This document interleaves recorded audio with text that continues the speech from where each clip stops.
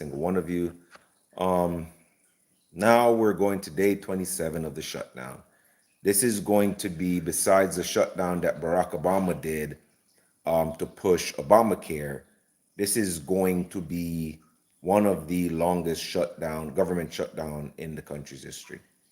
And like I said, longest one currently is Barack Obama because he tried to push the Obamacare to leave his legacy when he could have left his legacy in so many other areas of society, on the African American population, just on the population as a whole. He left the woke movement legacy. He left Obamacare, which is, pretty much trash. Um, this is very sad, man. That we have Nancy Pelosi, not Nancy Pelosi, but we had a Democratic Congresswoman saying that them holding on to the shutdown is literally the last move that they can make to have some kind of control. And when you have Democrats speaking like that, it goes to show exactly what the Democratic Party is about. They don't necessarily care about the people. They don't really care about democracy. They care about their stance in government. They care about what they can get out of government and not what government can do for the people that elected them. These public officials really don't like Americans, and I'm convinced. I am convinced Democrats don't like Americans. I recently was watching a street interview with Don Lemon that I hate to say this guy's an idiot, man, but I hate to call people names, but he's an idiot. I watched him, a veteran on the street. He was, how Don Lemon always does, is the guy that got fired from the news station. If anybody doesn't know, Don Lemon is the black dude that got fired. And he likes to walk around and try to get people to prove his points. And every time he gets schooled by people. Don Lemon said that he was asking a veteran was asking him, hey, if there's two people, an immigrant and a veteran who went to war for this country, who gave his life for this country, needed support, and you could only give one person like help. Don Lemon said, I would give it to both people. All right, so he avoided. The veteran said, no, that's not the question. If there was an immigrant and there was a veteran who fought for this country, right, put his life on the line, suffered PTSD, all that goes with military involvement. Who would you give? And they needed that money. Who would you give it to? He said, I would give it to the one who needed it the most. Obviously, he's trying to avoid saying that he would probably rather give it to the immigrant. And this is how I feel about Democrats. You can't love this country. I know Trump is always on TV saying the same things over and over and over, but this is a man that honestly, whether you like him or not, has kept almost all of his promises so far. Whether you agree with him, the policies that he ran on are the things that he kept. With Democrats, they'll run on a policy until they gain that seat or that position. Then they forget about all the policy they talked about. And then you always hear Hakeem Jeffries and Nancy Pelosi and all of them come and say, oh, Trump is trying to do cuts for all his rich buddies. But it's always it's always seemed like that's what the Democrats do. Once they get into office and they get your vote, it only seems like they cater to the wealthy and the rich because they never really do anything for the masses. Not anything worth talking about, not anything worth anything. And that's where my problem, that's why I was a Democrat before. I voted for Barack Obama the first time, which was the first time I voted in the United States. And when I voted from the first time, I said, oh, hell no, this man ain't doing nothing. This man didn't do anything. And then the following election, I said I couldn't vote for him. I waited for 4 years to see what he would do. And I understand that he was new, first black president, all that stuff. Because I was on the bandwagon. I was like, oh, first black president in history, all that foolishness. And going against what I actually thought in my heart. I've always voted on policies, not on color. But I wanted to support the brother. I wanted to say, all right, this is history in the making. I want to be a part of it. And I wanted to say, all right, let's see what Barack Obama is going to do. And as usual, he didn't do anything. Typical Barack Obama. The yapper. The American. That's all Barack Obama does. Is talk and act intellectual and, appease to the mass, but don't really do anything. Unless he's doing it for his people. Whoever's in the LGBT, the woke, the rich, that's Obama's crew. Not the masses. And so when I see Nancy Pelosi and Hakeem Jeffries talk about, Trump is trying to make tax breaks for his rich buddies. I mean, what do you think the Democrats have been doing for the past however many years? Is lining their pockets. Why do you think somebody like Crockett can just start politics? That's a black representative. That black lady that's always super loud and on every talk show instead of representing her constituents. Why do you think a person like that can just start politics and is already worth over $6 million? Explain that to me. Because they siphon money. And I'm not saying it's only the Democrats. I'm pretty sure there are Republicans who've done that in the past. But we all know Trump has his own money, right? And I'm a Republican, but yes, a lot of the stuff Trump does, he does include his friends. And that's just what politics is. It's a bunch of friends lining each other's pockets, putting each other in positions of power to maintain their power. Democrats do it, Republicans do it. It is what it is. I understand that. But Trump is a businessman. And as a businessman, when you look at it, the country is a business. We're built up of businesses, a lot of businesses. It's businesses that pay most Americans. So why not have a businessman as a president? Why not have somebody who's not enticed by money because he's already had it? He's been having, don't forget, guys, President Trump was the king of New York back in the 80s. All right? What do you mean the country is not a business? What are you talking about? Huh? Stinker. What? Why? What do you mean the country is not a business? Everywhere you go, the country, never mind. That one went over your head. I'm sorry, my friend. You won't get it. I'm assuming you're a Democrat too, so you probably won't get it. But my point is, I'd rather have a businessman run this country than a career politician.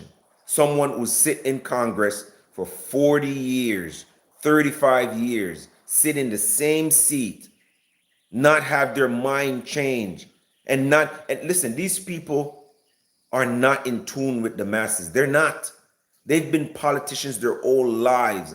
All they know is Capitol Hill and paying, people to advocate on their rich friends' behalf. They've been paid off in so many ways when there were eyes on the government, when there are eyes not on the government. They know all the ins and out of government. People like that, there should be terms in government where you can't go beyond maybe a 6-year, 8-year, then you got to get your butt out. And a lot of these, like Nancy Pelosi, Hillary Clinton, Hakeem Jeffries, all these people that are there for a lifetime, stifling government, not allowing new change, should get out of there. So when President Trump was only been in politics for, a few years, that's fairly new.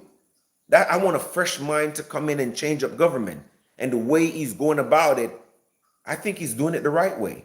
He's saying, hey, we're going back to the old school, the way government was meant to be. A lot less government in your life, a lot less bureaucracy. A lot of these government, listen, I worked in local government in Florida. And I'm going to be honest with you. Where I worked, a lot of people were just there for a paycheck. And that's the honest truth, man. I'm going to be honest with you. A lot of people that worked there were just there for a paycheck. They didn't give a damn about the job. They did the job because they know they got benefits.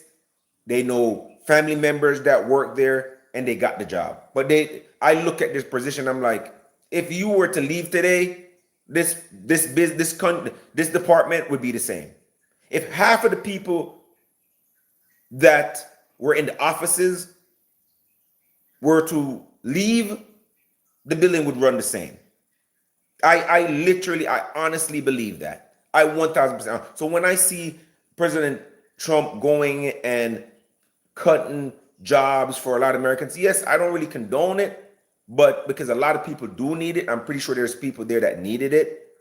But I'm in a lot. Think about your local government when you go to certain places, right? And you think back on when you've been to certain places, how you go to a government building, you see 10 people standing behind a glass, and then 3 of them working. And then the lines are long, people are sitting, people are in line, people are out the door, and nothing is getting done. That's how I saw that local government, right? That's literally how I see it. There's a lot of people, I'm not saying people should be fired, but a lot of them, you gave the opportunity. Hey, show me what your job does. Explain to me, what do you do? Why do we need to keep you? A lot of them, they didn't. They said, no, I'll take the money. I saved money from years and years of staying at home. I'll take the severance pay. I don't want your job. When he gave a lot of them the opportunity to stay, they didn't want it. And then those same people come and say, oh, he cut my job. What, the money, the severance pay ran out already? When you got $50,000, $60,000 at your disposal, that thing can go by fast, as opposed to getting it every month. That thing can go like this. You know what I mean? And we have to remember that government wasn't initially meant to be as big as it is today. So what Trump is doing today, Barack Obama spoke on years ago during his first election. Keep government small, secure the border, bring in wealth for our country. All of these things, Hillary Clinton, Barack Obama have speeches on those things when they were running. And all of a sudden, when Trump says it, it's a problem. When Trump actually does it, it's a problem. They spoke on it, never did it. Trump spoke on it, does it, and it makes him the bad guy. People on Section 8, on government housing, you know what I mean? For years, sometimes you see these people come into Walmart, overweight, the kids are overweight, 2, 3 shopping carts. Man, I'm sorry, man. I'm not saying that people don't deserve a break or a little bit of help, but that's what it should be. A break, a little bit of help to get you to the next stage. People with 3, 4 kids are saying, I deserve. No, I don't agree with that. I don't agree with that. I feel like if you decide to have 3, 4 kids, you should know how you're going to take care of those kids. And yes, if you need some help, the government can come in and help you, but the government is not obliged to help you. Whoever you had those 4 kids with, that's who's obliged to help you. If you chose to have 6 kids, right? If you chose to have 6 kids, and now you want to blame the government for not giving you a free housing for 10, 15 years, and you didn't do so. And a lot of these people, and I'm not saying all of them, a lot of people that are on Section 8 housing, some of them are married. Some of them got married. Some of them have men living in the house with paychecks, good paychecks, living in the house, paying nothing. They have the best cars. They have the best clothes, 3 shopping carts at Walmart. And you want to tell me you're getting mad because the government is saying, hey, we're done with that. Some people have been on Section 8 housing for 15, 20 years. When did it occur to you that you can say, hey, listen, man, this money that I'm saving with this, I'm only paying $300 a month. There's people, my mortgage is $2,800 and I live in Miami. You get me? And that's on average in Miami. If you're single, it's going to be $2,000. If you have a 1-bedroom, it's going to be $1,800 to $2,000. And then you have people that have been on Section 8 housing for 15 years with government assistance. I'm all for everybody to get help. But you can't be mad at the government when they say, nah, man, we help you to get on your feet. Come on, you've had this time. You should be on your feet. We ain't going to give you no more grace period.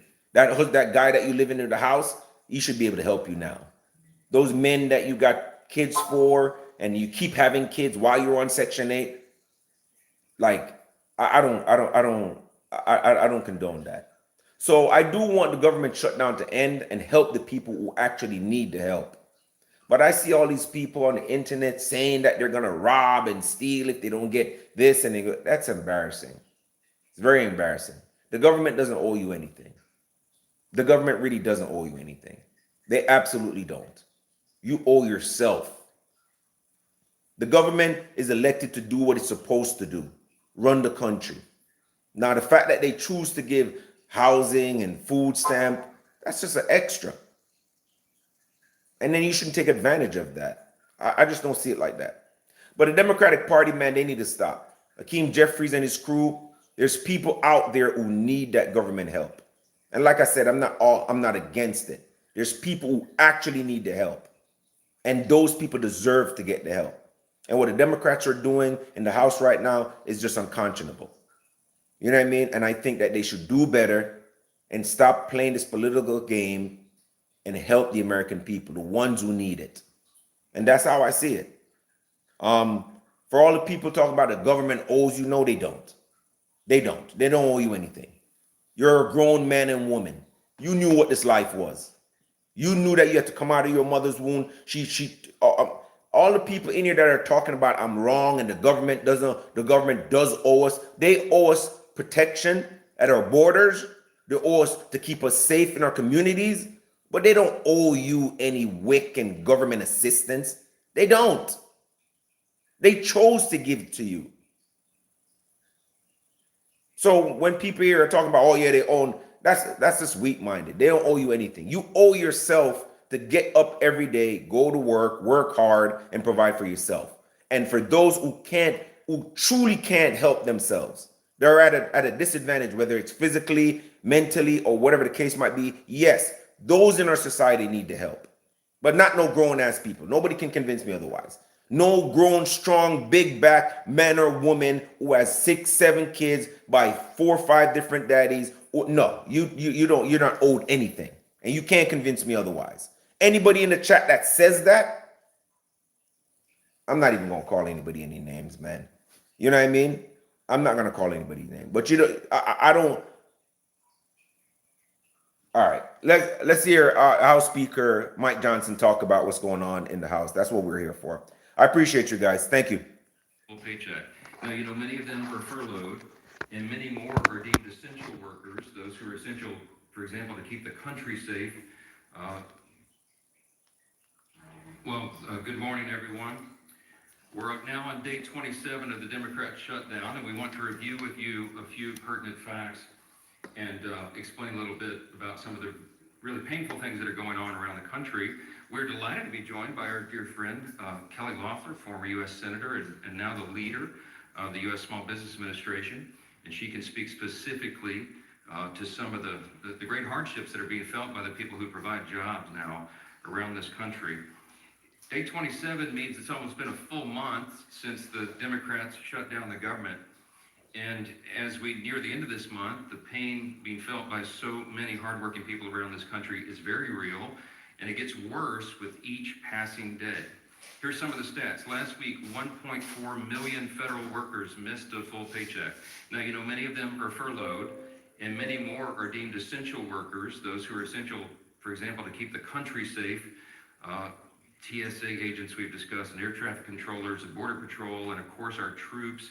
But so many of them now are going without pay. The families of military service members and the air traffic controllers and so many of these others are now at very real risk of missing the paycheck at the end of this month. The Trump administration has done everything possible to bend over backwards to try to find sources of funding within the federal government to be able to cover the bases, but it is getting more and more challenging with each day. Now, every Republican in Congress wants to stop this madness desperately. And we have voted many times, over a dozen times, collectively 13 times, to reopen the government, to keep it open and reopen it once the Democrats closed it. But here's the very simple and important fact that no one should forget. We have no ability. Republicans do not have the ability to do this on our own. It's a simple math problem. We need Democrats to help. You need 60 votes in the Senate. We only have 53 Republicans. The Democrats are the ones voting repeatedly to shut down the government. But they're not opening it back up. They spent most of their time trying to distract the American people from the very simple truth. So it brought you a little visual aid here to just remind everybody what the simple facts are. 4 simple facts here. The Democrats are required to open the government. They keep saying Republicans are in charge of government. We aren't, not in the Senate. 60 votes control the Senate, not a bare majority. And so point number 1, Democrat votes are required to open the government. Point number 2, they refuse to do it. They have now voted 12 times to keep the government closed. And they'll have another chance today or tomorrow, maybe multiple times this week, and we'll see what they do. Now, the third point is very important because they've been trying to confuse the American people. They've tried to say this is a fight about health care or this or that or any other thing, and it's very simple. They put this on paper. They've made this their demand in writing, in the record of the Senate, and it has not changed. These are just 4 subpoints there under fact number 3, but there's many more. But among the things they're demanding, this is what the Democrats in the Senate are demanding to reopen the government. They want to give $200 billion in health benefits to illegal aliens and non-citizens, paid for by U.S. taxpayers. That is in their proposal. They want billions in wasteful programs to be returned to foreign countries. So we stop these things. They want to turn it all back on. They're demanding that we do all that to get the government open for hardworking Americans again. They want to give $500 million to left-leaning news organizations, and they want to cut $50 billion from rural hospitals. We will not do those things. And they know that very well. Which leads us to point number 4. The Democrats have now openly admitted, and you all had to cover it last week, that they're using the pain of the American people as their leverage. That was the number 2 ranked Democrat in the House, the Democrat, the minority whip, who said that, acknowledged it in an interview, that this is leverage. And Chuck Schumer himself boasted that every day of the shutdown gets better for us. That's his now infamous quote that he wishes he had not said out loud. But you know what they're doing and why.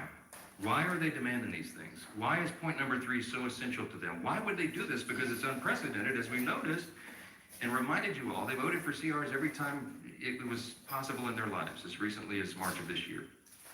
But they're doing it to appease their far-left Marxist base. That's the headline. That's why.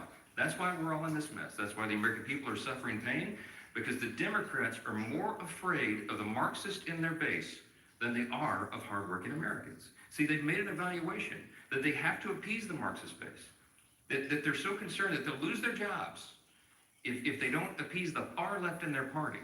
And they sat in a back room and they made the calculation that they would rather shut their government down and impose all this pain on the American people because they believe the Marxists, the far left in the base, are more active than hardworking Americans, people who go vote. And so they made the calculation that it's worth it to them. Every day gets better for us. We'll use the pain as leverage. For what? To prove to the far left base that they won't give in, that they'll fight Trump and fight the Republicans. What are they fighting?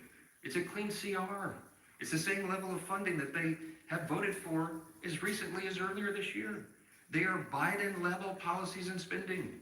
This is not some Republican wish list. We don't have any of our priorities in this at all. It's the Democrats' own product. But they have decided to flip the script this time because they were getting too much heat from the far left. The facts are so simple. And I'll give you Exhibit B as to why this is so true. On Friday, there was a little bit of a seismic shift in politics. All of you noticed it over the weekend.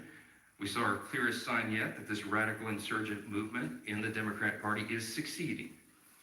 And they are ending what has always been known as the Democrat Party in America. After a months-long pressure campaign from the far left, House Minority Leader Hakeem Jeffries finally relented. He gave in, and he gave his endorsement to the socialist running to be mayor of New York City. The House Democrats have chosen a side. They were forced to by that far left that they're so terrified of, and they've shown the world what they really believe. There is no longer a place for centrists and moderates in their party. The candidate that they have endorsed, Mamdani, is somebody who we've talked about a lot from this podium. Guys, He sympathized with guys, and openly and you embraced guys anti-Semitic say ways. Democrats He has called are people who good. seize the mean- Democrats are evil. Look up Mandami. Look him up. Look what he stands for. Look at his history. And that is a fact. Hakeem Jeffries didn't endorse him. They even asked him, hey, Are you gonna deny Mandami for running for New York mayor? He didn't even say, "Oh hell no, I'm not running with that guy." He didn't even say anything. He just kind of smiled. Believe me, the Democratic Party is not the party of America. Production. This man ain't lying to you. He's telling the truth. He's called to abolish our borders, to abolish and end immigration enforcement, to defund the police, and to legalize prostitution, among a long list of hits that I could share with you. Zoran Mamdani is expected to take the helm of one of the most important cities in the world and the largest city in America. And that's crazy if he gets that. Blessing of the Democrat leader in the House of Representatives. For real. It's shocking. It is shocking. And that leader and all the other Democrats are going to co-own the consequences of what they do to America's largest city. Every reporter in this room should be asking every House Democrat individually whether they too agree with Hakeem's endorsement of the Marxist agenda. It's an extraordinary moment in the history of American politics. This is not the kind of history that we need to be making. What we're witnessing is truly the end of the Democratic Party as we've known it. They're done. Even some Democrats are now saying that out loud. You can see it in their interviews. I watched one last night. All this is directly related to the Democrats' shutdown show. Why? Because just like they decided to save their own skin, that they had to endorse the Marxist Mandami in an unprecedented move, they have also decided they had to shut down the government in an unprecedented move. No matter the pain it inflicts upon hardworking American people, they are simply more afraid of the Marxists in their party than they are of voters. For the sake of our country, we pray that their calculation is wrong. We believe it is dead wrong. And as much as they try to obscure it, as much as they try to distract you, as much as they try to say that it's about any other issue under the sun, all those issues were always scheduled to be decided. Healthcare, the expiring Obamacare subsidies, the NDAA, the appropriations, all these other things, it was always on the calendar for Republicans and Democrats to hash it out in October, November, and December.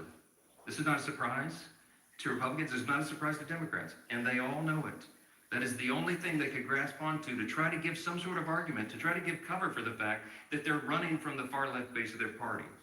Facts are facts.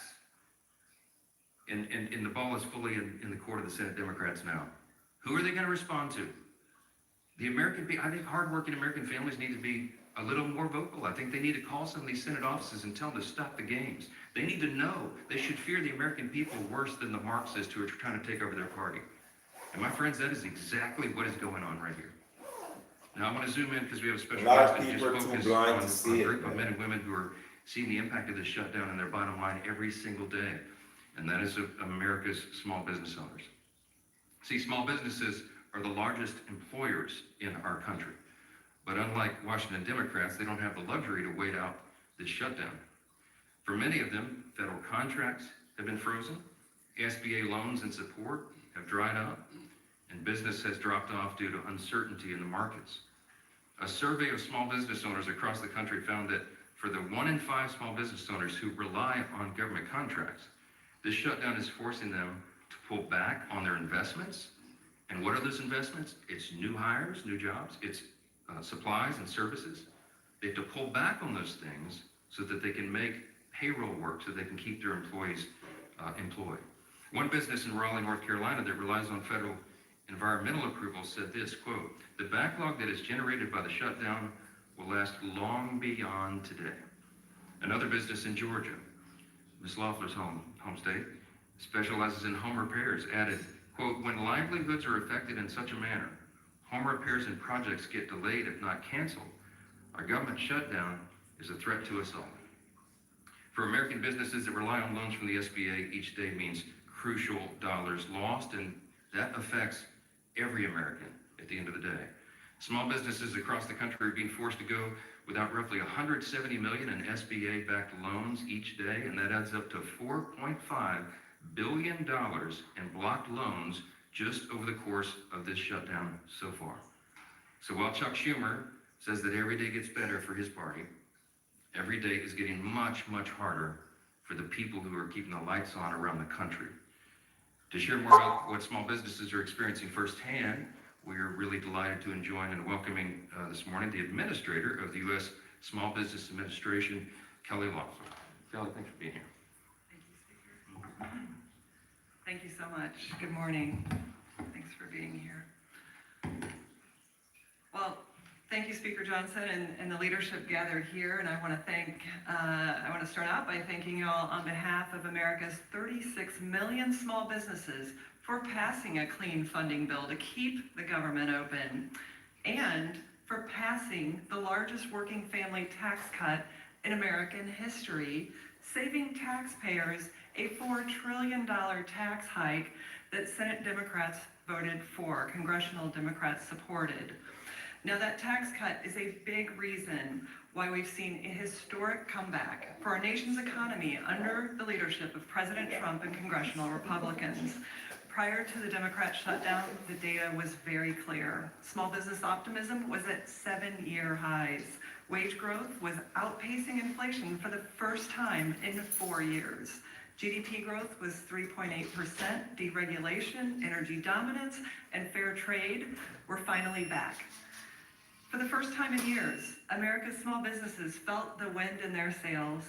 They were taking on new capital to hire, expand, and invest. Now, that confidence manifested itself at the SBA through a historic demand for capital exceeding $100 billion for the first time in the agency's 72-year history under President Trump's leadership. That includes $45 billion, a record $45 billion in SBA loans to 85,000 small businesses in fiscal 2025, the most ever approved by this agency, thanks to confidence in the Trump economy.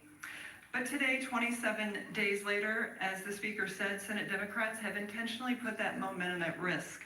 The SBA's loan guarantee programs have been halted, and Main Street's capital has been choked off because Senate Democrats are playing politics with lives and livelihoods. They're demanding $1.5 trillion in taxpayer money to fund healthcare for illegal aliens and other liberal causes. Their spin is fact-free. They want to subsidize their broken, fraudulent, and unaffordable healthcare system, where premiums have increased by 80% since 2014, and those are the enormous costs that are borne on the shoulders of small businesses. But the pain is the point. Every single day of the shutdown has stopped 320 local businesses every single day from accessing $170 million in SBA loans for hiring and for expansion. Now, in Chuck Schumer's own state, that is $40 million every single week. In my home state of Georgia, Senator Ossoff and Senator Warnock shutting down $35 million in Main Street capital every single week. So on day 27, all of that adds up to 6,000 small business loans that have been prevented from receiving upwards of $4 billion in Main Street lending. And it's not just the flow of capital that it's been cut off, as the Speaker said. It's small businesses that rely on federal contracts. Thousands of them across the country have received stop work orders. Thousands more who rely on federal workers as their customers are seeing their revenue dry up. Here in Washington, of course, but around our military communities, around Main Streets across America. It's our storefronts that are cutting back hours, manufacturers that are shelving expansion plans, and generational businesses that are closing their doors for good. It's business that they will never get back.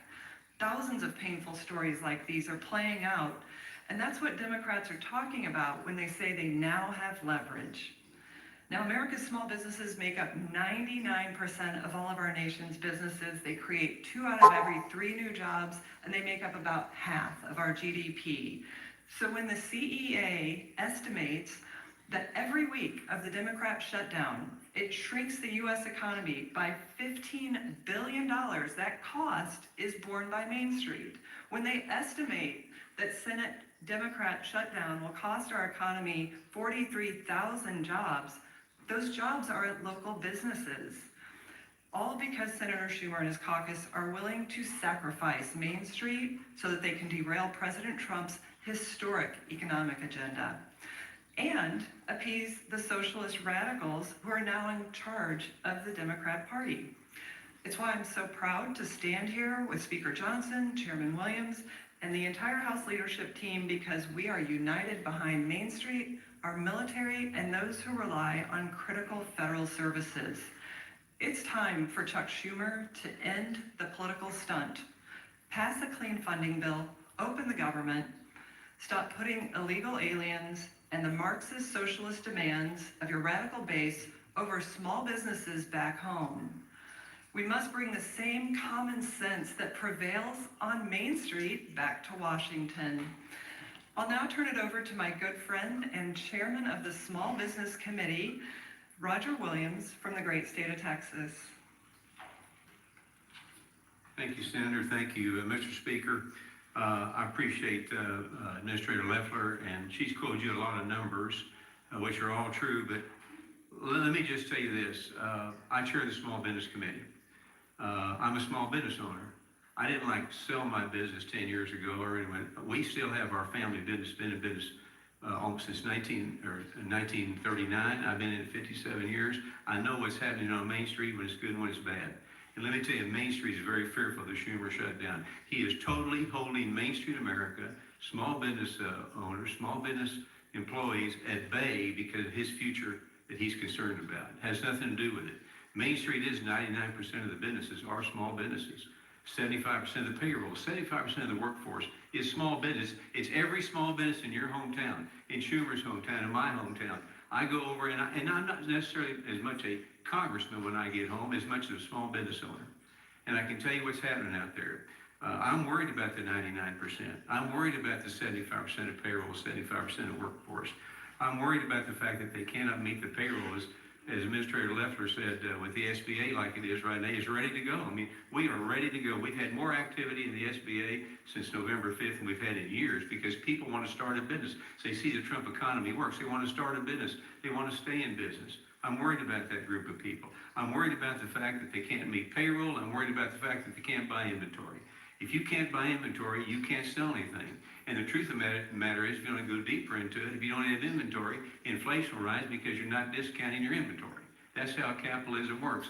That's how the private sector works. That's how we compete.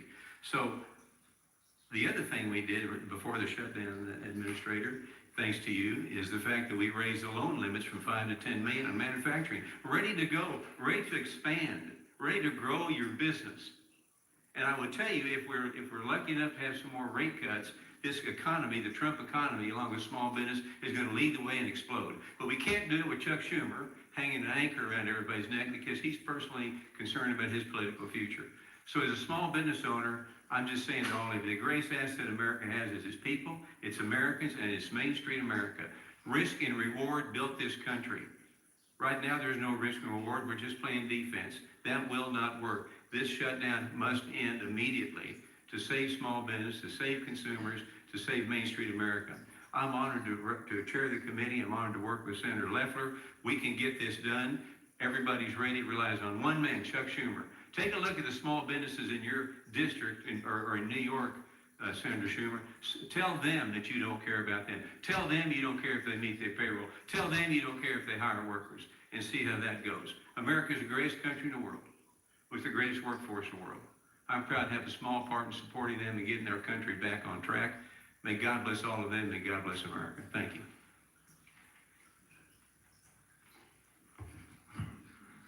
Well, thank you, Chairman Williams, for all you do to support small businesses, to really epitomize the backbone of our economy. And Administrator Loeffler, thank you for coming and for what you're doing to help small businesses grow in every corner of this country. Unfortunately, as Administrator Loeffler pointed out, those small businesses are struggling like millions of families all across America. Why? So that the Democrats can get leverage. Who knows who they want leverage over? They can't articulate it. They've laid out $1.5 trillion wish list of crazy items like giving taxpayer-funded health care to illegals. In their bill to give that taxpayer funding to illegals, they actually gut rural health care. Democrats gut $50 billion out of rural health care. They want to talk about health care? They're the ones making it harder. And of course, they don't want anybody to remember facts. Facts like when we moved the working families tax cut through this Congress, Unfortunately, not a single Democrat wanted to support that because it involved preventing a tax increase. The party that's now going all the way over, full bore into socialism. As the speaker talked about, Hakeem Jeffries is now all in for the socialist agenda of Mandami. He is the head of their party now. When he gets elected mayor of New York, he's given the marching orders to the rest of the Democrats. And they want to raise taxes on everybody. They call you rich. Anybody who works for a living is going to be rich, and they're going to raise your taxes to get government-run grocery stores and the lunacy that comes with that. That's the Democrat agenda. It's not about improving health care, because again, in their own alternative bill, they want to gut rural health care. You know what else they work to do? In the Working Families Tax Cut, we had a provision that would have lowered premiums by 11%. According to CBO, it was scored to lower premiums on families. It's called CSR. You can go look it up. It's something that has been out there as an idea for a long time. We actually put it into bill language and text and passed it through the House. But Democrats used a parliamentary maneuver under the Byrd rule to get that removed because they don't care about families. They don't care that that provision would have absolutely lowered premiums by double digits for families who are paying too much for health care. And then not only did they get it removed, Democrats in the Senate bragged, still to this day on their website, bragged that they removed it. They want to tell you it's about health care. It's not. They really told you what it's about. It's about getting leverage, showing off to their radical Marxist socialist base that they're fighting Donald Trump because they're still angry about the results of the November election. And in the meantime, real families are struggling. Every day the number grows higher. Yesterday, Senator Gallego went on to meet the press. He was asked when Democrats would reopen the government. And he said, quote, "I'm not looking at a timetable. I'm looking at everyone's personal pocketbooks." Now, Senator Gallego, you ought to be looking at the pocketbooks of those single moms who right now are losing their WIC payments, losing their SNAP payments. And if Senator Gallego's not sure how many people that is, we've been told by the administration how many people will stand to lose real benefits, SNAP benefits, food stamps for kids. 42 million people will lose those benefits in just a few days. Senator Gallego, look at their pocketbooks.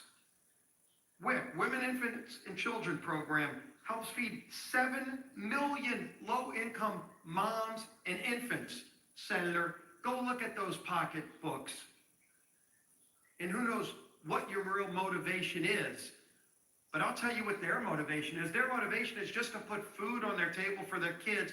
And every Republican and Democrat, every Republican in the House and Senate voted yes to put that food on the table. And Democrats keep voting no. They keep voting to shut the government down. And it's having an impact on millions of people. Head Start, which is a program that funds education and nutrition services for 800,000 kids under the age of 6.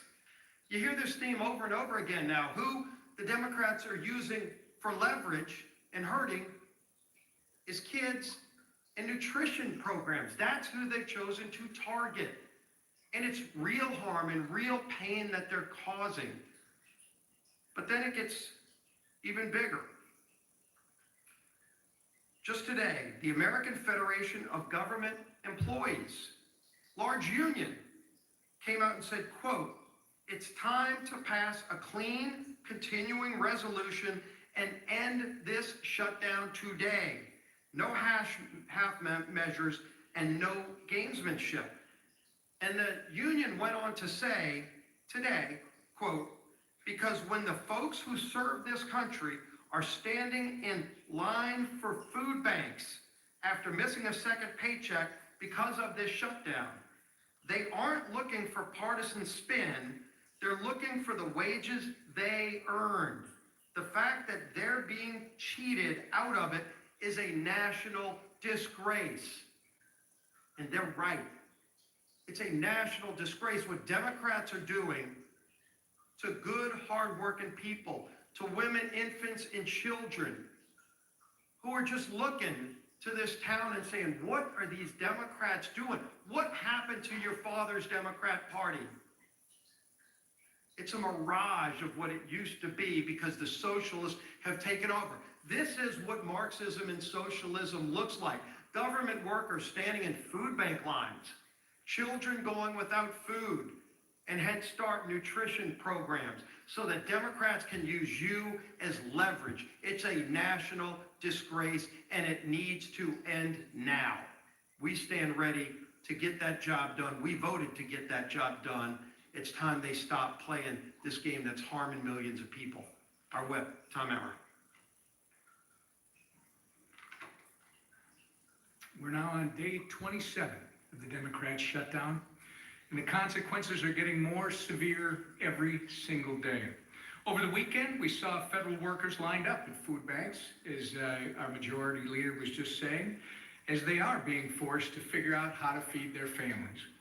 We saw control towers at major airports such as Dallas, Fort Worth, Newark, and Phoenix facing significant staffing shortages. And if the Democrats fail to pass our clean CR and reopen the government this week, more Americans will miss their hard-earned paychecks. Some states will be forced to cut off SNAP benefits, including my home state of Minnesota. Thankfully, the Trump administration and private sector companies have stepped up where Democrats have refused. President Trump has found creative solutions to help pay our troops and fund WIC benefits for moms and young children for just a little bit longer. DoorDash announced yesterday that they will help support Americans by delivering free meals to food banks and waiving delivery and service fees on grocery orders for SNAP recipients. But these are Band-Aid solutions to the Democrats' self-inflicted shutdown problem. Remember, it doesn't have to be this way. There is a nonpartisan government funding bill sitting in the Senate ready to be sent to President Trump's desk immediately. We just need 5 Senate Democrats to come to their senses, do the right and reasonable thing, and support our clean CR.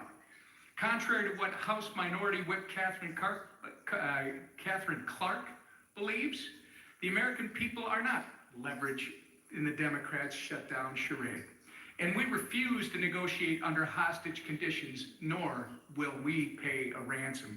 So our message today is the same as every other day, and we're glad to see, as the majority leader mentioned, that the American Federation of Government Employees, by the way, the largest government employee union, 820,000 federal employees, have joined us in saying enough with the political games, support our clean CR and reopen the government like your constituents' livelihoods depend on it, because they do. With that, Mr. Speaker. Thank you. Yeah, Monty, go ahead. It's now been more than 5 weeks since the House has last met and voted. But even during government shutdown, House committees could still meet, there could still be markups, there could still be oversight hearings, bills could still come to the floor. So why not do that rather than have members back home in their district? Why not bring them back here and do work that they were elected to do? Yeah, so we're evaluating this day by day. The House did its work. I've said it over and over and over. And the most important thing is to get the government open. It's the #1 priority and #1 responsibility of Congress, and the Senate Democrats have chosen not to do it. We think that is paramount and of paramount importance to everything else.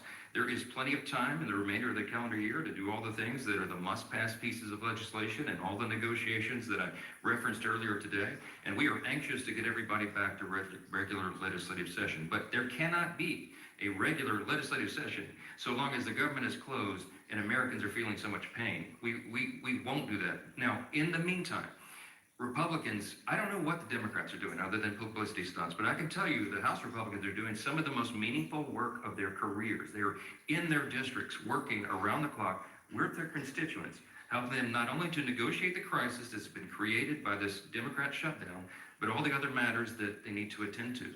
And I'm hearing from them individually. They are having some of the most meaningful interactions at a time of great crisis with their constituents that they've ever had.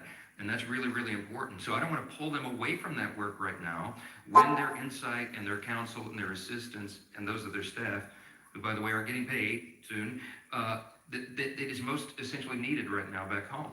So we have work to do here. We'll get back on the floor as soon as we can. And in the meantime, as soon as the Democrats allow us, and in the meantime, the committees, the chairs of all the committees, and the active members of those committees are still churning the work out. They're not doing a markup right now in a formal meeting, for example, but they are still doing very meaningful work. Oversight, the oversight responsibility of the House continues to work. You might have noticed the Oversight Committee dumped its third batch of files from the Epstein matter just a number of days ago. 43,000 pages of documents are out there, including Epstein's own personal flight logs, his financial ledgers, his daily calendar and diaries. All those things are out now in the public. And so all these essential functions of the House of Representatives continue in earnest. No, Hakeem Jeffries has said they're on vacation. Well, he might have sent the Democrats on vacation. But House Republicans are doing very important, very essential work around the clock. Yes, go ahead, Helen. Snap benefits are going on this week. Yes. Are you said they're not going to tap into the contingency fund or ensure those benefits get paid? Do you think the administration should tap into those funds or find other sources in order to ensure that none of Americans do get paid? Well, look, I can tell you the administration has worked, as you all know, very creatively and very hard to limit the pain on the Americans because of the Democrats' shutdown. And the SNAP benefits is a unique situation. I got a summary of the whole legal analysis, and it certainly looks legitimate to me. The contingency funds are not legally available to cover the benefits right now. The reason is because it's a finite source of funds. It was appropriated by Congress. And if they transfer funds from these other sources, it pulls it away immediately from school meals and infant formula. So it's a trade-off. There has to be a pre-existing appropriation for the contingency fund to be used, and Democrats blocked that appropriation when they rejected the clean continuing resolution. So the way to make this stop immediately is we just need a handful. We need 5 more Democrats in the Senate to do the right thing, wake up and say, I'm going to say no to the Marxist far-left pressure, and I'm going to do what's right by the people, the 42 million Americans in this country who rely upon this essential nutrition assistance. Am I going to starve my constituents, or am I going to appease the Marxists? That is their actual calculation, whether they say all of that out loud or not. Everybody in this room knows exactly what's going on. And it's so infuriating to us. The best way for SNAP benefits to be paid on time is for the Democrats to end their shutdown, and that can happen right now if they would show some spine. Yes. The military is that they again have a paycheck problem. This week, in the past, the president found the money to pay the military, including money he says from the donor $133 million. Do you or any of your staff know who that donor was? And also, do you believe that the military will miss that paycheck, or is it your understanding that that money will be found again? So the questions about military pay, we did get the president, as you know, tapped in research and development unobligated funds and paid the military in the middle of October. Their next check is due the end of this week, and we're not 100% sure. Now, I do know the administration and everybody is bending over backwards to try to figure that out, but I don't know the final analysis yet. With regard to who gave the $130 million very generous donation to help pay troops, by the way, that's just a small fraction of what is needed to pay the troops, as you know, but a very generous donation. I have not asked the president for the identity of that person because they want to remain anonymous, and I respect that. I've heard the rumors, but I'm not 100% certain because, again, I haven't asked to verify that myself. Yes. Mr. Speaker, this AFGE Leaders Release and with Emmer both mentioned this new statement from the president of the American Federation of Government Employees. They represent 800,000 federal employees. They're obviously calling for a clean CR pass, which is what you guys passed. Do you see this statement from AFGE as a turning point in this shutdown? Do you see this as something that could move Senator Schumer? Certainly hope so. It's a union, and they represent such a large amount. There's 1.4 million federal employees. They represent 800,000 of them, and they said, to your point, in quote, pass the CR and open the government. It couldn't be more clear, and because they understand the reality of this. These are federal employees. Many of them watch carefully what happens here in the halls of Congress. They know that this whole thing by the Democrats, the entire shutdown, is a charade, because they know, and anybody who pays attention knows, we always were going to arm wrestle over the remaining issues on the table this year. And they're tired of the distraction, and it's hurting their families, and people are suffering real hardships. They really are going to the food pantries out now to feed their families. It's shameful. We're the greatest nation in the history of the world. We've got to be able to operate. And we can't allow a rise of Marxist and far left activists in one party to shut down the entire operation of the federal government. And that is exactly what they are allowing them to do. The Democrats have got to come to their senses. You can endorse communists all you want, but at least keep the government operating for us. That's our plea. It's pretty simple. Yes, sir. Second row. Is there any work being done on a Republican solution to the healthcare cliff? I mean, there's been talk in the past about HSAs, about, a short-term plan. Is there any work being done that can be done in a year? Surely there must be some preliminary work. I've been carrying this visual aid around waiting for this question for a while, okay? So when I say that the Republicans have been working on a fix for healthcare, we've been doing this for years. And many of you who've been on this beat for a while know this is two publications.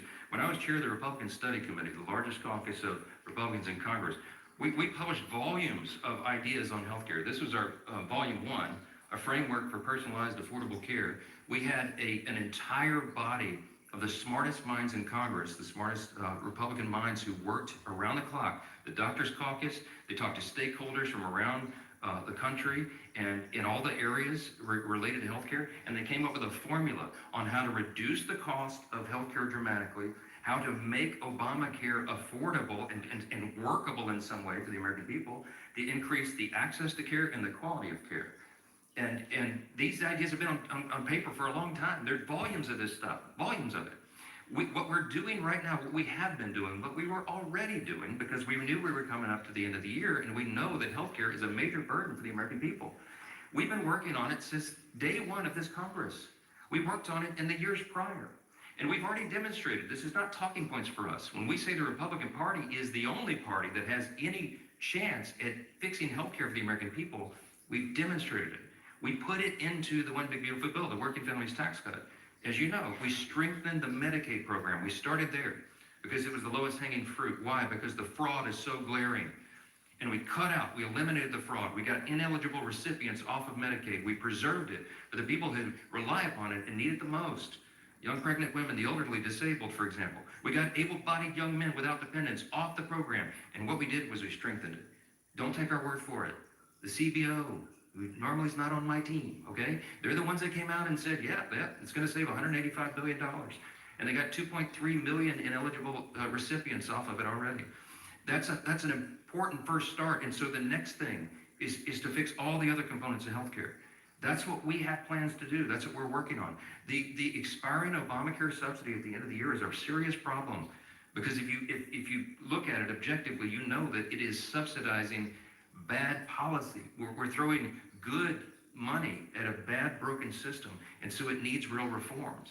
The reason it was never appropriate or never possible to be resolved in a simple CR, stopgap funding measure, is because it's very complicated to fix.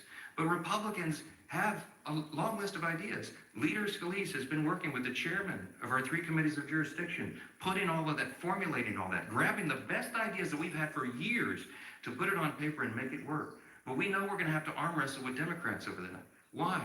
Because many of them are avowed to get us to a single-payer system. They do love socialism, my friends. They love Mamdani. He wants government to take over everything. They're on board with that program. They think the government can do a better job by taking over healthcare. We believe in the private sector and the free market and individual providers, their acumen. And we say that if you take the government off their backs and allow for real competition again in healthcare, you will improve its quality and you will bring down its cost. All of these are important components of that. And we have a lot of work to do, but it is not a simple thing. And I am not going to go in a back room with Chuck Schumer, like he keeps demanding, with 4 people and make this decision. I will not do it. It's not appropriate. It's not right. It's too complicated for that. We need all the members to have buy-in. We need to have these healthy debates and discussions. But we can't do it while they're shutting the government down to appease the Marxist. That's it. That should be your headline. I want to thank Chairman Williams and Administrator Loeffler for being here and highlighting the trials of small businesses. And we'll see you here again tomorrow. God bless. So there you have it, GOP leaders talking about the ongoing government shutdown, now entering the 27th day. a live look right here of Capitol Hill. And then typically we do hear from House Minority Leader Hakeem Jeffries a little bit later on. As we always do, we carry all of the comments from both sides here on Live Now from Fox. Meanwhile, we were hearing from Small Business Administrator Carrie Loeffler, and this is what she had to say, saying it's day 27 of the shutdown. As of today, SBA has been prevented from delivering $3 billion in guaranteed loans to Main Street. It's just part of the reason that 72% of small businesses say they need the government reopened. Senate Democrats should listen. If you're thinking of selling your home soon, you don't want to miss out on this. Not only will our team buy your house fast, we can also pay your next month's rent, mortgage, or cover your moving costs. We'll buy your home as is in any condition, no matter the price range. You can leave anything behind and you don't have to clean up or fix anything. If you like what I'm talking about here, we want to give you a free offer for your home in just a few minutes. Visit sellfast.com by scanning the QR code you see beside my video. Use the camera app on your smartphone. Aim it at the code and tap the link that comes up on your phone screen. Answer a few simple questions about your home and request your free offer. We'll make this process so easy for you. We'll buy your house as is, meaning there's no need to fix or clean anything, no fees, no realtor commissions, and you can leave anything behind. Don't miss out on this because you never know if you'll see this video again. So scan the QR code next to my video using the camera on your smartphone. Visit sellfast.com and request your free offer today. For parents and caregivers, getting mental health care for your child may sound complicated, but it's actually pretty simple. ABC simple. A is for access. Children under 26 who attend a public school may get free mental health care right on campus. B is for benefits. No cost, no co-pays, and no impact on insurance. And C is for confidential. Your child will get services in a way that stays private. Simply give your child's health insurance info and sign a consent form. That's it. Access, benefits, confidential. Easy as ABC.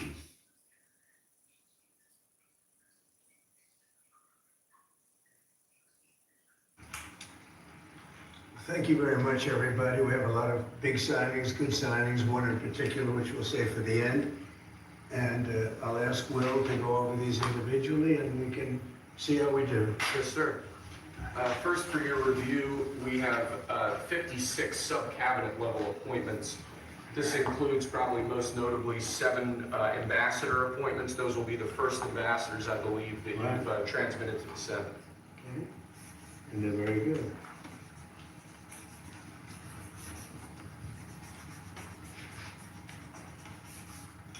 Okay. Thank you, sir. Second, we have acting designations. We're actually designating Doug Collins to be the acting leader of both the Office of Special Counsel and the Office of Government Ethics. You know Doug, everybody, I think? He was in charge of the fake impeachment hearings, remember? That I won very conclusively. Fake charges by the radical left Democrats. Okay. Next, sir, the Federal Executive Institute is a program that was set up during the Johnson administration to train senior level government bureaucrats. As you've identified repeatedly in the last few years, the senior levels of our federal government are not adequately serving as stewards of taxpayer dollars, so we're recommending zeroing out that program effectively. We're actually getting rid of a few programs that are just a waste, just really a waste. Thank you, sir. Next, we have an executive order relating to the Foreign Corrupt Practices Act. As you've repeatedly identified, the way that this act has been enforced over the years has been devastating to American business opportunities and business competitiveness abroad. We are essentially ordering the Department of Justice to use its prosecutorial discretion in a way to ameliorate the negative effects of the Foreign Corrupt Practices Act, to allow Americans to do business abroad, and to allow our foreign partners to do business with Americans without fearing unjust prosecution. And for those of you that know this, it turned out to be, it sounds good on paper, but in practicality it's a disaster. It means that if an American goes over to a foreign country and starts doing business over there legally, legitimately, or otherwise, it's almost a guaranteed investigation, indictment, and nobody wants to do business with the Americans because of it. Nobody wants to do business. They say, look, we can deal with China, they can do whatever they want. We can deal with Russia, we can deal with anybody, and we have a normal life. You deal with America, the FBI gets over there. They don't investigate death and murders on the street in New York and Los Angeles. They go over and investigate a business guy trying to do business. So it made it very, very hard from a practical standpoint to make deals. They want to deal with the Americans, but they don't want to be under investigation every time they speak to an American, every time an American makes a phone call to somebody in a different country. It's a disaster for this country. And I guess it was a Jimmy Carter concept, and it sounds so good, but it's so bad. It hurts the country, and many, many deals are unable to be made because of it. Nobody wants to do business because they don't want to feel like every time they pick up a phone, they're going to jail. So we'll sign this, and it takes courage to sign it because you only get bad publicity when you sign it. It sounds so nice, the title is so lovely, but it's an absolutely horror show for America. So we're signing it because that's what we have to do to make it good.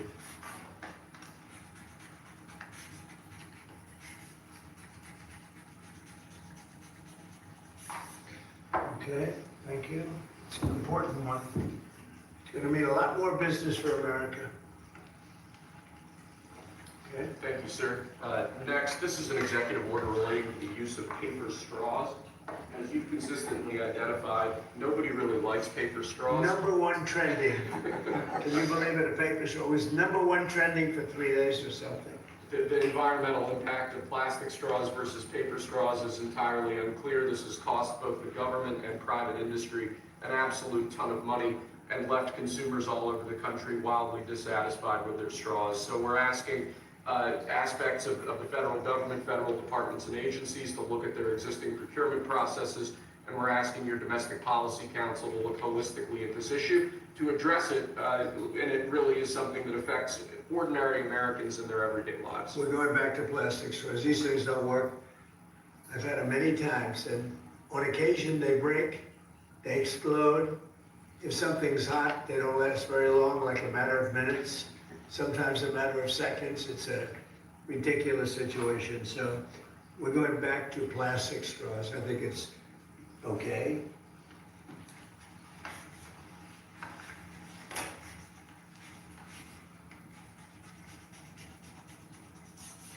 And I don't think that plastic's going to affect a shark very much as they're munching their way through the ocean. Okay. Thank you, sir. Next, we have a full and unconditional pardon for former Governor Rod Blagojevich of the state of Illinois. Good. It's my honor to do it. I've watched him. He was set up by a lot of bad people, some of the same people that I had to deal with. He wasn't quite as successful, but he had somebody that saw what was going on. I didn't know him other than I believe he was on The Apprentice for a little while. He was just a very nice person. He had a fantastic wife. She fought like hell to get him out. He was given a sentence of like 18 years. And it was a sort of a terrible injustice. They just were after him. They go after a lot of people. These are bad people, the other side. So I think he's just a very fine person. And this shouldn't have happened, and it shouldn't have happened to him. And let him have a normal life and let him go out and do what he has to do. So I'm signing this as a full pardon. Rod Blagojevich. Mr. President, are you considering him for ambassador to Serbia? No, but I would. He's now cleaner than anybody in this room. He got a pardon. He's cleaner than anybody in the room. Okay. Thank you, sir. Next, in 2018, you imposed ad valorem duties, tariffs on imports of steel at a 25% rate. Since that time, a large number of exclusions and exceptions to that tariff rule have been implemented. Because of the damage to the United States steel industry that those exceptions and exclusions have imposed, we're now, this order would reimpose that 25% ad valorem tariff rate on imports of steel, and it's presented for your signature now. Do you understand what that means? It's a big deal. It's a big deal. This is the beginning of making America rich again.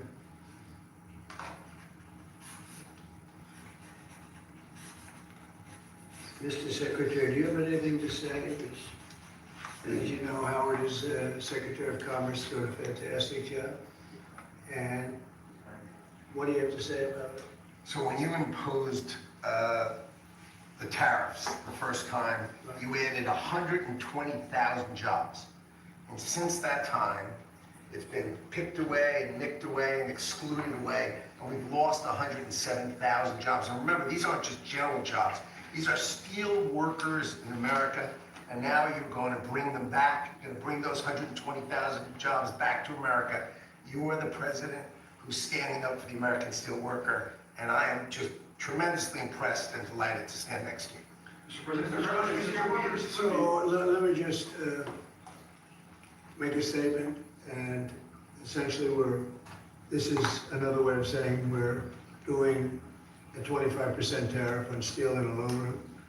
So the failed American trade policies have led our once incredible United States steel and aluminum industries, once incredible, not now, but they're not bad. I saved them because of my first term, totally saved them. If I didn't do what I did, I put massive tariffs, not the highest level, but pretty massive tariffs. We took in a lot of money and we took in a lot of jobs.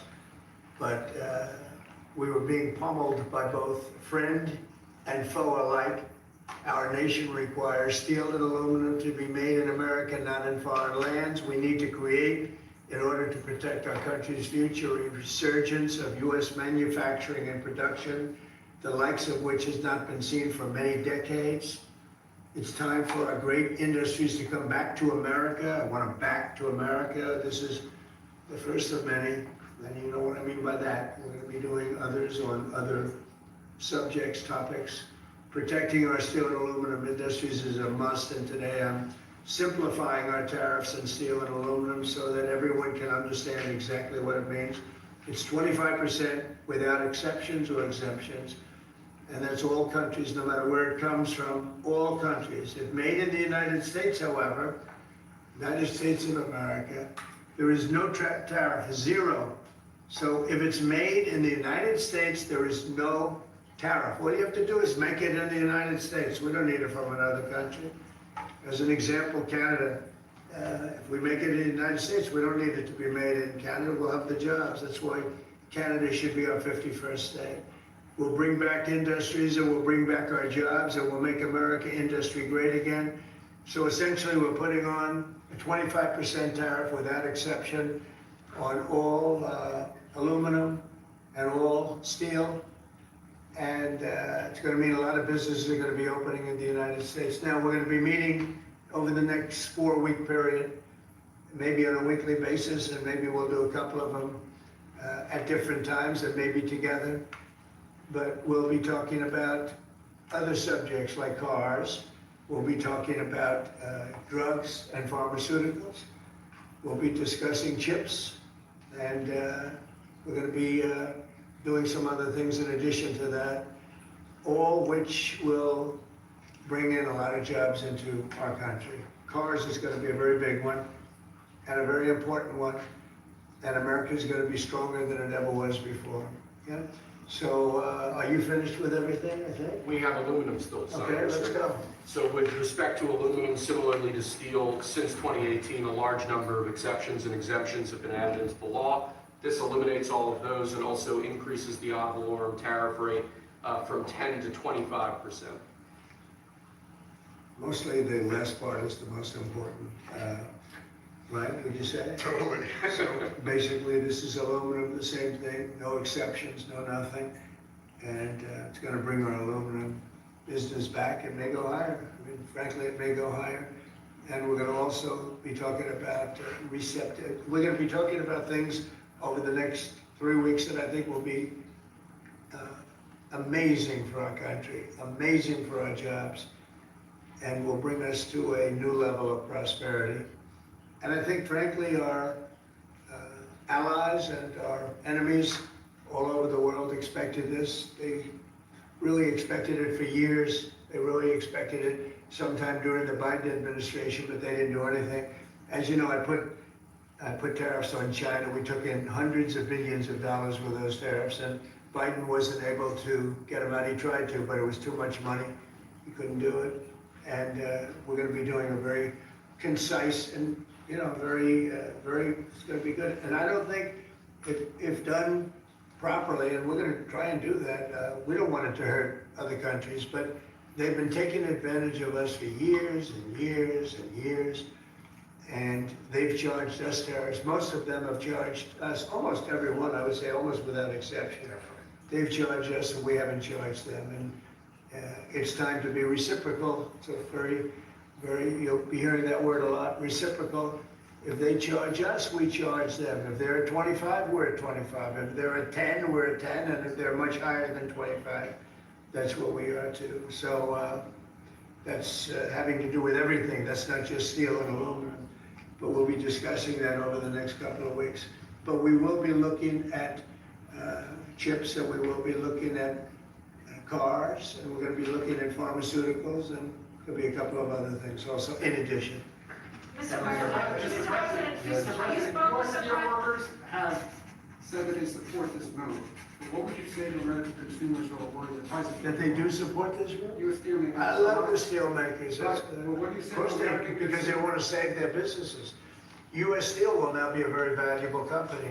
Anybody that makes steel is going to be great. Anybody that works in big steel is going to be very happy. What do you say to consumers who are worried about prices, sir? Oh, I don't think you're going to. No, you're going to ultimately have a price reduction because they're going to make their steel here. There's not going to be any tariff.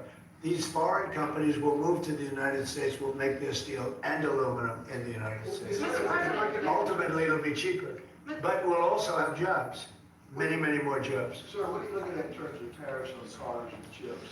Well, we're looking at numbers, and we'll be coming up with a number, but we make some of the finest cars in the world, and some companies prohibit us from selling those cars in their countries, but they sell us cars, they send cars to us, and we don't do that. We charge nothing or 2.5%, and they'll be charging 100%. They'll be charging much more than that if you look at some of them. So I think those days are over. But we'll be announcing on other things such as cars. We got some other things we'll be doing. But the biggest thing is reciprocal. We want tariffs to be fair. If they charge us, we charge them. Mild reciprocal tariffs?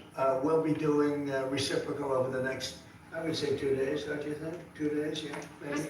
Mr. President, The Australian Prime Minister has said that you are considering an exemption from Australia on steel. Is that correct?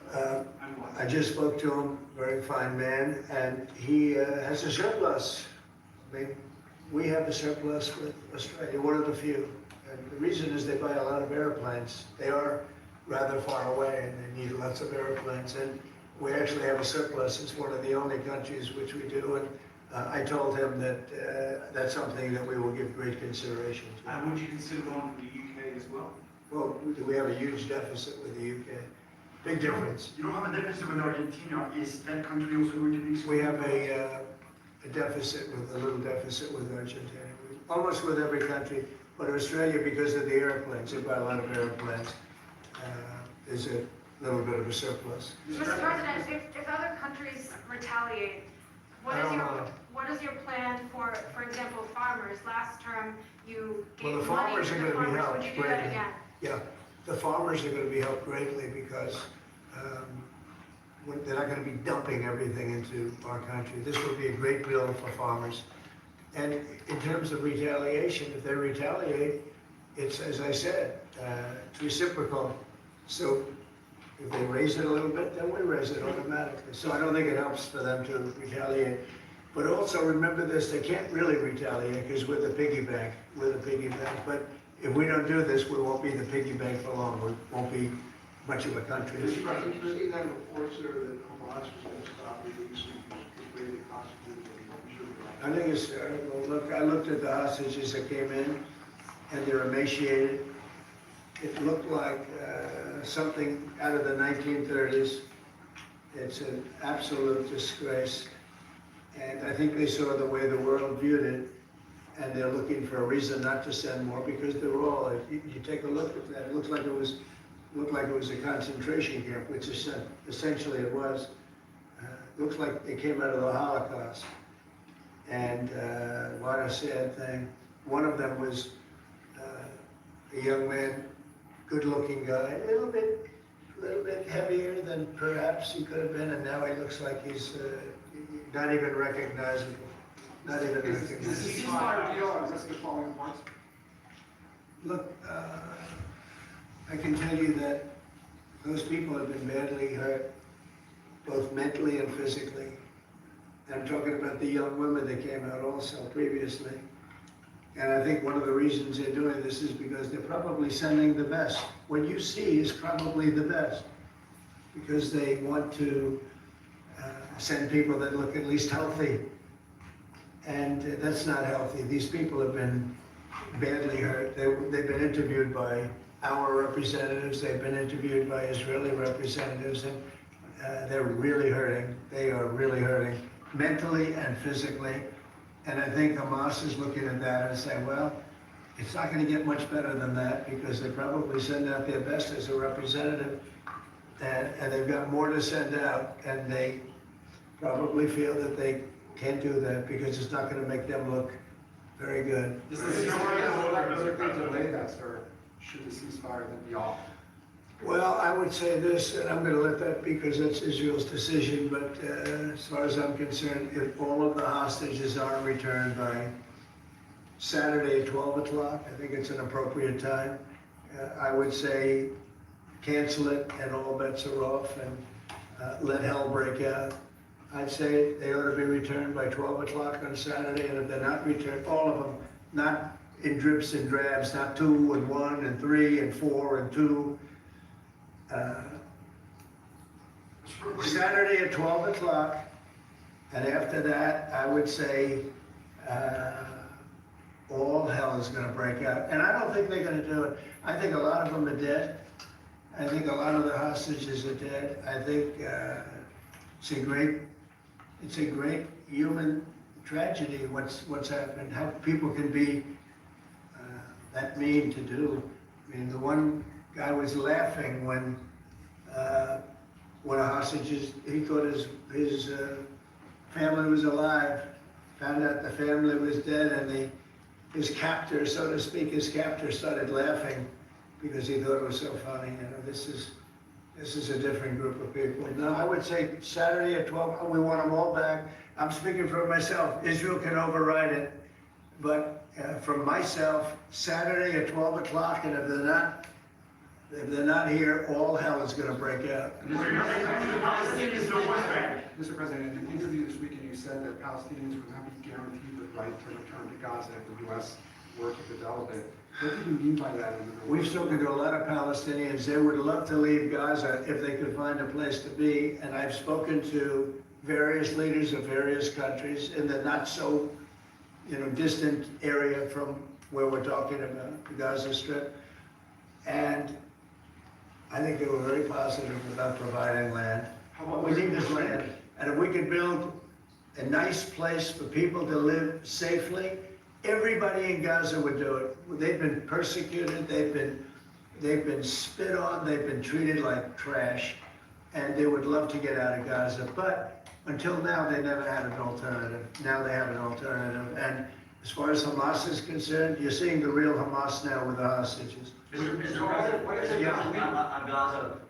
You have the... Who are you from where? The Wall Street Journal, sir. Yeah. The Jordanian leader is coming in to see you. Yeah. Folks in Jordan have expressed opposition to taking in more Gazans, more Palestinians. How are you going to convince him to do otherwise? I think he'll take. I do think he'll take, and I think other countries will take also. They have good hearts. I think they'll take. But what about the Palestinians who just won't leave? Our team has spoken to many They're all going to leave when they have a place that's a better alternative. When they have a nice place that's safe, they're all going to leave. It's a hellhole right now. But how are you so sure? Would the U.S. force them to leave? You're going to see that they're all going to want to leave. Mr. President, when it comes to Saturday and June, there's an American hostage who's still being held by Hamas right now. Look, you know, who knows, are they alive, are they not alive? But I saw the condition, when I saw the condition of the last ones that came out, and the women too, everybody. The one woman had her hand blown off because she was trying to stop a bullet being fired at her, okay? Kind of a situation is that, you saw her. I just think it's time to either you release everybody. They're not gonna be alive right now, based on what I saw over the last 2 days. They're not gonna be alive for long. Saturday at 12 o'clock, and after that, it's gonna be a different ballgame. Mr. President, you say all hell is going to break loose. Are you speaking about retaliation from? You'll find out, and they'll find out too. Hamas will find out what I mean. Mr. President, They're gonna find out what I mean. These are sick people, and they'll find out what I mean Saturday at 12 o'clock. But no involvement How from the about U.S. Palestinians from the West Bank? Are they going to be relocating too? What's your position Right on now, this? no, right now they're there, and I assume they want to remain there. It's different. They're there. It's never been like what we're talking about with the Gaza Strip. So they're going to continue, you have no? No, I have no plans. Mr. President, regarding the Consumer Financial Protection Bureau, Democrats, including Elizabeth Warren, have said that by freezing it, it's giving big banks and giant corporations the green light to scam families. Pocahontas, the faker. You know, that was set up to destroy people. She used that as her little personal agency to go around and destroy people.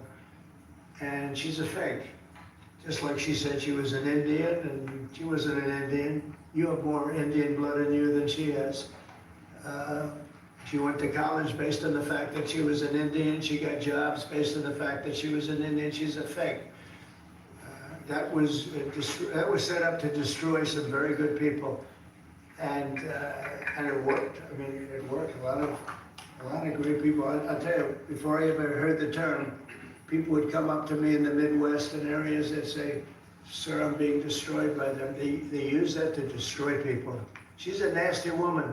She's a really nasty woman, despite her phony beer commercial.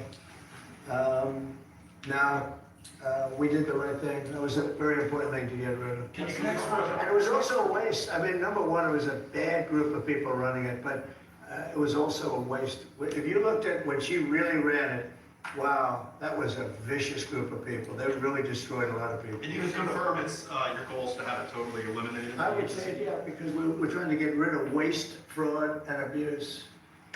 What's next? And didn't I hear that somebody made like $38 million or something running a little agency? What was her name? What was her name, and what did she do? And what was that all about? All the money that she made? Does anybody know? Okay. Yeah, Brian, go ahead. Good to see you. The latest CBS poll has your approval ratings at an all-time high, despite all these controversial subjects and executive orders that you're doing. What do you get your thoughts on that, how you really connected to mainstream America? Yeah, I have high approval ratings because I'm using common sense, whether it's getting men out of women's sports. I mean, have you seen what goes on with the boxers and with the weightlifters and with the swimmers and everything? It's so ridiculous. And I think it's a 90% issue. And, the amazing thing, the Democrats are still fighting for it. It's crazy. It's crazy. I think we should go to Congress also, have that cemented and, make it indelible. But it's, to me, it's all common sense. Who wants an open border where prisons are dumped into our country, where prisoners are led into our country, many of whom are murderers, many of whom murdered far more than one person, and they're now roaming our country. Who wants that? I mean, it's terrible. Steve, I'd like you to say a couple of words about it. Yes, well, as you know, Mr. President, since you issued your day one executive orders, border crossings are down approximately 95%. You talk to agents on the line, in their entire careers, they've never seen crossing days as low as what they're experiencing right now. The cartels, in fact, are enormously frustrated because they've never seen a clampdown like this before in American history. There are people who were working at Border Patrol back when it was at INS in the 80s and 90s. They've never seen a day like this. That's because you've mobilized the 10th Mounted Division, the Marines, the entire U.S. military. They're erecting physical miles of barrier, temporary and ultimately permanent, every single day. You have all of your border agents pushed to the front line. They're not doing the humanitarian processing, quote unquote, that Biden is doing. They're doing law enforcement and national security. They're interdicting weapons and drugs. They're interdicting violent, high-threat criminals. And the U.S. military is repatriating illegal immigrants at a pace and a skill that has never occurred before in American history. And those who are committing human trafficking and child trafficking are being prosecuted for felony offenses, and they will be doing hard time in jail. There's never been a lockdown like what you have implemented through your orders and vision since you took the oath of office. What's your thoughts on doing Wednesday at 10 a.m. we're having the first subcommittee on the fraud and Medicare? Yeah, before I discuss that, I just want to add to what Steve said. And we want people to come into our country, but we want them to come in legally. They have to go through a process. And we have to know that they haven't killed 9 people, and they haven't killed, like in one case, five people. And they're out on the loose, and we're all looking for that particular individual. This was all led in by Biden and a group of stupid people. Bad people and stupid people. Some are bad, some are stupid, some are both. But I'll tell you what they've done to this country. But we're cleaning it up. And hard to believe I can say it, it'll be better than ever before. But we have a lot of bad people we have to get at. We're searching out for a lot of them. I think Tom Homan and Christie are doing an unbelievable job. Christie Noam. They're doing an unbelievable job and taking out massive numbers of people. And you notice every country is accepting those people back. Remember, everyone said, oh, they'll never accept them. They're all taking them back. They have to. They're all taking them back. Every single country is taking them back. I don't know if they want them or not. I don't imagine they do, but they're taking them back. Mr. President, back on Gaza, you talked with Fox News about the billions of dollars we pay for Jordan and Egypt every year. Would you withhold aid to these countries if they don't agree to take in the Palestinians? Yeah, maybe. Sure. Why not? Is that part of the deal that you mentioned? If they don't agree, I would conceivably withhold it. Are you going to talk to the Prime Minister about this Saturday deadline? Sure. I mean, it's just my deadline, but they may change it. But I think it's, I've seen too many people come out. They look like Holocaust victims from many years ago. I've never seen anything like it. I didn't think this could happen in this world today. You know, we think we have a civilized world. It's not civil. These are bad people we're dealing with. So that would be my suggestion. And you can open it up and not open it up, and that would be mine. Do you have anything to say about that? Your commerce, but you have a lot to say from the standpoint of your faith and your religion. Go ahead. So it's amazing that 4 years of nothing, and then you come in and you immediately start to move the needle. You have hostages coming out. You send Steve Witkoff, who's done an amazing job for you. You're changing the Middle East. You're supporting your ally Israel, and I, for one, can't be more impressed with the outcome that you've driven, and choosing this Saturday to save people's lives or just be done with it seems like just the right choice. But I think it's time to come up with a date. So what are we going to do? Keep every week 2 people, 3 people? No, I don't think you can do that anymore. These are very seriously endangered people. These are endangered people. I don't think they're going to last very long. Mr. President, You know, the people that came out yesterday, they wouldn't last very long. Were you ruling out any U.S. involvement in whatever happens after this deadline? We'll see what happens. We'll just see what happens. Will you talk with Zelensky this week, sir? Yeah, probably. By telephone, what's your message? Who wants to make a deal? Let's see. We're dealing with them, and I think they both want to make a deal, but we'll have to see. It's got to be done. What is Zelensky? Would have never happened if I were president. This would never have happened. Millions of people are dead. What will Zelensky have to give up, if anything? We'll talk about that later. Your reaction to a judge today continuing to pause in the buyout program for federal workers?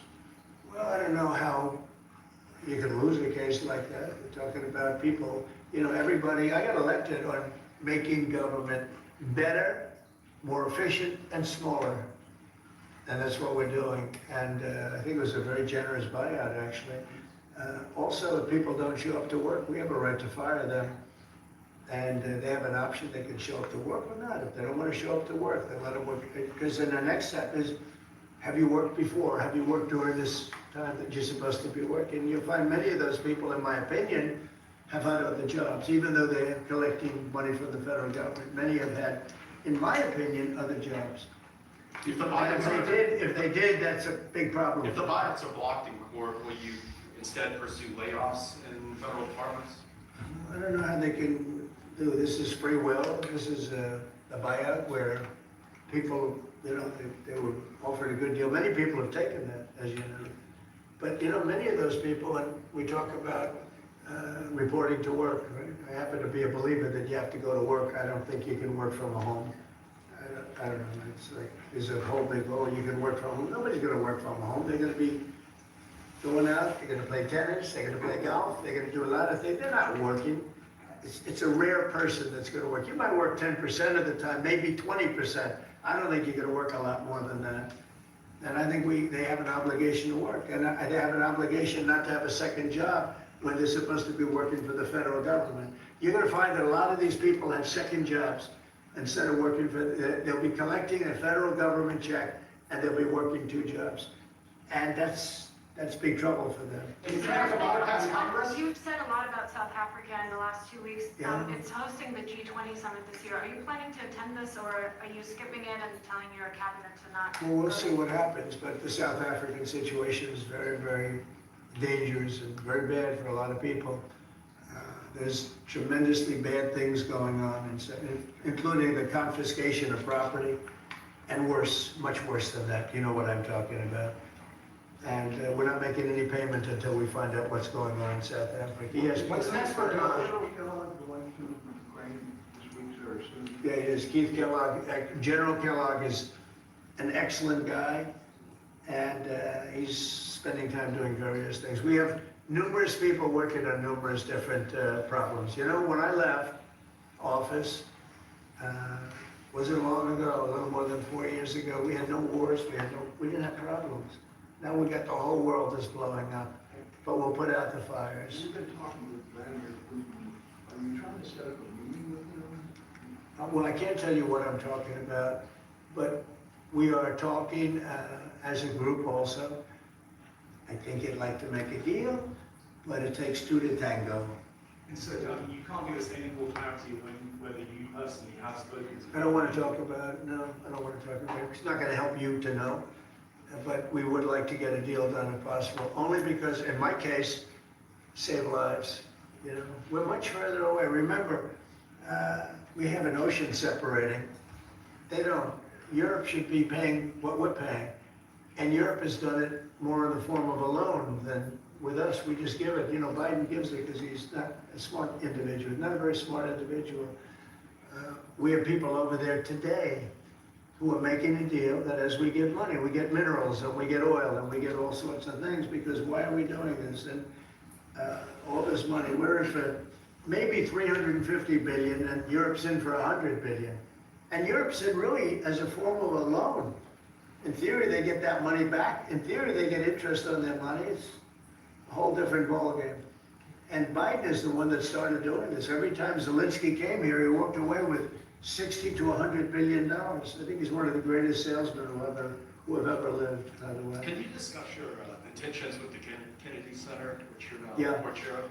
So we took over the Kennedy Center. We didn't like what they were showing and various other things. And I had a lot of the board members already, as you know. And we have some that will be replaced. But we have, I guess, a whole new group of people going in. I have Rick Grinnell, who's got some experience in that world. He's very good. Going to be handling it on a temporary basis. I think he'll do a great job, but we're going to get some great professionals. I'm going to be chairman of it, and we're going to make sure that it's good and it's not going to be woke. There's no more woke in this country. This woke has cost us a fortune and cost us our reputation, but the reputation's coming back very, very rapidly. Thank you very much, everybody. Thank you. The penny is gone. Penny's gone. Is the table next? What about anything? Good luck. The penny is gone. Your message to Michael Flynn. The penny cost this government. Thank you, guys. Thank you, buddy. Thank you. When the truck hit my son, I had so many questions about his case. I called the Barnes firm. It was the best call I could have made. Call the Barnes firm now. and find out what your case could be worth.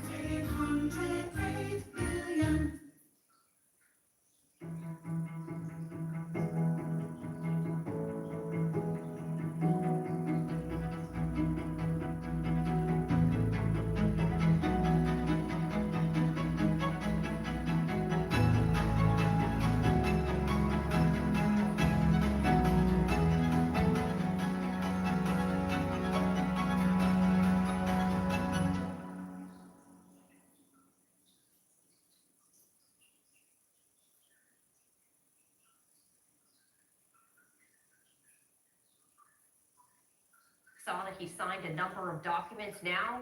I'm going to be greeting Senate Republicans. Let's listen in. Hello, everybody. Thank you very much. Thank you. What a friendly group this is. No Democrats are here, right? Well, I want to thank everybody. This has been a labor of love. You know, we took over a building that was not properly taken care of.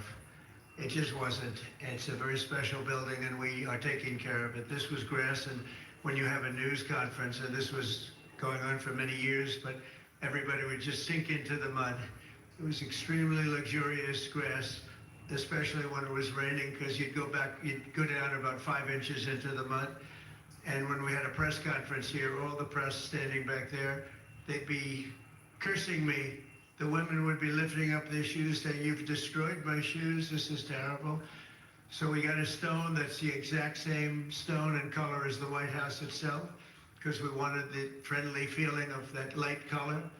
And it reflects the sun, and it keeps you cool even in the summer. And we've had press conferences. We finished it about a month ago. This is, as you see over here, the Presidential Walk of Fame. And we had this long wall with half windows because it used to be a swimming pool on the other side of the wall. That was the swimming pool where Jackie would say, "I hear women inside." Are women inside? Quite a famous, I'm not saying anything, this was a part of a movie. And the Secret Service said, "No, ma'am, there's no women inside, ma'am. I'm sorry, ma'am, you're gonna have to move along. But I hear women inside." "No, ma'am, you'll have to move along, ma'am." So that was the famous swimming pool. Now it's even worse. It's for the media. They covered the pool up. They covered the pool up, and now it's for the media. And I think we have a small representative group. I don't think they allowed the rest of them. I can't believe it. What happened? They're all on the other side of the wall. Can you believe it? Because this is supposed to be sort of a private event. And there is no such thing in politics as a private event. Lindsey, you learned that a long time ago, right? The great Lindsey Graham. Doing fantastic. You're up 34 points, Lindsay. That's not bad, I'll tell you. It's not bad. So we did the Presidential Walk of Fame from the great George Washington all the way to, well, I think we have to rate him above me. So less than great, less than George. Somebody went up there, they say, "You're the third best president in the United." This was on television, third best. And they said, "Who are the first two?" George Washington and Abraham Lincoln. And I got extremely angry at this man. You know, you can't. It's going to be tough to beat, Mr. Senator. It's going to be, John. It's going to be very tough to beat Washington and Lincoln, but we're going to give it a try, right? Hey, they didn't put out 8 wars, 9 coming. All right, we put out 8 wars, and the 9th is coming. Believe it or not.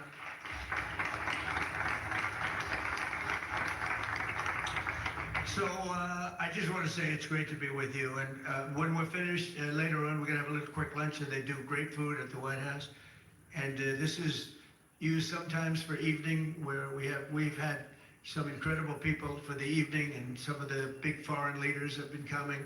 And most excitingly, on the other side, you see the fence and the wall. We're building a world-class ballroom. You know, for 150 years, they've wanted a ballroom here. We don't have a ballroom. We have a little cocktail area, but we don't have a ballroom. The East Room, it's called, is a very small cocktail area. It holds about 88 people if it's tight. And I said, if I do this again, I'm going to get a ballroom built, and we're putting up our own money. The government is paying for nothing. You probably hear the beautiful sound of construction to the back. You hear that sound? Oh, that's music to my ears. I love that sound. Other people don't like it. I love it, Josh. I think when I hear that sound, reminds me of money. In this case, it reminds me of lack of money because I'm paying for it, so it's the opposite.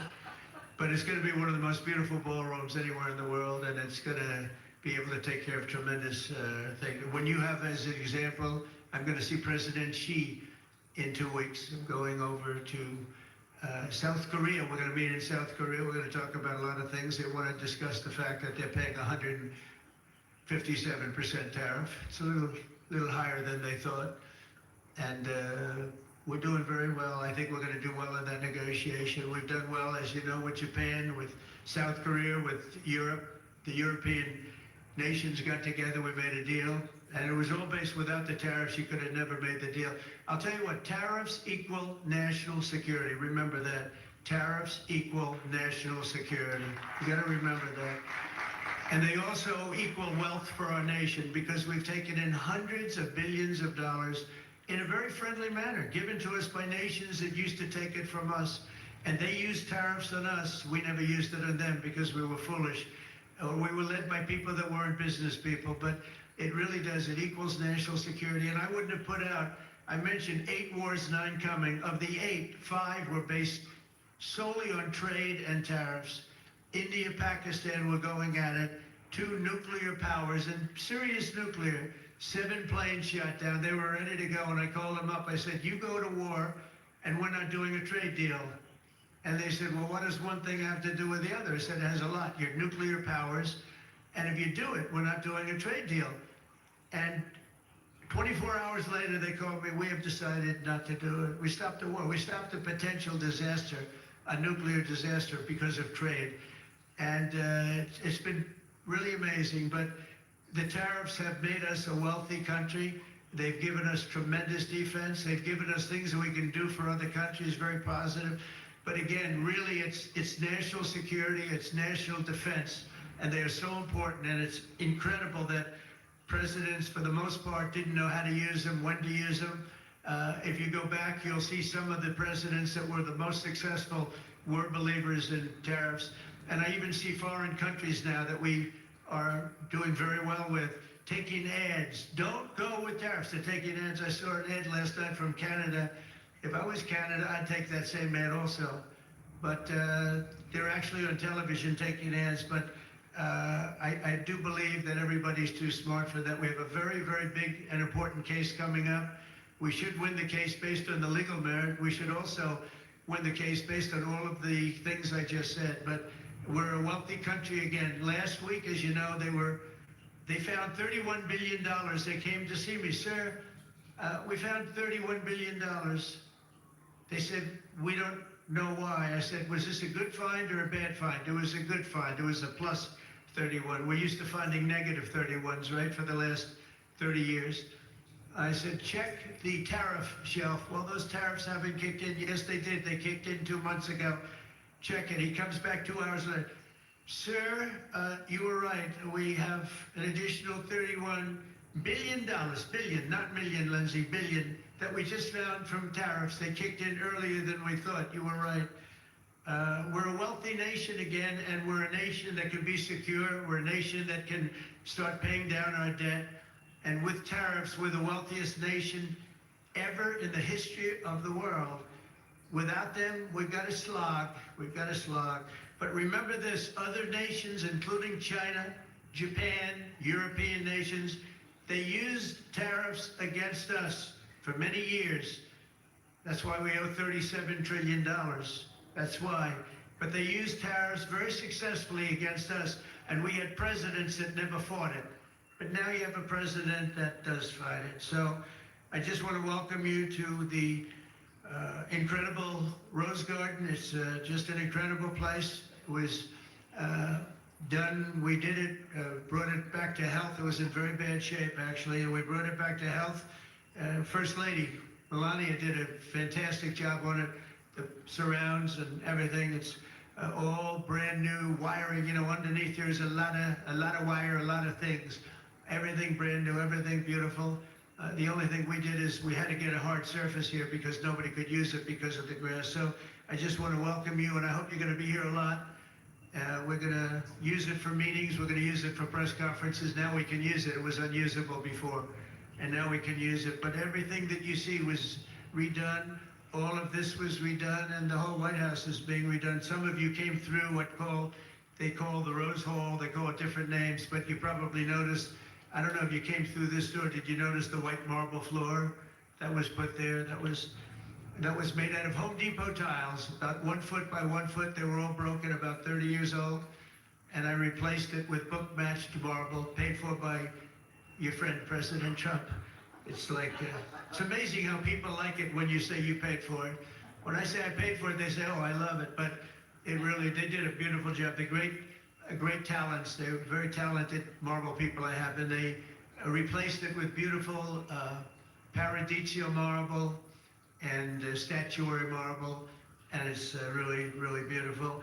I want to thank the outstanding leadership team, and you really do have that. Majority Leader John Thune, who's been my friend, he really has done an amazing job. Thank you, John. Thank you. Done an amazing job. I didn't get to know John as well in the first term, and I've gotten to know him very well over the last 9 months, John, and you're doing a fantastic job. Thank you very much. Really great. Majority Whip John Barrasso was outstanding man. Thank you, John. Thank you. Great guy, too. Conference Chair Tom Cotton. He loves that military. He loves the military. Policy Committee Chair Shelley Moore Capito. Shelley, thank you very much, Shelley. Vice Chair James Langford. Very good, James, thank you.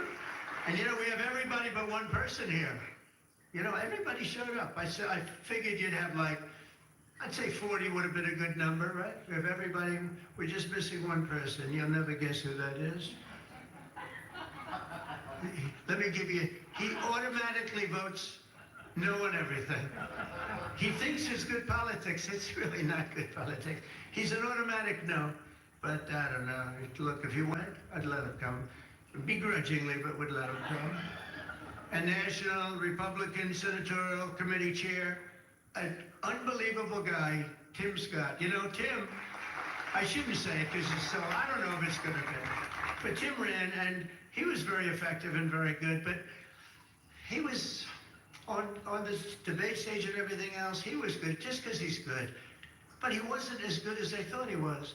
And when he got out of the race, he endorsed me almost immediately.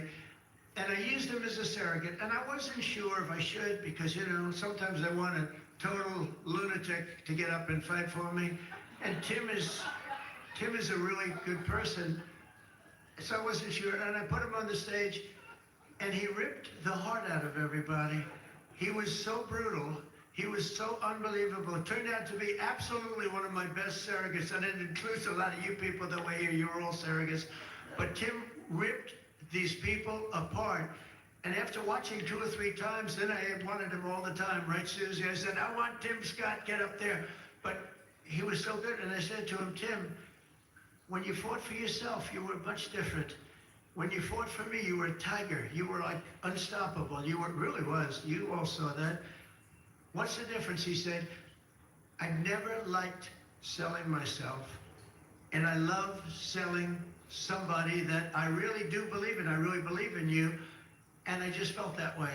And it was so nice the way he expressed it. And I want to tell you, you are a champion. You are a winner, and congratulations. Thank you very much. I never love telling that story because I'm not sure if it's a good or a bad story, but I'm telling you, you are an amazing guy, and you fought for me so hard, and I really appreciate it. You got to be my #1 choice, Tim.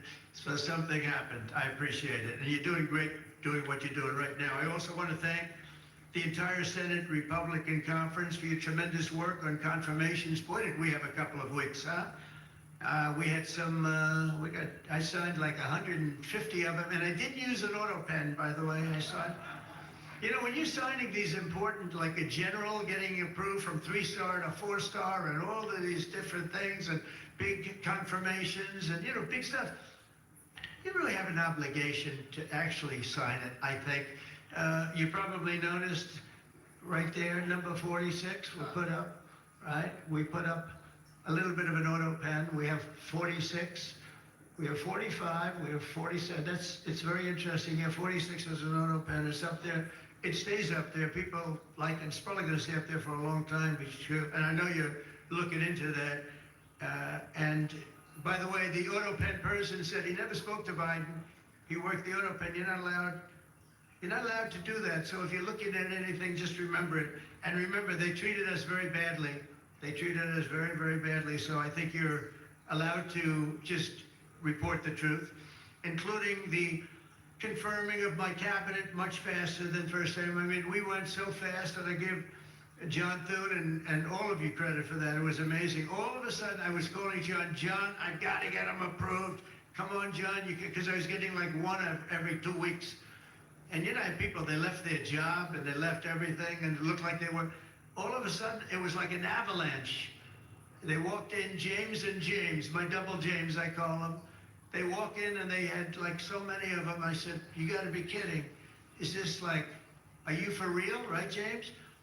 John Thune did his job, and you got them all done, and you have all those people out there working now, and instead of being very upset with the fact that we couldn't get them approved quickly. So I really appreciate it. You used a method that I wish you could use on U.S. attorneys. You know, I have 10 U.S. attorneys who are phenomenal.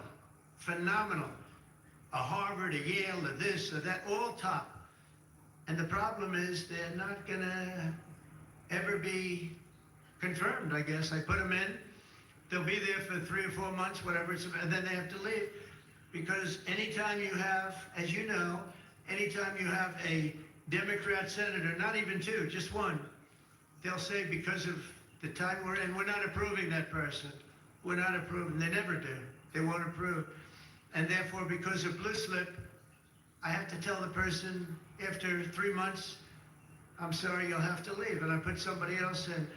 And I've had Democrat senators say the only one we'll ever approve is a Democrat. This is not constitutional. And you really, I hope you can look at that blue slip thing, because I have 10 people that are phenomenal, and they're gonna have to leave office. Highly educated, top of their class, everything. And they're gonna have a mark on their career that they were a U.S. attorney for 3 months or 4 months, and then they had to leave. And that's so unfair. It's unfair to the public, because the public voted for me in a landslide, and I'm supposed to be picking the U.S. attorneys, and this goes for judges also. But actually more so even for the U.S. attorney with the blue slip. So I have these phenomenal people, many of them young, but truly fantastic people, and they're wondering what's going to happen in another 3, 4, 5 weeks. They're going to have to leave office. I think it's a shame, and I hope you can do something about it, because I'd like to tell those people, you know, we put you there, and you're not going to have on your resume for the rest of your life, you were there for 4 weeks or 6 weeks, and you left like you got canned. So I hope you look at that. Very important. And after your pivotal changes to the Senate rules last month, as a result, this is what you did, the unprecedented obstruction by the Democrats. We've confirmed more than 175 public servants, people that are phenomenal, to keep posts, and that's just been over the last couple of weeks. It's an unbelievable thing what you've done, John, all of you together. So working closely with me and House Majority, the Republican Senate also gave us the largest working class tax cut in American history, and you passed the Lake and Riley Act to throw illegal alien criminals out of our country. You passed the Genius Act and the Take It Down Act with the support of our wonderful First Lady. She got, by the way, she got actual support from the other side. It was bipartisan. I think Rand didn't vote for it again. I think it was only Rand did. We had bipartisan support other than maybe Rand. But another one I'm going to ask you to vote for, and it's in the House now, and I hear it's doing well in the House, James. It's case law. A young lady named Kate Steinle, I remember it so well, probably 8 or 10 years ago now in San Francisco. She was holding hands with her father on the San Francisco pier, looking out into the water. It's beautiful, everything was beautiful, but the person wasn't beautiful that did this. And this was an illegal alien that came into our country 5 times, was thrown out 4 or 5 times, I don't even know, but a lot, and came back and shot her through the head.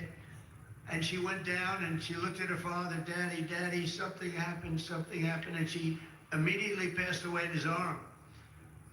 And I mean, you can imagine, it was so sad, such a beautiful, beautiful, beautiful person. Father was destroyed, virtually destroyed. And they passed they wanted to pass what they call Kate's Law, and it's now again in Congress, and I hear we're gonna get it passed in Congress, and when it gets up to the Senate, I hope you guys can pass it. And basically, very simply, it says that if you're an illegal alien and you come in and you get thrown out, if you come back and get caught, you have to spend 10 years in jail. Very simple, very simple. If they would have had that, Kate Steinle would be alive today. That was a big event at the time. If you remember Bill O'Reilly, for those of you that like Bill, I think I like Bill, but he was the one, he devoted his life to that law, trying to get it passed. I think it's time that we pass it, so that if you get taken out of the country and you come back illegally, knowing that this law is in existence, you go to jail for a 10-year period, and it's going to keep the repeat offenders from coming in. It's going to really keep them from coming in. Senate Republicans have already voted 11 times to get our government back and open for business. We have record business. We're going to be, I think, by the time I hit month number 12, I think we're going to have $20 trillion of investment. We're over 17 right now. As an example, President Biden had less than $1 trillion for 4 years. We're going to have $20 trillion in less than 12 months, and we're over 17 trillion right now. So it's the largest amount in our country by far, by many times. That's in our country. But here's the one, it's the largest amount in the history of the world. There's never been a country that's had anywhere near 17, or it will be 20, and it's going up fast.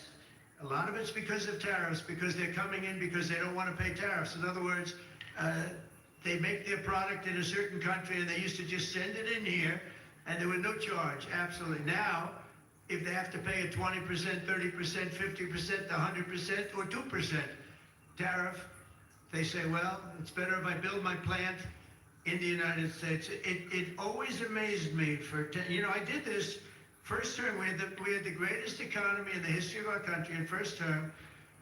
We had COVID, and we did a good job with that. That was a curse for every country in the world. It was terrible, but we had the greatest economy we ever had. But if you remember, I started the tariffs, but I held it off because it wouldn't have exactly been good at the time to tell France, you know what they were going through, you know what Spain was going through and Italy was going through. That, by the way, we're going to charge you tariffs. But I had started the process. We were going, the country was doing good. And I took in hundreds of billions of dollars from China. I put the full tariffs on China. Biden left the tariffs because he couldn't, it was too much money, but they gave so many exceptions that they were essentially meaningless. In other words, here's the tariffs, but you don't have to pay if you look at somebody the wrong way. You don't have to pay, so they didn't pay very much. But with me, they were paying hundreds of billions of dollars. And again, I have a great relationship with President Xi. I expect to be able to make a good deal with him, and I want him to make a good deal for China, but it's got to be fair. For years, they were making $500, $600, $700 billion, $700 billion, and we'd be making nothing. It was a one-sided. Honestly, we built their military. We built China's military with the money that we lost for so many years, getting ripped off. So now we're going to have a fair deal. I think we're going to have a very successful meeting. Certainly, there are a lot of people that are waiting for it. Maybe it won't happen. Maybe it won't happen. Things can happen where, for instance, maybe somebody will say, I don't want to meet, it's too nasty. But it's really not nasty, it's just business, and we're gonna do a good job representing you people and representing the people of our country. Unfortunately, in a craven and pointless act of partisan spite, Chuck Schumer, who I've known for a long time, and the radical left Democrats are holding the entire federal government hostage to appease the extremists in their party. And they are extreme. I mean, I've never seen anything like it. they're extreme, and you know what? We had a landslide election. We won the popular vote by a lot. We won the swing states, all 7. Remember, they said, oh, if Trump could get 3 swing states, it'd be, and well, I didn't get 3, I got 7. We got all 7 by a lot, by record numbers. We won the Electoral College, 312 votes. They said, it's very hard for a Republican. No, it's harder for a Republican, although now I think we've swapped it. I think it's now harder for a Democrat, because if you see what we've done with the Hispanics, with the black workers and black men, and recently a poll came out with black men and women were doing so well. You know, they want security. They don't want to have their city destroyed.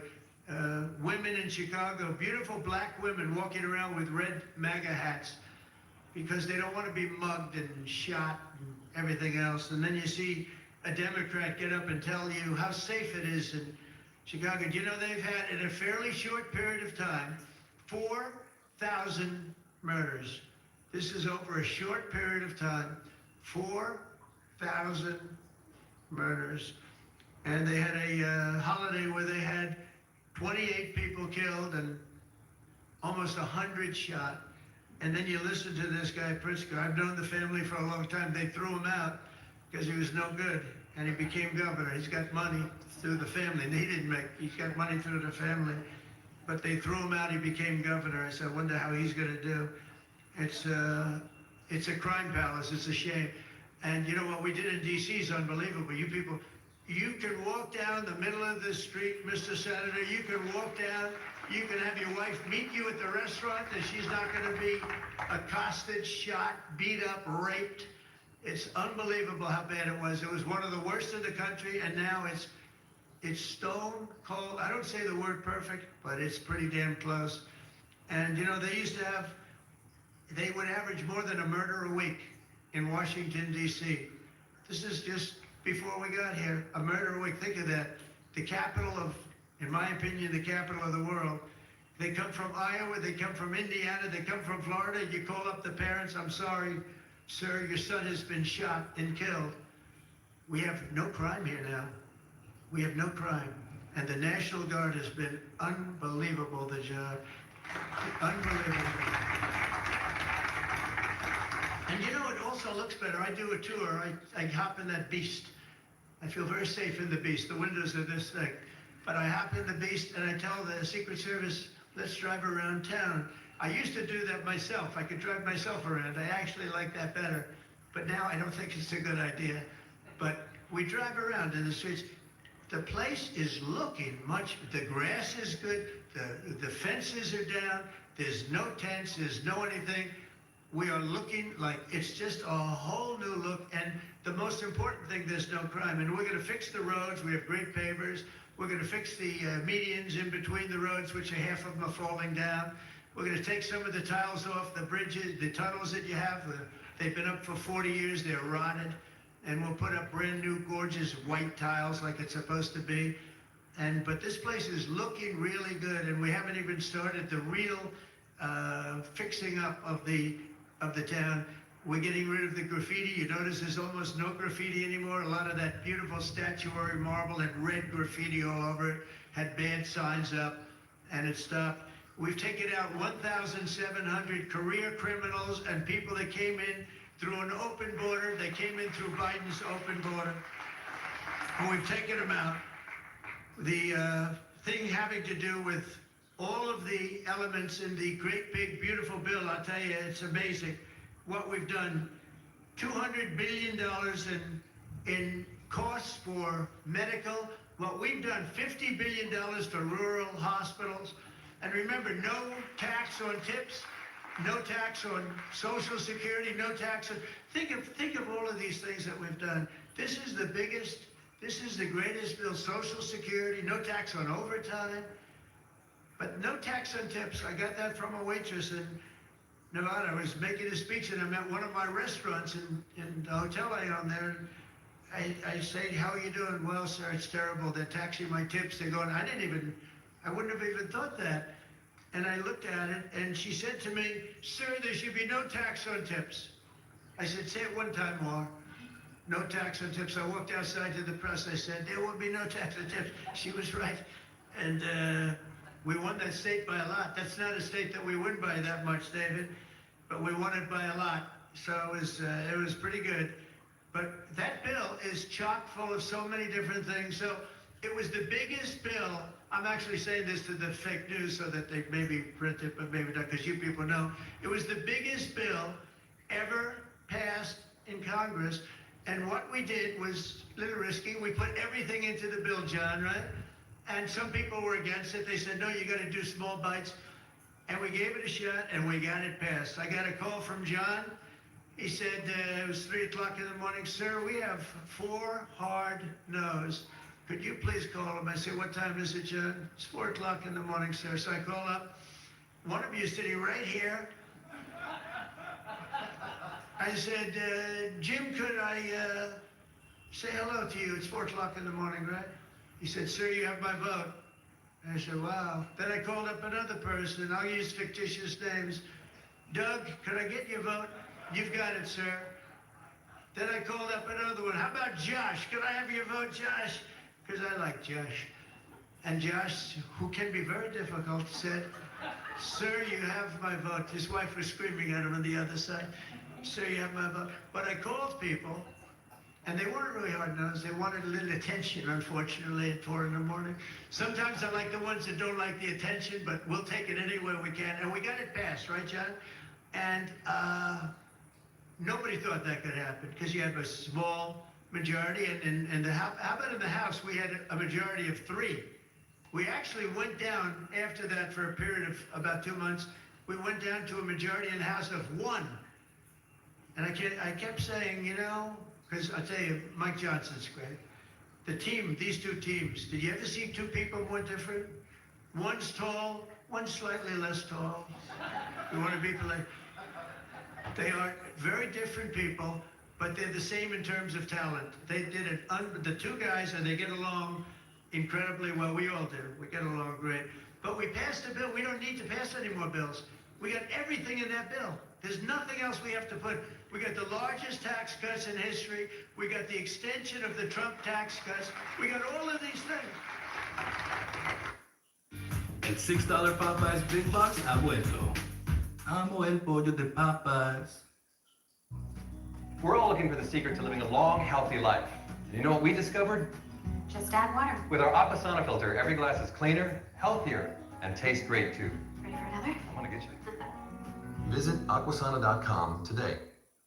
iBuyDirect plus virtual try-on equals the perfect glasses for every buyer. Shop now at iBuyDirect.com. And, you know, remember, they lie. They will look at I saw it the other day, they were talking about, I call it the great big beautiful bill, but that's what it is, the great big beautiful, the biggest bill ever passed. And what they say, they make up stories. And I saw they were interviewing a senator, and they said, well, what's wrong with their bill? He didn't know what to say, because there's nothing he could say. It covers everything. He said, death. It brings death. Now, if I'm a regular person and I hear that, I say, oh, that's terrible. But it's just the opposite. It brings life. It brings Medicaid, Medicare, Social Security. It secures all those things. And they just are so bad. You know, they said death. It was like death. And there's nothing about death. Theirs is death. Because they're going to lose Medicaid. They're going to lose Social Security. They're going to lose Medicare. All of those things are going to be gone because the whole country would be bankrupt. And you're not going to have any kind of medical insurance. So with us, it's the opposite. And it's a great bill. We don't need any more. And I want to just say from the beginning, our message has been very simple. We will not be extorted on this crazy plot of theirs. They've never done this before. Nobody has. You always vote for an extension. Chuck Schumer and the Senate Democrats need to vote for the clean bipartisan CR and reopen our government. It's got to be reopened right now. We're not doing that. They are the obstructionists. And the reason they're doing it is because we're doing so well. We're doing well all over the world. We're doing well with the close to $20 trillion that I just told you about. It will be that number, but even if you take it down to over 17, that's a guarantee. We're doing well with everything. Car plants are pouring back into our country. AI plants, we're leading, we're dominating China right now in AI. And I did something that I think you'd like, because we have an old grid, it's a tired grid. It doesn't have the juice that you need to fire up these plants. You know, these plants will need more than double the energy we have right now for the whole country. That's how big it is. And we can't do that. There's no way we can do that. China's building right now 52 power stations, but I did something better. I'm letting everybody build their own power plant, so they'll become like an electric utility in addition to AI. But if they want to build their own plant, and we get their approvals within less than a month, it used to take 5 years prior to rejection. Sometimes a guy in Louisiana, they had one that took 12 years, and then they got rejected. I got it approved in 2 weeks when I got into office. That was the first term. And the plant is up now, and it's been a great thing for the state. I did it twice, actually. I got 2 of them that were dead after 12 years, and I got them approved, both of them in less than a week.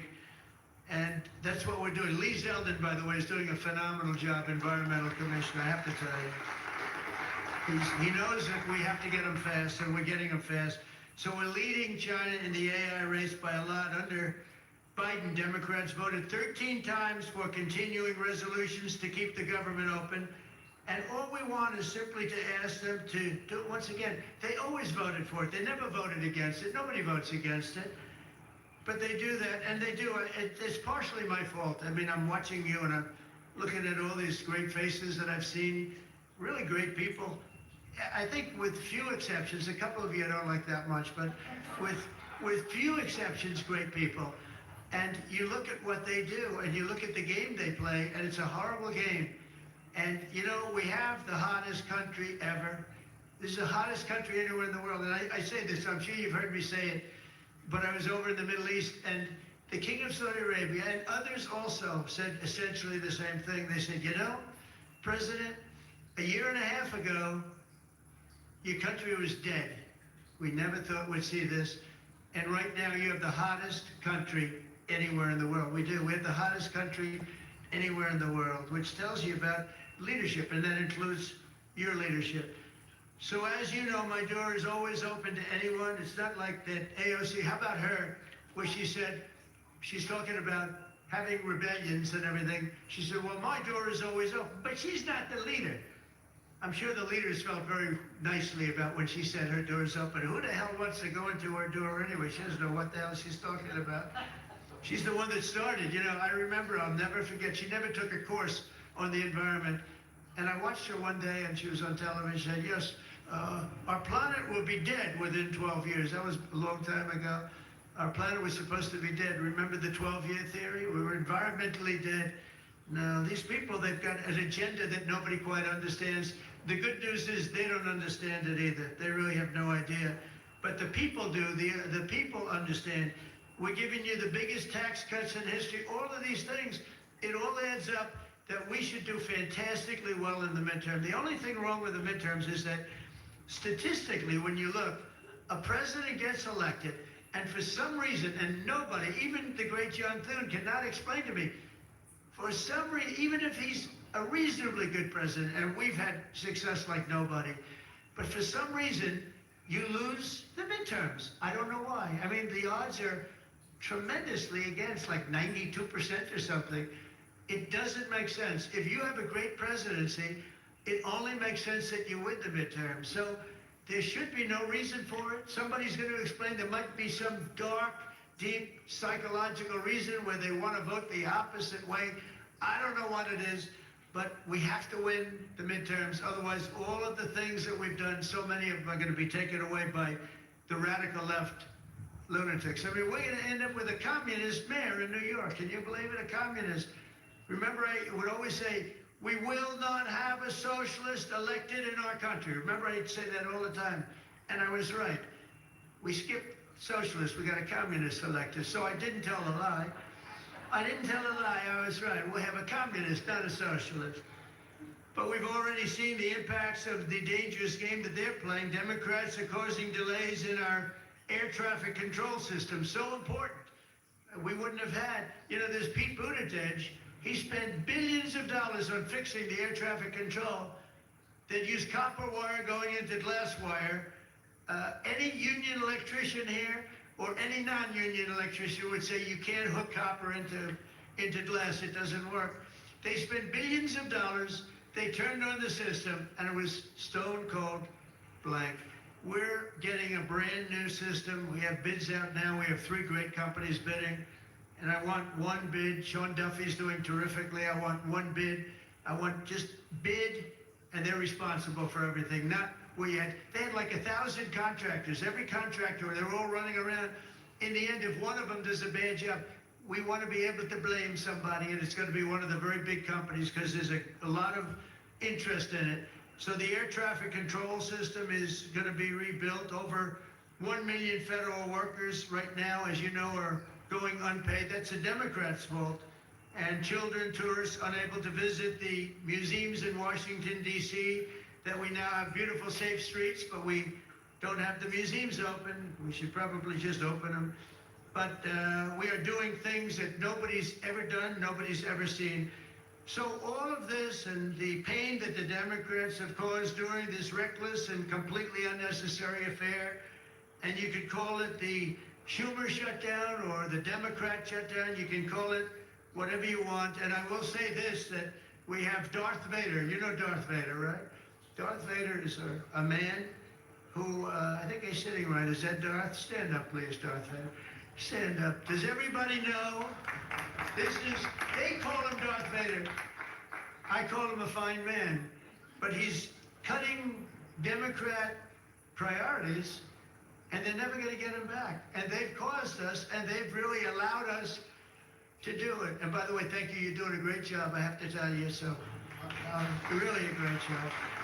Because many of the things that they're cutting, like the New York project, $20 billion we're cutting it, they're not going to get it back. I mean, they're not going to get a lot of things back. They may not get it back. Maybe we'll talk to them about it. But they're losing all the things that they wanted. But many of the things that they wanted are things that we don't want. Things that are just so bad for our country.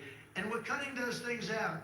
So while they thought they were doing maybe bad, maybe indirectly they're doing good.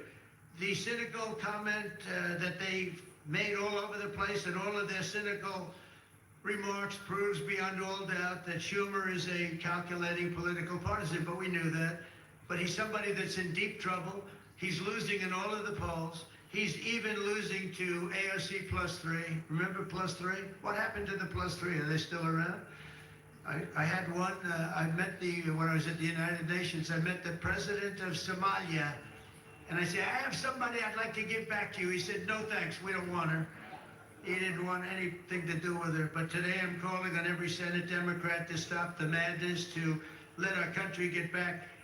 In the greatest moment in the history of our country, in terms of wealth, in terms of job creation, and in terms of investment coming in, these guys go on strike. It's really a shame. So I'm asking them to be smart. It's not working. They're getting killed in the polls. The public understands what they're doing. They're doing the wrong thing. And with that, I just want to say welcome to the White House. When we're finished, they do a great job. When they're finished, we're going to all come in. It'll be a little crowded, but that's okay. In the Oval Office, we'll talk a little bit, a couple of minutes. Got some interesting things. And I think I'd like to have, if I could, John come up and say a few words, and we can close it out. And by the way, this is an open mic. It's open to the world. I think they can hear me out on the street. If anybody wants to come up and say after John, say we're all friends, and you can speak your heart out. But we've got to get our government open, and the Democrats are trying to keep it closed. Thank you. John, please.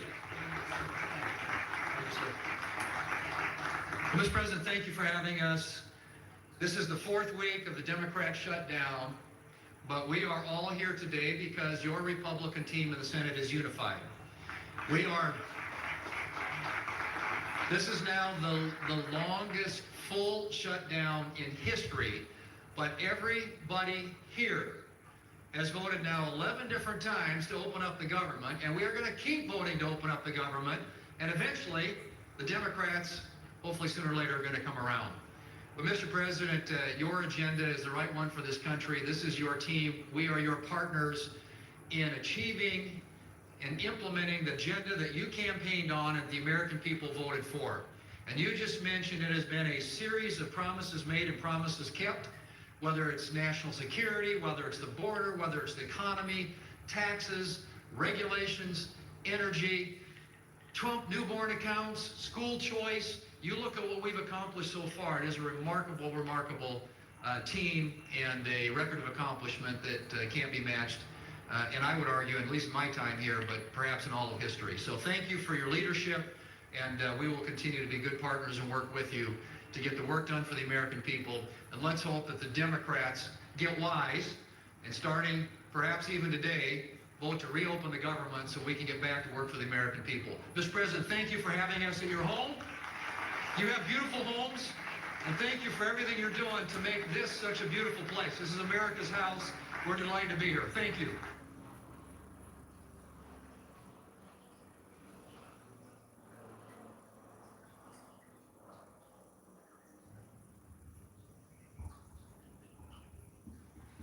Well, thank you very much. It's an honor to have a friend of mine, a very good friend of mine. We've become friends, actually, through the trials and tribulations of everything. Mark Rutte, Secretary General of NATO, highly respected. Every country, almost every country in Europe. I think you can almost take away the almost pretty soon. But they all have great respect for the leader, and he is the leader. And we've had some very good discussions today, and things are going along pretty well as regarding Ukraine, Russia. We thought it would be a little bit easier. That's turned out to be tougher than the Middle East. The Middle East was supposed to be the tough one, and we've solved that puzzle, but this one will get solved also. So I want to just say it's an honor to have you. Thank you very much. Thank you so much for hosting again. And we were texting, I think it was on the day when you were in Israel and in Egypt, this tremendous success you had under your leadership, bringing peace to the Middle East. And then we texted each other and said, and the next big thing has to be Ukraine, Russia. And I want to help, NATO wants to help, my colleagues want to help to basically deliver on your vision of peace in Ukraine. And I really want to thank you for everything you're doing, including breaking the deadlock with Putin, starting the dialogue in February when you came in as president in January, but also for everything you did with NATO, the fact that we are now at this 5%, the huge success in The Hague at the NATO summit, the fact that Europeans are also stepping up when it comes to Ukraine, basically the weapons from the US being delivered to Ukraine, paid for by allies, and Europeans coming together to discuss how can we sustain Ukraine post the peace deal.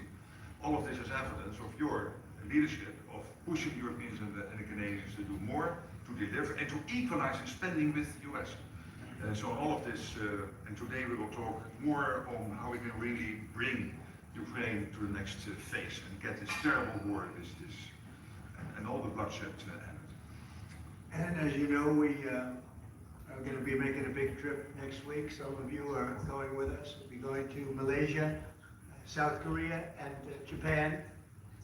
In South Korea, I'll be meeting with President Xi of China. With a pretty long meeting scheduled. We can work out a lot of our questions and our doubts and our tremendous assets together. So we look forward to that. I think something will work out. We have a very good relationship, but that'll be a big one. We canceled the meeting with President Putin. It didn't feel right to me. It didn't feel like we were going to get to the place we have to get, so I canceled it.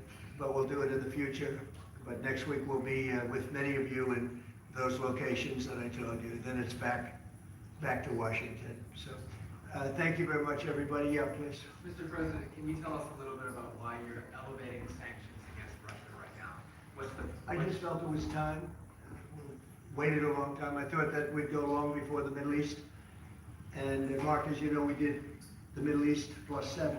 So we did 7 different wars from Pakistan and India to so many. Azerbaijan, Armenia. Which they said was impossible to do. All these wars I did, and the one that we have left, we have 1 left. It'll be 9, and we have 1 left, and I think we'll get that done too. I think we're on our way. Absolutely, we have to. Mr. President, do you have a timeline for when you think this war is going to be over? Because of your leadership. No, I don't have a timeline. You can't have it. In war, it's hard to have a timeline. You know, so many things happen in war. Go ahead. Well, the problem with the Tomahawk that a lot of people don't know, it'll take a minimum of 6 months, usually a year, to learn how to use them. They're highly complex.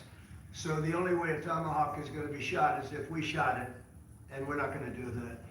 but there is a tremendous learning curve with the Tomahawk. It's a very powerful weapon, very accurate weapon, and maybe that's what makes it so complex. But it will take a year. It takes a year of intense training to learn how to use it, and we know how to use it, and we're not going to be teaching other people. It's too far out into the future. Yeah. You said as recently as yesterday that you still believe that he wants to end the war. Yeah, And I today do. you took a step to ration the sanctions and put more Yeah. pressure on it. What else are you going to do to encourage him to get there, or can you explain why you do believe he wants to? Yeah, it's a good question. Today is a very big day in terms of what we're doing. Look, these are tremendous sanctions. These are very big. Those are against their two big oil companies, and we hope that they won't be on for long. We hope that the war will be settled. We just answered having to do with the various forms of missiles and everything else that we're looking at, but we don't think that's going to be necessary. We would like to see them just take the line that has been formed over quite a long period of time and go and let's go home. Last week they had almost 8,000 soldiers killed. Many Russians were killed last week. Many Ukrainians were killed last week. We think it's ridiculous, and would like to have it end. Why do you think you want peace, though? Why do you still believe that? I think they want peace. I think they both want peace at this point. It's been, it's almost 4 years. You're going into 4 years, and if I were president, it never would have started. But yeah, it's not.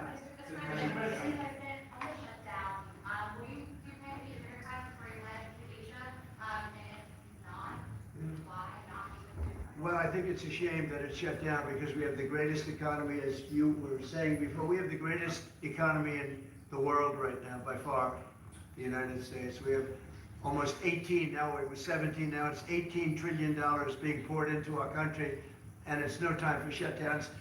I don't think it's affecting what we're doing, but it's too bad for a lot of people. We have a lot of good people that aren't working right now that should be, and it's because the Democrats want to try and renegotiate a deal that they had negotiated. They want $1.5 trillion given to illegal immigrants who came into the country, and it's going to hurt the health care of citizens of our country that have been paying into it, that have been working hard for it, that really deserve it. So we're never going to do that. It's not going to happen. And I will tell you, there are a lot of good Democrats that really want to make a deal. And I think all we need is 5 Democrats because we have a great support on the Republican side. So I think we need 5 Democrats, and there are a lot of them that want to make a deal. So I think at some point, common sense will prevail. Go ahead, you can finish up. On the drug coast, right? Yeah. Can you explain to us what that was about, how it was conducted? Yeah, sure. Well, they had one today in the Pacific. And the way I look at it, every time I look, because it is violent, and it is it's amazing that the weaponry, everyone, they have these boats that go 45, 50 miles an hour on the water. And when you look at the accuracy and the power, look, we have the greatest military in the world. We have the greatest weapons in the world. And you see a little bit of it there. One shot, everyone dead center. And the only way you can't feel bad about it is you realize that you won't feel badly about it, is you realize that every time you see that happen, you're saving 25,000 American lives. Every one of those boats that gets knocked out is saving 25,000 American lives, not to mention the torn up families all over the country. And whenever I see that, I say to myself, I just saved 25,000 lives. I will say that there are very few boats traveling on the water right now. Actually, that includes fishing boats, that includes any other kind of boat. But there are very few boats traveling on the water. So now they'll come in by land to a lesser extent, and they will be hit on land also.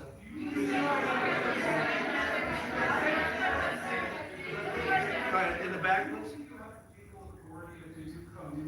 Yes, we have legal authority, right? We're allowed to do that. And if we do by land, we may go back to Congress, but this is a national security problem.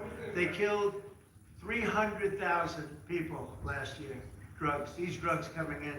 They killed 300,000 Americans last year, and that gives you legal authority. We have a national security really, I will say this, when you look at the people we're dealing with, and we know them, we know the people coming in, we know the boats, we know everything else. We're allowed to do it. It's in international waters. If we don't do it, we're gonna lose hundreds of thousands of people. Now, they'll be coming in by land a little bit more because they're not coming in by boat anymore. There are no boats in the water. There are no more boats. We know the boat almost immediately. You know, it's pretty unusual when you see somebody with a fishing rod and 5 engines on the back of a boat. You know, you don't need that to go fishing. Wait. And we will hit them very hard when they come in by land. And they haven't experienced that yet, but now we're totally prepared to do that. We'll probably go back to Congress and explain exactly what we're doing when we come to the land. We don't have to do that, but I think, Marco, I'd like to do that. You may respond to that if you want. Well, I mean, the question is, bottom line, these are drug boats. So if people want to stop seeing drug boats blow up, stop sending drugs to the United States. Does it matter if it's in the United States? Well, these are all in international waters. The boat. Do a strike in the United States or Well, that's a different matter. Now you're talking about a law enforcement matter. In this particular case, there are people traveling on international waters headed towards the United States with hostilities in mind, which includes flooding our country with dangerous, deadly drugs. And they're going to be stopped. And that's what's happening. And in the case last week, you saw it was a submarine. It was a submarine. It was a submersible. That's a drug boat all the way through. We know what these boats are. The president just said it. We track them from the very beginning. We know who's on them, who they are, where they're coming from, what they have on them. You know, they're running drug boats. You're in great danger. And drug usage is way down, and drug usage coming from the sea, they call it ocean drugs, a little term that they use, the ocean drugs, is very close to non-existent right now. I wouldn't want to be in one of those boats heading away, you know, they're driving happily to destroy the lives of people, and they end up, that's the end of them. So the ocean drugs, the sea drugs, drugs by sea, they call it also. That's almost down to nothing, as you can imagine. So they continue to come in by land at a little bit less because they see something is going to happen. They don't like it. They see something, and they're right. Something very serious is going to happen. The equivalent of what's happening by sea. And we're going to Congress just to tell them what we're doing, just to keep them informed. So we have to do it for national security. We have to do it to save lives. The President said that Vladimir Putin had not been honest and forthright in his talks with you. Just wondering if you could tell us a little bit more about your feelings about that. And also, if I may, just your thoughts on whether Ukraine should get tomahawks. Well, I think that in terms of honesty, the only thing I can say is every time I speak with Vladimir, I have good conversations, and then they don't go anywhere. They just don't go anywhere. So in that sense, but no, look, he's fighting a war. He's in a war. That's two very competent sides, and that's the way war is. You never know with war, but I would say that it's time to make a deal. A lot of people are dying. You know, they're not Americans, but they're people. They're souls, and they're dying by the thousands. Worst since World War II, and we really should stop it. And to your other question, please. To your other question, this has been consistent from this president when we first met again after your re-election in Mar-a-Lago in November. You said we have to stop the killing. This is close to your heart, and this is your vision. That's why this war needs to end. When it comes to tomahawks, whatever the system, it's up to individual nations to decide whatever they want to supply to Ukraine. NATO doesn't take a position, but I can assure you this. When the president called me in July and said we want to again send weapons into Ukraine, paid for by our allies, the Canadians and the Europeans, that was an important moment. And that is now taking place, and the ambassador and myself, we're working hard at this. Already a couple of $2 billion of weaponry into Ukraine from the US, paid for by allies. So I'm not going to comment on the tomahawks, but when it comes to the US and all the support for Ukraine, it is there and it is close to the president's heart, and I know it. I will say this, you know, Mark can say it better than anybody. The European nations and Canada have really pulled together, and it's beyond even that. I mean, it's really beyond that. And also Australians and New Zealanders, Japan, they're all. If you want to really add them up, we could really add them up. But NATO, basically, European and Canada, and a lot of other nations, they've really band together. They are not happy about what's happening with Russia and Ukraine. They're not happy at all. Neither am I. Jeff? Sir, just changing this topic slightly, I see you've got Yeah. model of the White House and the ballroom. Many people were surprised the entire East Wing is being demolished because you had said initially that the ballroom would just touch. Yeah. Or would not Well, certain areas What have been, happened? certain areas are being left. We determined that after really a tremendous amount of study with some of the best architects in the world, we determined that really knocking it down, trying to use a little section. You know, the east wing was not much. There was not much left from the original. It was over the course of 100 years, it was changed. The columns were removed, and it was a much different building. Then a story was added on in 1948, 1949. There was a story added on, which was not particularly nice. And the building was very, very much changed from what it was originally. It was never thought of as being much. It was a very small building. And rather than allowing that to hurt a very expensive, beautiful building that, frankly, they've been after for years, you have that. I brought these along so people could see, but it's, you know, there's a relative, nobody's actually seen anything quite like it. I think it'll be one of the great ballrooms anywhere in the world. It's about $300 million. It's set to do many, many things, including meetings of foreign leaders, including the honoring of foreign leaders. You can see this. This is a plan. If it's got tables so that you honor a foreign leader, we have a proper space. Right now, we have a space that with tables holds about 79 people. And this is a proper kind of a thing. Now, what the White House was doing, as you know, is they were putting tents out on the lawn. This is an interior shot of the ballroom. I think there'll be nothing like it. And it's being paid for 100% by me and some friends of mine, donors, to it. The government's paying absolutely nothing. We're also working with the military on it because they want to make sure everything's perfect. And the military is very much involved in this. They want to make sure everything is absolutely beautiful. You can see the kind of interiors that we're talking about. That's an interior of the ballroom. And it's the highest level. And you see it goes beautifully with the White House. I mean, the mix is beautiful. So over the years, many presidents have made changes. This obviously would be the biggest change, but this was something they wanted for at least 150 years. Many of you have gone to the events where they had, as an example, President Xi, or they had, you know, a leader of one of the countries, including the king and the queen from your favorite country, frankly. But where they'd be honored, and they'd be in a tent out on the lawn, and it would rain, and it was a disaster. Brian's shaking his head, you know what I'm talking about.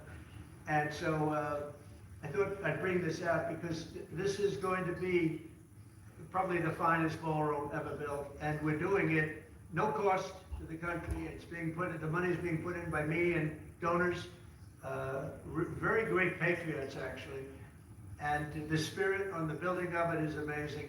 We are using little sections of footings and various other things, but that's sort of irrelevant. In order to do it properly, we had to take down the existing structure. The way it was shown, it looked like we were touching the White House. We don't touch the White House. That's a bridge, a glass bridge going from the White House to the ballroom. Then you get into the lobby of the ballroom, and then you go into the magnificent, the main room. And it's something that has gotten incredible reviews. And you're just quickly following up on that. Just I just want a quick follow-up on that question. You're responding to people who say that you haven't been transparent enough about this. I haven't been transparent. That some of your critics feel that I've shown this to everybody that would listen. Third-rate reporters didn't see it because they didn't look. You're a third-rate reporter, always have been. So third-rate reporters didn't look, but anybody that asked, these pictures have been in newspapers. They've been all over the place, and you know, we're very proud of it. It's gotten great reviews. It's gotten really great reviews. So I think we've been more transparent than anybody's ever been. President, that the sanctions that you're announcing today will push Putin to the... Well, I don't know that they will. I think that they'll certainly have an impact. They're massive sanctions. It's sanctions on oil. The two biggest oil companies, among the biggest in the world, but they're Russian. They do a lot of oil. And hopefully it'll push, hopefully he'll become reasonable, and hopefully Zelensky will be reasonable too. You know, it takes two to tango, as they say. And we're going to find out. They hate each other. These two people hate each other. You know that better than anybody. And it makes it more difficult than it should be. This should be easier to do. But the level of hatred between Zelensky and Putin is very substantial. Can I add one thing? What the president is doing today with these sanctions is putting more pressure, of course, on both parts, in this case on Russia.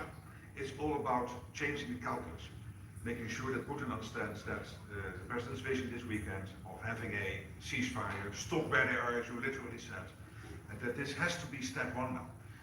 And for him to really accept that vision and to come to the table. And then you have to put pressure, and this is exactly what he did today. Along with Europe, I mean, Europe, look, they've actually become friends of mine. I think all of them. Yeah. We have a very close relationship, and they want to see it end too. They really want to see it end. But I can say they're totally committed. If this went on for 10 more years, Europe is behind them. They just can't let that happen. You can't let what's been going on now. It should have never happened. It would have never happened if I were president. But it did happen. I inherited. This was Biden, a man who was, without question, you take a look at the new walkway, the presidential walk of fame, we call it. Biden is the worst president we've ever had, if he was even a president. The people that surrounded that desk made those decisions. But this should have never happened. It wouldn't have happened. But it did happen. I inherited it. We're going to get it ended, hopefully soon. Yes, please. You had a Truth Social post earlier this afternoon talking about a Wall Street Journal report as a fake story. Yeah, fake. Wall Street Journal is fake. Less fake on financial than it is on gossip. Can you just confirm that my understanding of what's happening is accurate? As I understand that story, you framed it like we had just lifted the U.S. a restriction on intelligence. No, it said that I gave Ukraine permission to shoot missiles deep into Russia. I didn't do that. Second of all, they're not using our missiles. They're using, I think, European missiles or from someplace, but they're not using ours. And what they do, I don't control that. But I do control our missiles. They're not shooting our missiles. It was a fake story. Wall Street Journal does a lot of fake stories. Thank you so much. The president of Colombia in a recent interview said that if you won't change, he thinks that people should get rid of you. We're talking about now Colombia, the country, not the university. Yes. Go ahead. He said what? He said that if you won't change, then perhaps you need to be gotten rid of. Do you see that as a threat? Well, he's a thug and bad guy. He's a guy that is making a lot of drugs. We've just, as of today, stopped all payments going to Colombia, the country Colombia. Also, the school Colombia. No, we settled. We made a settlement with him. But no, he's a thug, and he's a bad guy, and he's hurt his country very badly. They're doing very poorly in Colombia. They make cocaine. They have cocaine factories. They grow all sorts of crap that's drugs, bad drugs coming into the United States, goes generally through Mexico.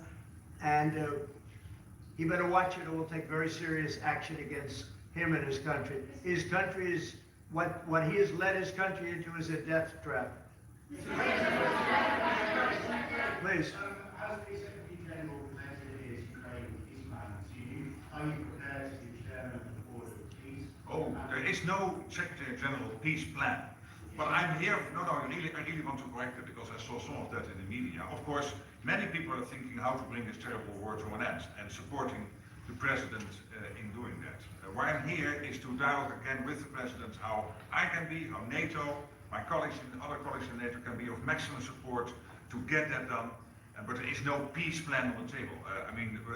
If there is a peace plan, it is what the president said last Friday and Sunday, which is stop where you are. Stop the fighting. This is about NATO. We're a very proud member of NATO. We have a great relationship with the countries of NATO. I think made much better by our visit a few months ago when they agreed to 5% instead of 2% of GDP. That was a big concession. I think that was a concession that 2 years ago nobody would have said, even a year ago. Even 9 months ago, before you were elected. Yeah, they would have said that's not possible. And the difference is they're paying 5% as opposed to not paying 2%. There were a lot of them weren't paying, with the exception of Spain. I think you have to talk to Spain because Spain is not a team player. So other than Spain, everybody's 100%. And you could solve the Spain problem very easily, I think, if you want. Yeah, Brian, go ahead.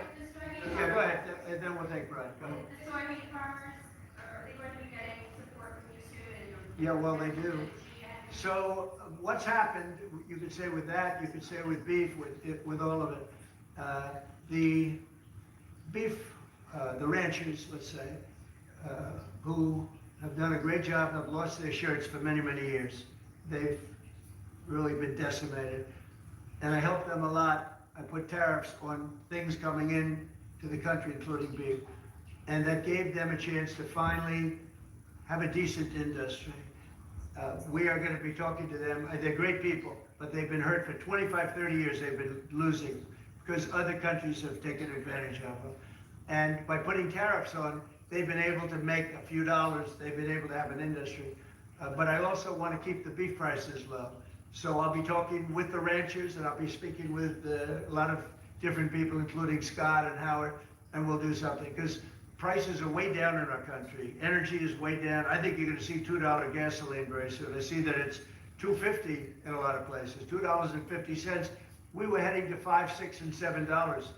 If Biden didn't go back to my policy toward the end, you would have seen, but he didn't go back to the full policy, and he missed the most important thing. So we were up to, we were way up. I think you're going to see $2 gasoline. We couldn't even break that number. That's a big difference. The only cost that's really up is beef, and the fake news only wants to talk about beef. And what I did is I made it possible for those people to survive. They're incredible people, but they were being decimated by other countries, and I didn't want that to happen. So prices are way down, groceries are down, everything's down, energy's way down. Even interest rates with a bad chairman of the Fed, he's terrible, he's a fool. But even interest rates are down. So our country has never done better. We're going to take in, I think, $21 trillion this year. No country has ever taken in more than 3. And we're going to take in $21 trillion of investments because of the tariffs. If we didn't have tariffs, we would be a mess. We would be a national security problem. And we've done a job. So I'm very happy about that. We're going to do something very quickly and easily on beef to get it down. The ranchers understand that. They're so happy for what I've done. I saved them. I don't think you'd have any beef in this country if I didn't do that. So we're very proud of that. Yeah, Brian? Yesterday in Los Angeles, immigration officials were attacked by some protesters. Yeah, sure. To arrest an illegal alien. Gavin Newsom, other Democrats, used very aggressive language in terms of how to address ICE. Yeah. Is there any responsibility that we place on Gavin Newsom and other elected officials for using such aggressive language? Well, Gavin has to be careful. Remember that when I first came in, they had a terrible riot in Los Angeles. They had the fires, which shouldn't have happened. They didn't have the water for the fires. They should have had the water coming in from the Pacific Northwest. They didn't have the waters. They didn't have water in the hydrants or the sprinklers. So they had the fires, and then they had the riot. And if we didn't go and take care of that riot, you would have lost Los Angeles. You would have canceled the Olympics, which is because of me in Los Angeles. And the police commissioner, the head of the police, said, if the president didn't come in, we would have lost Los Angeles. We did not have the capability of taking care of it. And he said it very strongly. And we did a great job. And within a week, it was all done. Within one day, it was done. But within a week, it was all done. And then they go back to their normal practice of weakness, of not taking care of criminals, meaning taking care of putting them in jails where they should be. Washington, D.C., and you all are the best people for that, because Washington, D.C. is now one of the safest cities. It was one of the most dangerous cities in the country. Now Washington, D.C., believe it or not, I'm embarrassed to say it in front of you, but Washington, D.C. went from one of the worst, most dangerous cities to, you can walk down the street, you can send your child to meet you at a location. Your child is going to be fine. We have a very, very safe city, one of the safest, and very proud of that. Memphis, by the way, is coming along fantastically. We're in Memphis right now. We have the FBI in Chicago. We're doing things. We haven't served Chicago yet. When we do, Chicago will be very quickly a very, very safe city. But if you look at what's happening in Memphis, it's great. But you got to look at Washington. People are coming up to me. People that work in the White House are saying, "Thank you, sir." And I immediately know what they're thanking me about. It's thanking, they can walk to work. They would never walk to work a year ago. They can walk into work and they feel safe and secure, and it's beautiful. And I'll tell you what, it's really an honor to add that great ballroom to the structures in Washington. It's going to be one of the great ballrooms of the world. And I think it's going to be something you're all going to be very proud of. That's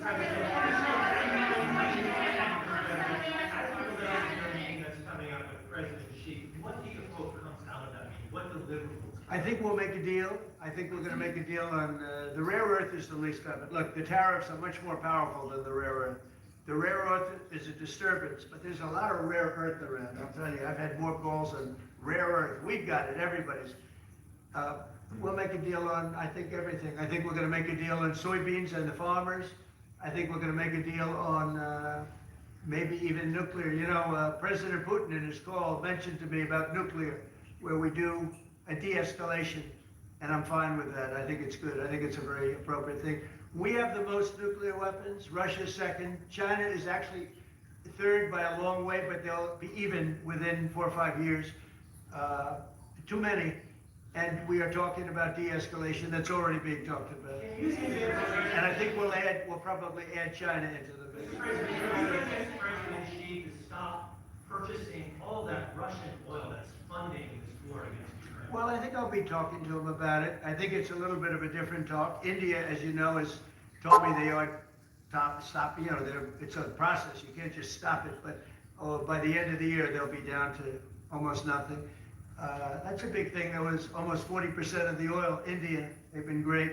Spoke to Prime Minister Modi yesterday. They've been absolutely great. China's a little bit different. You know, they're a little bit different relationship they have with Russia.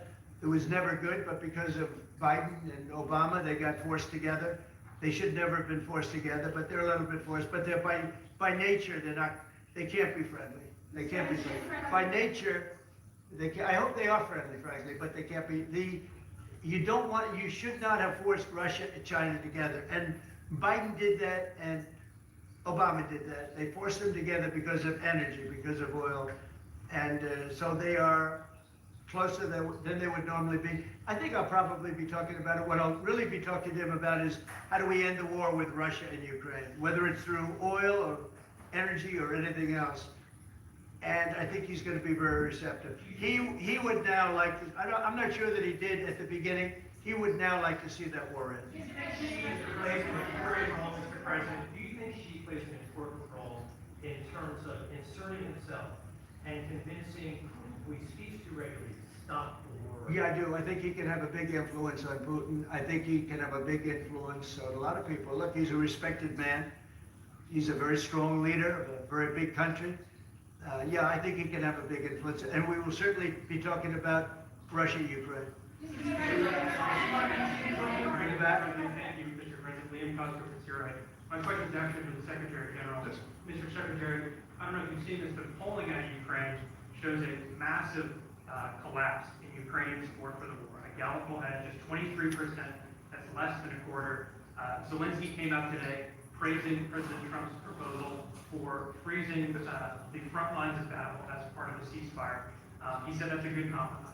So people view your coming here as, you're lobbying the U.S. government to continue its involvement in the war. You're obviously lobbying for more NATO weapons to be sent to Ukraine, but Ukrainians themselves don't want to fight the war. So how do you justify that morally? Well, I'm lobbying only for one thing, and that is to make sure that we end this war. And I don't have to lobby the president because we totally agree on this, and this is what he has been doing from day one. Everything he could do to break the deadlock with Putin, get a dialogue going, dialoguing also with Zelensky, and getting this war done. It's crucial. And the fact that the US is now supplying weapons into Ukraine, paid for by allies, is extremely important. And that's now happening since 2-3 months. About 2 billion moving into Ukraine. Why do you think that'll wind it down now? What do you mean? Do you think more weapons will wind down the war? No, I mean, there's more to be done. So what you need, what the president said this weekend, stop where you are, so basically do a ceasefire and then have all your discussions about territory and whatever. But first, stop the war. This is what you said on Friday and on Sunday. It's a war, I mean, your question's really a fair one. It's a war that should have never started. And you know how I feel about it. But it's a war that that should have never started. And we're not selling any weapons to Ukraine. We're selling them to NATO, which is different from before with Biden. He just gave $350 billion worth of weapons and cash right into Ukraine, and that was so foolish. But we sell them to NATO, and in theory, you can do what you want with them. It doesn't have to be Ukraine, but probably it is mostly. No, what nations are doing now is buying from this program and making sure that the supply is in Ukraine, so Europeans and Canadians. And for example, these are interceptors for the Patriot systems, crucial to protect the cities. Today, again, a Russian attack has killed children, at least seriously wounded children in kindergarten in Ukraine. So we need to make sure that the air defense systems are in place, and we need the US systems to do that, and the Europeans are paying for that. And this is exactly the type of actions we needed, and the President is doing that, and trying everything to get this war to an end, starting with the ceasefire.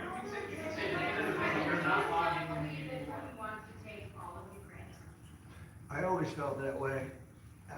I always felt he wanted to. When I was in my first term, I was very close to him, relatively speaking. It was harder because of the Russia hoax. But I would talk to President Putin about Ukraine, and it was the apple of his eye. I'd say it was the apple of his eye, but it would have never happened. He knew the consequences were too great. When we had a rigged election and all of a sudden I wasn't there, he said, well, I think he looked at Afghanistan, how horribly that was handled, so stupidly. And I think that really gave him a little additional, incentive. I always felt he wanted the whole thing, not a piece of it. But I think now he's willing to negotiate a little bit further, and I think he's willing to make a deal. We'll see. We'll see. We don't want him to have the whole thing. Go ahead, please. Yeah. Yeah, I'd like to. I think it's one of the most important decisions we'll ever have for the Supreme Court. With tariffs, we're a strong, sound country. We're a nationally secure and internationally secure country. We're a very rich country. Without tariffs, it's a slog for this country, a big slog. I think it's one of the most important decisions in the history of the Supreme Court. And I might go there. I really believe I have an obligation to go there. We are doing so well as a country right now because of tariffs. And you have to understand, tariffs have been used against us for many years, decades. And just slowly but surely hurting our country so badly. That's why we owe $37 trillion. We owe that because other countries have taken advantage of us over many, many decades, And now we're a rich country. We're taking in money like we've never done before. Without tariffs, that would not be happening. And also, I solved, as you know, 8 wars. Of the 8, 5 of them, maybe even 6 of them, are because of tariffs. The threat of tariffs on these nations, if you want to fight, that's okay. India and Pakistan. If you want to fight, that's okay. But you're going to pay tariffs, and they're going to be very substantial. And we're in the midst of a trade deal. And they said, we don't want to do that. 2 days later, they call up, and they're not going to fight anymore. They have peace. But I've done that out of 8, I would say 6 times, 5 times, 6 times. Tariffs are vital to this country. And tariffs have been used against us by China, by every other country, and all we're doing is using them to negotiate fair deals. And as you know, we made a fair deal with Japan, we made a fair deal with all of Europe, the European Union. We made a fair deal with South Korea. These are countries that were taking so much money away from us, not sustainable. And now we're taking in hundreds of billions and even trillions of dollars. If this country is not allowed to have tariffs, if this country is not allowed to have the President of the United States negotiate on behalf of it with tariffs, we are put in a position where we're going to be a third world country. We can't let that happen. I think it's the most important case that we're going to have for many, many years to come. One of the most important cases we've ever had. With tariffs, we're a rich, secure country. Without tariffs, we're a laughingstock. We'll be a laughingstock. And I don't want to have anything to do with that. Thank you very much. Thank you. Thank you. Thank you very much.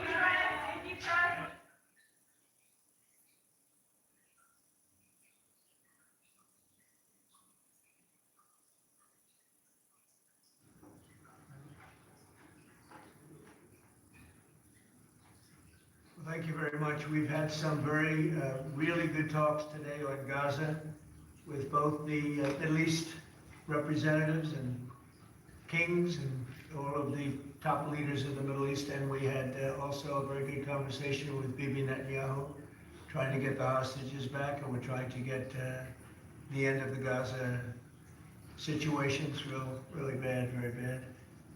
And we think it could happen, maybe it could happen pretty soon. We want the hostages back, we want the bodies back, and we want to have peace in that region. So we had some very good talks. As you know, I had President Erdogan here, Turkey, and we had a great meeting today. I think we had a meeting that was very conclusive in so many different things that we wanted, things that he wanted, and that was good. We'll be announcing that sometime later, and he'll be making an announcement too. But we had a great meeting with Turkey, and they're a very respected president, and spent time. We had lunch, and we had a lot of good discussions of those two things. And we have some executive orders today to sign that are very important for the country. And we'll start off with one that's a proclamation, and want to do that, Will? Yes, sir. So today is Gold Star Mothers and Families Day. This is an annual proclamation.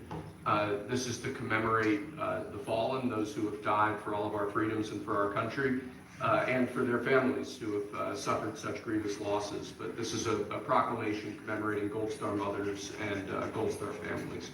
Yeah, and they're great people, incredible people, what they've had to go through. Very few people could have gone through this kind of thing. Gold Star. Okay, thank you very much. I'll put it over here, Steve. Next, sir, we have an executive order on TikTok. From the first days of your administration, you've charged a team from your administration, led by Vice President Vance, with ensuring that we can preserve TikTok as a platform for the 170 million Americans who use it, while ensuring that their data is properly protected as required by law.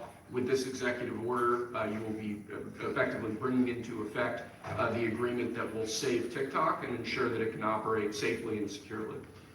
So this is interesting because I had a very good talk with President Xi, a lot of respect for him. Hopefully he has a lot of respect for me too.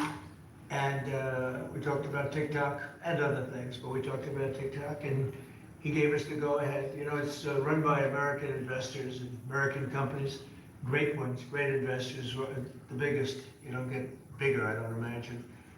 And maybe I'll have JD. JD was very much involved and in charge of it. And maybe I'll have you say a few words about the deal. He would report back, and the points of the deal, I think, are great for our country. So JD, do you want to give it a little talk, please? Yes, sir. Yeah, so thank you, sir, for your leadership and for your help. We really couldn't have done this without the president actually ushering this deal over the finish line. There was some resistance on the Chinese side, but the fundamental thing that we wanted to accomplish is that we wanted to keep TikTok operating, but we also wanted to make sure that we protected Americans' data privacy as required by law, both because it's the right thing to do, but also because it's a legal requirement of the law that was passed last year by Congress. So we think that we were able to do that. Of course, we're going to keep on working at it, but this deal really does mean that Americans can use TikTok, but actually use it with more confidence than they have in the past, because their data is going to be secure and it's not going to be used as a propaganda weapon against our fellow citizens. We're very excited about it. We appreciate the cooperation of everybody involved, and it's a big day. And I think I can say that especially the young people, they really wanted this to happen. They did not want to have TikTok closed. And I got, a little used to TikTok. I used it myself during the campaign, and it was very successful because you know how I did with the young voter. And Charlie helped me a lot too. And he said to me, you should go on TikTok. And it actually had, because we got record votes with the young voter, as you know, for the election. So I was a little bit prejudiced in that way toward TikTok. It's very good and very meaningful. But we have American investors taking it over, running it, highly sophisticated, including Larry Ellison. And Oracle, I guess, is going to play a very big role in terms of security, safety, and everything else. So we have very good controls. And literally, I would get a call from friends of mine who were fathers of young people saying, could you do me a favor? Could you get it approved, please? My son is driving me crazy. So we're getting it done, and they have a big audience, and we have great American investors. And here's your final copy. TikTok. Maybe if you want, we could take a couple of questions on TikTok, and then we're going to get onto something completely different, okay? Yeah. Mr. President, Jeff? Mr. Vice President, you mentioned that China was resistant. Can you describe where China is now? Are they fully on board with this? They're Is on there board. anything more? I spoke with President Xi. We had a good talk. I told him what we were doing, and he said, go ahead with it. On the algorithm, it's still being released coming from China. Are you satisfied that there's no security concerns? Yeah, I am. I really am.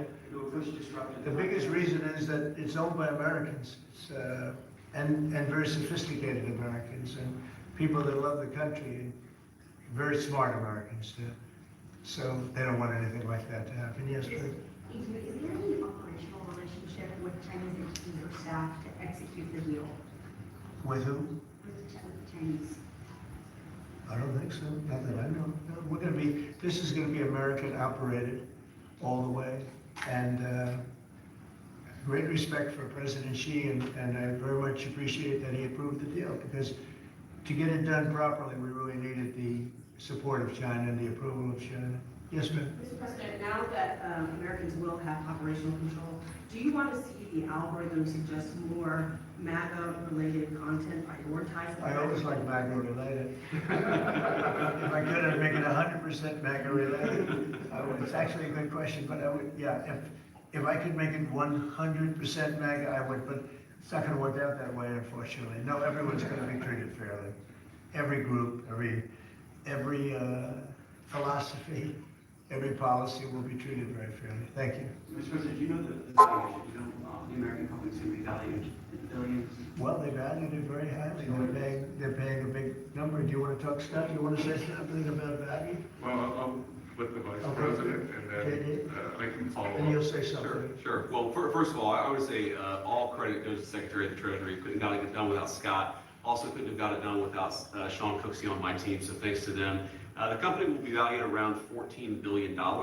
We actually think this is a good deal for investors, but ultimately the investors are going to make the determination about what they want to invest in and what they think is proper value. The most important thing is that it does protect Americans' data security. It ensures TikTok is still accessible. And on this question of the algorithm, which we've heard this a lot, what this deal ensures is that the American entity and the American investors will actually control the algorithm. We don't want this used as a propaganda tool by any foreign government. We want to make sure that our people and our investors actually make these decisions based on what's good for their business, as opposed to what's good for another government's propaganda arm. So that's what we've done with this deal. I think it's very good for the American people. And as the president said, young people love this. We actually want everybody to access this, whether they're MAGA or not. We just want it to be fair. We want it to be fair to everybody, and we think that's what's going to happen with this new arrangement. The U.S. And just to follow up on the Vice President, there were two pieces to the transaction. The Vice President's office has worked since the spring for the commercial transaction between the investor groups, and then Treasury and including the Vice President's office were in Madrid 2 weeks ago to negotiate with the Chinese. And it was a result of President Trump's close relationship with Party Chair Xi that we were able to get this across the line. We created a framework for Party Chair Xi to agree, and then on the leaders' call, the Xi and President Trump discussed the final arrangement. So it was 1-2, and that was the final piece. Will the U.S. government get any kind of annual payment as a result of this deal? Taxes. It's going to make money, and we're going to get a lot of money in taxes. And you know, China wanted to see this go. It's a great legacy for China too. I thought President Xi was great in terms of his approval. We probably could have done it a different way, but it wouldn't have been the same. Wouldn't have been the same security at all. But I appreciated that he approved it. So that's still aside from taxes. There's no part of the deal that reflected a payment to the U.S. government. Well, we're going to be announcing different things, but the U.S. comes out great. And I think China comes out great because they're going to have a very important legacy. And they have many other deals. You know, they have deals with us, and they have deals in here in this country. And, you know, they want to be treated fairly also. So, Mr. President, Mr. Vice President, the U.S. company could change the algorithm to push different content? Is that... The U.S. company will have control over how the algorithm pushes content to users, and that was a very important part of it. We thought it was necessary for the national security element of the law. We also just think it's important to protect American users. Again, we want users to use this platform the way they want to. We want the business to make decisions about content based on the interest of the business and based on the interest of the users, and that's what we think will happen with this new arrangement. And they're paying a lot of money, and I think hopefully it's going to be a great deal. They're very sophisticated people. You'll see a list. Have you seen a list yet of the people?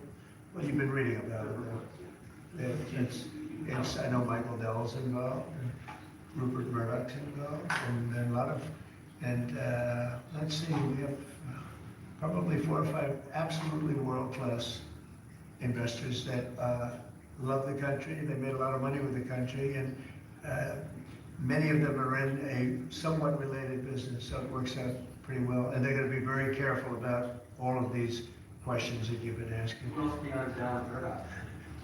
Well, it's a blue chip group of investors, and we'll be announcing more about who exactly is involved in the deal in the days to come. Oracle's playing a very big part. That's right, sir. And Oracle really understands this. And I think they're actually, and they've been involved for quite a while running it for the people, the previous people. And so it's really, I think it's going to be very well protected. Very, very prestigious deal, actually. On that point, Mr. President, as the President said, Oracle has actually had a role in housing the data for a long time, even when the entity was controlled by the ByteDance organization in China. So Oracle had a pretty interesting perspective on what was necessary to actually create true data privacy protections for Americans. They were a very important part of getting this thing done. Mr. President, you told us a couple of weeks ago you thought that the security concerns were overrated, but were there legitimate concerns when it comes to safety? From my standpoint, no, because the people that own it are, they're not China-centric, they're USA-centric, and they're very smart people. I guess you could say it about everything. Everything is what's secure nowadays. Things that you think are totally secure turn out not to be. But I think in this case, it's going to be as secure as you can be because of the ownership and the people, and they have a big investment. It's to their advantage to make sure it's good and safe. Yeah. Anybody else? Do you have a question? No, behind you.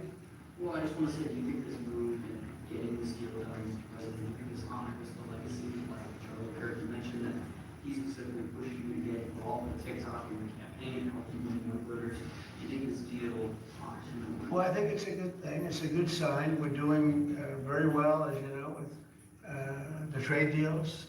We're doing very well with China, and a lot of them. We were never treated properly. We were for 4 years, actually, but we were never treated very properly by other countries, and we're doing well. We've never done this well. We have, because of the tariffs that are coming in, the deals that are being made, $950 billion in one case, $950 billion, where previously they paid nothing. We have, as you know, in Japan, it's $550 billion, South Korea's $350 billion. That's up front. And one of the things I can say, I announced it lightly before, but we're taking in tremendous amounts of money with tariffs. We've never seen anything like it. No country's ever seen anything like it. I'm going to devote a little bit of that money, a little bit of the tariff money to our farmers. Our farmers have been incredible. They're the ones that let us survive and eat and enjoy our lives, right? Eat too much, maybe in some cases, like mine. But I will tell you, we're going to take some of the tariff money, relatively small amount, but a lot for the farmers. And we're going to help the farmers out a little bit, because during this transition period, a period where we're taking in incredible amounts of money, we'll have a little bit of a shortfall with the farmers until the tariffs kick in, because they haven't kicked in for the farmers yet. And I decided before, and I spoke to all of the people here, that I want to make a contribution out of the tariff money, a small percentage of it, but it's a lot for the farmers. It will make the farmers feel very good, just help them through the transition. And ultimately, they're going to be making a fortune. They will be one of the top in the whole world in terms of percentage gotten from the tariffs we're taking in. But we have so much coming in, it's a very small thing. But I want to, in fact, just get the word out to the farmer, because they'll be struggling until the transition is complete. Then after that, they're going to do, I think, better than they've ever done before. Last time I said, get yourself a larger tractor and more land. And that was when they were doing very poorly. And they ended up doing that, and they did very well. That was with the deal we made with China. Unfortunately, Biden forgot about the deal and he never enforced it. I enforced it till the end, and China was very honorable. But when Biden came in, he didn't enforce it. So when you don't enforce a deal, they don't do it. So it's terrible. But Biden was very bad to the farmers of our country. So we're going to be doing that. It's an honor to do it too. Brian, did you have a question? I was just going to say, what's your message to the millions of small businesses here in the U.S. that really rely on TikTok to reach their end user, to market their service or product? Well, thank you for that question, because honestly, we were getting hit up. They use it for virtual advertising, and they pay very little for it and nothing for it. And small businesses have become very successful because of TikTok. And we didn't think of that, you know, when everyone said, oh, TikTok and this and that. But over the last 6 months, I was called by so many people saying they're going to go out of business if they can. Because if they use it virtually as a advertising tool, and without it, they wouldn't have anything. They wouldn't be able to get the word out about their good product or whatever it is they're selling. So it's a very important thing for small business. It's another reason I wanted to do the deal so badly. So let's go to another subject now, if we might, okay? And Will, please. Yes, go ahead. What does that look like? Is that going to be direct checks to farmers, or is it going to be? Well, we haven't decided that. We'll be dealing with Brooke later and the Secretary of Agriculture, and we'll figure out how to get money to the farmers.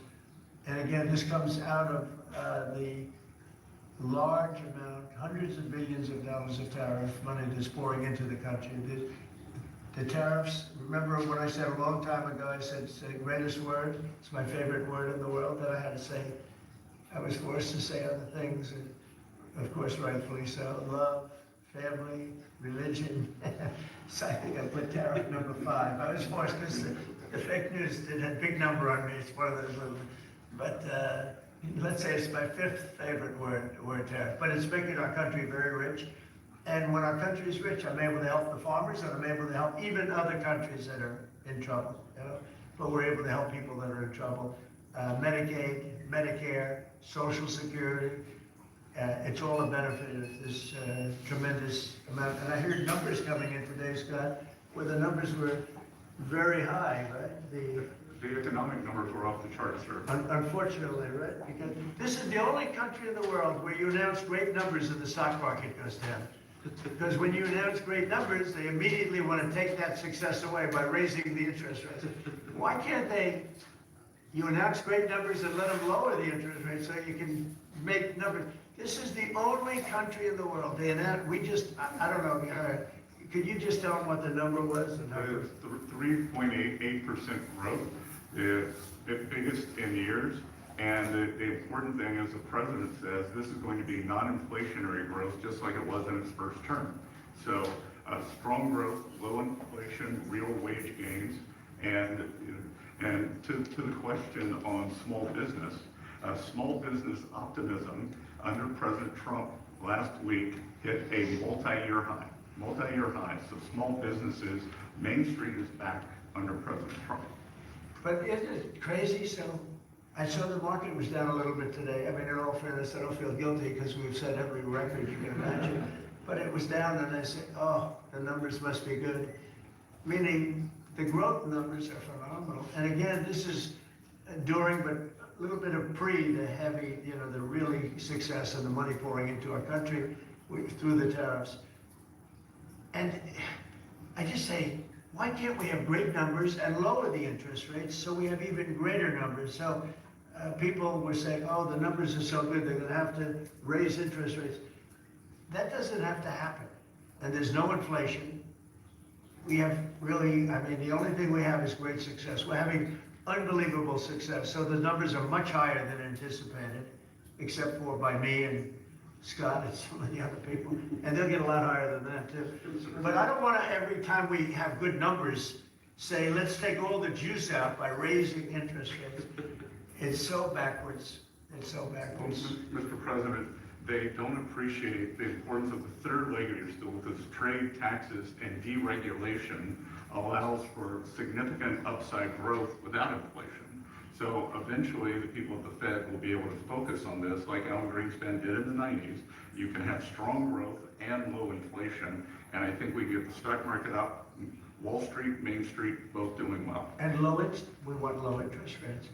There's no reason that every time we announce these record numbers, these numbers are way above projections by, all the great geniuses out there. They knew this was gonna happen. So they had 71 different people and only 2 got it right. Me and another gentleman from, I think, my wonderful Wharton School of Finance, actually.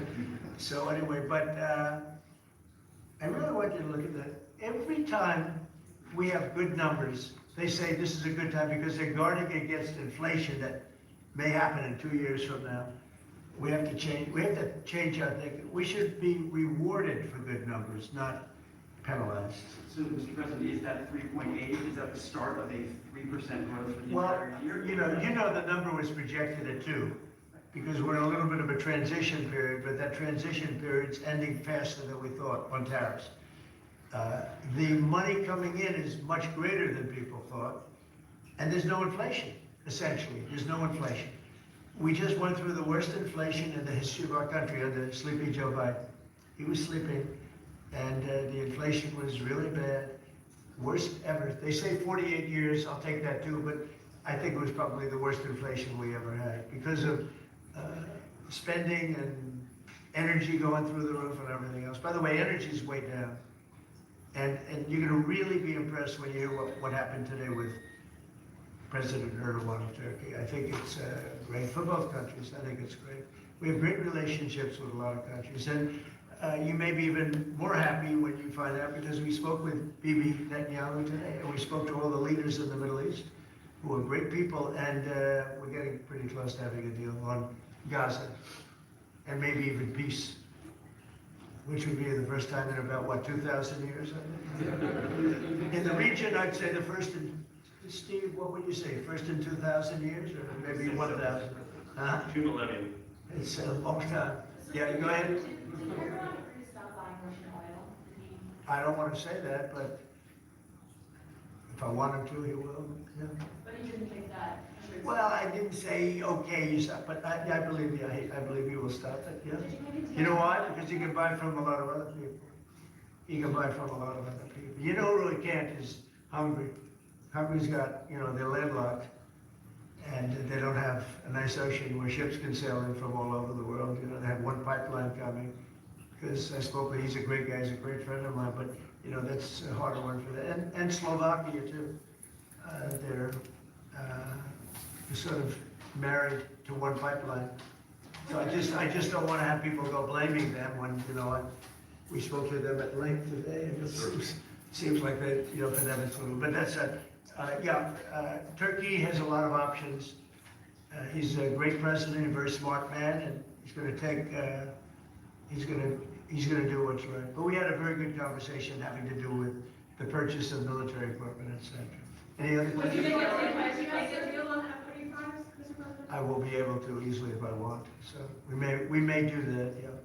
But not yet. Well, it depends. He's going to do something for us, yeah. Please. Can I ask you, we're a few days away. By the way, here we go with this guy. Go ahead, let's go. Let's hear the We're question. 8 days away from the end of the fiscal year of potential shutdown. Right. There's going to be a government shutdown? Could be, yeah, because the Democrats are crazed. They don't know what they're doing. They want to have the border opened up so that criminals can pour in. We're doing unbelievable borders closed and people are coming into our country legally. They continue to want to have men and women's sports. They continue to want to have transgender for everyone. They want to raise everybody's taxes at a number that's not sustainable. It's the only time in the world I've ever seen a party that wants to raise taxes. I grew up in a family where I'd watch politics, and I always liked it from the time I was very young, but I'd always see politicians say, we will lower your taxes. These guys, they campaign on raising your taxes, but they want to raise taxes very substantially. The one thing they're concerned about, look, Republicans have total control of Washington. They control the House, the Senate, there's you. Well, when you say control, so we need 60 votes for this, and we have 53 Republicans, so we need 7 Democrats. And those 7 Democrats and others are asking for an extension of the tax credit on people who get the Affordable Care Act and some other government-backed health care. So, are you willing to Well, negotiate on what that they're issue? really asking for is they want to pay for illegal aliens that have come into our country by the millions, and get onto the rolls, and they want to pay. And our people don't want to do that. Our people are taxed enough. You know, we just approved the largest tax decrease ever in the history of our country, including the extension of the previous Trump tax cuts. The tax cuts that we just approved, they want to use those tax cuts to give the money to illegal aliens, people that came into our country illegally and that are leaving the country. You know, there's been a self-deportation because of what we've been doing that's been incredible. Okay, yeah, please. Secretary Exxon is inviting military leaders from all around the country to say, will you also be there? From all around the country to what? He's inviting the generals and admirals to Virginia for a big meeting. Well, I know, I love it. I mean, I think it's great. Let them be friendly. Let them be friendly with the generals and admirals from all over the world. Why is there something? No, but is there something wrong? What is it about? Will you be there personally as well? And what is it about? Well, I'll be there if they want me, but why is that such a big deal? I mean, the fact that we're getting along with the generals and admirals from all, remember, I'm the president of peace. It's good to get along. It's good. You act like this is a bad thing. Isn't it nice that people are coming from all over the world to be with us? It's not particularly unusual that generals who report to the Secretary of War and then to the President of the United States are coming to speak with the Secretary of War. It's actually not unusual at all, and I think it's odd that you guys have made it into such a big story. Is it a big story? I mean, I don't think it is, sir. I would think it's, no, but isn't it a good story? I mean, you know, we're respected from all over the world as a military force. You know, I rebuilt the military during my first term, and even though we gave a chunk of it away to Afghanistan. But we're talking Afghanistan too, by the way, about Bagram and about that. But that's a very small amount compared to what we rebuilt it by. But I rebuilt the military, and we're very respected. We have the strongest military anywhere in the world without question. We have the greatest equipment in the world. We're selling the equipment to other countries. And a lot of generals want to be here and they want to look at they're also going to be touring equipment sites. They're going to be talking about the newest weapons, et cetera, et cetera.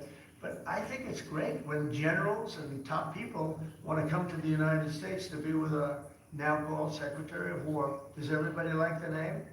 I do. You said something really interesting this week about Ukraine. You thought Ukraine would get back all the territory that Russia had. Yeah, they have a shot at it. Because Russia. What prompted you to change your thoughts on Well, because I've been watching the way what Russia's been doing. I'm very dissatisfied with what Russia's doing and what President Putin is doing. I haven't liked it at all. It's killing people for no reason whatsoever. And they are doing very poorly considering they have put it all out on the line. Their economy is going to hell. They're bombing the hell out of everything, and they're picking up a very little territory, if any. In fact, they're losing some territory. So I think it's been very bad for the reputation of Russia. This war should have been over. If this were our war, we would have had it over in 1 week. And they're getting into fourth year, Jeff.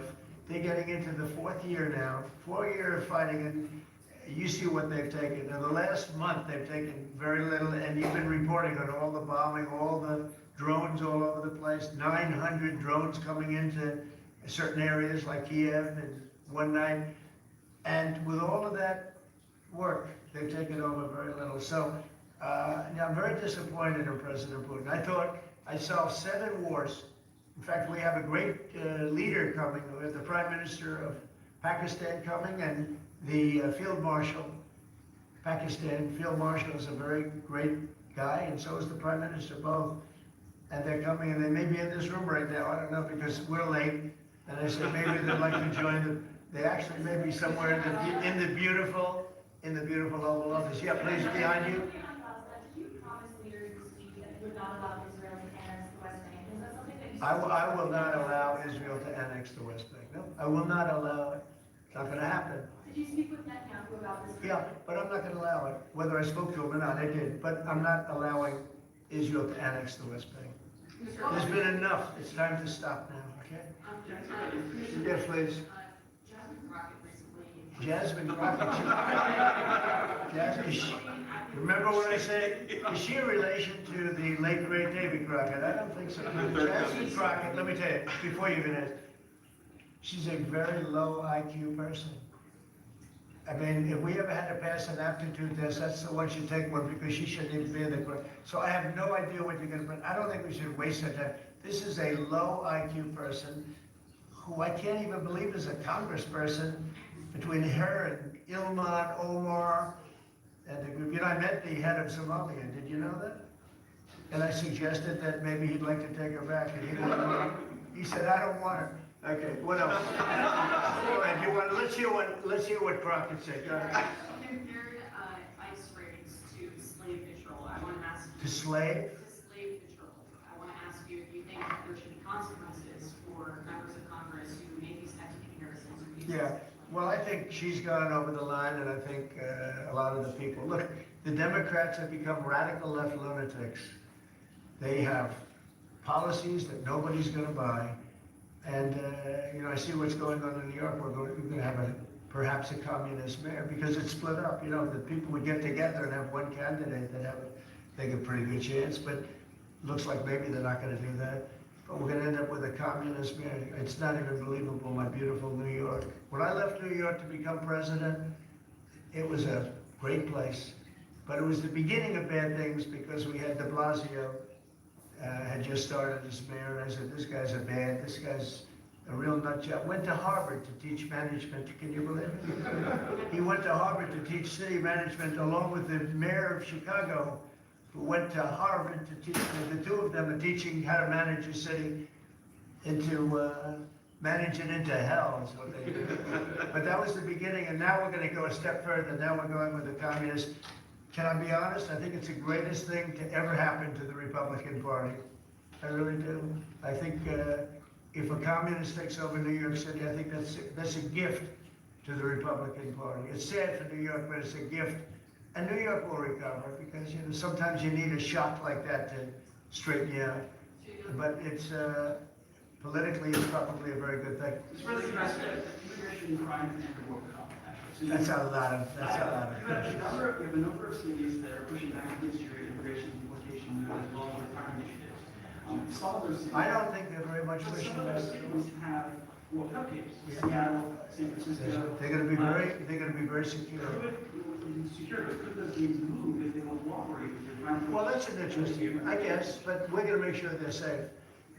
They're run by radical left lunatics and that don't know what they're doing. Look at Washington, D.C. I just got numbers. There's like no crime in Washington, D.C. You, Jeff, will not be mugged walking down the street. You can walk down the street with your family. You can walk down your street with your wife, your daughter, your son, and you're not going to be. We took out 1,700 career criminals that we're not allowing back. And we have this city in great shape. You know, there was a time when not long ago, when every single week you'd have at least one murder. And look what's happening with Washington. It's safe. I went to dinner in Washington just to prove a point. I gave a press conference in the middle of the street. I wouldn't say Secret Service was thrilled, but I did it. And here I am. Look, Washington, D.C. is such a great example of what can be done. We did it in 12 days. We made it very safe in 12 days, and now it's much safer than that. One other thing, I drove around Washington over the weekend, and I said, look at the difference. The grass looked great, everything looked great. You know, we had a lot of our National Guard, and we didn't ask them to do it. They did it themselves. They're proud. They're great. And they were picking up paper. They were cleaning. The place looked really beautiful. So we have a great Washington, D.C. We, as you probably know, we're going into Memphis, and we're going into some other cities, and very soon we're going to go into Chicago. It will be safe for the World Cup. If I think it isn't safe, we'll move it into a different city, absolutely. We'll take the world. If I think it's not, it's actually a very fair question. If I think it's not safe, we're going to move it out of that city. If, like, the governor of Illinois, who is, you know, look, between last week and the week before, 11 murders, and 38 people were shot.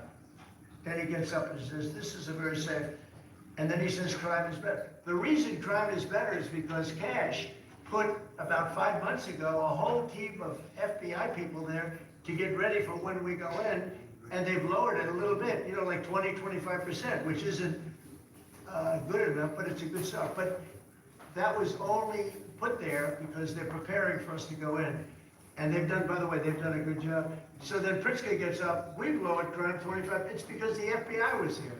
So, no, if any city we think is gonna be even a little bit dangerous for the World Cup, or for the Olympics, you know, where they have Olympic overthrow, right? But for the World Cup in particular, because they're playing in so many cities, we won't allow it to go, we'll move it around a little bit. But I hope that's not gonna happen, yeah. Mr. President, Director Morgan indicated that the shooter in Dallas had been using an app to track ICE. Does your administration have any plans to take down those apps or get them removed? Well, I can't tell you about that, but it tells you when they want to wear masks or they want to hide a little bit, why that's so important. But these are great patriots, the ICE, and what a tough job they have. What an unbelievably tough job they have. And think of it, what are they doing? They're taking hardcore criminals out of our country and putting them back. These were largely criminals that were given to us by Joe Biden and his group of radical maniacs that surrounded this desk, just like these people surround the desk now, but they're not maniacs, they're pretty solid people. Thank you, sir. I'm glad I prefaced it. But they're great. We have a great cabinet, we have great people, and he didn't have great people. He had terrible people. Look at Afghanistan, look at the people he had running our military. That could happen. The most embarrassing day in the history of our country was Afghanistan. And 13 young people died. I don't ever talk about the 38 that were horribly wounded with legs and arms and everything else, really horribly wounded. So the country's respected like it's probably almost never been respected. I think we're respected at a level. And a year ago, it was a dead country. We had a dead country a year ago. This country was dying. It was really in bad shape. Let's talk about the next subject, shall we? One of the most powerful deterrents we have to violent crime is the death penalty. As you said, your administration has taken bold, decisive steps to ensure that Washington, D.C. is once again a safe and secure city for its residents and all who visit. This is a presidential memorandum that directs your Attorney General and your U.S. Attorney for the District of Columbia, Judge Janine Pirro, to fully implement the death penalty here in Washington, D.C., where the evidence and facts of the case indicate that the death penalty should be used. Okay? Everybody understands? Death penalty in Washington. You kill somebody, or if you kill a police officer, law enforcement officer, death penalty. And hopefully there won't be that. So again, it's way down. We have had week after week after week where we haven't had a murder. I said that the other day in front of the president of Poland.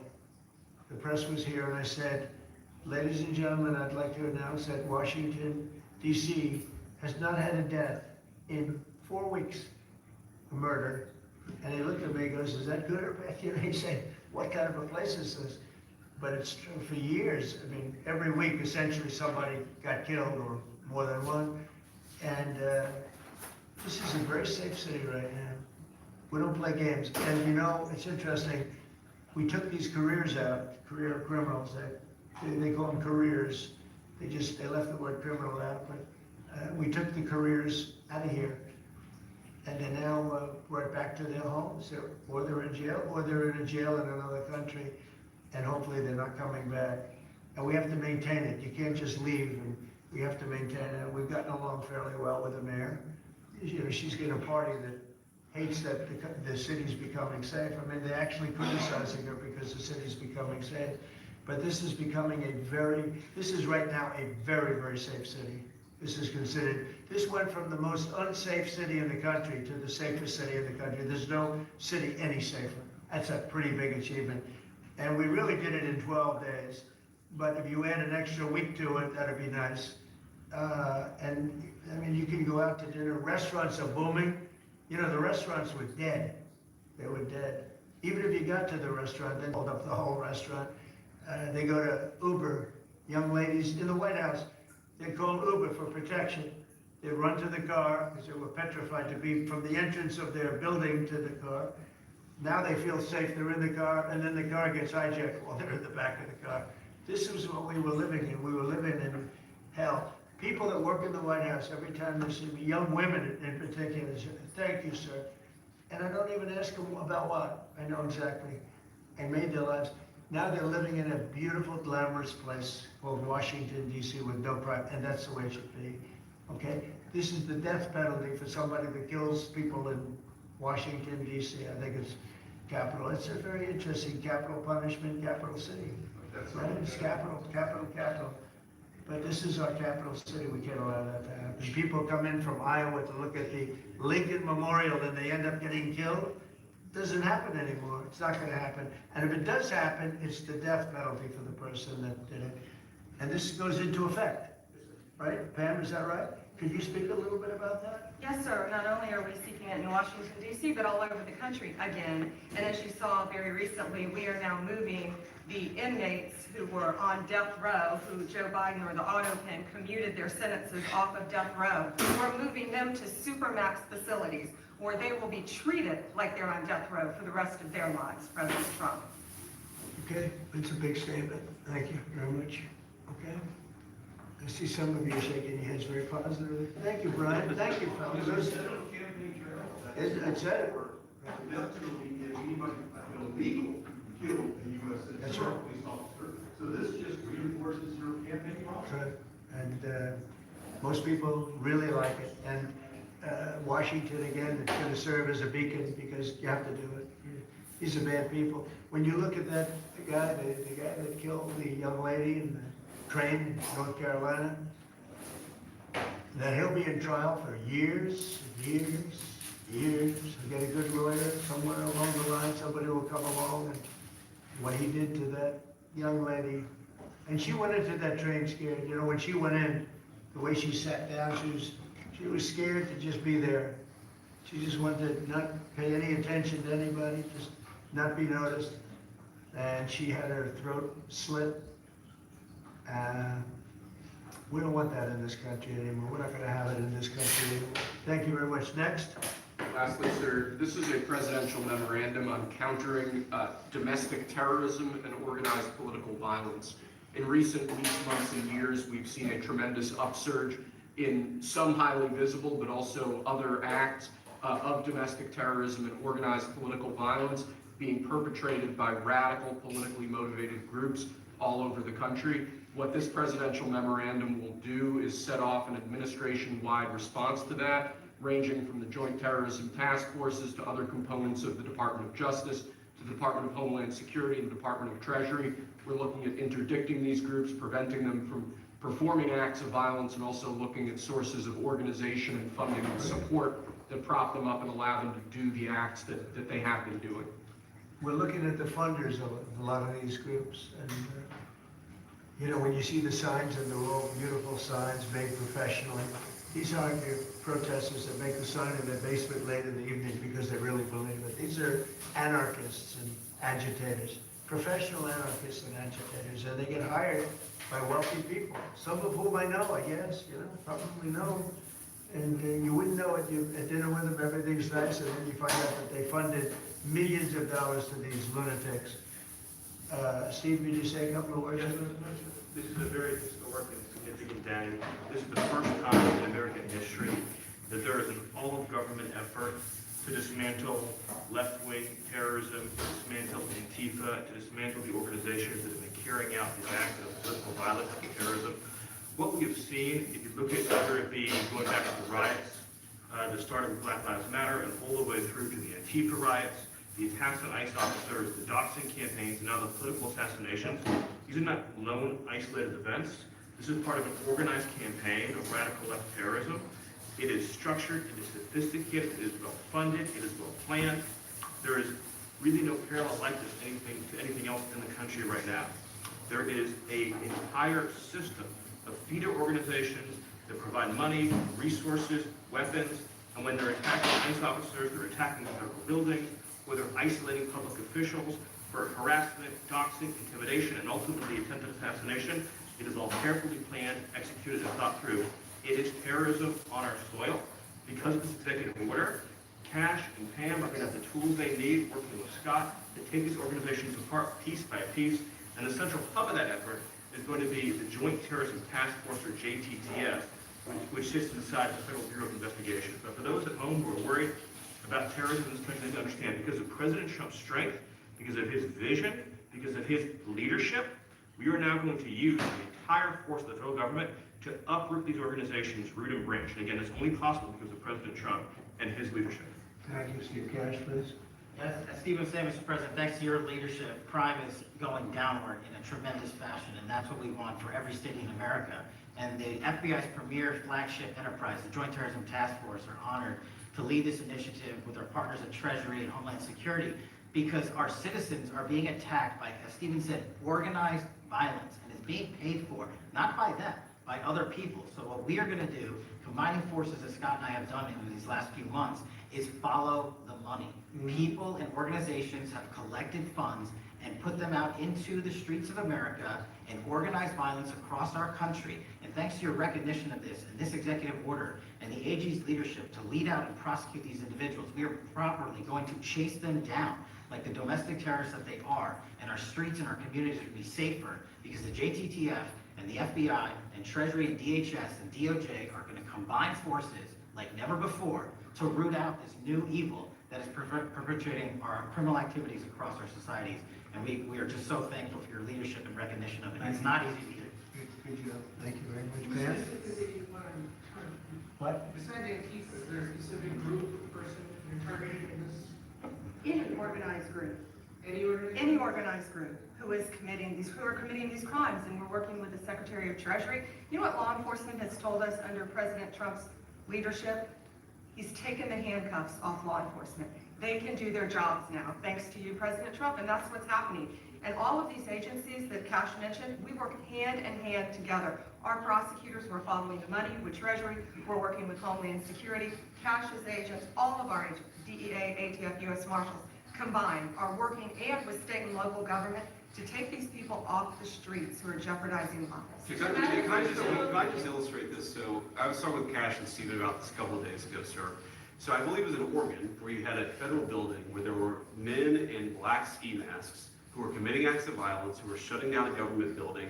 To the president's point, they don't come from nowhere. These are paid people. This is organized. They're committing acts of political terrorism on American soil. And it's time we had a government that looked out for the American people rather than the people who are committing violence against the American people.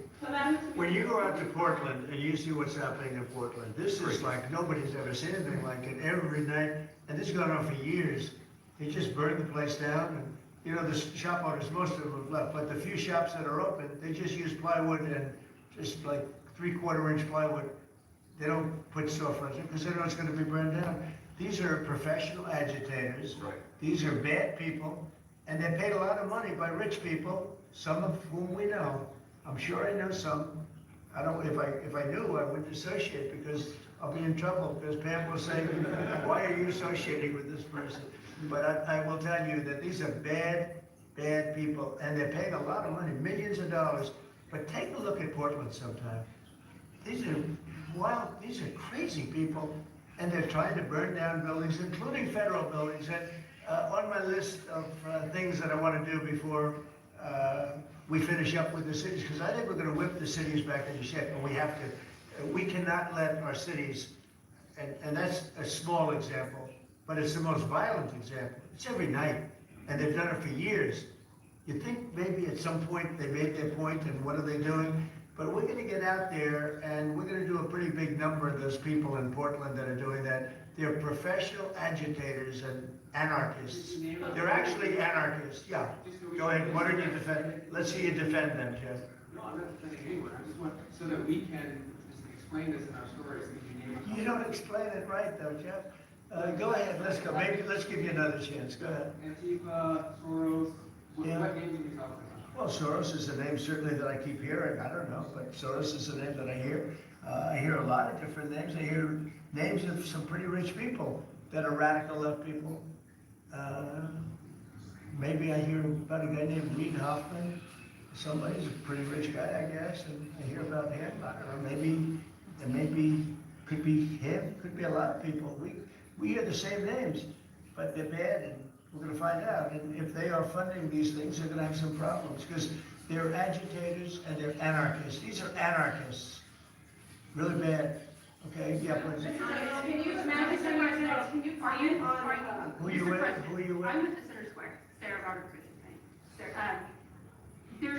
you know, Antifa is not just a domestic, or now a domestic organization, it's also international. I know the Netherlands is looking at also designating them a terror organization. Right. Have you been working with your intel community and your DNI to possibly expand that to making them designated Yes, an we have. international Yeah, terror? we have, yep. It's an international, in many cases it is international. Mr. Yeah. Madam, I mean, if someone takes to the streets of America and says they're Antifa, what happens to them? What will happen? Well, I'd say the maximum under the law, and we'll see. Now, if they kill somebody, we just signed a death penalty, so it depends where it is, but if they kill somebody, which they do, I mean, people are dying. You go out to Portland, people die out there. Many people have died over the years in Portland. Portland, I don't know how anybody lives there. It's amazing. But it's anarchy out there. And that's what they want. They want anarchy. Like when they attacked Seattle and took over a big percentage of the city. I was going to go out and we were going to do a big number. They heard that and everybody broke up all of a sudden. But you know, you have governors that have to run that, and a lot of them don't do that. I don't like to go in. I'd rather have Pritzker's support when we go into Chicago. But if we don't have it, that's okay too, because we're paramount, and we will do what we have to do. We're going to make Chicago safe. We're going to make everything. We're going to make as many as we can, and usually that involves a surge. But what we did with, in the case of Chicago, by having the FBI go out there 5 or 6 months ago, we brought it down a little bit. You know, a little bit is 25%, so it's not so little, but it is when you're talking about the kind of crime and killings and murders that you hear in Chicago. But we're going to get it. Chicago's a great city. As the Union Pacific said, the head of the Union Pacific, who's a great guy, started off as a low-rung guy. He said he started at a caboose, and now he's the chairman of the Union Pacific. He's a great guy, but he said, sir, don't lose Chicago. The way he said it, I said, boy, it really hit me. You know, he's a man that knows all the cities. The Union Pacific, I guess, is our largest railroad, and he knows all the cities. He's been doing it for 45 years, and he said, sir, don't lose Chicago. And the way he said that meant a lot to me, and we're going to go into Chicago very soon. We're going to take care of Memphis. We're going to take care of Memphis. You can't walk a block without getting shot.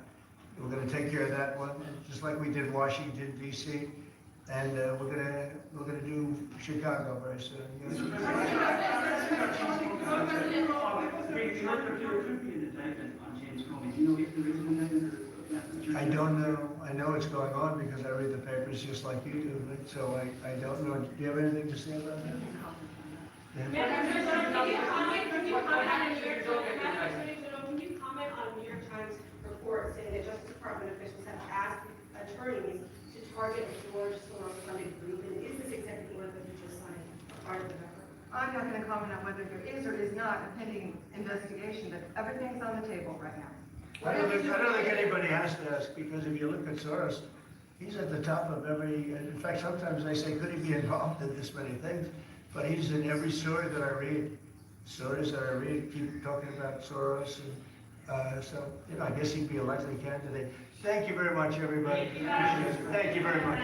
Thank you for that. Thank you. Yep. Thank you.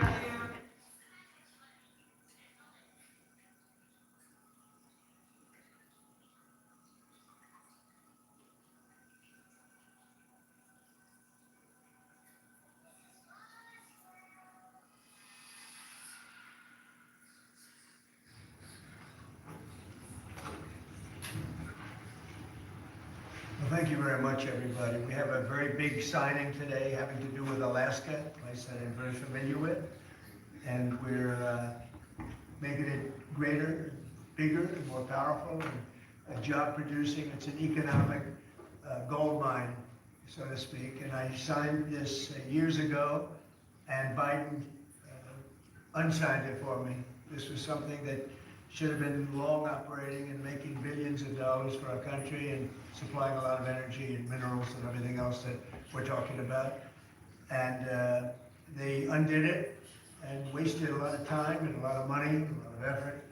And now we're starting again, and this time we have plenty of time to get it done, and it's going to be done properly. I'd like to ask your Department of Interior head, who has done a fantastic job, Doug Burgum, to say a few words about it. And we'll go to Chris after you, and anybody else that wants to say something. And it's a very powerful deal, very, very big deal from the standpoint of minerals and energy. So thank you all for being here. Doug, please go ahead. Well, thank you, President Trump. Yes, today is a historic day. President Trump, as he promised when he was running in the election to the American people, that he was going to unlock the potential of this country. He was going to unlock America's mineral wealth. He was going to generate returns for American people. And he was going to importantly bolster critical supply chains around critical minerals for our country. On day one, he signed a very important executive order unleashing Alaska's extraordinary resource potential. And this is part of the continuation. There's a number of things that have already happened with Alaska that are moving forward. There's more to come, but big milestone today. In reversing this Biden-era decision about the Ambler Road, this is a 211-mile long road that begins over 200 miles north of Fairbanks off the Hall Road that goes up to the North Slope. This road goes to an area where there's no roads. Ambler Mining District at the end of that has some of the richest mining deposits in all of America and in all of the world. And these are minerals that are absolutely essential to defense, to industry moving forward today. Just take copper alone. This is one of the richest copper locations in the country. And of course, today to build a data center, you can have tens of thousands of tons of copper required for that. Even a single family home today may have as much as 400 pounds of copper in a home. And we have, as a nation, in the past, basically gotten out of the mineral in energy and mining area. President Trump, when he said drill baby drill, he also was mine baby mine. We've got to get back in the mining business. China controls 85 to 100% of all the mining and refining of the top 20 critical minerals. And in this mine area up there, we got copper, lead, zinc, gold, silver, gallium, germanium. So rich in all of the minerals that we need to win the AI arms race against China and to prosper as a country. And so again, today this was history being made. When some of this was set aside in 1980 by Jimmy Carter, there was a special authority created for presidents to decide if there was a dispute. And so for the first time in history, a president is actually using that authority. President Trump, as he does, using his authority for the benefit of the American people. And the appeal came in from the state of Alaska asking that this road be built. Alaska's not a colony, they're a state. They have an opportunity to build roads like any other state. With this signing, President Trump, Alaska would go ahead and build this road. It'll be a toll road, not a public road. It's a toll road, so it'll be controlled in terms of traffic. It's a gravel road. It'll be sensitive to the environment. There'll be collaboration with the Native Alaskan corporations in terms of how it's built and how it's used, supporting the Alaskan Native tribes with subsistence hunting regulations on either side of this. But this opens up a wealth of resources. In addition, there's going to be an announcement made later today that is part of this announcement that the Department of War in the United States government is making an investment in Trilogy Minerals. They're one of the companies that has mining claims in this area that is a remote wilderness right now. And again, making that investment so we can make sure that we're securing these critical mineral supplies and that ownership in that company will benefit the American people. With that, I'll kick it over to Chris Wright. Thank you, Doug, and a huge thank you to the President today. This is a tremendous achievement for the people of Alaska. We were in the North Slope of Alaska a few months ago celebrating energy development there. They want jobs and opportunity to develop the resources on their lands. This is another major step forward. We say energy is the lifeblood of society, the circulatory system. Minerals and metals, they're the skeletal infrastructure, the physical upholding of everything we do. Everywhere we walk and operate, your cameras, everything you hold are made out of metals and minerals. President Biden thought it was appropriate to offshore both of these industries outside of our country. That has not left us in a strong place. President Trump, in his first term, and even more strongly in his second term, is bringing those industries back to our country. America was a mining powerhouse for a long, long time, and our mining industry got squelched. Now we're seeing it come back to life. You saw the President's truth not long ago about a deal for lithium production in Nevada just a week or so ago. This will more than tenfold increase American lithium production. And this infrastructure, this mining road in the Ambler Mining District will just have immense impact on future mining opportunities for our country's security and economic opportunities for the people of Alaska. Our critical minerals and mining expert within the administration is standing right next to me, David Copley. I'll see if he wants to add any words. This is a really big deal for the American mining industry, and I think it shows the President's seriousness about getting this industry going and making sure we have the critical minerals we need for our defense industrial base and for our broader economy. Thank you very much. And I think we want to get this going by a certain time, so I signed it, and Will, I'm going to give it to you, and you get it filed. And good job. It's a big job. Thank you very much.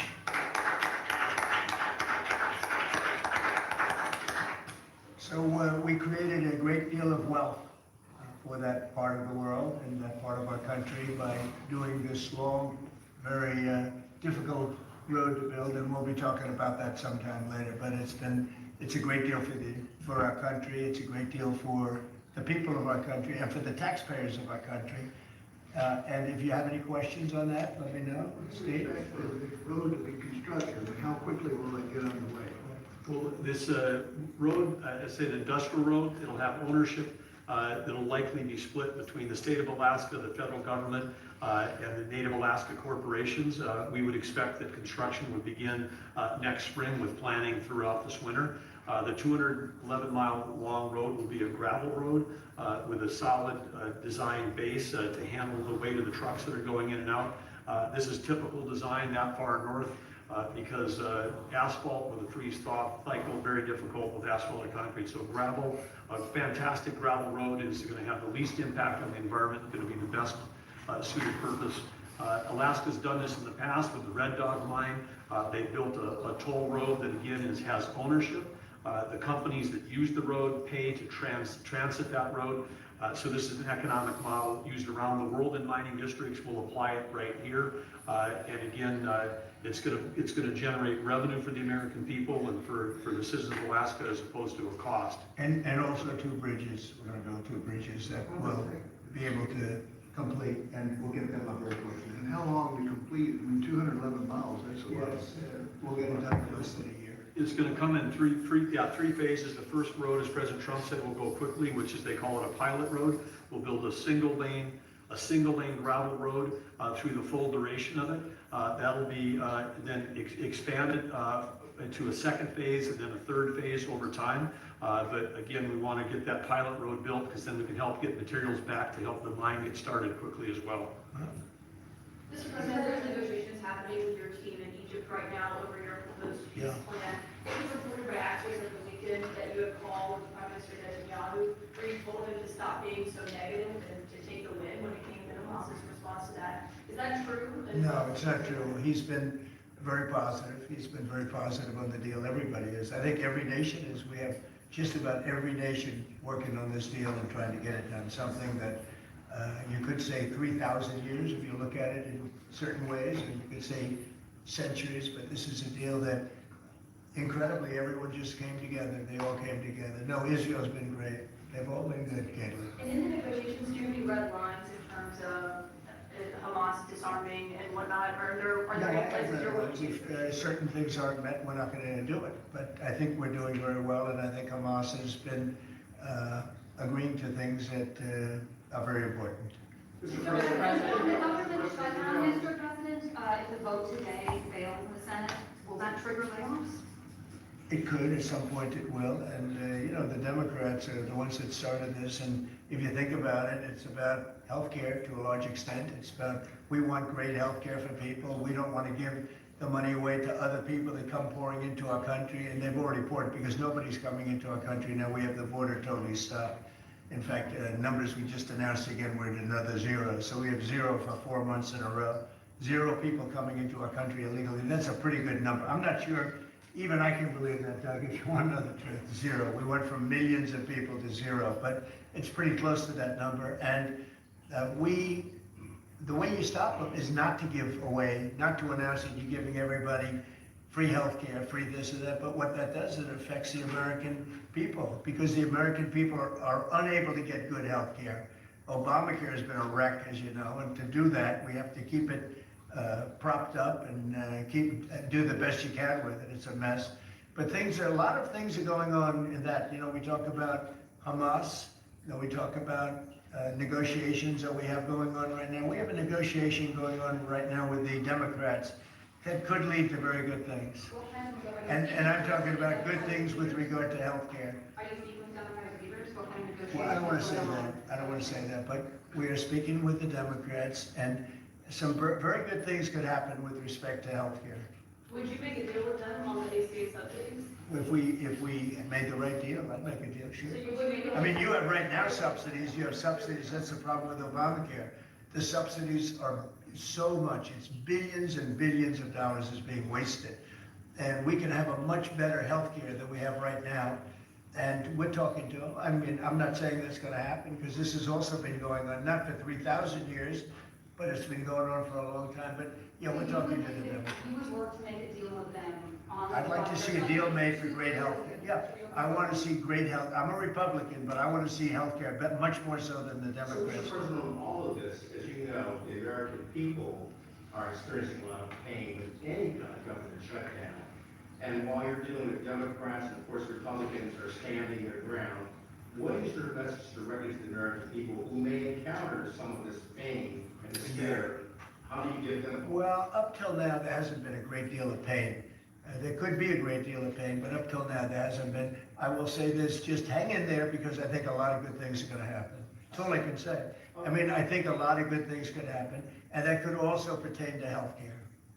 I've seen a surge in attacks on ICE agents across the country, including the shooting in Dallas and over the weekend in Chicago. We saw 10 cars boxing in on ICE agents, and another one ran into an ICE vehicle. Oh, yeah. We have heard Secretary Noem saying that some of these attackers are actually organized and they're planning to kill and ambush these officers. Right. What are the consequences for you? Very severe. We're going to have very severe. We're going to find out who's going after our federal agents. So when you look at Chicago, they've had probably 50 murders in the last 6 or 7 months, 8 months. Many, many people shot, like 30, 40, 50 people shot. Didn't die, but they've been shot. It's like a war zone. And then I listened to the governor and the mayor get up and say how they have it under control. They don't. It's probably worse than almost any city in the world. You can go to Afghanistan, you can go to a lot of different places, and they probably marvel at how much crime we have. Then you go to Memphis, where we are right now. Now, it's just like in Washington, D.C. right now. You people know better than I do, because you have to live right inside. And so many of the press have come to me, they've said, I can't believe it, it's changed so much. We have a safe city in Washington. Memphis will very soon have a safe city. Chicago can be very, very safe. It's going to be very safe. But Chicago is going to be very safe. And you say, why is it that a governor wouldn't accept free help from regardless? I mean, whether it's National Guard or the military or anybody. I mean, if women raped and beaten and knocked to hell, and the same with men where they're being shot all over the place in large numbers. I mean, we had a week in Chicago where 11 people were murdered and 38 people were shot. And then we have a governor get up and say, oh, it's safe, we can handle it. He can't handle it. He's an incompetent guy. That's why they threw him out of the family business. They threw him out. I knew the family business very well. And they threw him out. And now he's a governor. And he should say, we'd love to have a safer place. Chicago's a great city potentially. You know, I told you, the head of the Union Pacific Railroad said, sir, save Chicago. It's a great city. It's going to be lost if you don't do it. We have no choice but to do this. And when judges give us rulings that, you know, you don't have to do it, Portland is on fire. Portland's been on fire for years. And not so much saving it. We have to save something else, because I think that's all insurrection. I really think that's really criminal insurrection. So I appreciate the question. These are unsafe places. We're going to make them safe. So you see what's going on in Memphis. Not pretty, but you know what? We're doing a pretty job, because it's going to be a very safe place in a little while. And the people of Memphis are so happy that we're there. And the people of Chicago. So you have black women with MAGA hats on in Chicago, all over the place. They want the guard to come in, or they don't care who comes in. They just want to be safe. And they really don't care. You know, there was one woman, and she was great today, she said, you know what? I don't care if it's the National Guard, the Army, the Marines, the Air Force, I don't care who comes in, as long as we're safe. And that's the way most of the public feels. We're gonna make Chicago really great again, and we're gonna stop this crime. Then we're gonna go to another one, and we're gonna go city by city. We're gonna have safe cities. And it was so great that we started with our nation's capital, one of the worst. I mean, so many people, every week, somebody was killed. They come from Iowa, they come from Indiana, they want to see the Jefferson Memorial, the Lincoln Memorial. They want to see something and they get shot. And you call their parents, I'm sorry, but your son is dead. And they go, what do you mean he's dead? Came to Washington, D.C. Not anymore, that's not happening anymore. We have a safe place, we have a safe capital. It's as safe as we have probably almost just about in the country. And if you look back 6 months ago, 7 months ago, this was a death trap. You look back during the Biden, I mean, what they did, how badly they managed things.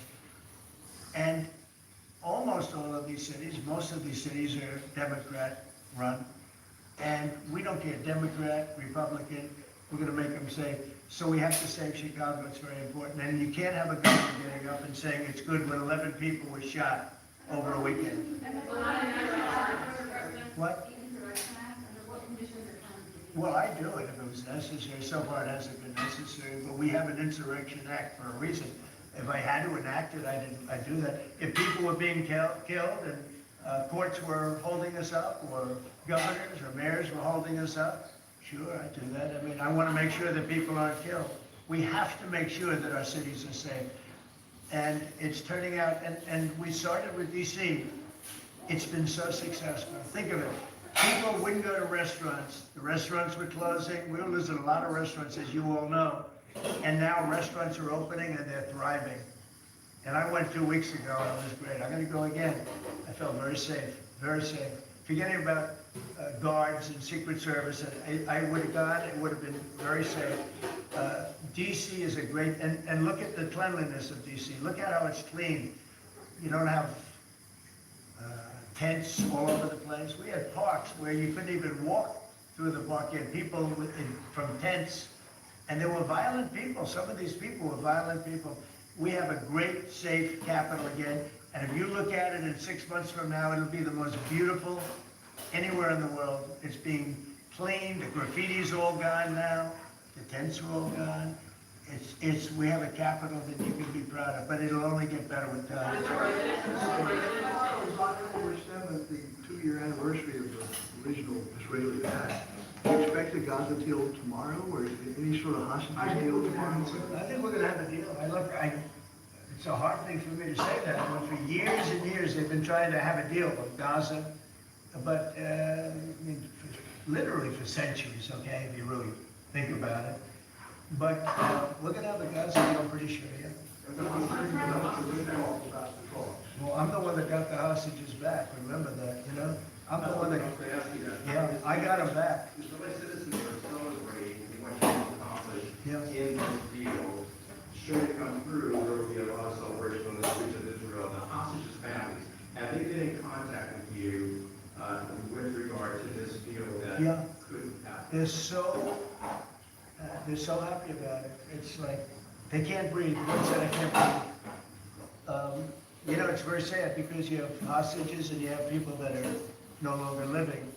But the parents, and I've said this to you many times, the parents want the bodies of their boy back, the bodies of, you know, their loved one back. In most cases, they're young men, and they're dead. And there's probably 32 or so, about that number. Nobody knows exactly what the number is. They want that body back as much as if their son were alive. And I've been with them. You know, many have come to the White House, to the Oval Office. I've been with many of the people that I got released. We have a fantastic group working on it. Steve Witkoff has been amazing. Jared, I have Jared. Took Jared out because Jared's a very, I don't find anybody more capable, and we have the A+ team working on it. I think we've made tremendous progress. And yeah, the people of Israel want it to happen. But the people related to hostages, I mean, you see in Israel, tens of thousands of people. They really want the hostages back, and they really want things to end. And I think Hamas now has been, all I can say is they've been fine. They've been fine. I hope it's going to continue that way. I think it will. I really think we're going to have a deal. We have a really good chance of making a deal, and it'll be a lasting deal. We want to have peace. This is beyond Gaza. Gaza is a big deal, but this is it. This is really peace in the Middle East. And the amazing thing is we have every Arab country, every Muslim country, we have every country surrounding. They all want. I spoke with President Erdogan of Turkey. He's fantastic. He's been pushing very hard. He's a very powerful guy, and he's been pushing very, very hard to get this deal done. And Hamas has a lot of respect for him. They have a lot of respect for Qatar. They have a lot of respect for UAE and Saudi Arabia. We have everybody is on our side to get this deal done. There's never been anything like it. Nobody's ever seen it. There's always been like 80% of them don't want something done. I think virtually we even had a signal, a very strong signal, as you know, from Iran. They'd like to see this done. Mr. President, Governor Abbott offered up the Texas National Guard team. Have you had any other conversations with other red state governors? Yeah, they're willing to offer. Every one of them is willing to offer whatever we need. We thank Governor Abbott, of course. Every one of the red state, as you call them, red state governors is willing to do whatever we need because they want our agents protected. You know, these ICE agents have a tough job. They have to go in and get, in many cases, stone cold criminals, hardened criminals, long-time criminals. And every, essentially, Republican governor has offered up whatever we need. And some Democratic governors also. Daniel? Yeah, Mr. President, thank you. A quick question on the subject of the order. The Biden administration, previously speaking, they shut down last year for business. You reversed that, reversed it on day one, you opened it up, going after all the critical minerals. This mission of yours, Secretary Burgum, Secretary Biden, to boost our own independent production of critical minerals, rare earths, necessary, right? how important that is over the next 40 years. Well, it's very necessary. You know, in the past, we were able to go to other countries and buy whatever we want, but all of a sudden, if those countries are hostile, and by the way, China has made deals with China. You know, they approved the TikTok deal. Everyone said you'd never get the TikTok deal approved. They approved it. We have great people buying it. Big, strong American companies are buying it. The most prestigious companies there are, actually, and they're going to make sure everything's good. But President Xi was great. He approved it. So I'm not saying hostile, but it's good to have our own minerals. And, you know, we create a tremendous value by creating a road. We build a road that only we can do because we have the rights to do it, number one, and we have the power to do it. And so we build a road that's over 200 miles long through a very beautiful area of the world. Actually, it's incredible. When you look at it, it's incredible. But a rough area from the standpoint of building it. So we get a road done. And with that, we unleash billions and billions of dollars of wealth. It's pretty amazing when you think of it. And it's wealth that we need if we're going to be the #1 country. You know, we're #1 now with AI, you probably read. We're beating everybody with AI levels that nobody ever thought even possible. And one of the reasons we are is because of energy. So our grid is old and tired, like most grids are. They get old with time. You know, the older you are, the older the grid gets, right? But I've allowed the people building AI or other plants, other types of plants, but AI in particular, because they need so much electricity, I've allowed them to build their own power. And it's been amazing. They're building massive plants, and with the plant, they're building their own electricity. They become a utility in a sense. I said, maybe you'll do better with the utility than you do with the AI, I don't know. But we're letting them build their own electricity. So we don't have to worry about the grid, we don't have to worry about anything. And they're going to build it in such a way that if they have excess capacity, they're going to put it back into the grid. It's pretty amazing. So when they build, we're giving them permits to build their own electric power plants, and it's incredible when you see what they're doing. And because of that and other things that we're doing, we're leading every country. Nobody's even close to us with AI. And AI seems to be the big thing. I don't know. I can't tell you that. There are a lot of people building. A lot of people are have high stock prices because of AI. So a lot of people think it's great stuff, and I think it's great stuff. I look at it, it's amazing what it can do. In terms of medical costs, in terms of knowledge, it's basically information, and information at a level that nobody thought possible before. So we'll see. But they're building plants where you saw the one overlay that I did where, in this case it's Meta, one of their plants is essentially the size, almost the size of Manhattan. And it's a building, you know, it's a building that covers Manhattan. So it's big stuff. And nobody's even close to us. We're leading AI by so much. Mr. President, Yeah, God bless. Since the start of your administration, a lot more Americans wanted to join ICE. And as there's more happening right now, what's your message to rank and file ICE agents who are trying to keep their jobs, but also seeing a 1,000% increase in the tax? I love your questions, you know, I like you. So who are you with? I'm with NTD. Very good. Who got mugged? You were the one, that's what I thought. You got mugged, you're not getting mugged anymore. She was really, you're lucky to be with us with that deal that happened. I know all about that. You know, not anymore though. You feel a different world out there, right? Oh, good. Well, you're safe now. You know, nobody's gonna be hurting you in any way. Okay, thank you very much. Thank you. So the bottom line on your question, we're just gonna make things real safe. We're gonna have a country that you can be proud of, not a country that you read about every day where somebody gets mugged from behind or hit over the head with a baseball bat. Those people aren't with us any longer. Yeah, please. Thank you very much. Yeah. Well, I had a great talk with the president of Brazil. He was a good man. I met him actually at the United Nations. I was going up to make a speech and I didn't have a teleprompter. I was walking up to my teleprompter. I said, you know, I don't have a teleprompter.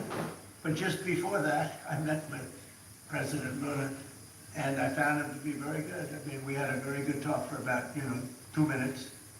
And then I went up to make a speech, and I was surprised to see, how would you like that one, Doug? I've got every leader in the world sitting out there. My teleprompter isn't on. You know why, Daniel? Because it was a rigged deal. But fortunately, I made a better speech than I would have if I read it off a teleprompter, which is pretty easy to do. So it was quite a day. That was a big day, but we met and we liked each other, and yeah, we had a great conversation. Yeah, we'll start doing business. At some point, I would, and he's going to come here. We talked about that. A follow-up question on Israel. Israel government has been arresting and reporting activists that were traveling to Gaza. Today, Greta Thunberg, for instance, also some. Well, she's just a troublemaker. You mean she's no longer into the environment now? She's into this. She's a troublemaker. She has an anger management problem. I think she should see a doctor. She needs anger. If you ever watch her, she's a young person. She's so angry. She's so crazy. Now you can have her. She's just a troublemaker. Yeah, please. Say it. The Supreme Court is back in session. They rejected today the appeal by Ghislaine Maxwell to overturn her conviction. That means her only chance of getting out of prison is a pardon from you. Is that something you're? Who are we talking about? Ghislaine Maxwell. I haven't heard the name in so long. I can say this, that I'd have to take a look at it. I would have to take a look. Did they reject that? She wanted to appeal her conviction. And what happened? They said that they were not going to hear her appeal. I see. Well, I'll take a look at it. I will speak to the DOJ. I wouldn't consider it or not consider it. I don't know anything about it. So I will speak to the DOJ. I don't know. I mean, I'd have to speak to the DOJ. I'll look at it. I have a lot of people have asked me for pardons. I call him Puff Daddy has asked me for a pardon. But she was convicted of child sex trafficking. Yeah, I mean, I'm gonna have to take a look at it. I'd have to ask DOJ. I didn't know they rejected it. I didn't know she was even asking for it, frankly. Steve? You made a decision on whether to supply Tomahawk missiles to Ukraine or sell them to NATO and let them sell them to Ukraine. Yeah, I sort of made a decision, pretty much, if you consider, yeah. I think I want to find out what they're doing with them. Yes. Where are they sending them, I guess. I'd have to ask that question. That war should never have started, would have never started. Such bad judgment was used there. I think on both sides, by the way. But nobody looks good with the war with Russia and Ukraine. Nobody. It's been a horrible. This week they lost over 7,000 soldiers between the two of them. This is every week, they're losing 7,000, 8,000, 5,000. They have a range of like 1,500 miles or something, so they deal with. No, I know, no, I would ask some questions, I want to see what's. I'm not looking to see escalation. Yes. And tomorrow you're meeting with the Canadian Prime Minister, what's on the agenda for that? Well, I guess he's gonna ask about tariffs, because a lot of, companies from Canada are moving into the United States, you know? Everybody's moving back into the US, and he's probably gonna be asking about tariffs. They're losing a lot of companies in Canada, they're coming into they left here 20 years ago, when presidents that sat right at this desk weren't doing their job properly. They were probably good politicians, but they weren't good at business, and they allowed these companies to leave. And all they had to do is do what I'm doing right now. And, you know, I'm not saying it's the easiest thing to do, but it is. It's effective. We're a rich country again. We're a powerful country because, you know, I've ended 7 wars. At least half of them was because of my ability at trade and because of tariffs. If I didn't have tariffs to throw around a little bit, you would have at least 4 wars raging right now with thousands of people a day being killed that aren't happening. We settled, you know, we settled 7. We're getting close to settling 8. That would be a big one. And that's something that could happen. But so I think he's coming probably to talk about tariffs because a lot of companies are leaving Canada to come into the US. And they're leaving Mexico. And by the way, they're leaving China. They're leaving all over the world to come into the US. Nobody's actually seen anything like it. Would you shift your position on tariffs in response to whatever? Well, I mean, look, my positions turned out to, everybody said I'm right. They find billions of dollars that they didn't even know they had. Recently, they said they found billions of dollars and they couldn't understand. I said, check the tariff shelf. And they come in the next hour and they said, sir, you're right, it was from the tariffs. We're a rich, really rich country again, but more importantly, maybe influence. If I didn't have the power of tariffs, you would have at least 4 of the 7 wars raging. I use tariffs to stop wars. If you look at India and Pakistan, they were ready to go at it. 7 planes we shot down, they were ready to go at it, and then nuclear powers.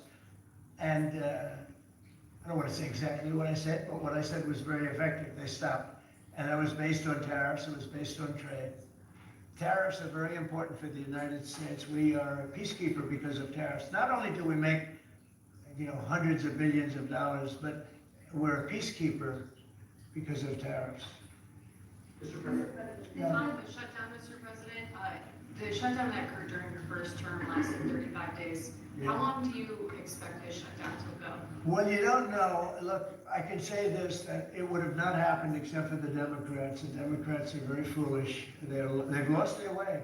And we have a new thing now. When you look at, it's called crime. It's called absolute, as Biden would say, well, I won't say what he would have said. Remember when he said, it's a 3-letter word, no. Remember that one? And we say, what was that all about? He probably meant exclamation point or something after the word. But this is a 5-letter word, crime, C-R-I-M-E. And we want to put it out and are putting it out, and they don't. They don't seem to care about it, but they do care. I believe that Pritzker and this mayor of Chicago that like to say about they don't have it under control. Not only is it not under control, it's the opposite. And I believe they're afraid, they're scared for their lives. I believe that the Portland people are scared. You look at what's happened with Portland over the years, it's a burning hellhole. And then you have a judge that lost her way, that tries to pretend that like there's no problem. Actually, she's not even saying that. There's a huge problem in Portland. I'll tell you what the problem is, crime, okay, crime. And it's a huge problem in Chicago. It's called crime. And we want to put out the crime, and they want to inflame the crime.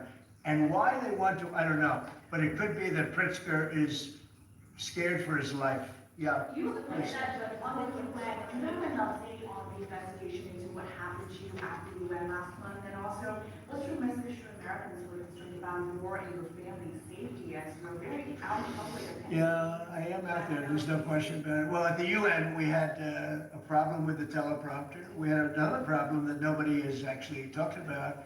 The people in the room didn't hear my speech. Did you know that?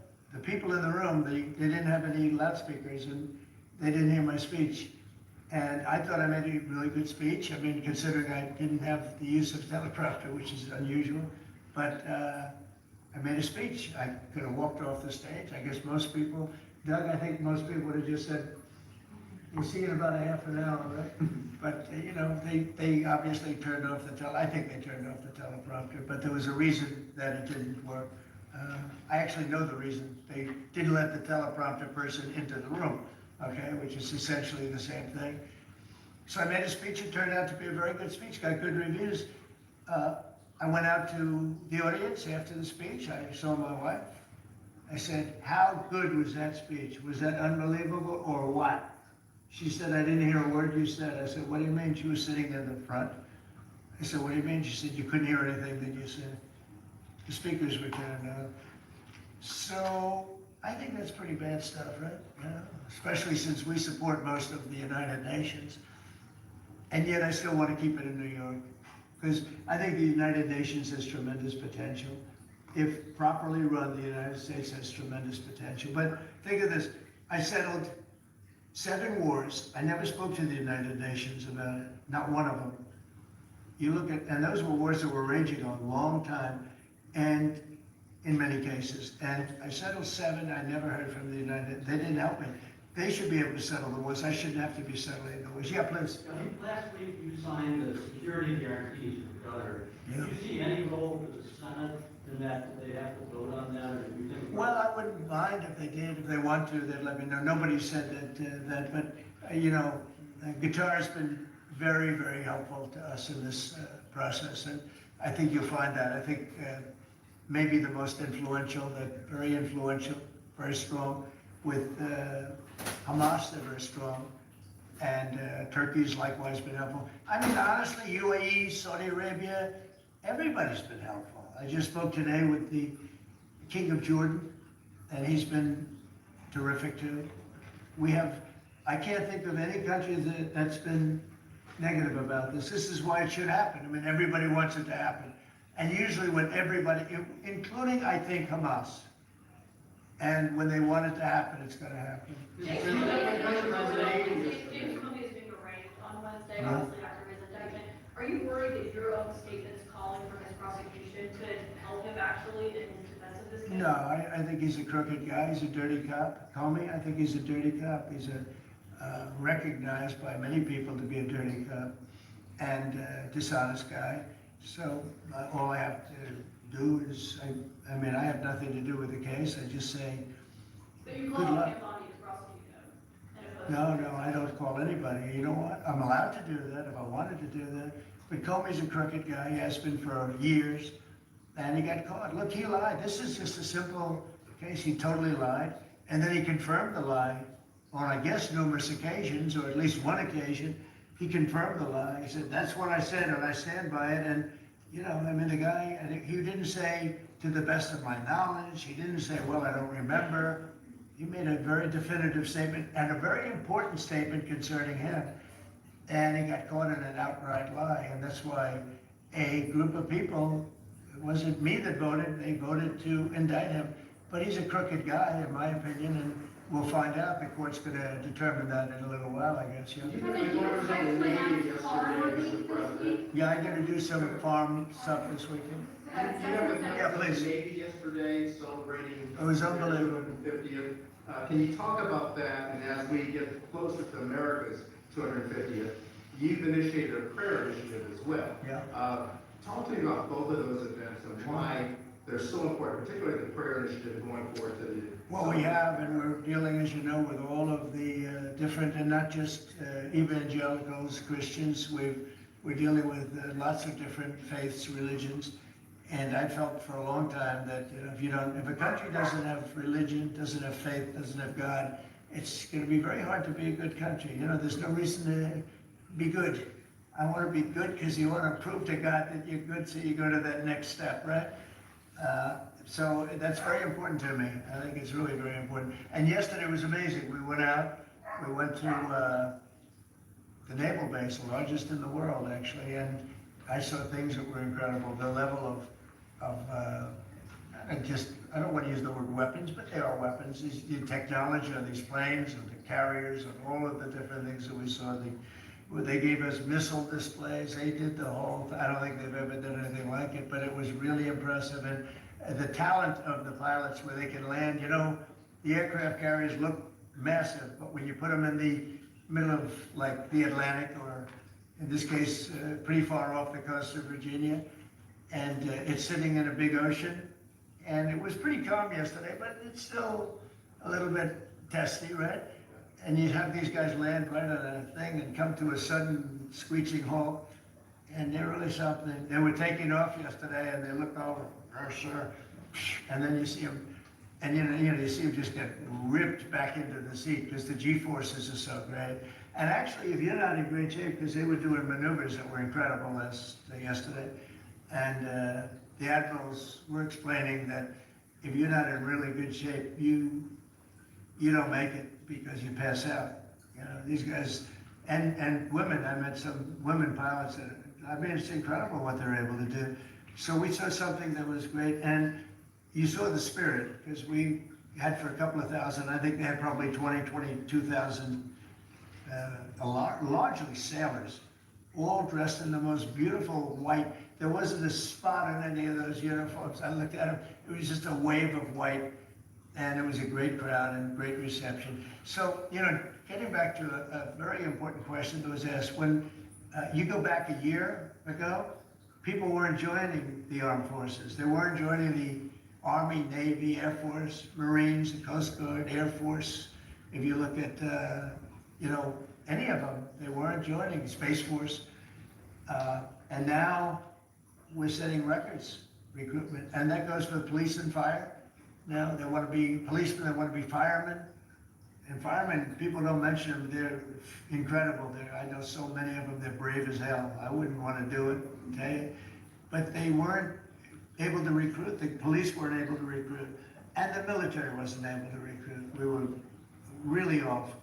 And I got elected, and it really started on November 5th. I got elected, and somehow the country developed the spirit. Financially, yes, but also with the military. Now we have record levels of people wanting to be in. Every force is filled. We have waiting lists to get into the Marines, to the Army, to the Navy, to the Air Force. We have Coast Guard.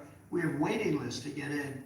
It's amazing, actually, what's happened. We have a country it was a dead country, and I say it all the time. We had a dead country 1 year ago. Now we have the hottest country anywhere in the world. And it's nice to see you. I've watched you for years on television, so it's nice to meet you. Thank you very much, everybody. Thank you, guys. Thank you, guys. Let's go. Thanks, guys. Thank you, guys. Thanks, guys. Let's go. Let's go. Thank you, guys.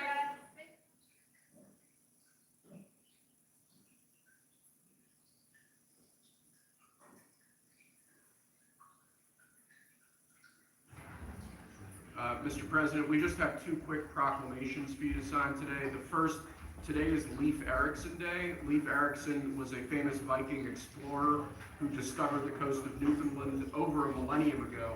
This is a hugely important holiday, particularly to Scandinavian Americans who celebrate his legacy as a great explorer, as a devout Christian, and really just a fascinating individual in the history of our continent. Sweden and various other countries.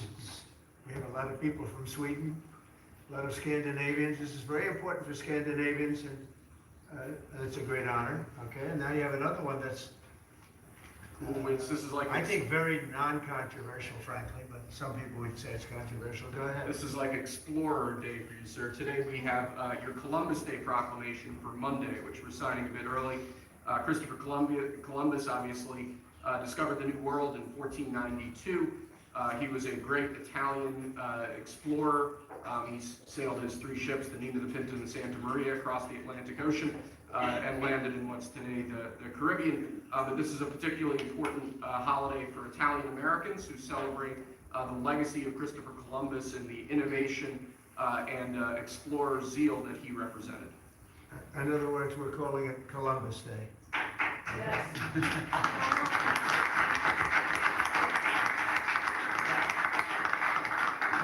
the press that broke out in applause.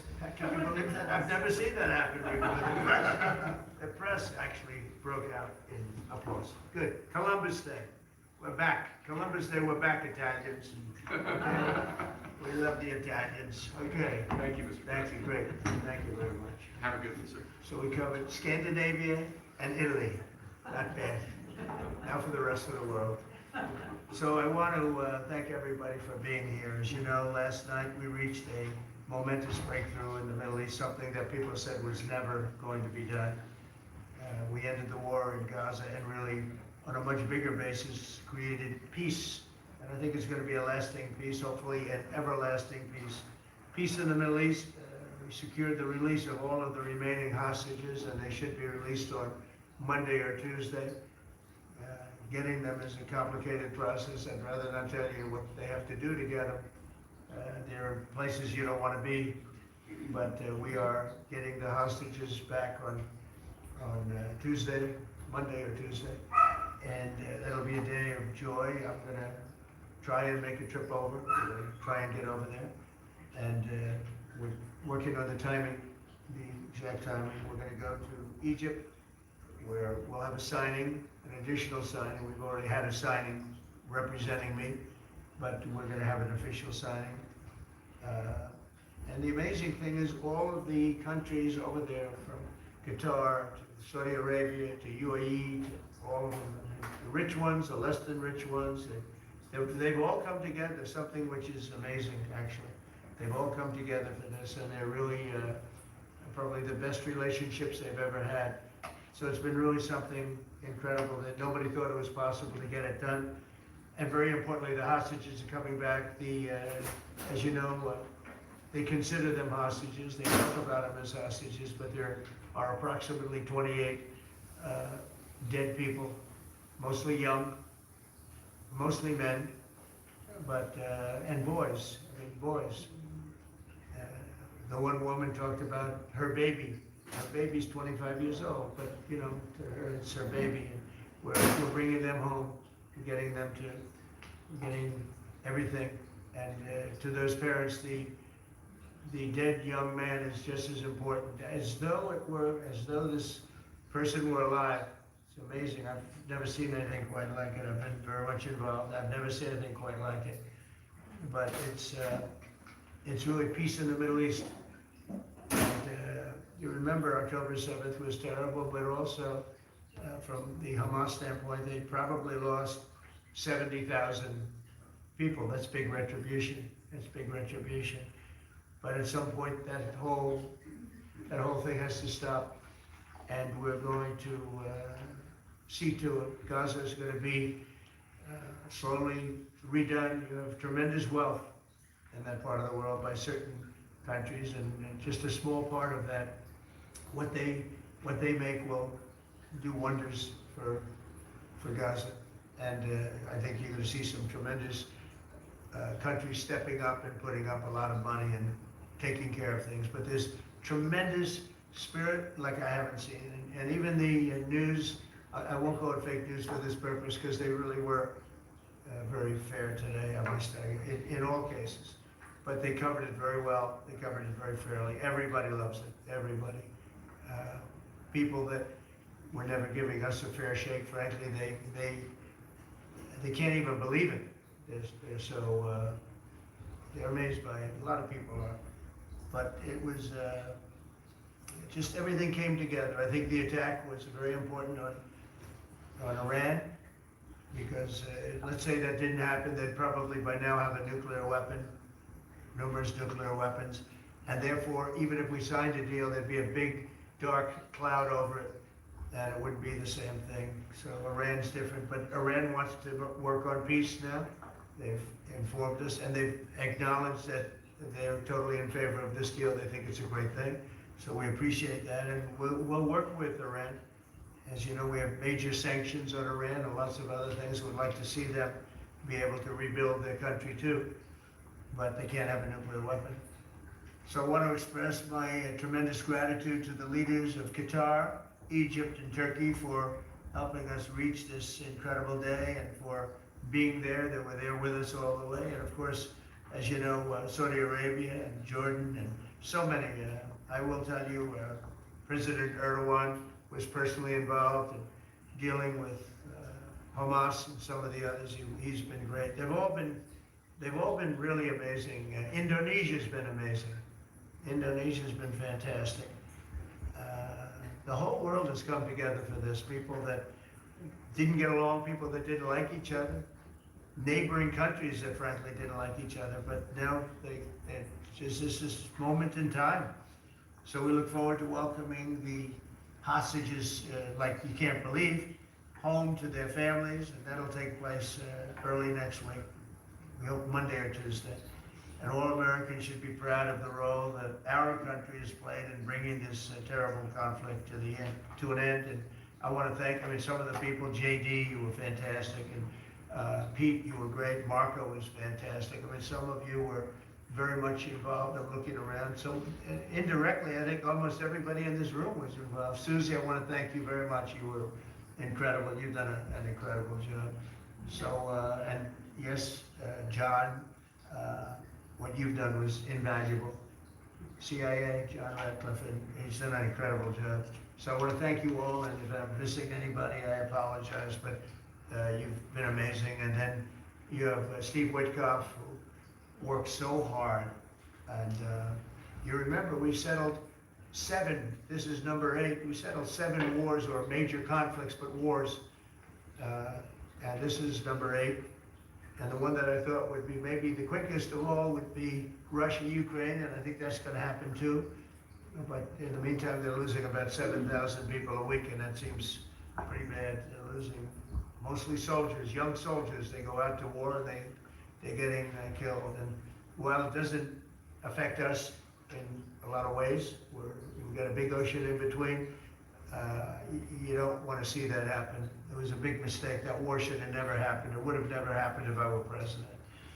So we're here this morning for a cabinet meeting as my administration continues to deliver for the American people, despite the radical left lunatics that shut down our government. You have Democrats that they've lost their way. They have no leadership. We don't even know who to deal with over there. At least they know who to deal with. We have no idea who we're dealing with over there. It's like they have no idea what they're doing. Republicans have voted repeatedly to pass a clean, nonpartisan bill to reopen government at the same funding levels. We're not going to do anything only good for healthcare. We're really, I think, become the party of good healthcare. And they keep using healthcare as a cudgel. They want to try and get everyone thinking about healthcare. We're the ones that are saving healthcare. In fact, one of the things we're doing is we're going to be reducing the cost of medicines by 100%, 200, 300, 500%, and even more than that, because as you know, we're in the process of favored nations right now. We've exercised a clause because we were subsidizing the entire world. The entire world pays a fraction of what the United States has been paying. And we've already, numerous Pfizer and other companies have already signed, and other countries are a bigger problem because they've been getting a subsidized rate. We've been paying for years. This has gone on for 30 years. We've been reducing the rate of drugs for other countries because we've been paying much more than we're supposed to. And they used all sorts of ideas like research and development. I said, what about Germany? What about these other countries? Aren't they paying? No, we have to pay research and development. It was all nonsense, and I couldn't listen to it anymore. So it's a very radical, big, tough shift. Very tough. We got a lot of things going on there. But, you know, and you probably heard me say this in my first term, I think it was my 3rd year, we reduced drugs from the beginning of the year to the end of the year. And I was so proud of it. I actually had a news conference to announce it, and it was 1/8 of 1%. Think of that. It was barely a reduction, but it's the first time in 28 years that there was a reduction in drug prices for the year. So from the beginning to the end, it was 1/8 of 1%, and I was so proud of myself. I did something that nobody else could do. But when I started to think about it, I said, it doesn't make sense. And then I'm starting to look at numbers where a pill or a treatment or some pharmaceutical product is selling in Europe for 10% of what we pay for in New York City or in any one of our places in the cities, states. And then I see people leaving for other countries to go buy their pharmaceuticals, where they make journeys to various other countries, including Europe, where they get the best bargains of all. And I put an end to it, it's over. And now we're, in major, I guess, disputes, but we're winning the disputes by a lot. With the countries, a couple of countries said, we won't do this. I said, well, it's unfair that we're paying 10%, and, you're paying just a fraction of what we're paying for the same product made in the same plant. And they said, well, we're not going to do it. I said, that's okay. You don't have to do it. But I'm going to put a tariff of 9% or 7% or whatever the amount of money is. And I'm going to put a tariff on your country for the amount of money that you're taking advantage of us for. No, you can't. I said, yeah, I can do that. I'm going to do that. And they would immediately agree. And I'd make the tariff substantially more than the number we're talking about. And they would immediately agree. So we have the consent, I think, Bobby, of every country, essentially. They know that if they don't do it, we're going to put a tariff on for double the price, and then they're going to do it. So we never had that before. You never had anybody in here that knew what the hell they were doing, I'll be honest. It really makes me angry. Because for years and years, and this started many years ago, and basically we subsidize the world. So this is going to have a huge positive impact on Medicare, Medicaid, even Social Security. But anything where there's pharmaceuticals, drugs involved, it's going to have a tremendous impact. So we're going to get drug reductions of 100%. I told you 1/8 of 1%, and I was proud of myself. Now you're going to get 100%, 150%, 200, 300, 400, 500%. You're going to get the biggest drug reductions that you've ever seen. And they're already, I guess they're starting to kick in, but we've made deals with numerous companies and we're going for the full board. We want whatever the price is. So that would mean that the world price, because the world is bigger than the United States, a lot more people, but the world price will go up a little bit and our price will come down a lot. So if a pill sells for $10 in London and $100 here, the pill will go to $20 in London and $20 for us. It's pretty simple. And that is a number that nobody can even fathom. It's a little like tariffs. Nobody knew how big they were. Nobody knew until they started seeing the trillions of dollars that have come in. I don't know why they didn't understand it. It's something they should have understood. We were taken advantage of for years with tariffs. And now, I don't want to say we're taking advantage, but we've become a very strong country because of the money that's coming in. Republicans have voted repeatedly to pass a clean, nonpartisan bill to reopen our government. And remember, at the same funding levels, both parties have supported in the past. So the radical Democrats have chosen to put the economy of our country. We have the best economy we've ever had. We had the best economy in my first term, but we have an economy that's blowing it away. And we have the Democrats are trying to obstruct. They don't want to have a good economy. I don't think they want to have a good country. That's why they try and stop our law enforcement from doing what we did in Washington, D.C. Washington, D.C., we have a great, safe, beautiful capital right now. Beautiful. It's so safe. You can walk down the street. Numerous people standing before me were mugged. And you're not going to get mugged anymore. We have a safe capital, one of the safest. We took it from one of the most unsafe places to one of the most safe places in the country. And we also beautified it, and we're in the process of doing even more so. So we're very proud of our capital again. We were embarrassed by our capital. A lot of people being killed that come from Iowa, Indiana, Florida, they come up and they end up getting shot. They're not getting shot. We moved out 1,700 people approximately, right? Approximately 1,700 hardened criminals, career criminals. They moved them out. So Chuck Schumer and Hakeem Jeffries and the congressional Democrats are holding the entire federal government hostage. I will tell you, a lot of Democrats want to get this thing open too. They do. They're calling us and they just want to get it open. And all we're doing is saying, just play the same thing until we get it straight. And they don't know how to go about it. I mean, and the problem is we really don't know who the hell is leading the Democrats. You have this AOC, I don't know her at all, but I watched her the other day. She said, well, if they want, they could come to my office. That's not leadership, you know. The only one that challenged her actually was Nancy Pelosi. Nancy's not looking too good. I don't know what happened to Nancy, but she's not looking great. But she was the only one, I give her credit, she was the only one that challenged her. But AOC said that they can come to her office and negotiate, the Republicans. And we're saying, oh, I didn't know she was in leadership. But she's taking Hakeem Jeffries' place, and Schumer's afraid that she's going to run against him. And right now, I don't know, it can change, life is crazy, right? But right now he can't beat, I don't think he can beat anybody. So he'll lose in a primary. I would say he'll retire before he loses in a primary. So I think Schumer's going to retire because he can't beat anybody. His polls are so bad. Meanwhile, the Democrat shutdown is causing pain and suffering for hardworking Americans, including our military, our air traffic controllers, and impoverished mothers, people with young children, people that have to live not the greatest of lives. But we're doing so many tax cuts. We've cut their taxes, the great big beautiful bill. We've cut their taxes at levels that nobody's ever seen. I mean, no tax on tips, no tax on Social Security, no tax on overtime. It's been a great thing for a lot of people. They're doing great. Despite all of the damage that it's caused, the shutdown has been, you know, pretty damaging. I mean, it's not yet because it's early, but it gets a little bit worse as it goes along. And we'll be making cuts that will be permanent. And we're only going to cut Democrat programs. I hate to tell you, I guess that makes sense, but we're only cutting Democrat programs.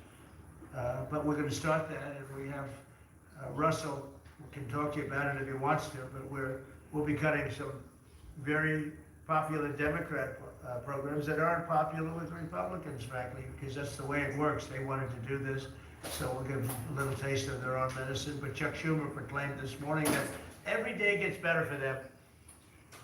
No, every day it's actually getting worse for them.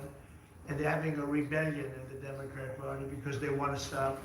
And if you saw all of Schumer's, I watched last night like 10 different times over the years, he said, you can't shut down government, you can't shut down, and now he's the one that shut it down.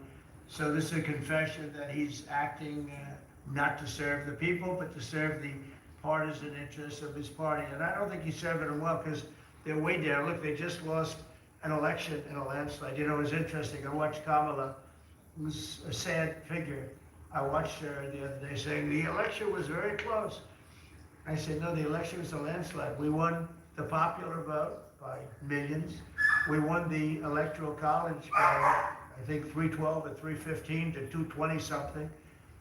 But there's another one that we won that's probably, that's why when you see the maps are completely red. It's counties. The counties, we won at 2,505 to 525. So 2,500 to 525. That's called one of the greatest, biggest landslides in history. And that's one that people are using now as a primary. But literally when you see it colored in, the entire country is red representing Republicans. So, you know, they go around, they just lie.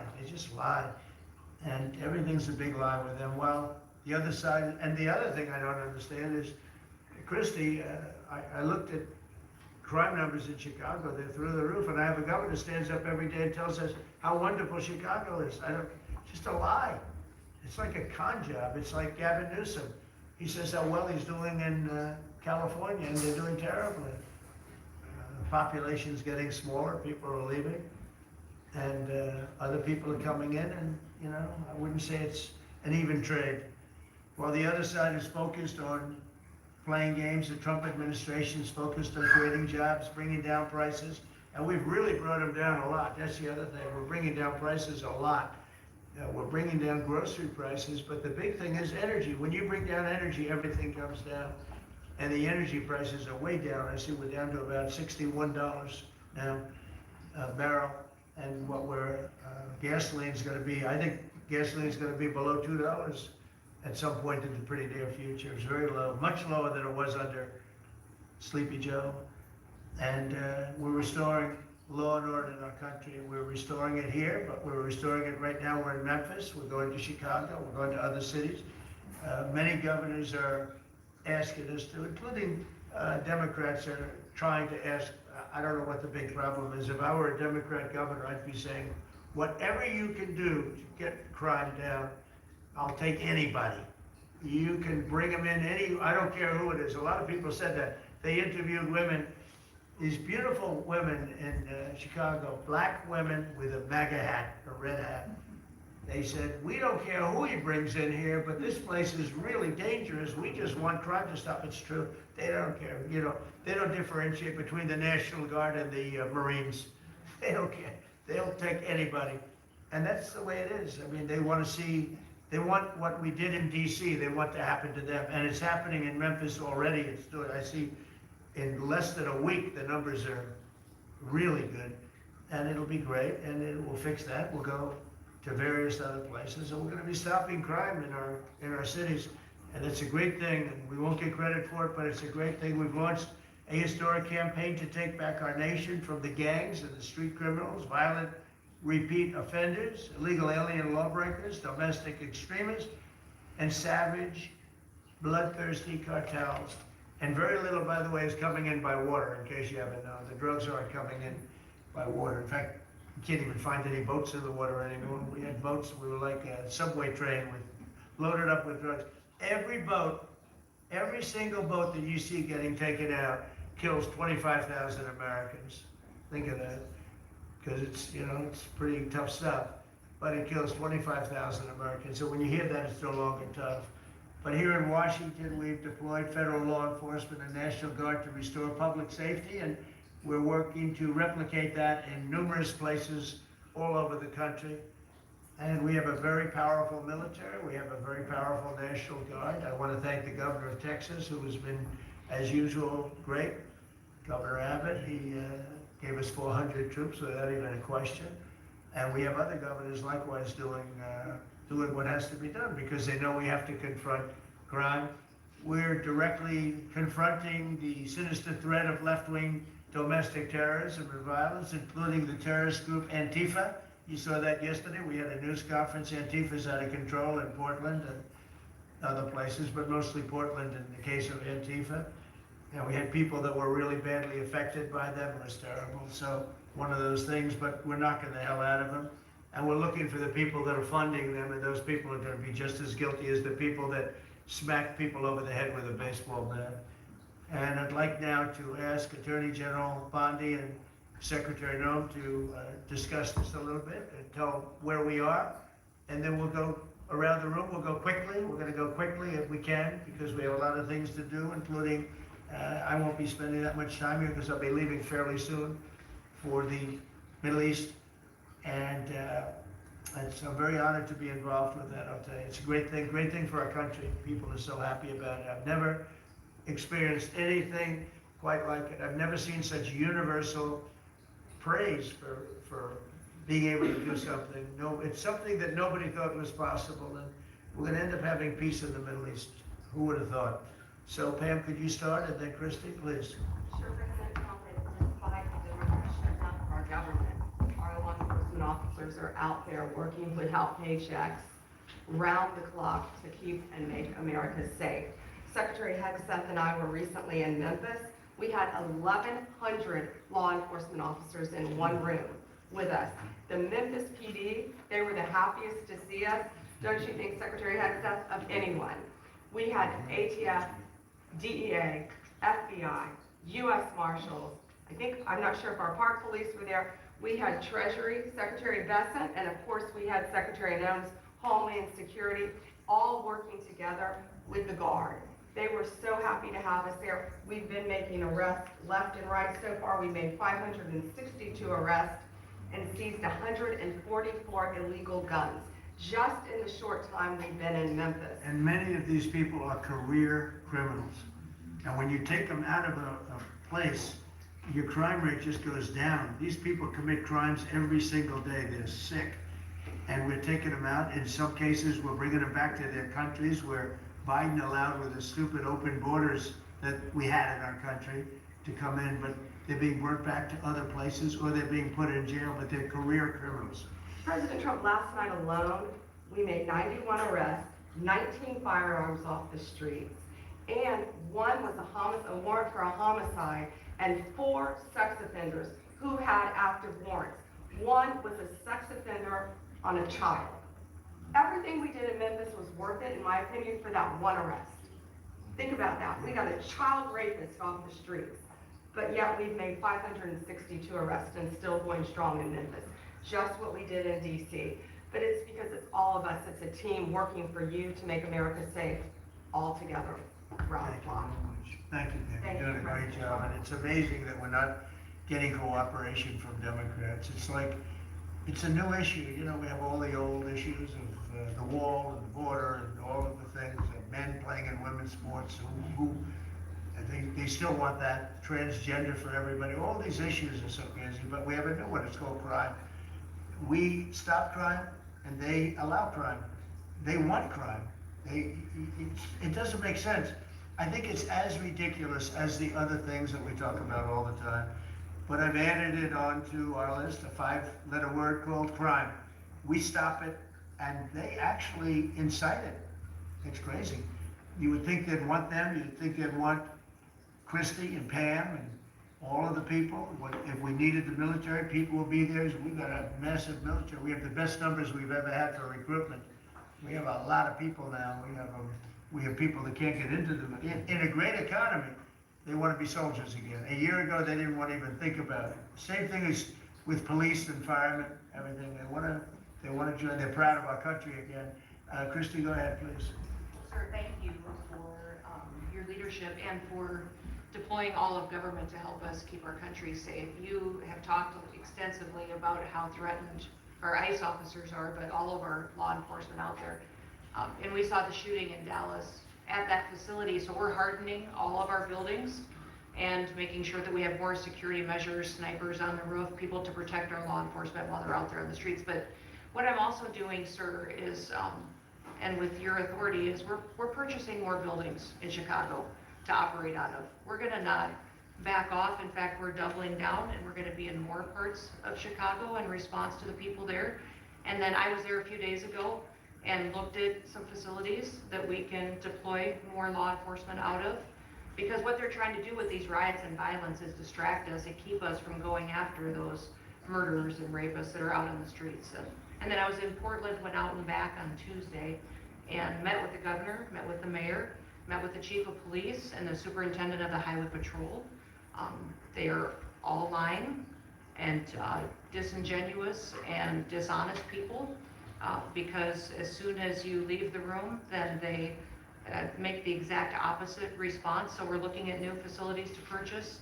They're in Portland too, and we're gonna double down. And I told them if they didn't meet our demands for safety and security on the streets and work with us, then we were going to bring in more federal law enforcement. So I wanna thank Pete and the Department of War for all their help. They've been fantastic, but while we fight litigation and work with Pam on that, we're gonna send more of our resources and men and women out there to keep everybody safe. So no worries. What we see in DC and what we see in Memphis for benefits for people in the safety and security, we'll see that in Chicago and Portland. The numbers in Memphis, it's only a week, but the numbers have been amazing, I understand. Exactly right. The crime numbers are way down. Fantastic. It shows what a partnership can be between local law enforcement and the federal government. And if we have to do it the hard way in Portland and Chicago, we will. But the people demand the safety.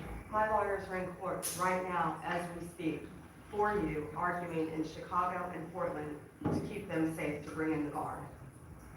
The government doesn't want it there, but we do. We're going to keep their citizens safe. Thanks. The people want it. I don't understand the politics of it. I don't understand why Pritzker is trying to protect people that are really bad people. That are on the street and the politics of it than they are of doing the right thing. I think they're afraid. I think they're threatened. They don't tell us, but I think Pritzker's threatened by people. There's no other reason that this could be possible, that they don't want to have a safe Chicago. And we can solve the problem very quickly. And we're doing that anyway, regardless of, if he doesn't want it, or if he does want it, we're doing it anyway, so make sure. I asked the mayor about it himself. He said that Portland was perfectly safe, a beautiful city, no problems. And I said, well, why did you clear the streets for me today then and build out a 4-block radius to make sure I could get in and out of here?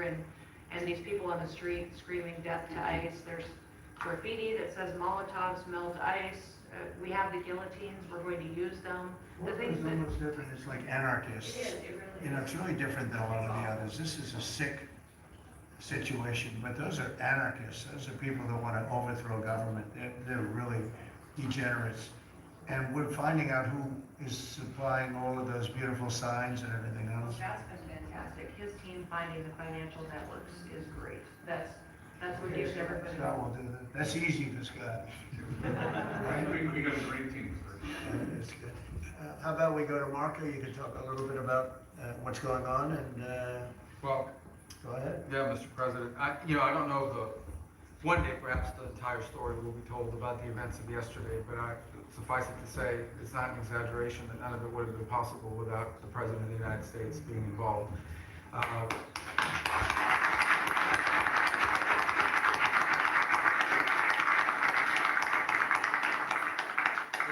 It really began with your trip to the Middle East, where these relationships were forged with partners in the region, personal relationships, close relationships that created the foundation where all this was possible. Where I think this really took a turn. Remember, a month ago, no one thought this was possible. Where it really took a turn about a month ago, less than a couple weeks ago, is when we were at the United Nations, and you convened a historic meeting, not simply of Arab countries, but of Muslim-majority countries from around the world, including Indonesia was there, Pakistan was there, and created this coalition behind this plan. Then on that following Monday, you met with the Prime Minister of Israel here, and that plan was presented. And then, of course, our great negotiating team followed up on it. In the interim, again, perhaps the stories will be told, perhaps it will never be told. The President had some extraordinary phone calls and meetings that required a high degree of intensity and commitment, and made this happen. And I think what's important to understand is that yesterday what happened was really a human story. There's a geopolitical aspect to it, there's no doubt about it. It creates the conditions for Gaza to one day be a normal place again, and people to have a better life, and Israelis to be safe. But yesterday was a human story. And because of the work you put in, and honestly, not only is there no other leader in the world that could have put this together, Mr. President, but frankly, I don't know of any American president in the modern era that could have made this possible. Because of the actions you have taken unrelated to this, and because of who you are and what you've done and how you're viewed. And this weekend, because of that, at some point very soon, we are going to see 20 living human beings emerge from the darkness into the light for the first time in 2 years. And that is because not only were you used the credibility and the power and the prestige of this office and the relationships you created, and you committed yourself to making it happen. And I think it will go down as a historic moment in the history of our country, and something our country should be very proud of, that we have a president that's committed to not just peace, but to the human aspect of reuniting these families. My last point on this is just a couple of days ago, Secretary Lutnick hosted us all, many of us, at the Kennedy Center.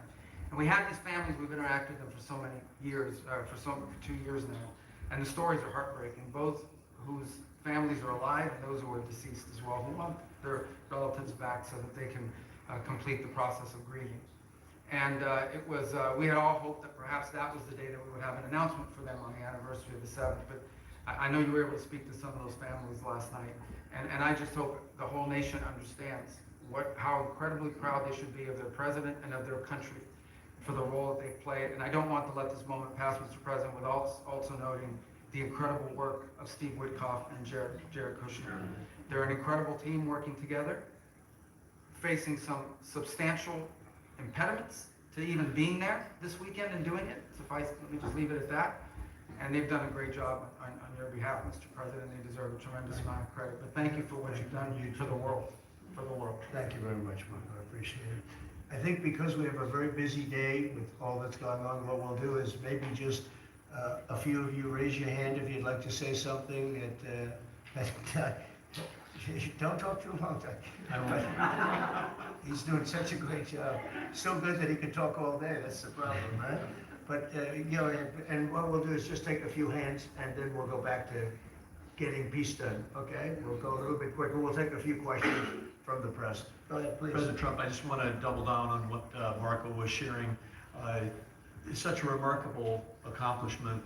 Agree that no other president could have done this, but what set the groundwork for you able to do that? When you took office on January 20th, you made a 180-degree turn in our military strength with Pete's leadership. You were the master class in peace through strength. So militarily, we've completely turned around. We've demonstrated that through execution against Iran and others, that we have force. We want to end wars, but we'll use power if we have to.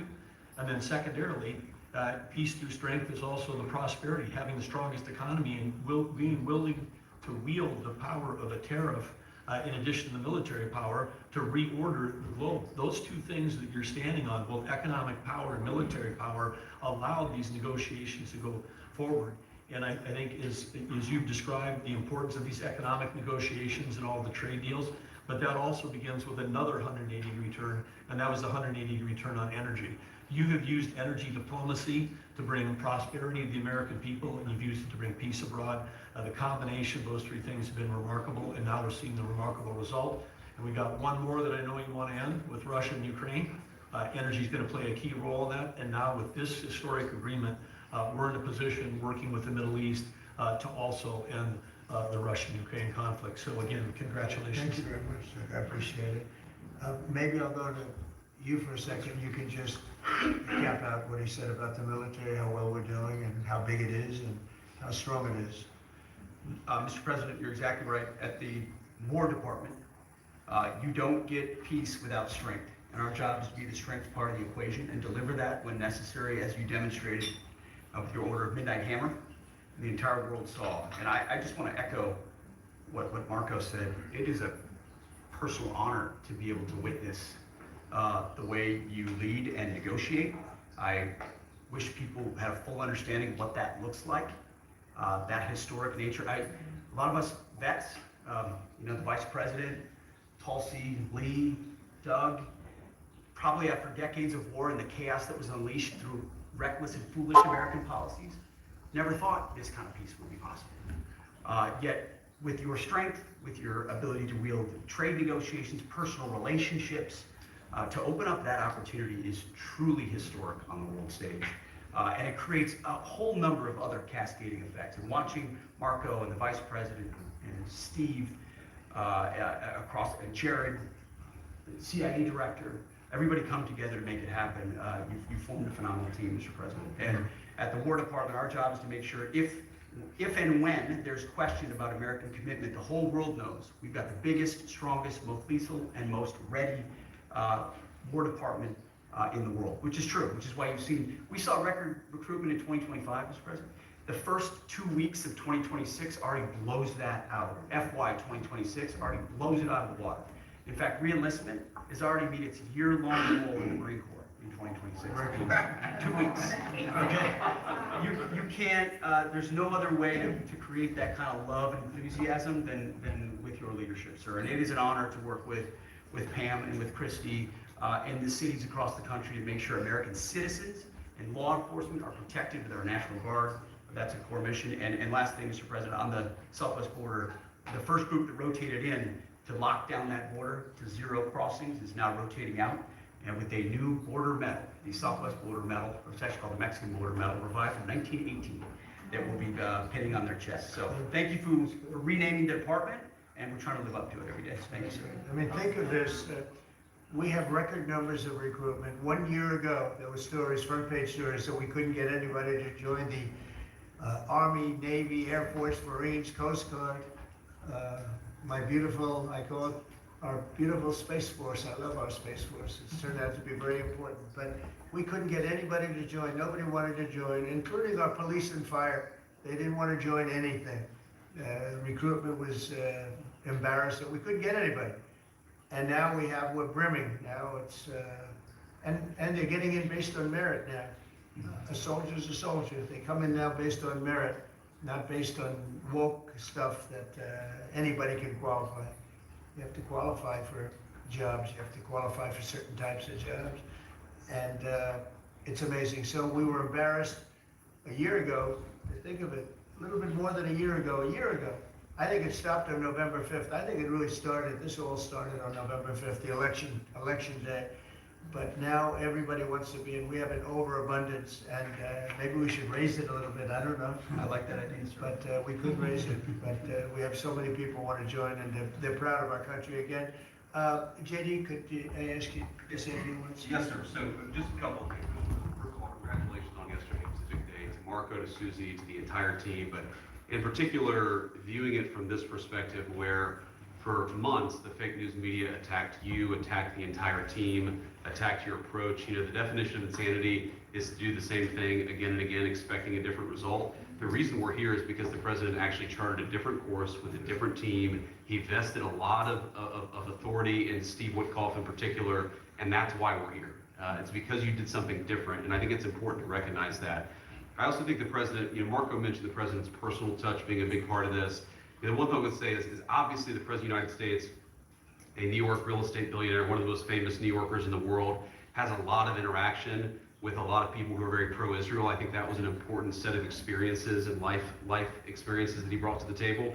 He also, of course, knew one of the most famous Palestinians in the world, Chuck Schumer. And I think without that background of knowledge, it would have been impossible to get us to this moment.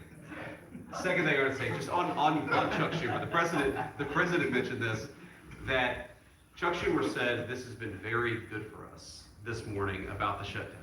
One of the things that we talked about before all the media came in, and that all of us are going to work on for the rest of the day, we've been working on for days, is how to make the shutdown as painless as possible on the American people. So while Chuck Schumer brags about this being good, and I think the president is right, it's not good for him politically as much as he might think that it is. It's causing real consequences for the American people. There's a low-income food program, the WIC program, that my mom actually used when I was a baby. That program is about to be underfunded, and it's about to get cut off because Chuck Schumer won't open the government. We have troops. The Secretary of War mentioned how well we're doing on recruitment. We're trying to figure out how to pay our troops because Chuck Schumer is shutting down the U.S. government. There are veterans benefits that are going to suffer. There are Americans that are going to suffer because Chuck Schumer refuses to do his job. So while we're all celebrating this incredible success that we've had on the world stage, the country could be doing so much better if Chuck Schumer did his job and opened the government. Every single Republican, except for Rand Paul, has voted to open the government. A few moderate Democrats, to their credit, have voted with us to open the government. We just need 5 more Democrats to come to their senses and let the people's government serve the American people. I hope that they'll do that. Thank you. Thank you, sir. Chris, please. Yeah, to follow up on that point, Mr. President, the Democrat or Schumer shutdown did not begin 8 or 9 days ago. It began 8 or 9 months ago with your inauguration. For the first time in American history, every Senate confirmed appointee who are our deputies to run our department, every one of them has been filibustered. One of the critical parts of my department is the National Nuclear Security Administration. It maintains, manufactures our nuclear weapons and our engines for nuclear submarines and nuclear aircraft carriers. We are a key supplier to Secretary of War Pete Hegseth. They filibustered, the Democrats filibustered the leader, the administrator of the National Nuclear Security Administration, would not let him come into my department until the Republicans 2 weeks ago changed the Senate rules so they could confirm him and we could have a leader. They filibustered the leadership, now they're filibustering the funding. In the next 6-7 days, we're going to run out of funding, and the retooling of our nuclear stockpile, the ultimate guarantor of our sovereignty, is going to be underfunded, and we're going to have to slow down and creep to us crawl these efforts. Just incredibly irresponsible for Schumer to worry about his own reelection and not the 340 million Americans that count on the efforts of our military and all of our departments. It's truly offensive, and we need to bring it to an end as soon as possible. Let's open the government back up. You're doing a great job. Thank you very much. Bobby, did you want to say something? You got a lot of things happening. A lot of very positive things, actually. Mr. President, I'm glad you're getting bipartisan accolades on the Mideast peace agreement. You should also get bipartisan accolades on the MFN agreement. It is a historic agreement that's going to benefit every hardworking American.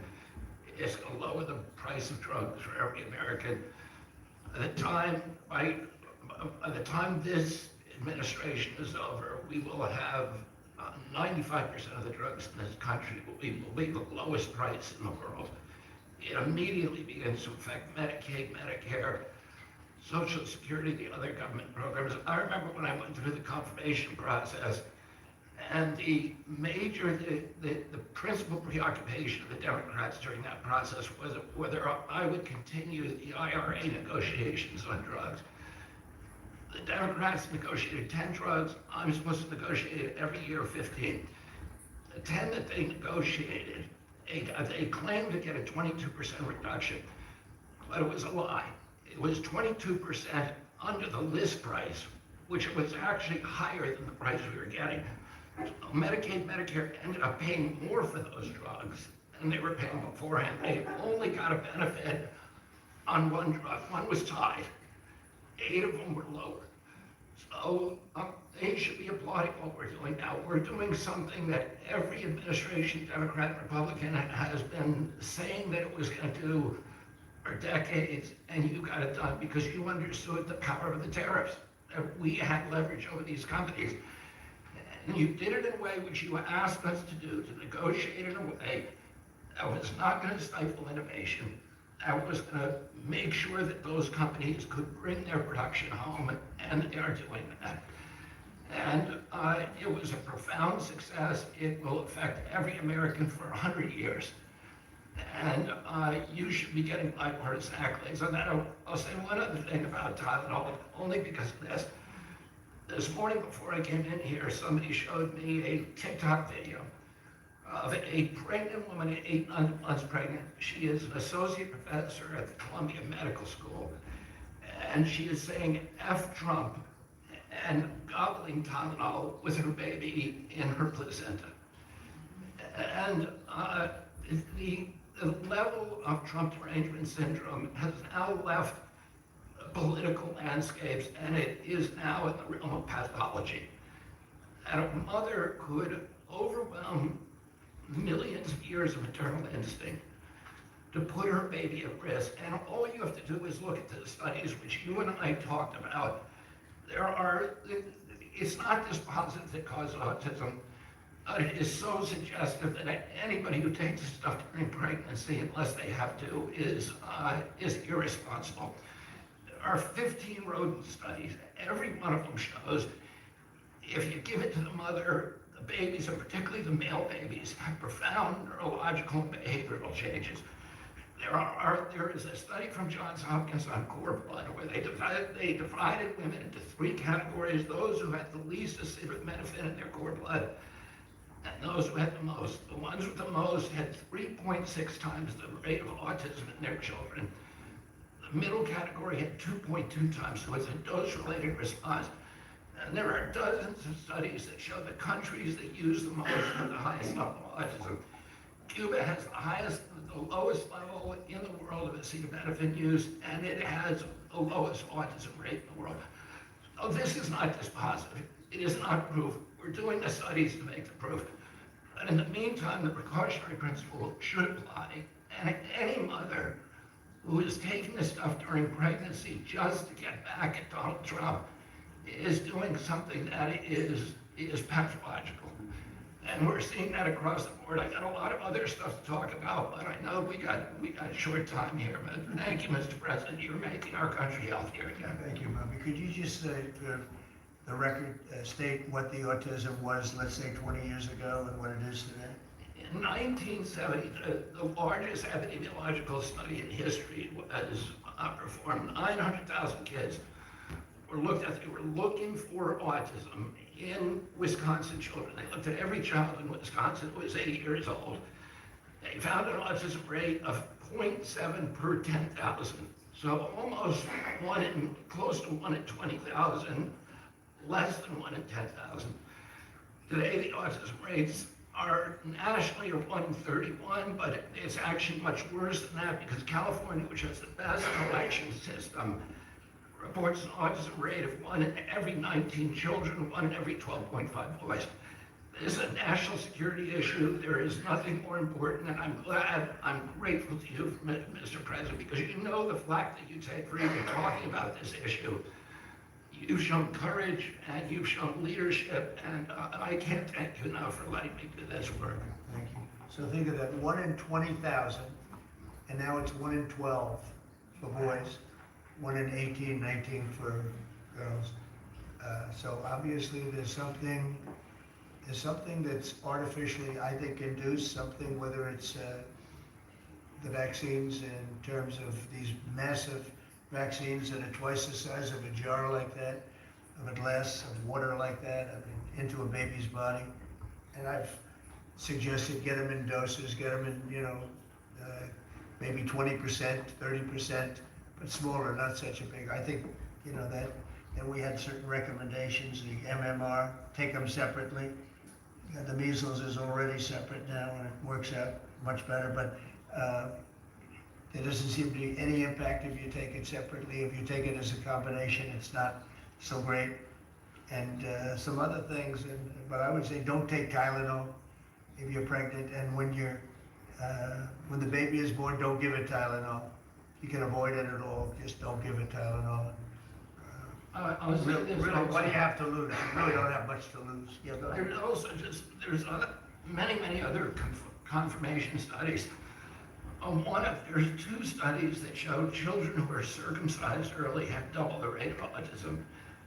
It's highly likely because they're given Tylenol. So, none of this is positive, but all of it is stuff that we should be paying attention to. But, there's a tremendous, it's a non-doctor, but I've studied this a long time ago. I met Bobby in my office 20 years ago. We were talking about the same thing 20 years ago. And I was a real estate developer. It bothered me that it seemed to be getting worse, but it's so bad now when you hear these numbers. It's not even really sustainable. I don't know how people do it, but there is some very strong evidence on Tylenol. In fact, at one point, I guess the company gave a warning. They still don't recommend it during pregnancy. That's the weird thing. They're not recommending it, and that's the company itself. So just don't take it. Don't take it. If you're a woman, don't take it, and don't give it to the baby when the baby's born, and I think that's going to have an impact. But I'd also get the shots in smaller doses. There are a few things, we gave a few things that just seem to be, and I think you'd get that number way back up. Think of it. You have 1 in 20,000, and now it's not even believable when you think the 20,000 drops to 12 children.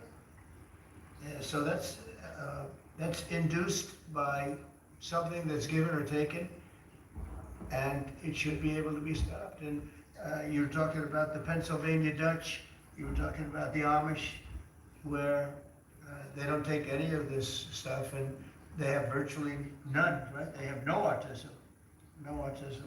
So we're doing something very bad. Somebody's been given some bad things. Other countries, by the way, we have, I think, we have 82 vaccines that we give simultaneously. And I'm a vaccine believer, by the way. I believe in the polio vaccine. I believe in a lot of vaccines. But when you give 82 vaccines in a shot to a little baby that hasn't even formed yet, it's a lot of vaccines. And in Japan, they give a much smaller number. In Germany, they give a much smaller, like 28 vaccines. That's a lot too. But 28 is a lot different than 82. So, but I would say on the Tylenol, don't take it, and that will be. I think it's going to be a big factor. I think it'll be a very good result, and I hope we're going to be able to see that result in the not too distant future. Because certainly, people have heard us loud and clear. That's why I bring it up again. That's why I asked you to talk about it, because this is a horrible thing, and if you don't take it, I mean, you have to tough it through sometimes. There are other things you can do, but you have to tough it out. It's easy for me to say, but I think you're going to see numbers that will be it'll be so significantly improved, and maybe fully improved. I mean, there's something there, there's something going on, and we have to address it. And so I'm addressing it the best I can as a non-doctor, but I'm a man of common sense. Okay, any other questions? I'd like to comment on Yeah, that. please. Mr. President, a lot of people are calling to give you the Nobel Peace Prize after this peace deal that you managed to achieve in the Middle East. First of all, your opinion on that, and I was wondering about your trip to the Middle East, if you can tell us if you were considering to speak at the Knesset, at the Israeli parliament. Well, they asked me to speak at the Knesset, and I've agreed to. If they would like me to, I will do it. it's the first time a president has ever done that, so that makes it very interesting, right? But yeah, so I will do it if they want me to. They have asked me to do that. Thank you. I believe the hostages are out in the streets in Israel dancing and crying tears of They're all joy. dancing in the streets right now. They're dancing in the streets. They're so happy. Everybody's happy. They're dancing in the streets of Arab countries, Muslim countries. I've never seen anything like it. Everybody is happy. It's been really amazing. Thank you. President Trump, on the international peacekeeping force that's going to be deployed to Gaza soon, do you expect that Pakistan, Turkey, other countries to contribute forces? Has that become firmed up? And also, the shutdown, it seems like in the House, there's a majority support for a temporary extension of the Obamacare subsidies, perhaps minus the funds for illegal immigrants. Is that how you see the deal to end the shutdown happening? Well, I see the deal just getting extended as we continue to talk, but we're willing to pay because we're paying. You know, it's very simple, we're paying. And the Democrats are the ones that caused this problem. And it's a big problem for them. They have a lot of break in their ranks. But so I see that, you know, I think that'll get worked out. But we want to get back before we do this. We don't want to have a gun held to our head. We don't like that. And the public doesn't like it either. So we want to get back. And I think it's going to work out. I think it's going to work out very well. It's something that shouldn't have happened. This was supposed to take place before the election. You know, this was supposed to take place on September 28th before the election. We shouldn't even be talking about this right now. This is actually something that shouldn't have even happened. Yeah, please. Mr. President, looking ahead, what guarantees Hamas disarms and that Israel doesn't resume bombing once Hamas? Well, the first thing we're doing is getting our hostages back, okay? And that's what people wanted more than anything else. They wanted these hostages back that have lived in hell like nobody has ever even dreamt possible. And after that, we'll see. But they've agreed to things, and I think it's going to move along pretty well. What is phase two? Well, I'm not going to talk about that because you sort of know what phase 2 is, but there will be disarming, there will be pullbacks, there will be a lot of things that are happening. You know, I gave you a whole list of 22 different things that will take place. And I think it'll take place, and I think you're going to end up with peace in the Middle East. But we have to get our hostages back. And we weren't going to do it at the end, we're going to do it at the beginning. We said we want them at the beginning. We're not doing it. You know, we got the hostages back. We did, as a group, with Steve and Jared and Marco and me and all of us. We got the hostages back. We got many of them back. Many, unfortunately, were dead. But we got many back that are now living with their families, with their parents in many cases, and with their husbands, families, wives. Many of them, they celebrate all of it. They're the ones that are celebrating the loudest. There are a lot of them that we got out. But the last 20, and I always said the last ones are going to be the most difficult. But it's been a very big deal getting the hostages out. But the rest is going to take place too. Can you promise Palestinians they will be able to stay? Well, they know exactly what we're doing. We're going to create something where people can live. You can't live right now in Gaza. The place is it's a horrible situation. Nobody's ever seen anything like it. So yeah, we're going to create better conditions for people. Yeah, please. Mr. President, excuse me, what kind of security guarantees is the United States going to make for Gaza? Well, we're going to work with very wealthy countries that love people, frankly. I know them very well. They love people, but they love Arab people, and they love Muslims, and they love, I think right now they love everybody, and they're immensely wealthy, and they're going to be involved in putting up money, and for them it's a small amount of money. For somebody else it's a large amount of money, but you know, these are the wealthiest countries in the world, and they'll be very much involved in making it as good as possible. What's your take now on a two-state solution, sir? Just to follow up on that. On what? What is your view now on a two-state solution? I don't have a view. I'm going to go with what they agreed to. Mr. President, given that there are some health provisions for Israel in this agreement, are you at all concerned that Bibi Netanyahu may not continue his votes to be proposed? That Bibi may go a little bit out of whack. That he may no longer be prime minister? Look, that's politics. It could be. I don't know. I think he's very popular right now. He's much more popular today than he was 5 days ago. I can tell you. Right now, I think maybe people shouldn't run against him. 5 days ago, it might not have been a bad idea. No, Bibi's become. This has been a very good thing. I don't think he did it for that reason. Okay, but I think just looking as an analyst would look at this, I think it's been. I think Bibi should be very popular right now. Yeah, please.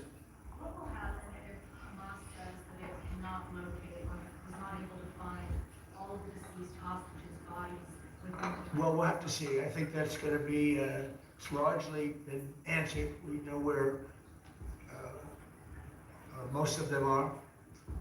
Actually, the bodies are a bigger problem because some of the bodies are going to be a little bit hard to find. It's a terrible thing to discuss even, but you understand, we're all people, we're grown-ups, we understand life. Nobody can understand this though because this could have taken place, but we have the hostages for the most part, and so I don't think it's going to be overly big. The situation with the bodies, you know, they say 20, 28, some are going to be a little bit hard to find, but we're going to do the best we can. Yeah, please, behind you. Yeah, behind you. Please. Thank you, sir. Regarding Jared Kushner's role in the negotiations, can you explain a little bit about why he came on at the last minute? And then in regards to the program that the Vice President mentioned, do you know what the funding that he promised for the tariff revenue will actually go into communities? Because there's reports that food providers are actually selling to those benefits. Well, okay, let me just answer to Jared. So Jared's a very smart guy. He did the Abraham Accords. As some people say, the Abraham, which I love the way that sounds. But he did the Abraham Accords. It was a great thing. 4 big countries joined. If I were president, if the election would have been a correct election, which it wasn't, you'd have every country in there. Maybe even Iran would have been in there, frankly. But you'd have every country in. Now, by the way, that's going to be filled up rather quickly. People want to join the Abraham Accords. And I put Jared there because he's a very smart person, and he knows the region, knows the people, knows a lot of the players. And the combination of him and Steve Witkoff and Marco and Cooper, who is, as I hear, has been fantastic, and others that were involved. JD was very much involved. I mean, we had a very smart group of people working. We had a lot of different players, different countries, and very diverse countries, very different from each other. They had certain things in common, but they had a lot of things, mostly things that were not at all common to their countries. So we had a very smart group of people. These are high IQ people. Okay, you know, I talk about how many low IQ people we have in our government. We got some real low ones, but some shockingly low. But these are very high IQ people, and that's what we want. I like high IQ people. Yeah. Mr. President, thank you. Can I ask you about the China? You're meeting with President Xi. The Chinese have now set to put in new export controls on rare earth minerals, and they've stopped buying soybeans from the U.S. What do you hope to get out of that meeting now with President Xi? Well, we'll see. I mean, I just heard this a little while ago before we came in, so I haven't been briefed on it. The export, look, we have the ultimate export. We have import and we have export. We import from China massive amounts, and you know, maybe we'll have to stop doing that. But I don't know exactly what it is. Neither do you, neither does anybody. It's a little bit soon. I just heard about it. So Scott and Howard will figure that out, and I'm sure we'll be able to handle it. Can I ask you about the soybeans? What is the plan to help farmers? Is it direct checks? Is it tax? Have you sorted that out? Well, what happens with soybeans is we're going to see more and more, I think, opening up, and part of the reason that we'll be discussing, he's got things that he wants to discuss with me, and I have things that I want to discuss with him, and one of the things is soybeans. I had a great deal with China where they would buy $50 billion worth of our farm product and manufacturing and other things, but farm product. And it was going along well. Then when the election turned out to be a rigged election and we had the wrong guy get in there, he didn't do anything about it. I used to call up President Xi every 2 weeks, or I'd call up people in China, say, you got to keep going, you're not buying the amount that you agreed to. And this went on for, you know, ever since we signed the agreement. It was a great agreement. So they used to do 15 billion. and I got it up to 50 billion, 50, and it was great. Then when Biden got in, they just never adhered to the agreement, and nobody in Biden's group, as you can imagine, did anything about it. So it just sat there for 4 years, and they didn't adhere to the agreement. And we, you know, it's hard to go back after 4 years of nobody calling them, but I used to call them every 2 weeks. I'd say, you know, you're a little, or I appreciate it. Oftentimes I'd say, thank you very much. You are totally adhering to the agreement. But we had an agreement that would buy $50 billion worth of our product, mostly farm product. And the farm, remember I said to the farmers, buy larger tractors and more land, and that's exactly what happened. They did well. But we do suffer. I'd like you to discuss that maybe for a second, Brooke, very quickly, by the way. But would you just talk about how Biden let us down? Biden, every single thing, every problem the farmer has is because Biden didn't do anything for 4 years. Go ahead. No, I think that's right. This president has been unequivocal in his support of the farmers. First of all, in term one, we worked on it so hard and opened up markets, but especially this term. But here's what everyone has to understand. The farm economy is in a very uncertain time. But that isn't because of the current trade negotiations, although certainly the China part is part of that. But we inherited a slew of issues. First of all, as the president said, when we left Trump 1, we had an agriculture trade surplus. When we came back for Trump 2, it was a $50 billion ag deficit. That isn't everything, that's just agriculture. The second part is the cost of inputs for our farmers increased on average between 30 and 38%, but that includes fertilizer, it includes fuel, it includes interest rates, it includes labor. All of this came about under Joe Biden, a 47% increase in the cost of labor that now Secretary Chavez-DeRimmer and Noam and I are working on. Fuel is coming down, thank you. Interest rates, thankfully, are coming down. A 73% increase in interest rates for our farmers. They couldn't get loans to make sure that they could move forward. So that's all really, really important. And I think we have to realize what the president's commitment is this, that we're moving into an era of rural prosperity, of a golden age for our farmers in rural America. The trade renegotiations and the trade realignment that Jameson and Scott and Howard have led with the president's leadership is unlike anything that's happened in the history of our country. And those that will benefit the most are the original Americans, our farmers and our ranchers. The president has committed, if we need a bridge, he has talked about that to get us from the Biden years to the new Trump era. That's what we're working on every day. We've got to get the government reopened so that we can move forward on that. And once we do, we'll be able to move out a significant program to help our farmers. Long term, we have to change this hamster wheel of government. We've got to ensure that the farmers have the market to sell, and it's a national security issue and onshoring a lot of the food as well. So, thank you. Thank you, everybody. I think that's enough. The country is doing very well. Thank you very much, everybody.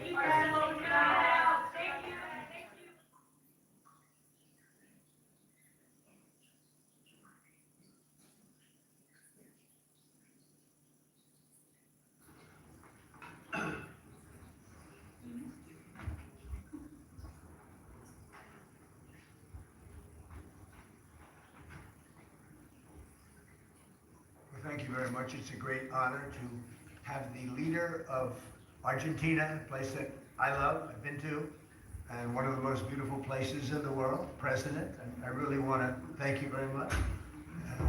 He's MAGA all the way. It's make Argentina great again. I heard about him when he was campaigning, and even before his campaign. He's a great economist, and he was saying a lot of very correct things, and he was very much in a conservative mode, and I heard all about you as you were running and even before you were running, because as a tremendously talented economist, you were getting a lot of good write-ups. And, I appreciated that, but he was make Argentina great again. It worked. I actually sent him some hats for his early part of the campaign, and then he called me and wanted a lot more.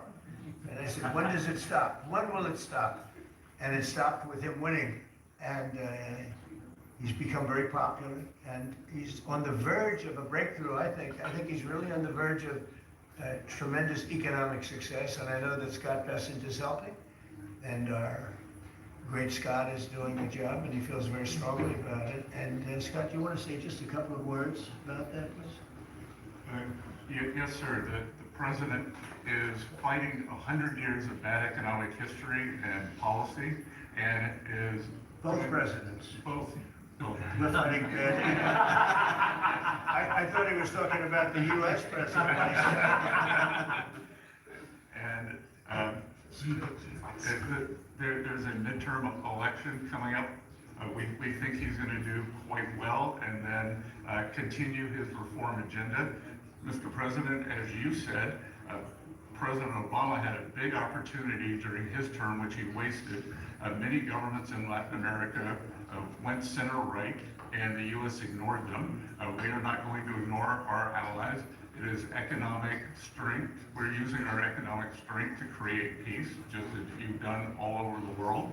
And it is much better to form an economic bridge with our allies, people who want to do the right thing, than have to have shoot at narco gun boats. So we think that this is an opportunity for the Argentinian people, and President Milei is the one to do it. He's got a great cabinet, he's got a great team who we've worked with over the past weeks. And the election is coming up very soon, and it's a very big election being watched by the world, because he's done an incredible job, but with that comes some pain, and they have some pain, and now they're coming out of it. I think the victory is very important.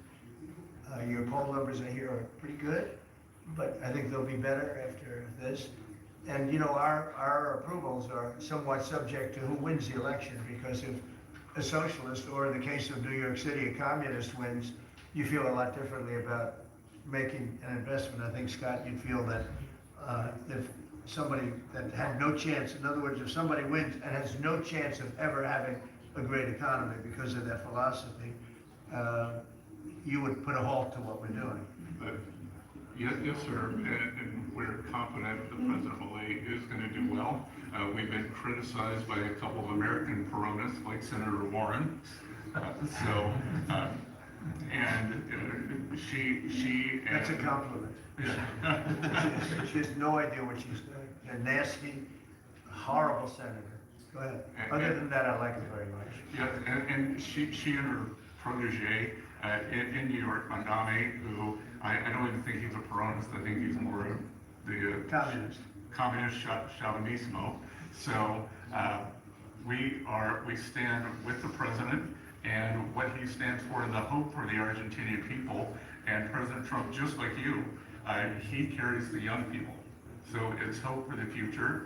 The Argentines have made the decision to shake off 100 years of bad policy.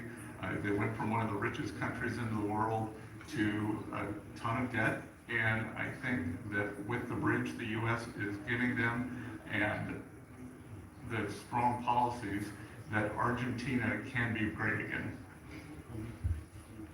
Thank you very much. Please, go ahead, please. Muchísimas gracias por esta recepción. Me siento muy honrado, muy especialmente en este momento en el que, digamos, gracias al gran liderazgo suyo, presidente Trump, ha logrado la paz en Medio Oriente. No solo este gran logro que ha sido alcanzar la paz en Medio Oriente, sino lograr el retorno de los 20 rehenes vivos.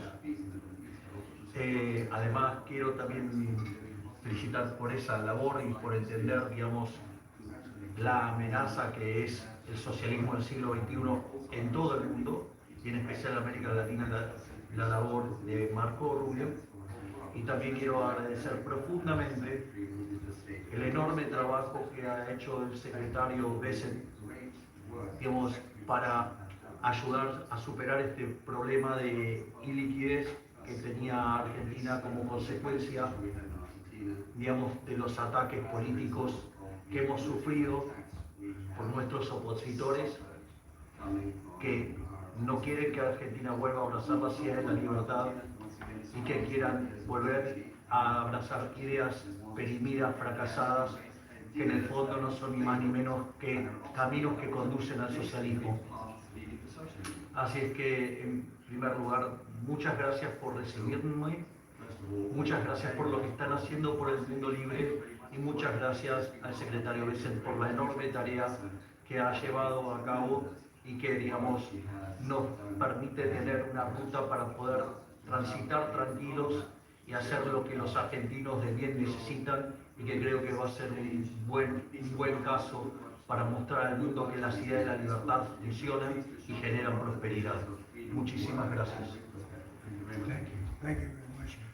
Do we have a interpreter that wants to, you all either have that, has everyone understood? Because I think you made a very important, profound statement, actually. But we could have it interpreted if you want. Does anybody want it interpreted? Would you like that? Would you like it? Can the interpreter speak what, do we have somebody set up for that? You want? The President would like to repeat his statement? No, it's okay. Don't worry about it. We'll leave it that way. So, it's an honor to have you here.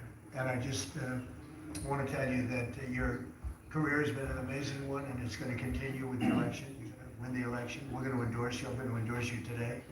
Fully endorse you. And, you know, people in Argentina like me. A lot of people like me. I'm even surprised myself.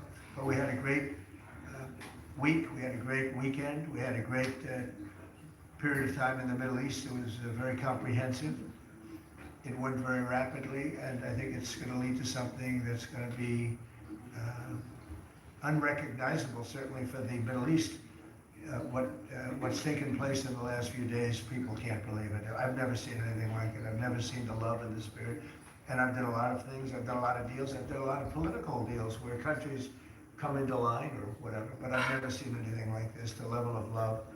And it has to do with the mystique of the Middle East, I think, because if I did other countries, I did 7 other settlements of wars, complete settlements of wars, and it was very well received. But this is something, I've never seen anything like it. The media covered it very fairly, and even the fake news, of which we have a lot, they actually covered it fairly for a change.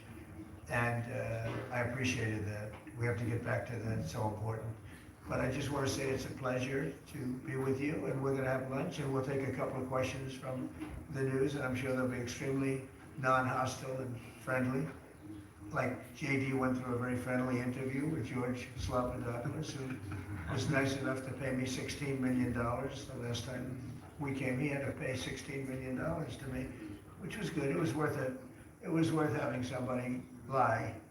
If you get $16 million, that's good. But JD had a very nasty person interviewing him, and we can't let that happen. Just as inappropriate to cut off a highly respected vice president of the United States mid-sentence. I guess it's one way to win an argument. That was the only way he was going to win the argument. So it was pretty inappropriate, I want to tell you that. So thank you very much. Do you have something there? Yes. Oh, good, thank you. Sí. Quería Yeah. darle.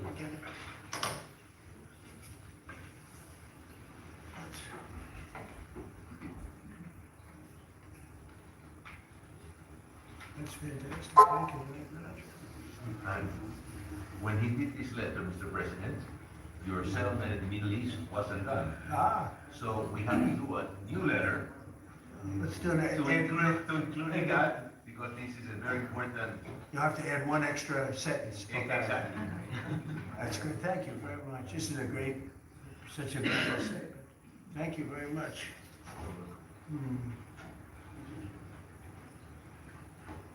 It's beautiful. Thank you. Mr. President, how is this Argentina? Why don't we talk about Argentina first? And then go ahead. How is Argentina going? Mr. President, how is this Argentina? Go ahead. How is this Argentina rescue package America first?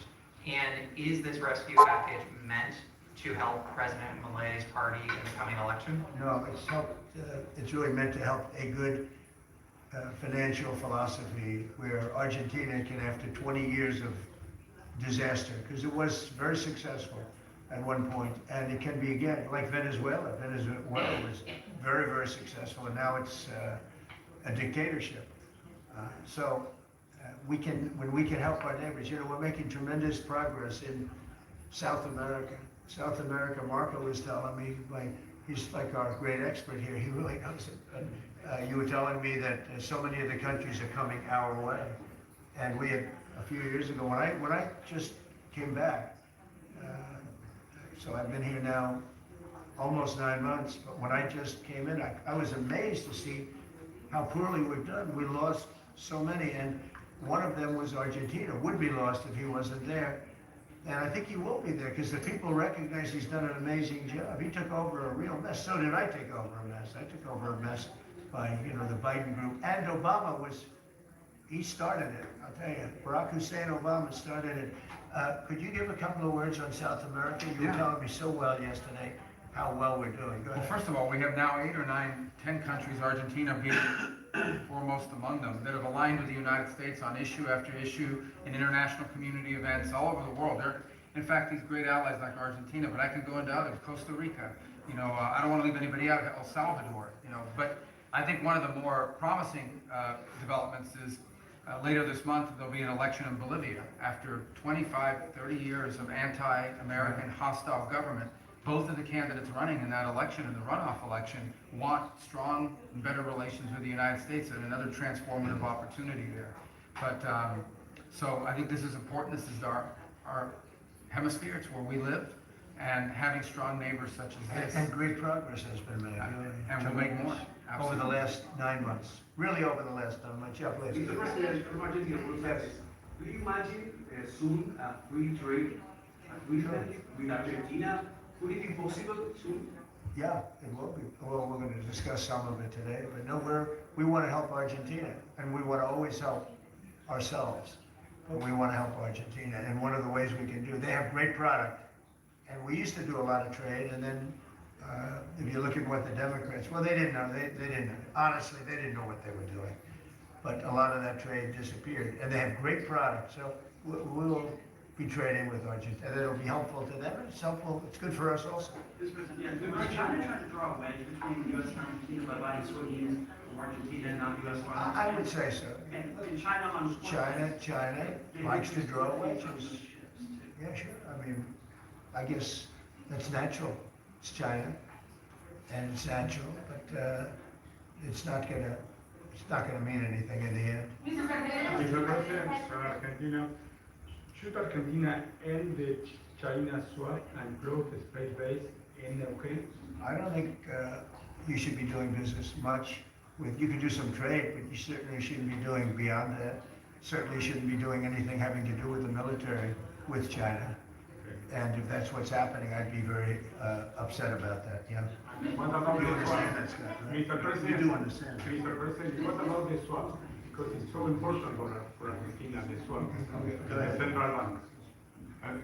The American assistance is not predicated on the swap with China being closed. Any reporting to that effect is incorrect. But you said that Argentina can to expose China from your business and from your agenda, and the swap is so important for Argentina. No, I was referring more to ports, military bases, observation facilities that have been created in Argentina. Than the swap? More than the swap? More than the swap. It was referring to that, yeah, behind you, please. Yes, President, for Argentina, what's the benefit for United States in helping this way Argentina? Just helping a great philosophy take over a great country. Argentina is one of the most beautiful countries that I've ever seen. And we want to see it succeed. Very simple. I mean, we don't have to do it. It's not going to make a big difference for our country, but it will in terms of South America. If Argentina does well, you're going to have others following, and a lot of others are following. You have countries in South America that 2 years ago would have never even been thought of to go as democracies or as just countries that want to do fair and balanced trading. And now, you mentioned Bolivia, but there are numerous other countries that are coming our way. And Brazil, as you know, I had a very good conversation with the president. I met him at the United Nations before I went up to speak, and then I found that he didn't have a speech because I had no teleprompter. They turned off my teleprompter purposely. They made it impossible for me. But it didn't silence me. I spoke without, and it was a good speech. I mean, it was a good speech. But no, think of that. You go into the United Nations, I'm speaking in front of 158 leaders and the whole world. And I look at my teleprompter and it's dead. They killed my teleprompter. They wouldn't let the man that operated into the booth. Can you believe it? You don't have any specific interest in economic terms for this? I do have. No, I want to see it succeed. I think it's going to be great, and we will benefit also. But it's not that big a benefit because it's not that big a country, but it's a very important country, and it's a country that can be very successful. There are some countries that will never be successful. This is a country that has great potential if it has the right leadership, and you have the right leadership with this man right here. Okay? Mr. President, will you support dollarization? I would say that I'll leave that up to my my economic people, but I like the dollar. I'm very strong on the dollar. Then anybody who wants to deal in dollars, they have an advantage over people that aren't. But for the most part, we're keeping it that way. I think if Biden would have, Biden, that group would have gotten elected, meaning Kamala, you wouldn't have the dollar as your currency anymore. You wouldn't have a world domination by the dollar if I didn't win this election. And now the domination, like BRICS. I told anybody who wants to be in BRICS, that's fine, but we're going to put tariffs on your nation. Everybody dropped out. They're all dropping out of BRICS.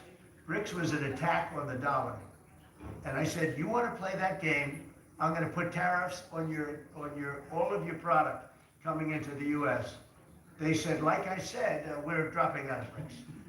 And BRICS is like, they don't even talk about it anymore. Scott, you want to add to that?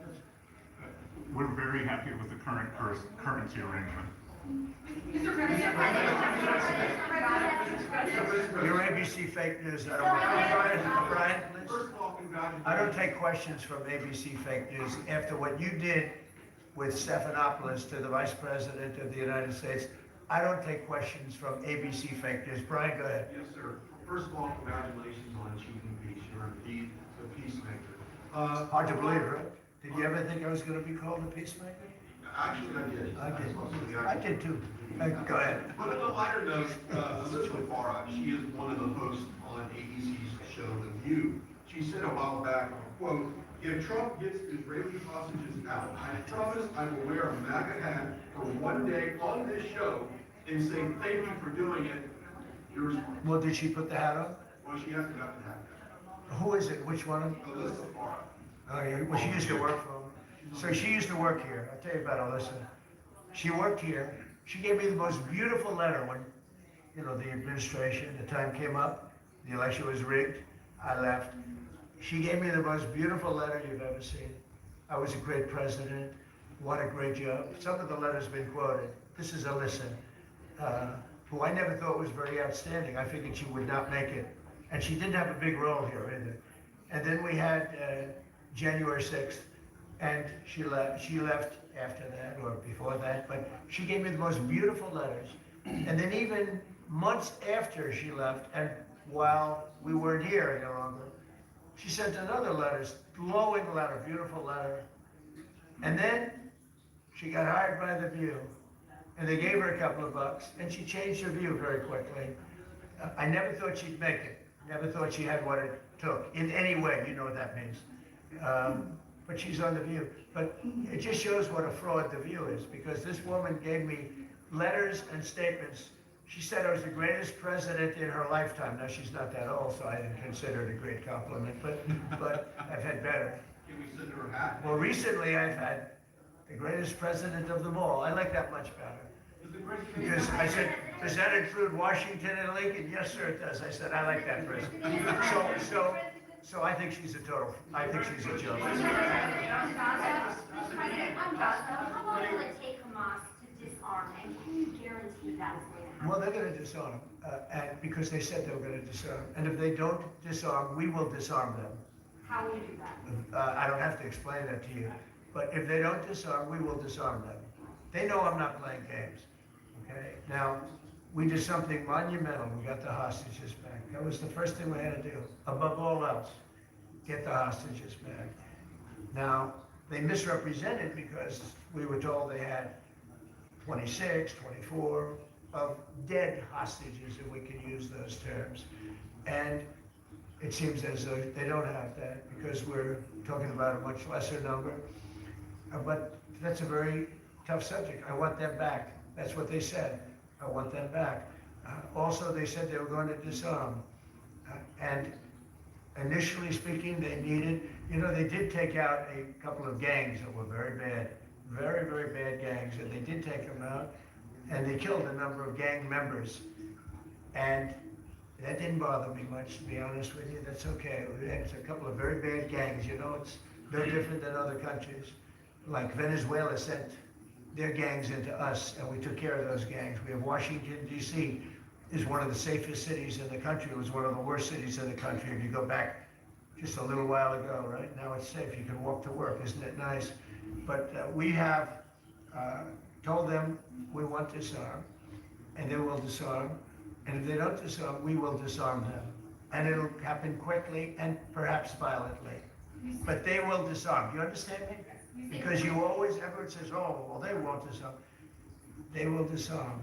And I spoke to Hamas, and I said, you're going to disarm, right? Yes, sir, we're going to disarm.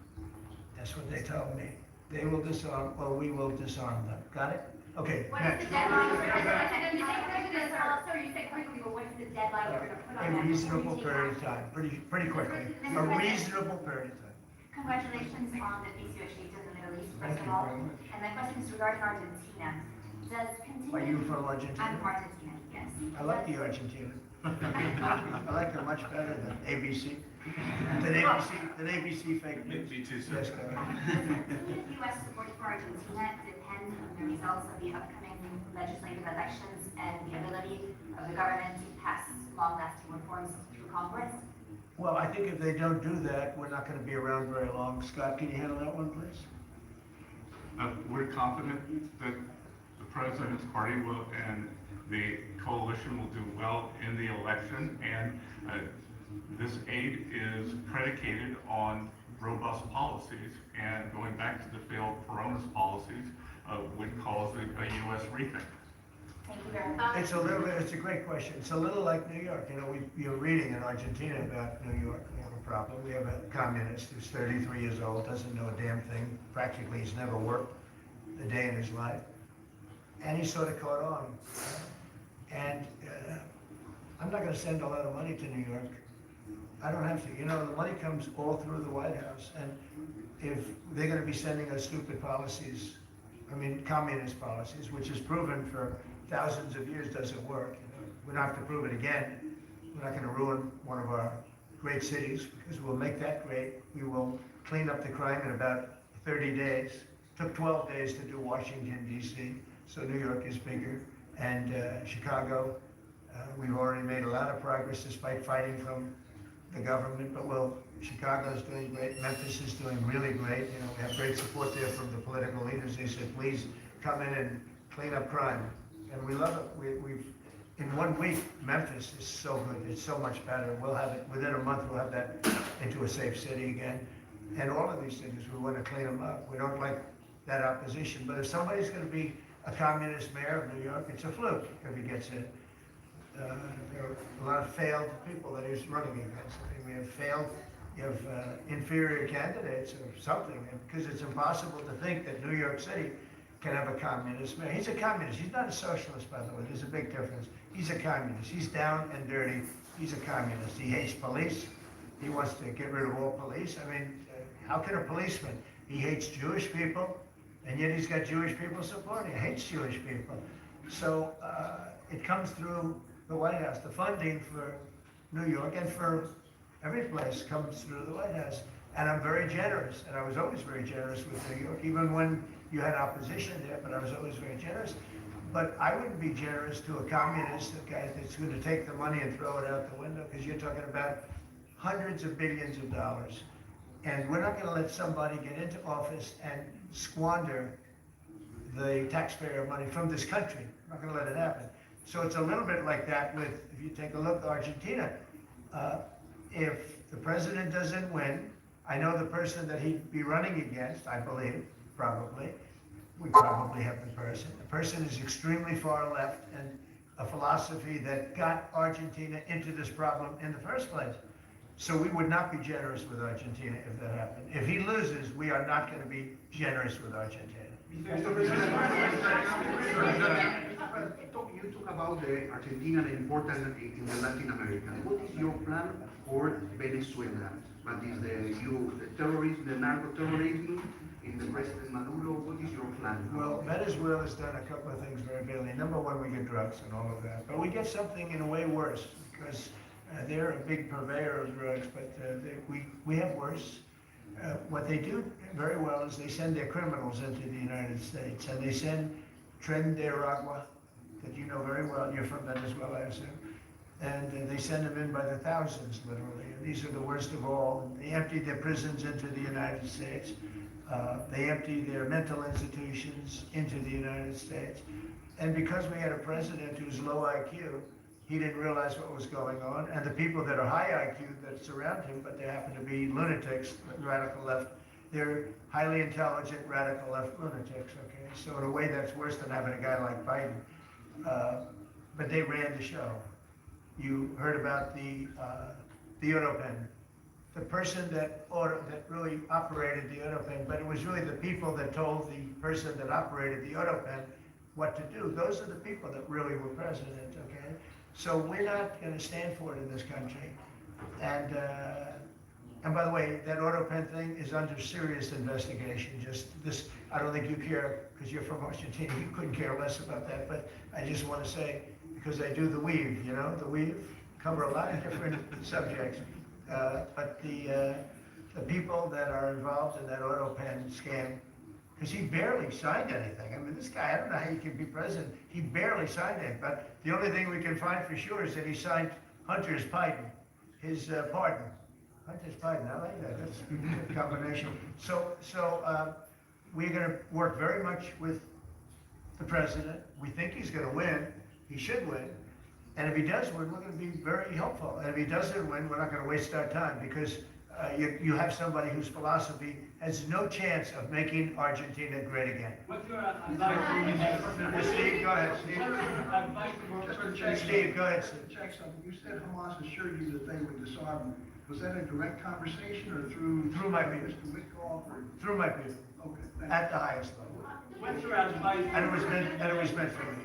What's your advice for President Milei and Argentina as a political leader? My advice is to hold strong to his principles because he's right, and he's proving that he was right. He's got one problem. He's got people that are giving him tremendously bad press, even though they know it's wrong. He's got to hold true to his principles because he's going to win. He's going to win. He's doing the right thing. Everybody knows he's doing the right thing, but you have a radical left sick culture that's a very dangerous group of people, and they're trying to make him look bad. I believe he's going to win out. And what about the rivalry with China in his house? China? Well, you have to be careful with China. Everybody deals with China. They have to deal with us too. We have to be careful with China. Look, I have a great relationship with President Xi, but sometimes it gets testy because China likes to take advantage of people, and they can't take advantage of us. But we have a fair relationship with China, and I think it'll be fine. And if it's not, that's okay too. You have to do and go where the punches are thrown. You got to put up the blocks. We have a lot of punches being thrown, and we've been very successful. Look, we have the most success. I think we're the most successful we've ever been as a country. We have now close. I've been saying 17. We have, I think, close to or maybe even exceeding $18 trillion going to be invested in the United States. That's more money than ever invested in any country before. Even countries with much bigger populations like India or like China, nobody's ever had $18 trillion invested in the country. We have, and that's because of November 5th election, because I won. Oh, if she won, you'd be negative. You know, people getting out of the country. This country we would have been in a major depression. If she won, we would have been 1929. They'd like to see that anyway. That's why they keep the government closed. They have a shutdown based on nonsense. They want to give away $1.5 think of it, they want to give away $1.5 trillion to people that come into the country illegally. And as you know, the borders now are closed. But when they hear that they get the greatest healthcare package in the world and they have no money, but they're living okay in another country, they head up and they start forming caravans and they try and come into our country. But the big problem is they want to give health care to people that should not get health care. They want to give health care to illegal immigrants by the millions. Look at Gavin Newsom, what he's done. He's ruined California. He gives health care to anybody. And I guess they do it for votes. I actually think it's bad politics, but I guess they do it for votes. So I'm with this man because his philosophy is correct. And he may win and he may not win, but I think he's going to win. And if he wins, we're staying with him, and if he doesn't win, we're gone. How come the Argentina can help to the peace process to the Middle East? They can help by doing well. If Argentina does well, that's helpful because they know we help Argentina. So if Argentina is successful, that's great because they view us as somebody that helped Argentina and they did well, and the United States maybe will help them and they're going to do well. So the success of Argentina would be a great feather in the cap of the USA because we're helping them. Right? You understand? Yeah, please, behind you. Behind you. Thank you, Mr. President. Last week you said that NATO should consider expelling Spain. What? You said that NATO should consider expelling Spain. Would you support that? What expelling Spain? NATO would consider expelling Spain. Oh.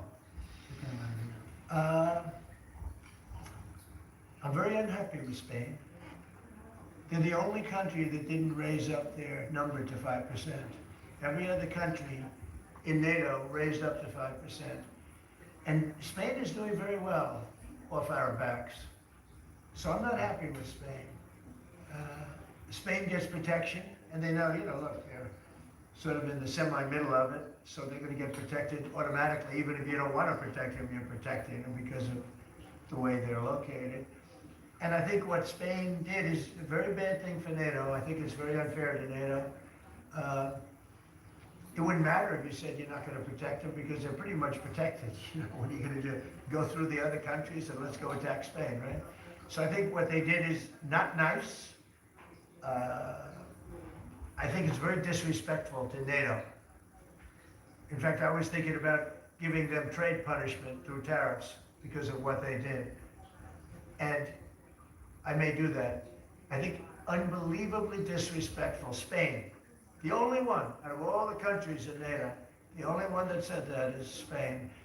And I think that's, I think they should be punished for that. Yes, I do. Governor Shutdown, you have the money to pay the troops on. I do. How? I actually have a man who is a very wealthy person, you'll know that when I tell you this, who called a donor, a great gentleman, and he said, if there's any money necessary, shortfall, for the paying of the troops, then I will pay it, meaning he will pay it. How about that? I said, look, we're not going to need it, we're going to take care of our troops, but this was a position that's being forced upon us by Democrats, and all they have to do is just sign a piece of paper saying we're going to keep it going the way it is. There's nothing, it's not like, it shouldn't even be an argument. They've signed it many times before. I don't want to bore you with the fact that Schumer said 100 times, you should never close up government. But Schumer's a weakened politician. I mean, he's going to finish his career as a failed politician. He's a failed politician. He's allowed the radical left to take over the Democrat Party. So if they write books about that, if they write books about him, they're going to have to say that his career ended by allowing the radical left to take over the party. I mean, I won an election in a landslide because people are not into the radical left, and the Democrat Party is. People didn't want to see men playing in women's sports. They didn't want to see transgender for everybody. They didn't want to see all of the different things that they do that's so crazy. Open borders. I mean, the worst thing that he did to us, not inflation, because we fixed inflation. Prices are way down. I don't know if you saw that gasoline went to 58 just now. Did you see what's going on with gasoline? No, $58 a barrel. Nobody can believe it. I'm very proud of it. You know why? Because we're pumping like we've never pumped before. Because if you get the gas price down, everything else comes down. It's very simple. And he went away from my policies, and you had the greatest inflation. The last administration had the greatest inflation in the history of our country. And now, as you know, groceries are down. It's all down. Are you settling in for a long, is this gonna be a long term? It's up to them. All they have to do is just vote to extend. We don't need it. We're not saying we want money. All we need is a right to extend.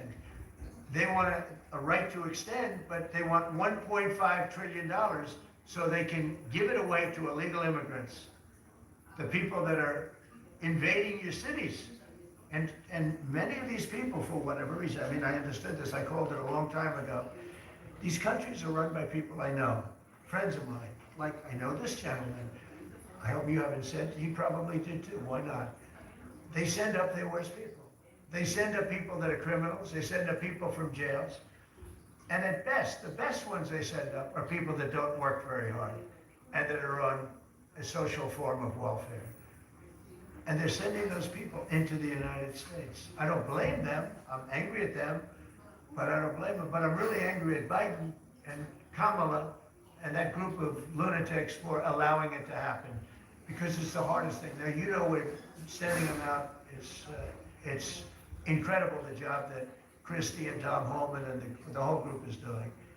But we shouldn't have to be doing that. We're doing a lot of work on getting people out of here. Tren de Aragua has caused tremendous damage, and our soldiers are great. You know, our soldiers are now based on merit. They're not based on woke, because we won the case in the Supreme Court, which was the bravest case. I have such respect for the Supreme Court because of what they did with merit, because our country was built on merit. Countries are destroyed on woke. You know, I made a statement, and I hated to make it because it sounded bad, but everything turns to, you know what, when it goes woke. You remember the term. I don't like to use it because you might have some children listening, but it turns bad. And no, we have the hottest country right now anywhere in the world. That's why he's here. That's why every other country wants to meet here too. But we only have so many hours in the day and days in the week. But get the hottest country. Think of it. We were a dead country a year and a half ago. And now we have the hottest country anywhere in the world. It's pretty good. We did a good job. Okay, any other questions? Go ahead, you. Would you like to visit Argentina soon? Here's an invitation for that. What does that mean? Do you like to visit Argentina? I do. I would love to. I'm just a little busy. I'd love to go to Argentina. I'd like to be like Biden. I'd like to go to the beach. You know, my legs are not quite as thin as his. My legs are slightly heavier. My arms are slightly larger. My body is a little bit larger than his. I'm not sure it would be appreciated on the beach, but I'm not going to take a chance. You won't see me in a bathing suit. You won't see in a bathing suit sitting on a beach in Argentina, falling down, not being able to lift a 3-ounce chair, meant for old people to lift it. He couldn't lift it, so we had a problem. He spent too much time on the beach. Somebody told him that he looked good in a bathing suit.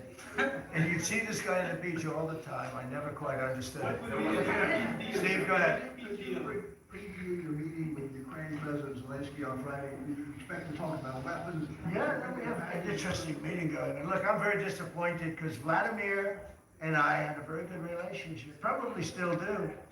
I don't know why he continues with this war. This war has been so bad for him. He's going into 4 years of a war that should have he should have won that war in 1 week. He's now going to soon be into his 4th year. He's lost 1.5 million soldiers, probably, close. Certainly in terms of wounded and no legs and no arms and all of the things that happen in horrible wars. It's a horrible war. That's the biggest thing that's happened since World War II in terms of death. It's bigger than any of them. I settled 8 of them. The biggest is that in terms of death. Incredible. I think India, Pakistan had great potential. We did a great job in that one. But he's got to really settle this war. And you know, they have long lines waiting for gasoline in Russia right now. They have long lines. Who thought that was gonna happen? And all of a sudden, his economy's gonna collapse. And I'd like to see him do well. I mean, I had a very good relationship with Vladimir Putin, but he just doesn't want to end that war. And I think it's making him look very bad. He could end it, he could end it quickly. And I have to tell you, I give credit because who would think that Ukraine could have fought Russia for 4 years to essentially a standstill? Now, there has been some early, before they knew what the hell was happening, because it happened quick. Biden should have never let that happen. That's a war that should have never happened, but it did. But it's not making Russia look good, I will tell you that. We'll be talking about Ukraine, yeah. I mean, I have the president coming in on Friday, and I know what he has to say. He wants weapons. He would like to have tomahawks. Everyone else wants tomahawks. And we have a lot of tomahawks. Tomahawk is do you need any tomahawks tonight? You need them for your opposition, I guess, because see, in this country, they'd use tomahawks for the opposition. I don't do that. I'm much nicer. The Democrats would use them if they had the chance. They're sick people. Go ahead. President, don't you worry that these plans in Argentina can fail? Anything can fail. Anything can fail. You never know. That's why I say Putin should do something about the war, because so far, I mean, it's turned out to be very bad for him. But anything can, so this plan can fail, sure it can fail, but it's got a better chance, I would say, Scott, it's got a better chance of success than failure. And if it's successful, it's an unbelievable success.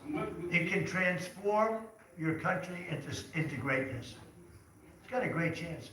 We'd like to give it a chance. Anything can fail, but we'd like to give it a chance. And we think, because he's made so much progress, I mean, the work that he's done over the last 4 years is incredible.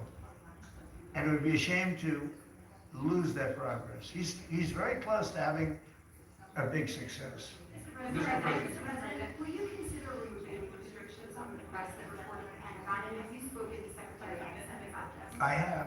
Well, he's finding, I think I can speak for him, I'll let him speak for himself, but I think he finds the press to be very disruptive in terms of world peace and maybe security for our nation. Press is very dishonest. Not you, but the press is very dishonest. You have something to say? Well, I very much appreciate the question because it was interesting to watch. We had a chance to go along on the historic trip of Middle East peace, which our generation of veterans never dreamed would be possible. So you would think that the Pentagon press corps of all press corps would be front and center across the board on wanting to give credit to the president for forging this kind of peace, and instead what they want to talk about is a policy about them, which simply says maybe the policy should look like the White House or other military installations where you have to wear a badge that identifies that you're press, or you can't just roam anywhere you want. It used to be, Mr. President, the press could go anywhere, pretty much anywhere in the Pentagon, the most classified area in the world. Or also that if they sign on to the credentialing, they're not going to try to get soldiers to break the law by giving them classified information. So it's common sense stuff, Mr. President. We're trying to make sure national security is respected, and we're proud of the policy. You know, we have an option here. As you know, the press years ago moved into the White House. It used to be across the street. We could move them. You're lucky I'm president, because we could move them very easily across the street. They used to be there. They would have more room. We have a beautiful, nice space. You can sit all by yourselves and have fun. Instead, you walk around the White House talking to anybody that can breathe. And you know, but I find that when it comes to war, and now our great Department of War, we have some great people over there. I think it bothers me to have soldiers and even high-ranking generals walking around with you guys on their sleeve, asking them, because they can make a mistake, and a mistake can be tragic. They can do it innocently too. They can, and they're not press people. They don't really deal with the press, so they're not really necessarily good at it. Although I think it's mostly instinctual one way or the other. You're either good at things or you're not. But I can see you being bothered by that. Mm-hmm. So you have them in an area and you treat them fairly, but they're not allowed to go into much like the somebody's office and sit with them for 10 hours. Yes, sir. Yeah, I can understand. Boston had some street takeovers that we saw. Is the mayor going to work with, try to work with the mayor of Boston? And then they have several World Cup games in Argentina. several World Cup games, could they play as moved to City of Newark? It could, we could take them away. I love the people of Boston, and I know the games are sold out, but your mayor is not good. There are worse than her. At least she's intelligent. You know, some are extremely low IQ. Those bother me more. She's intelligent, but she's radical left. And they're taking over parts of Boston. That's a pretty big statement, right? We could get them back in about 2 seconds. All she has to do is call us. We'll go in and take them back. But she's afraid to because she thinks it's bad politically. She could take them back too. The Boston police are great. I mean, I know them. They love me. She'll never tell them to go after Trump because they love me and I love them. And I got a tremendous police vote and military vote, you know, and fireman vote, all of them. No, I think she is hurting Boston. The answer is yes. If somebody is doing a bad job, and if I feel there's unsafe conditions, I would call Johnny, the head of FIFA, who's phenomenal, and I would say, let's move it to another location. And he would do that. He wouldn't love to do it, but he'd do it. Very easily he'd do it. And this is the right time to do it. If I thought Boston was doing something that was going to cause safety conditions for the World Cup, I could say the same thing for the Olympics, because we have events that are in different locations for the Olympics. It's based in LA. If I thought LA was not going to be prepared properly, I would move it to another location if I had to. On that one, I'd probably have to get a different kind of a permission, but we would do that. Gavin Newsom, he's got to get his act together, because had we not gone in at the beginning of my term, had we not gone in with a very strong, powerful force, they would have lost LA. Now, you already lost 25,000 houses to fires.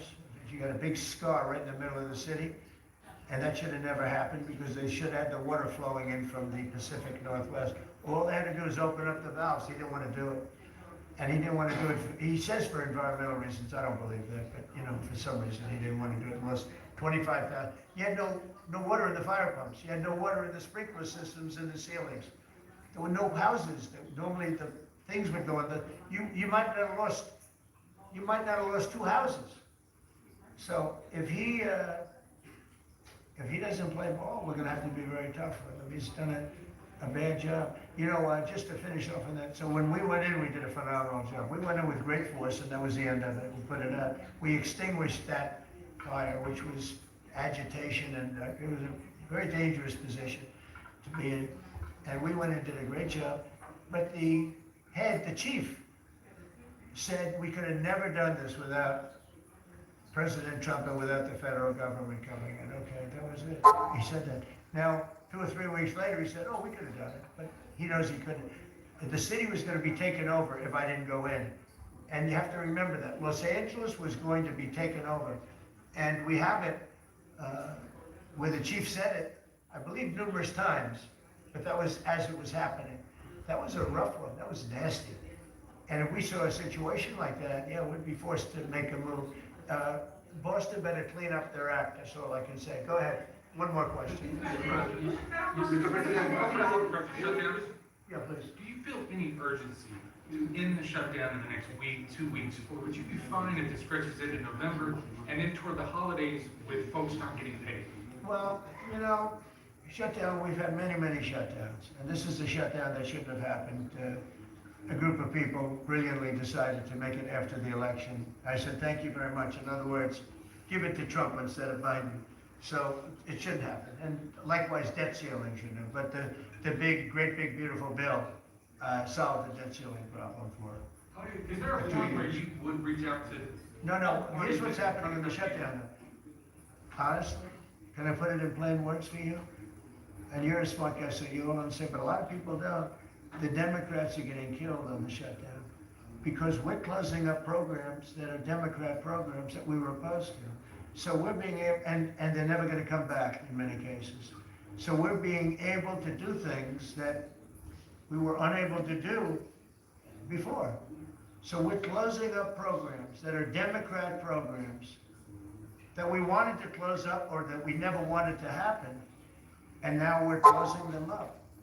And we're not going to let them come back. The Democrats are getting killed. And we're going to have a list of them on Friday, closing up some of the most egregious, socialist, semi-communist, probably not full communist, we're saving that for New York, but semi-communist programs, and we're closing them up. We're not closing up Republican programs because we think they work. So the Democrats are getting killed, but they're not telling the people about that. I say it, nobody, well, I haven't said it probably as bluntly as I just said it, but so we are closing up Democrat programs that we think, that we disagree with, and they're never gonna open again. Thank you very much. Thank you, everybody.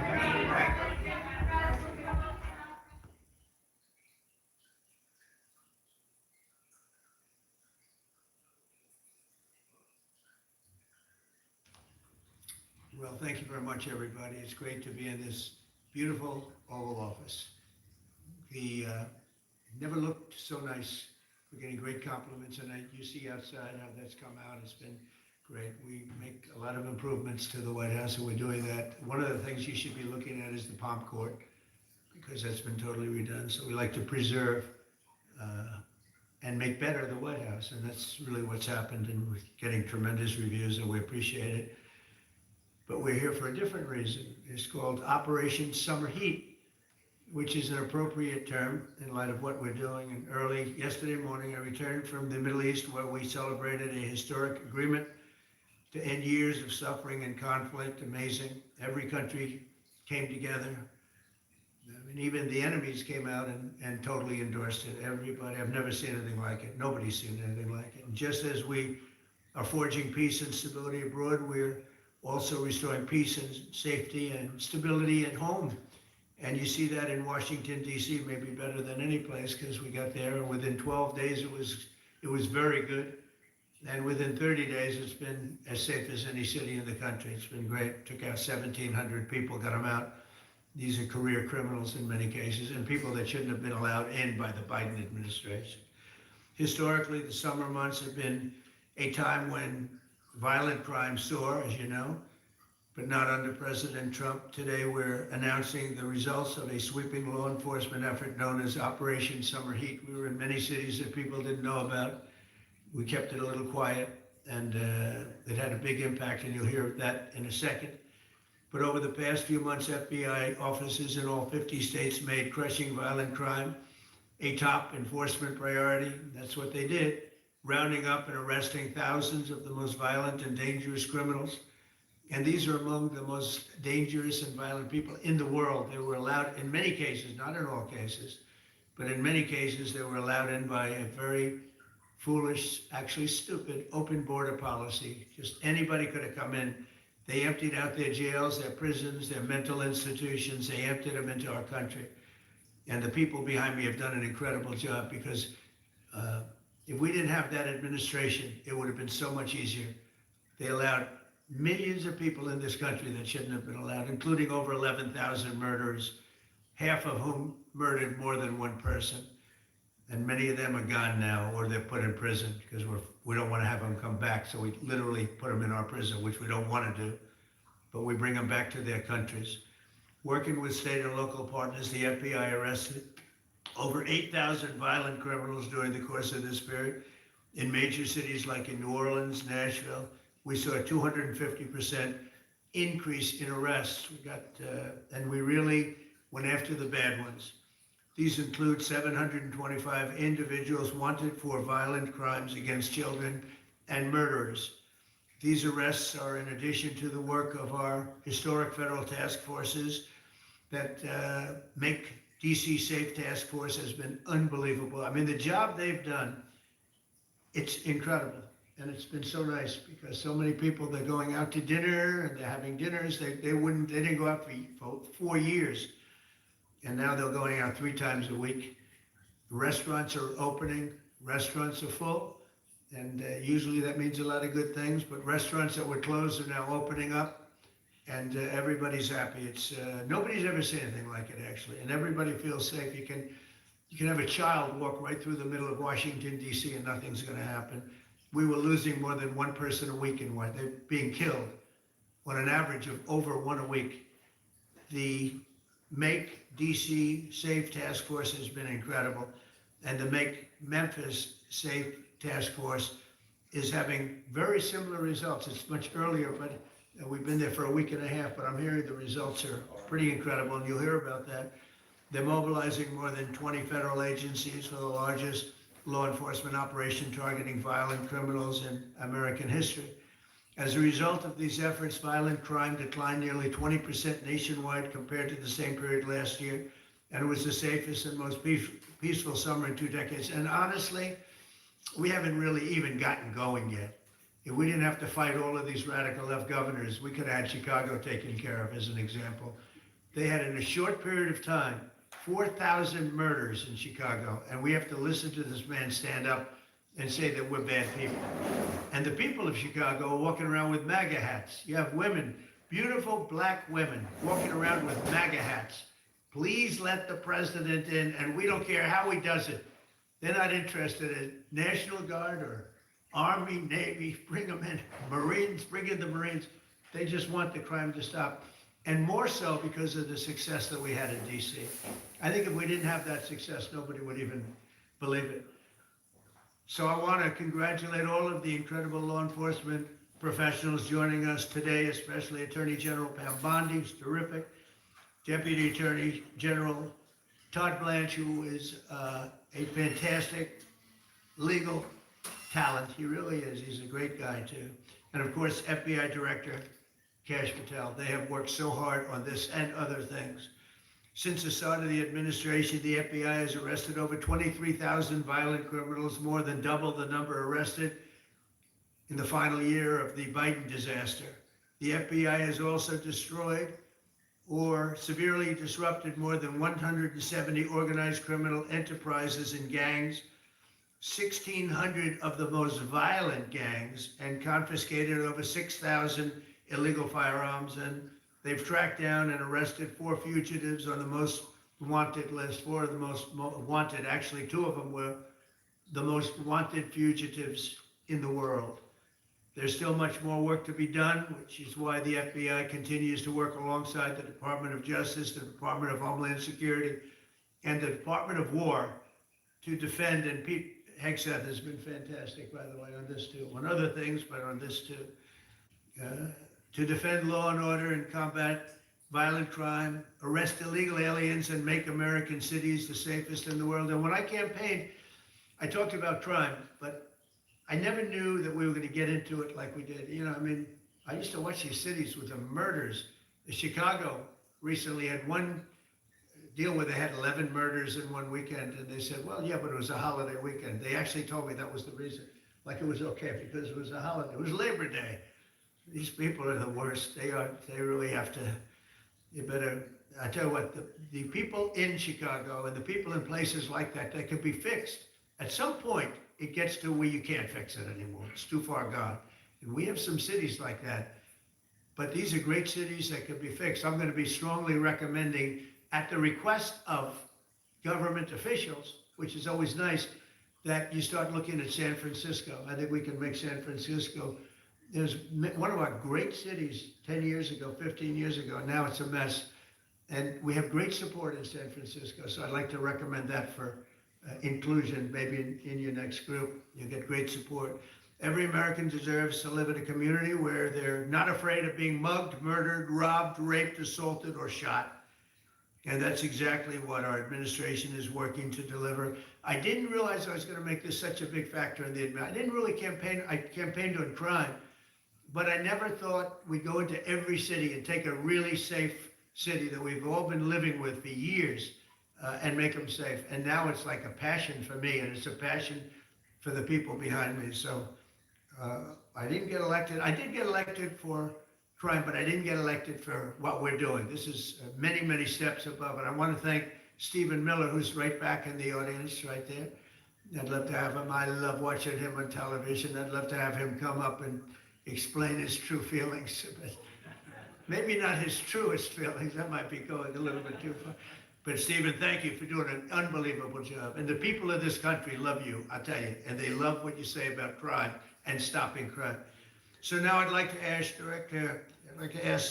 Director Patel to say a few words, and then Pam and Todd also. And I just want to congratulate them. This is an amazing thing. And we're just at the start. We're going to go into other cities that we're not talking about purposely. We're getting ready to go in. And when they go in, like Cash as an example, told me that people didn't even know. 5 months ago, they went into Chicago and they started doing a lot of work in Chicago. And we brought the numbers down a little bit. And, but that really was just preparatory work for what we're going to do with the surge. We're going to have a surge of strong, good people, patriots, and they're going to go in, they straighten it all out. So a lot of these cities we're already working on, but we don't do it with a big flavor. But in a little while, you're going to see some numbers that you're not going to believe. And I think you'll probably start with Memphis, because I'm hearing the numbers are much quicker than we even thought possible. But again, DC it speaks for itself. Chicago is going to be okay. We're going to save Chicago. And I told you, and I told them, a very respected man, the head of the Union Pacific, said, "Sir, save Chicago. It can be saved." And the way he said it was like, can you believe it? We're trying to save Chicago. But I understood exactly what he wants, and that's what we're going to do. We're going to save all of our cities, and we're going to make them essentially crime-free, like other countries have crime-free. If you go all over the world, you go to the world, you hear Afghanistan, and you hear all these different places. Our crime in certain cities is worse than anything they can even imagine. And we're not going to have that any longer. It's going to stop, and it stops right here. Cash, please. Thank you, Mr. President. What I'd like to do is just highlight some of the outstanding work that the men and women of the FBI have been doing. And thanks to your brave leadership and the mandate you were given by the American people, not only defend the homeland, but crush violent crime, you tasked us with our great partners at the Department of Justice and the Attorney General and the Deputy Attorney General to start making arrests and bring prosecutions and safeguard our cities. And you said it, this is just the beginning. In just 7 months, I hope the media takes a look at every one of these charts, because these are the best numbers for fighting crime in U.S. history, and it's only 7 months in. And to do that, our vehicle to do it of choice was Operation Summer Heat, which the FBI architected to go after violent criminals. And in just a 3-month span, you had 8,700 arrests of violent criminals. You had 2,200 firearms seized off the streets permanently to safeguard our communities. You had 421 kilograms of fentanyl seized. Just to put that in perspective, that's enough to kill 55 million Americans alone. You had 45,000 kilograms of cocaine seized, and thanks to our Department of Justice partners, you had 2,100 indictments in 3 months, from June to September alone. Mr. President, that in and of itself would be historic for a 4-year presidency. You did that in 7 months because you let good cops be cops, and you partnered us with the right people at the Department of Justice to put the handcuffs on and bring them to court and put them in prison. And if that weren't enough, when you look at the year, for the entire 7-month period that we're talking about here, if you look at the past 4 years of the Biden administration, 16,000, 17,000, 15,000, 15,000.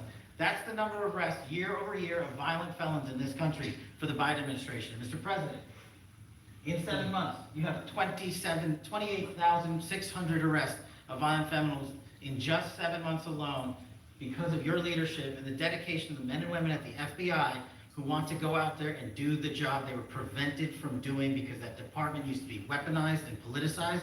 And this is what happens when you take out the fangs of weaponization. This number is historic by every metric. 28,000 people have been arrested, violent felons alone. And then when you go over there and look at some of these charts, if you don't mind, I'll just hop over here. Look at the metrics for not just violent crime, but the homeland. Mr. President, during your administration, the FBI has found and located 5,400 children. That is a 30% increase year to date over the last administration. Violent crimes against children arrests alone are up 10%. Gang arrests are up 210% in the last 7 months alone. And transnational organized crime, which Stephen Miller has been a great partner, is up over 12% alone. These numbers are historic just as a snapshot. But just so people don't think we're focusing on violent crime alone, the national security mission, Mr. President, your leadership has never been stronger. We have gone after espionage activities against our main counterparts in China, Russia, and Iran. In China alone, we've had over a 50% increase in espionage arrests alone in prosecution. In Iran, we have had a 50% increase, again, in espionage cases. And in Russia, we've had a 33% increase in espionage cases alone. When it comes to counterterrorism, year to date, we have 125 arrests this year. versus 100 last year, year-to-date alone. And when it comes to the cyber criminal activities, which are some of the largest enterprises plaguing everyday Americans, we at the FBI have put out a mission to go after cyber criminals like never before. Last year, they had in total 191. This year, you already have 252 arrests. 52 arrests of violent cyber criminals who are stealing from senior citizens, who are violating our children's rights and freedoms, and who are violating everyday Americans. These programs are record. And two of the things I'll finish with that I'm most proud of, Mr. President, is FBI. Fentanyl. As you know, it's a scourge that is killing our youth, 100,000 plus a year. To date, the FBI has seized 1,900 kilograms of fentanyl. That's enough lethal doses to kill 127 million Americans alone. To date. And if that weren't enough, Mr. President, you said we have to go after the worst of the worst. And you empowered our Department of Justice, our Attorney General, Deputy Attorney General, and Deputy Director at the FBI, led the charge, not just on summer heat, but he also led the charge at the FBI's 10 most wanted fugitives. These people have been on the run for years. And in 7 months, you captured not 1, not 2, not 3, but 4 of the FBI's most top 10 fugitives. 4. Just to put that in perspective, Mr. President, the Biden administration captured 4 in all 4 years. You're on 7, and we're going to get to 10. We're going to get to 10 of 10. This includes a lady who murdered her 6-year-old handicapped child and fled to India. We got her in 2 months. This includes a narco trafficker. This includes a sex trafficker. This includes another first-degree murderer and gangbanger. These people were on the run because of the prior administration's reckless policies that destroyed our communities. You came in and with a mandate said, go after the worst of the worst. This is just the beginning. This is what happens when you let good cops be good cops with the FBI. Mr. President, I just want to thank you for your incredible leadership, our great partnership with prosecutors who know how to bring cases and make sure these arrests stick. And that's what the Attorney General and the Deputy Attorney General have led the charge across this country. Because arrests without prosecutions are meaningless. We are deterring criminals from doing this activity. We are preventing criminals from coming into America. And we are absolutely crushing violent crime like never before and defending this homeland, sir. And not to mention, I almost forgot this one. It took you, sir, 2 weeks to get the Navy bomber. Joe Biden had 4 years to look for him. You got him in 2 weeks, thanks to the iterating effort of the CIA, went to Pakistan, and now 13 brave warriors who were sentenced to murder because of disastrous Afghanistan withdrawal. They have justice, their families have a peace of mind, and we're going to continue to find the others, Mr. President. On behalf of the FBI, sir, I just want to thank you. Thank you very much, Casey. Very good. President. Pam, would you like to say something, please? President Trump, the men and women of law enforcement say 2 things to me repeatedly. First, you have taken the handcuffs off them and let them do their jobs, and you let cops be cops. That's why all this is happening. The director, the deputy director are working around the clock. All of these great men and women in the FBI, they have families at home, and they are working during a government shutdown right now. Many of them have small children. Many of them, I was talking to an agent this morning, many of them have babies at home, and they are working around the clock to not only keep our country, but our world safe. And that's what Operation Summer Heat did. Thank you, Director, and to the Deputy Director for everything you did on behalf of the Department of Justice, and you're going to continue to keep doing. And they set the stage for what we're doing in Memphis. You're going to hear a lot more about that, our joint task force next week, but they set the stage for Memphis. And last night alone in Memphis, there were almost 70 arrests, there were 12 guns seized, and there was a 70-year-old man arrested as a result of our operation in Memphis who raped a child under the age of 3. That one case makes everything we're doing worthwhile. So thank you all for being here on behalf of both of us. Thank you, President Trump. Sure. Thank you, Mr. President. So this is a great day, and I think there's stats that the director talked about which are important, but I want to give 2 examples of what summer heat has done that actually will apply hopefully to everybody in this room. The first is for over 4 years during the last administration, there was a hotel in a town, the middle of a town in Alaska, that was being run as a drug den. There were over 1,000 calls to 911 over 4.5 year period. There were multiple violent crimes, drug dealers, overdoses, and murders at this one hotel, ruining a community. Summer Heat went in there It's not only arrested all the participants that were controlling the hotel, but seized the hotel. And so that's one example of what summer heat means to everyday Americans that just want to live in peace. The second example is a large narcotics trafficking group that was selling fentanyl in the state of Washington. They were shipping fentanyl using commercial aircraft, putting fentanyl pills and powder in suitcases, flying them from the southwest border, mostly Arizona, all the way to Washington.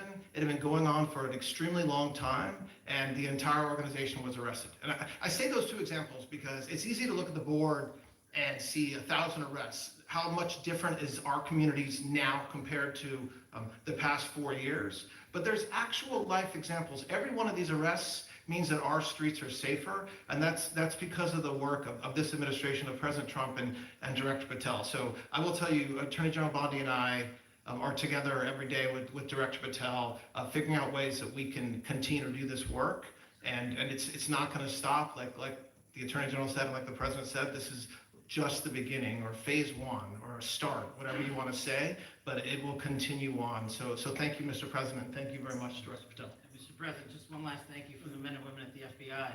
You found a way to get these individuals paid during a government shutdown, our 1811 agents. So on behalf of the FBI, it's a great debt that we owe you, sir. They're now allowed to pay for their families, so thank you. And the military. Good. Thank you. Okay, thank you very much. Any questions, please? Brian, go ahead. First of all, I know the feedback I'm getting from the American people, but they want to say thank you. Law and order is not an option in this country, it's a mandate. So I know the American people, thank you for that. In terms of the guns that have been taken off the street, do you have a number of how many guns were taken away from someone that had a prior felony or a previous crime that perhaps we can prosecute that? Because I know that wasn't the case under Joe Biden. We don't take guns off the streets of people that are allowed to have guns.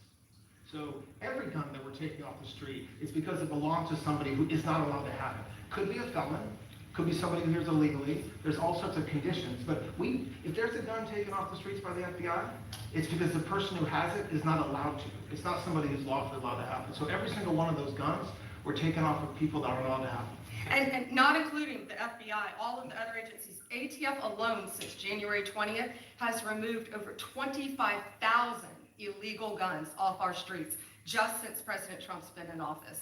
And Mr. President, if I can follow up on that, could there be any further conversation to have national concealed carry apply to actual DC? Like if you had a driver's license in Texas and you had a permit, of course you could drive. Well, as you know, they've been talking about that for a long time. It's an interesting question. A lot of people feel strongly both ways, but we are talking about that, Brian. Thank you. Mr. President, on Venezuelan boats, I want to ask you, why not have the Coast Guard stop them, which it is empowered by law to do? This way you can confirm who's on the boat and ensure that they're doing what you suspect. Because we've been doing that for 30 years and it has been totally ineffective. They have faster boats. Some of these boats are seriously, they're world-class speedboats, but they're not faster than missiles. But we've been trying to do that for years, and so much of the drugs, 25–30% would come in through the seas. Right now we have, I would say, none coming in through the seas. In fact, I don't know about the fishing industry. If you want to go fishing, a lot of people aren't deciding to even go fishing. We've almost totally stopped it by sea. Now we'll stop it by land. What's the next But it never worked. It never worked when you did it in a very politically correct manner. What's the next step in this war on cartels, and are you considering options, are you considering strikes on land? Well, I don't want to tell you exactly, but we are certainly looking at land now because we've got the sea very well under control. We've had a couple of days where there isn't a boat to be found. And I view that as a good thing, not a bad thing. But we had tremendous amounts coming in by boats, by very expensive boats. They have a lot of money, very fast, very expensive boats that were pretty big. And the way you look at it is every boat that we knock out, we save 25,000 American lives. So every time you see a boat and you feel badly, you say, wow, that's rough. It is rough, but if you lose 3 people and save 25,000 people, these are people that are killing our population. Every boat is saving 25,000 lives, and you can see it. The boats get hit, and you see that fentanyl all over the ocean. It's like floating in bags. It's all over the place, and it's a tremendous. We're saving tremendous amounts of lives. Yeah. Mr. President, on that issue, I know you've talked about, I have a question for you, and then I also have a question for Director Patel. I know you talked about having some distaste for Boston recently. Is this one of those cities that you might be looking into, and can you give us a hint about other cities that you might be? You saying for where? For where? For Boston. Yeah, well, Boston has a bad mayor who at least is a reasonable IQ person. You know, most of them are low IQ, but, and they're so bad. I mean, what's going on in Chicago is just, you'd think the guy would say, hey, look, we have a problem, Mr. President. Could you come in and straighten it out? We could have that done in a month if we had their cooperation. It's going to be done anyway, but we could have it done in a month. Yeah, Boston, she's got 4 areas that are, you know, wrong. And, you know, somebody said, would we think about taking the World Cup away from Boston if they don't straighten it out? And the answer is yes, we have the right to do that with FIFA. So if we think that LA is going to be bad, or we think that applies a little bit to the Olympics too, but we'll talk about FIFA first. You know, FIFA is very hot. If we think there's any reason that, whether it's Boston or anywhere else, that they're not doing their job, we're going to take those World Cup games and move them someplace else. Thank you. And then Director Patel, there's been so many conspiracy theories swirling around about the assassination of Charlie Kirk. Do you have any updates for us, especially in light of all the online content that everyone's been talking about? The only thing we deal with at the FBI and the Department of Justice is facts. And we delivered in record speed a manhunt to capture Charlie Kirk's alleged assassin in 33 hours. And if you put that in perspective to Luigi Mangione or the Boston bomber, they took them 5 days and a police officer lost their life in their manhunt. We are running out absolutely every single lead. And the best thing we can do to honor my friend Charlie Kirk's life is to make sure that everyone involved is prosecuted to the full extent of the law. And that's what we're focused on, investigating the facts, not trading in conspiracy theories. Okay. Mr. President, thank you so much. Thank you. In light of China's export curbs on rare earths, do you view India as a reliable partner going forward? And are you planning to meet Prime Minister Modi in Malaysia? Are you open to talks in terms of... Yeah, sure. He's a friend of mine. We have a great relationship. He just said that 2 days ago, as you know. We have a great relationship. No, we were not happy with him buying oil from Russia, because that lets Russia continue on with this ridiculous war where they've lost 1.5 million people. By the way, Russia's lost 1.5 million people, soldiers mostly. This is a war that should have never started, but it's a war that Russia should have won in the first week, and they're going into the 4th year. And I want to see it stop. So I was not happy that India was buying oil. And he assured me today that they will not be buying oil from Russia. That's a big stop. Now I got to get China to do the same thing. You know, that is relatively easy compared to what we just did over the last week in the Middle East. Middle East was 3,000 years, and we got it done. This is 3 years, and I think we'll get it done. I think that President Putin, I think he wants to get it done. We'll see. There's a great animosity between him and Zelensky. You probably have noticed, right? And it's, I think it's hurting the process. Yeah, please. Mr. President, thank you. Curious, why did you authorize the CIA to go into Venezuela? And is there more information you can share about these strikes on the alleged... Well, I can't do that, but I authorized for 2 reasons, really. Number one, they have emptied their prisons into the United States of America. They came in through the, they came in through the border. They came in because we had an open border policy. And as soon as I heard that, I said, a lot of these countries, they're not the only country, but they're the worst abuser.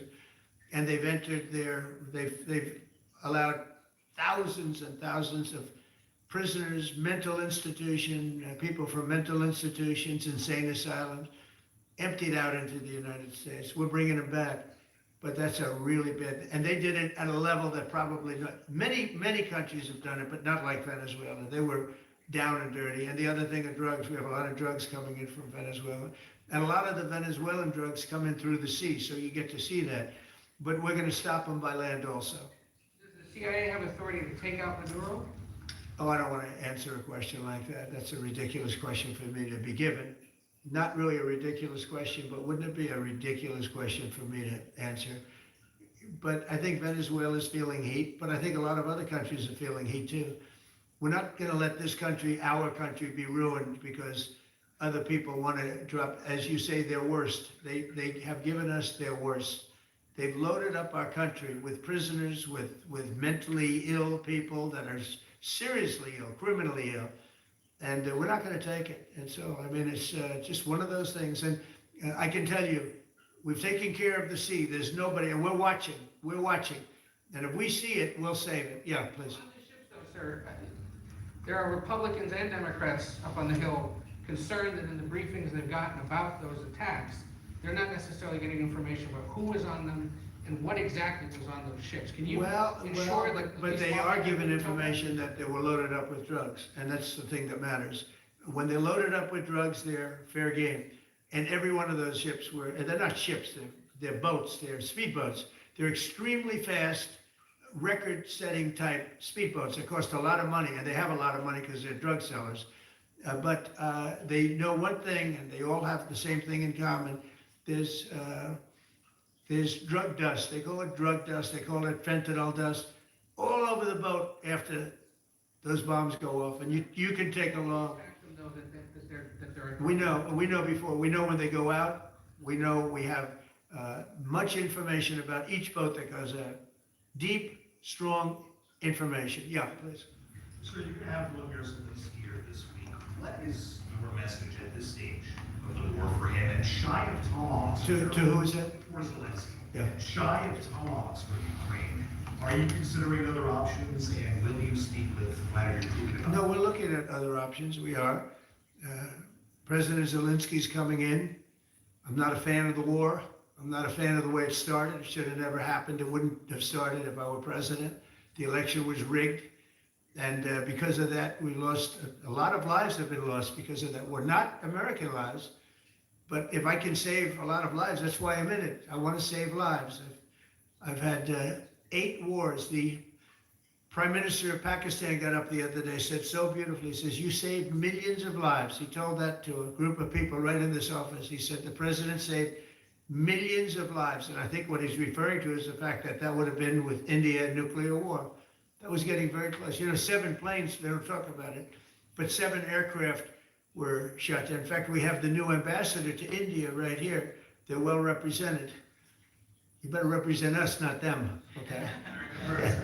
But Sergio's going to do a great job. He's going to do a great job. But, we'll be talking about the war with him, and we'll be talking about, they want to go offensive.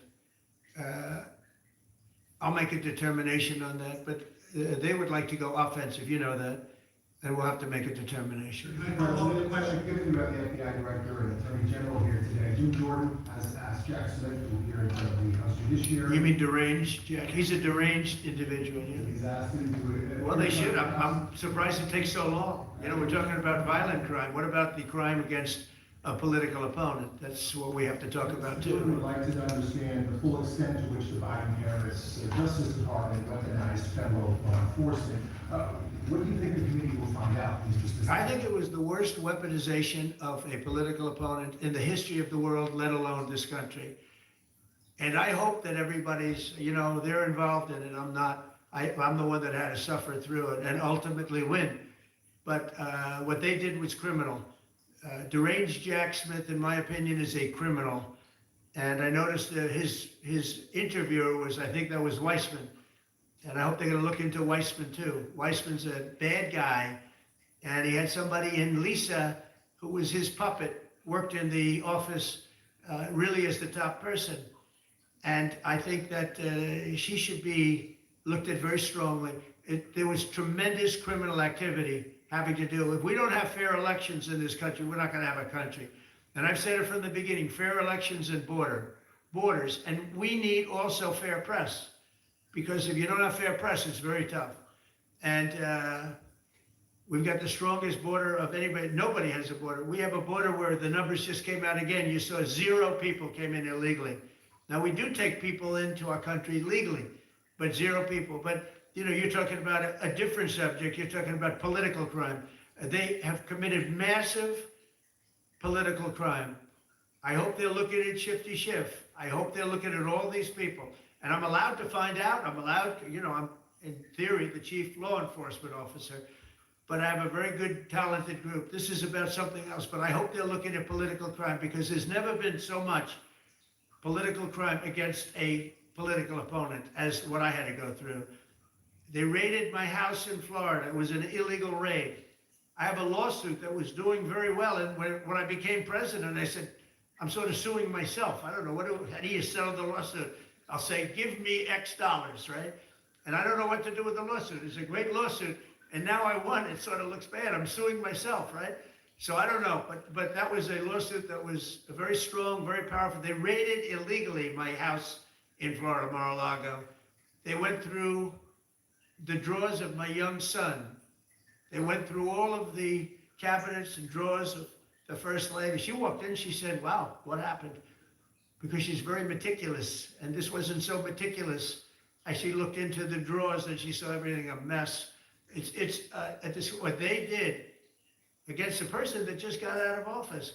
And then you look at these corrupt people, you look at Hunter Biden, you look at the signature as an example, the Europen. I just signed so many different things, an admiral, a four-star general, that I'm signing them left and right, the commissions. And by the way, I want to compliment John Thune and also Mike, our great speaker. But John Thune, all of a sudden I'm getting these things by the hundreds. I was getting one every 2 weeks. It would have been 4 years before you got them in more. You would have had some that didn't even get in, all because of Democrat obstruction. So John Thune did a great job. I must have signed 200 into the administration. We're just about caught up. It's amazing. And so compliments to John. He had to do some things that were very tough to do, that he didn't want to do, but he was forced to do it by the Democrats. And as far as the shutdown is concerned, this is a Democrat Schumer shutdown. And he's trying to do it to get relevance back into the party because he's a loser. I've known him all his life. He's always been sort of a loser, but an intelligent one. But I think he's losing IQ points with time. I think that happens. I hope it hasn't happened with me. I know if it did, you guys will let me know about it very quickly. Violent crime, sir. Here in D.C., a judge has given the two teenagers that we have ex-village staffer big balls probation. That's incredible. No jail time. Is this justice? Janine Pirro is doing a fantastic job, and she is beside herself because you have these radical left judges that they beat the hell out of this guy. And there was many people against this one guy who was really trying to protect his girlfriend. He didn't want his hooded over the door but they really beat him up badly. And that just happened, right? Wow, that's terrible. I think the judge should be ashamed of himself. That's a big problem. You know, they can do their job and then they go into a court and the people are protected by these, I don't know where they come from. Where did these people come from? Where did the judges come from? I want to compliment on behalf of Pam and Todd and all of us because, Cash, I think that Janine has done a fantastic job. And the case I heard was like flawless. It's a flawless case. They have them on tape. They have everything. And then a judge gives them a little probation. These are rough guys. And they're young. And if that happens, they're going to grow up. They're going to be real bad. They're going to cause a lot of problems. Yeah, please. Go ahead. What were the conversations like with Prime Minister Modi and the other? I think they were great. He reported to me that he's a great man, you know. Modi is a great man. That he loves Trump. Now, I don't know if the word love, I don't want you to take that any different. I don't want to destroy his political career, okay? But you have to understand, I've watched India for years. It's an incredible country. And every single year you'd have a new leader. I mean, some would be in there for a few months. And this was year after year after year.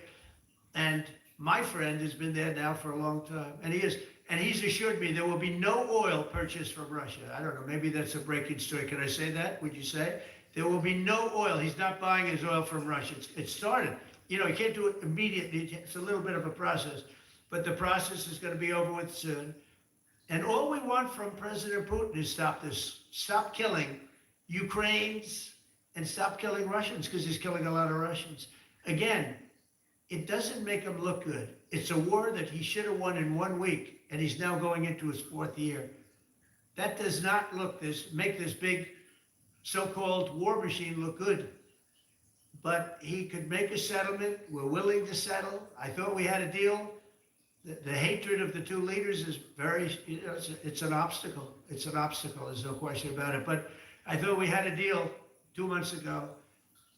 Who would think I created peace in the Middle East and can't get the two guys to settle? But I think we'll get them. But if India doesn't buy oil, it makes it much easier. And they're not gonna buy, they assured me they will, within a short period of time, they will not be buying oil from Russia. And they'll go back to Russia after the war's over. Jennifer? On the shutdown, sir, are FBI officials being paid right now, or all the FBI employees being paid, and are all? Well, that's what I understand, I hope so. Thanks to your great work, Mr. President, the 1811 special agents at the FBI are going to receive their paychecks. Got a lot of people paid, actually. We got the people that we want paid, okay? And we want the FBI paid, we want the military paid. We got the people that we want paid. And I'll tell you, the Democrats, they don't talk about this.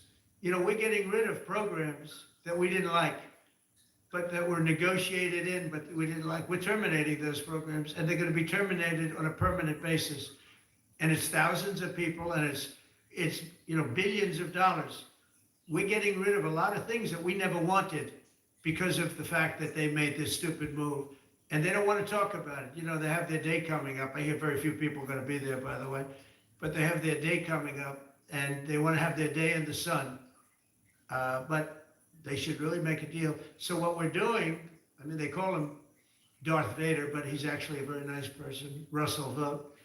But Russell Vogt is really terminating tremendous numbers of Democrat projects. There's not only jobs, I mean, the project in Manhattan, the project in New York, it's billions and billions of dollars that Schumer has worked 20 years to get. It's terminated. Tell him it's terminated, Jennifer. All right. On Hamas, sir, what is your understanding of the pace of returning the deceased hostages? Are you pleased? Well, they're looking for them, absolutely. They're looking. So we have the living hostages all back. They returned some more today. It's a gruesome process. I almost hate to talk about it. But they're digging. They're actually digging. There are areas where they're digging and they're finding a lot of bodies.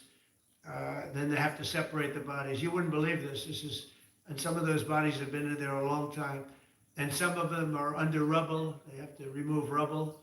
But there are graves. And some are in tunnels that died in tunnels that are way down under the earth. And the tunnels are like 3 feet. Can you believe it? 3 feet high. They lived like this for a long period of time. It's a horrible atrocity. At the same time, we, meaning Israel, but I knew everything they were doing pretty much. I knew most of the things they were doing, but they've killed probably 70,000 of these people, Hamas. And I said, it's time now. So we'll see what happens. We'll also see what happens. Your next question is going to be the weapons. We want the weapons to be given up, sacrificed, and they've agreed to do it. Now they have to do it. And if they don't do it, we'll do it. CENTCOM today suggests that Hamas needs to hurry up and disarm and follow your company's plan. Yeah. That it was the head of CENTCOM saying that. Is that not a signal to Hamas, to the rest of the world, that at some point the U.S. military may be more directly engaged? We won't need the U.S. military. We won't need it. We'll get as well because we're very much involved. And if we weren't involved, there wouldn't be peace. If we didn't destroy the nuclear capability of Iran, that deal would have never happened for two reasons. The Arab nations would not have felt bold enough to do it because you have a very powerful, at that time, what Israel and us did, is, you know, the attack was, if you look at it, we helped them very much. They will be the first to tell you, including shooting down thousands of drones that were coming into Israel. You know, we shut them down. We were shooting them down like it was target practice, but we shot down thousands of drones and missiles also going into Israel. But between what we did to Iran that way with the, you know, conventional, we will call it, and what see that beautiful plane, that B-2, I noticed it on the desk. I always thought it was beautiful, but I never understood it. Now I understand. It took in hundreds of thousands of bombs in the form of two, but hundreds of thousands of pounds of bombs. And every single bomb hit perfectly. Then they sent Tomahawks in. They sent 30 Tomahawks on top of it. And that was totally, you know, CNN said, well, maybe it wasn't as bad as, you know, as Trump said, because I said obliterated. Obliterated is not a strong enough word, actually. And you saw the Atomic Energy Commission came out and said the word obliteration is very, very, think of it. They came in under potential fire. They entered Iran airspace late at night, in the dark, no moon. The moon was low for a reason. Was the one time we picked it. Couldn't see anything. And they hit every target, and they weren't hit. Nobody saw that plane. That plane is stealth. Nobody saw it. The problem with that is it may be stealth today, but tomorrow it won't be. And we just ordered about 20 brand new B-2 bombers. It's unbelievable as a weapon. I know Putin, when I was riding with him in Alaska, we passed a lot of them. And he said, that really did the trick. I said, yeah, it did. It's amazing. The flying wing. It's No reason for the U.S. military to get involved in Gaza. No, I don't see that. No, I think we're going to handle it very well. We'll be helping Israel, but we have other countries that are there. You know, we signed, many countries signed, and many of those countries relatively are very strong military powers. And Hamas has no support. See, Hamas had the support of Iran, and now Iran says, don't get us involved. The last time they got them involved didn't work out too well. So they used to have the support of Iran. Today, Iran they're trying to survive. You know, when I heard the reports 2 weeks ago, Iran's looking to build a nuclear weapon, I said, don't worry about it. They got a lot of things they want to do before nuclear weapons. I said, the last thing they want to do is a nuclear weapon. It didn't work out. And if they did a nuclear weapon before they got even close, that site would be attacked and it would be wiped out. Yeah. Mr. President, you're meeting with President Xi in a few weeks. Yeah. If you can't come to an agreement or a deal at that meeting, are we in for a sustained trade war with China? Well, you're in one now. Look, we have 100% tariff. If we didn't have tariffs, we would be exposed as being a nothing. We would have no defense. You know, they've used tariffs on us, but we've never had anybody sitting in that chair that felt the need to do it. And they've allowed us to be $37 trillion in debt, et cetera, et cetera. Tariffs are a very important tool for our defense, for our national security. If we don't have tariffs, we're not going to have national security. As an example, if you look at Pakistan and Iran, I told them I was in the midst of negotiating a trade deal with Iran, and Pakistan was going to be in line. And because of tariffs, they all want to negotiate much differently. We're making a good deal. And then I heard that they're shooting at each other. And I said during one of my conversations, are you guys going to go to war? 2 nuclear powers. We are thinking about, I said, here's the deal. You go to war, I'm going to put a 200% tariff. I'm going to stop you from doing any business in the United States. I said it to both of them. Within 24 hours, the war ended. That would have been a nuclear war.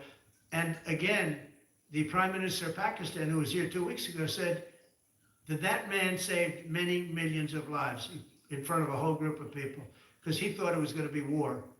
But when it came to war or having to pay massive tariffs, the tariffs overrode. That's why it's so important.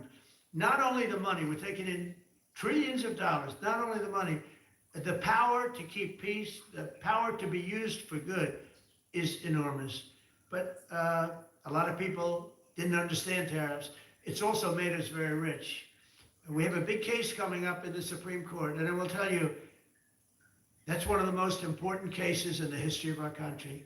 Because if we don't win that case, we will be a weakened, troubled, financial mess for many, many years to come. I don't even know if survivable is a good term. And if we do, we're going to be the most powerful economic country in the world.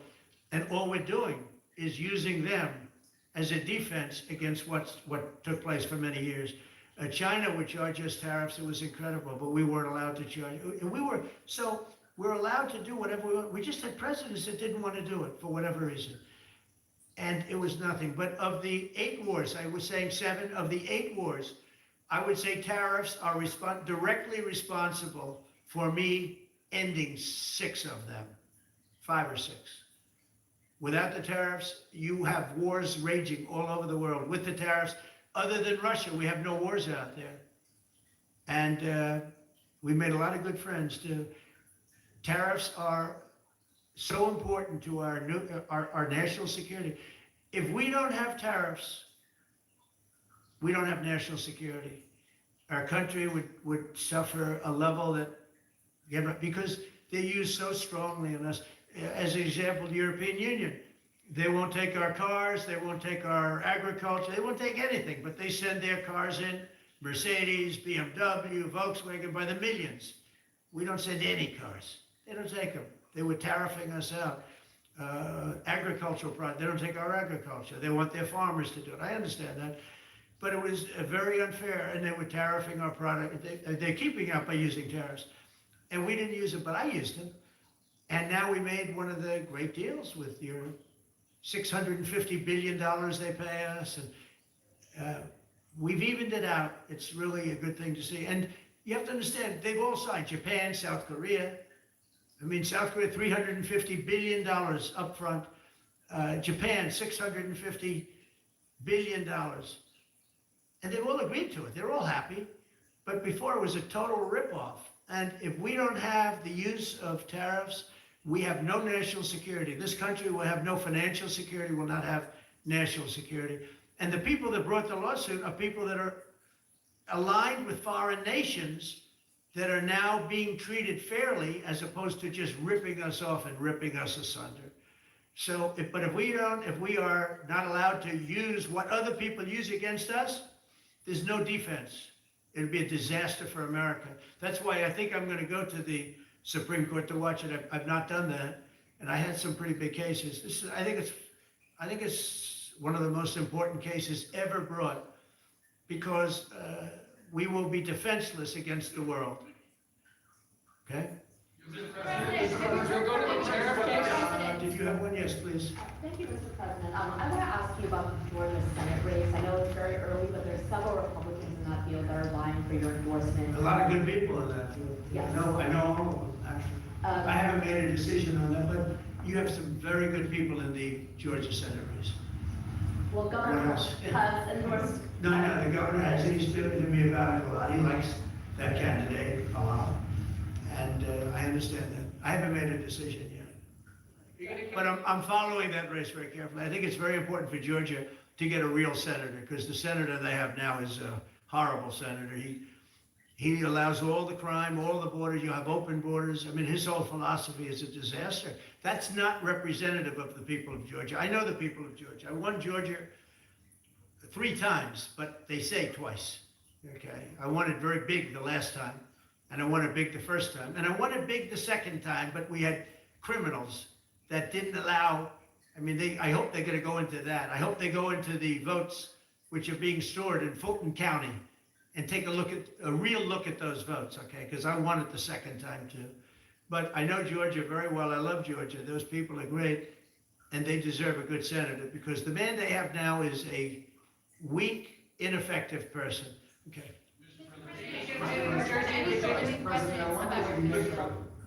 By the way, you won Georgia 3 times.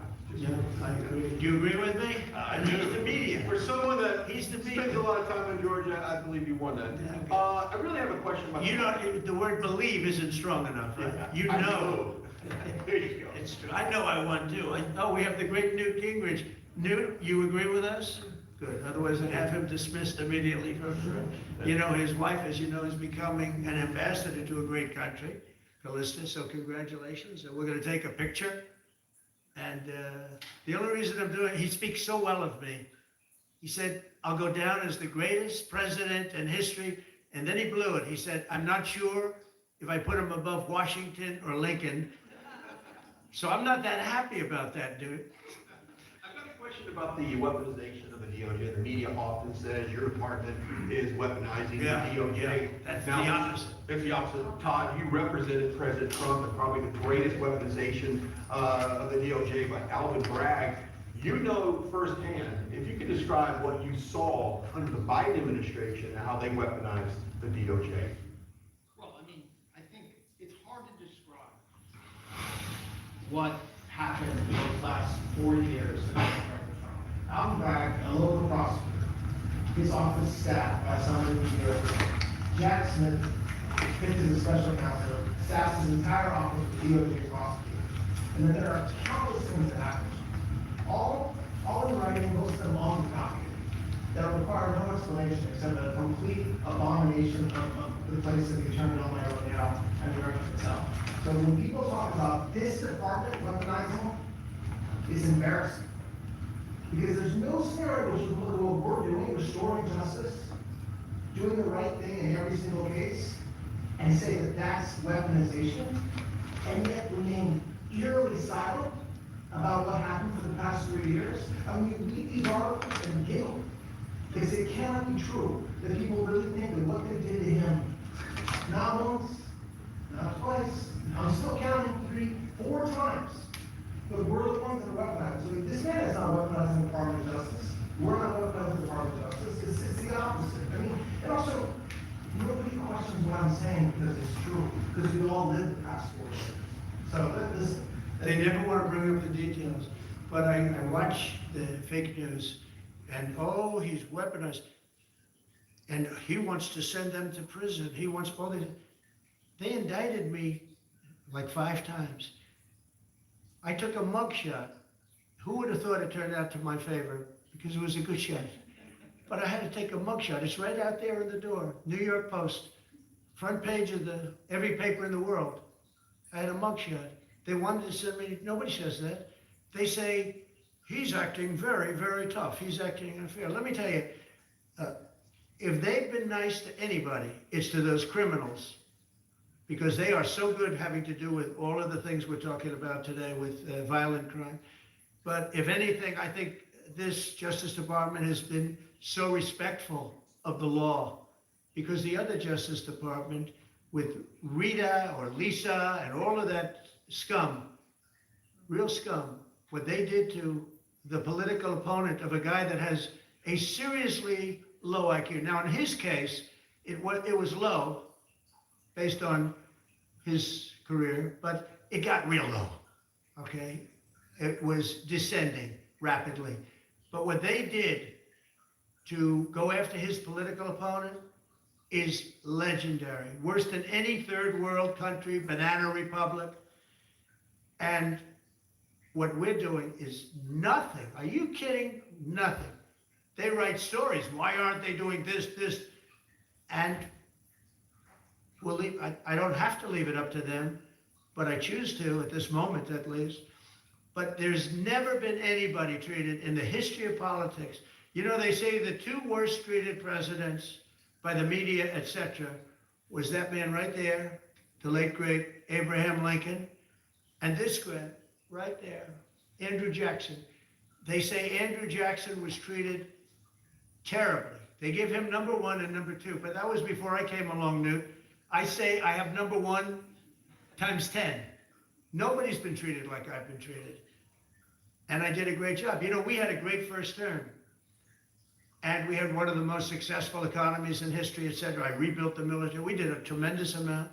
The last part, we had a horrible thing called COVID, and we handled that well. We made ventilators for nations all over the world. I mean, we did a great job. Probably never get credit for it. Look at the therapeutics, the Regeneron, all the different things, the vaccines, all the things we did. We did a great job, but we had to focus on that. But we had the best economy in the history of our country. We're blowing it away right now. Look at the stock market. Hit another all-time high today. That's 48 days out of the few days that I've served. 48 days have already hit record highs. And we have, maybe most importantly, the number, we have now, I was saying 17, it's over $18 trillion is being poured into our country. It's because of the election and because of tariffs. Without the tariffs, you wouldn't have probably 18 cents. It's because of the tariffs, because there are no tariffs if they build in our country. And they understand that. So we have medical companies coming over. We have the AI. We're dominating China in AI. Everybody said that's impossible. We're dominating. I'm letting these massive plants build their own electric generating plants. They're becoming utilities in addition to everything. Maybe they'll make more money with that, who knows? But they're building their own electric because we have an old.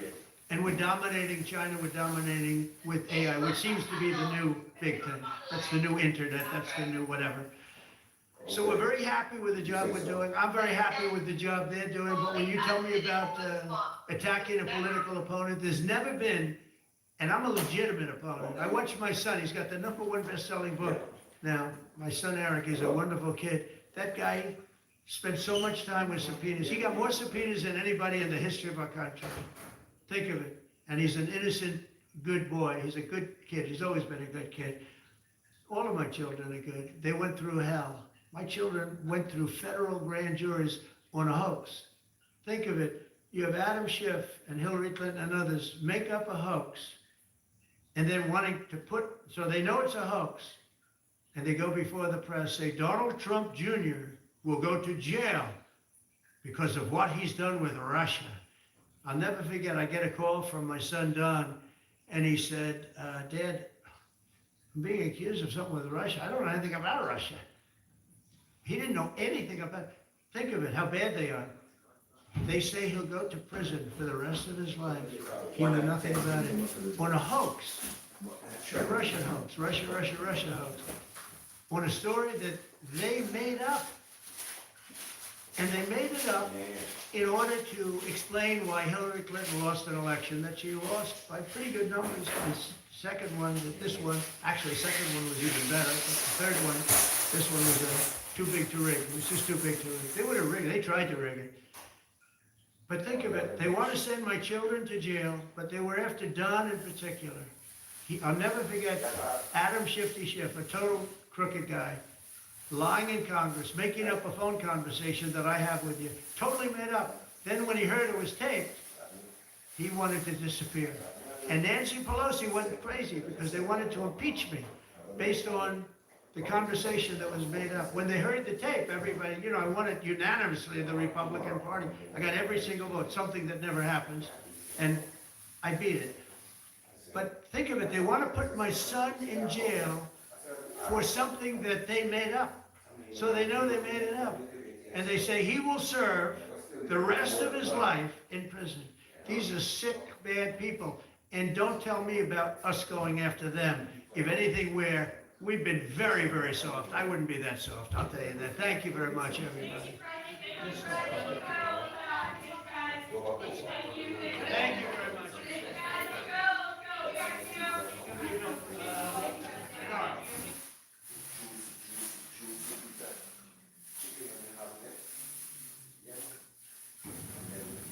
Well, thank you very much, everybody. It's an honor to have the Prime Minister of Canada, Mark Carney, who I have made very popular. He's an extremely popular Prime Minister, and I'm very honored to do it because I liked him right from the beginning. I've liked him, and we had a good relationship. We have some natural conflict, but we will probably work that out. But we had a very strong relationship, and your hosting of the various countries that showed up, that was a beautiful job you did, and I appreciate it very much. We're going to be talking about trade. We're going to be talking about a lot of different things. We'll certainly be talking about Gaza. We're in very serious negotiations to, I guess you could say, depending on the way you count, 3,000 years. You could say 500 years. You could say, but it's been raging for a long time. And I think there's a possibility that we could have peace in the Middle East. It's something even beyond the Gaza situation. We want a release of the hostages immediately, etc. And so our team is over there now. Another team just left, and other countries, literally every country in the world has supported the plan. I don't think there's anybody that hasn't, actually, not that I've seen. But there's a real chance that we could do something, so you may have some questions on that later. But in the meantime, we'll spend some time and we'll make some deals and we'll do some things that are good for both of our countries. And Mark, it's an honor to have you. Thank you very much. Thank you very much, Mr. President. If I may, you kindly hosted me and some of my colleagues a few months ago, and I said at the time, you are a transformative president. And since then, transformation in the economy, unprecedented commitments of NATO partners to defense spending, peace from India, Pakistan through to Azerbaijan, Armenia, disabling Iran as a force of terror. And now, I'm running out of time, but this is in many respects the most important. The merger of Canada and the United United States. I wasn't where it was going. I would know, but on this solemn day of commemoration of the horrific attacks of October 7th, for the first time in decades, hundreds of years, thousands of years, this prospect of peace that you've made possible. Canada stands foursquare behind those efforts, and we'll do whatever we can to support them. Thank you very much. Any questions? What would it take for you to draw drop or lower your tariffs on Canadian sectors, including aluminum and steel? Well, we're going to be talking about that with the Prime Minister. We'll be talking about tariffs, we'll be talking about a lot of that, but that's for a little bit later on. Has the Prime Minister I want to just acknowledge our great ambassador. Is he doing a good job? He's doing a good job. Otherwise, I'll get him out of there, so. Isn't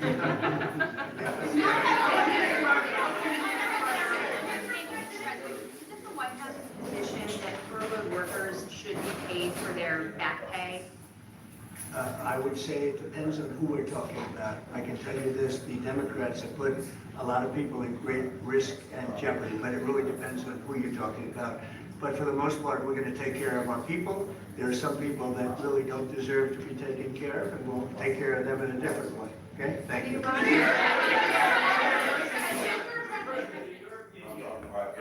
Why has Canada and the United States failed to reach an agreement up until now?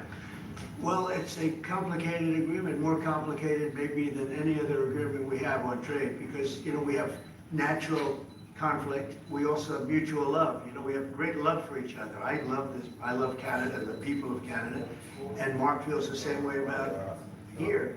The problem we have is that they want a car company and I want a car company, meaning the U.S. wants a car company, and they want steel and we want steel. So in other countries, they're very far away, and there's no problem. You can compete and you can do. We don't like to compete because we sort of hurt each other when we compete. And so we have a natural conflict. It's a natural business conflict, nothing wrong with it. And I think we've come a long way over the last few months, actually, in terms of that relationship. So when it comes to trade, the United States was always giving everything. They gave everything to Canada. They would let car companies leave here and go to Canada. But that hurts the United States. And, other presidents didn't see that. They weren't business oriented. They might have been good politicians in some cases, not in all cases. They were bad at both. But it's a very natural conflict, and it's something that we're working on. There's a lot of compromise this summer.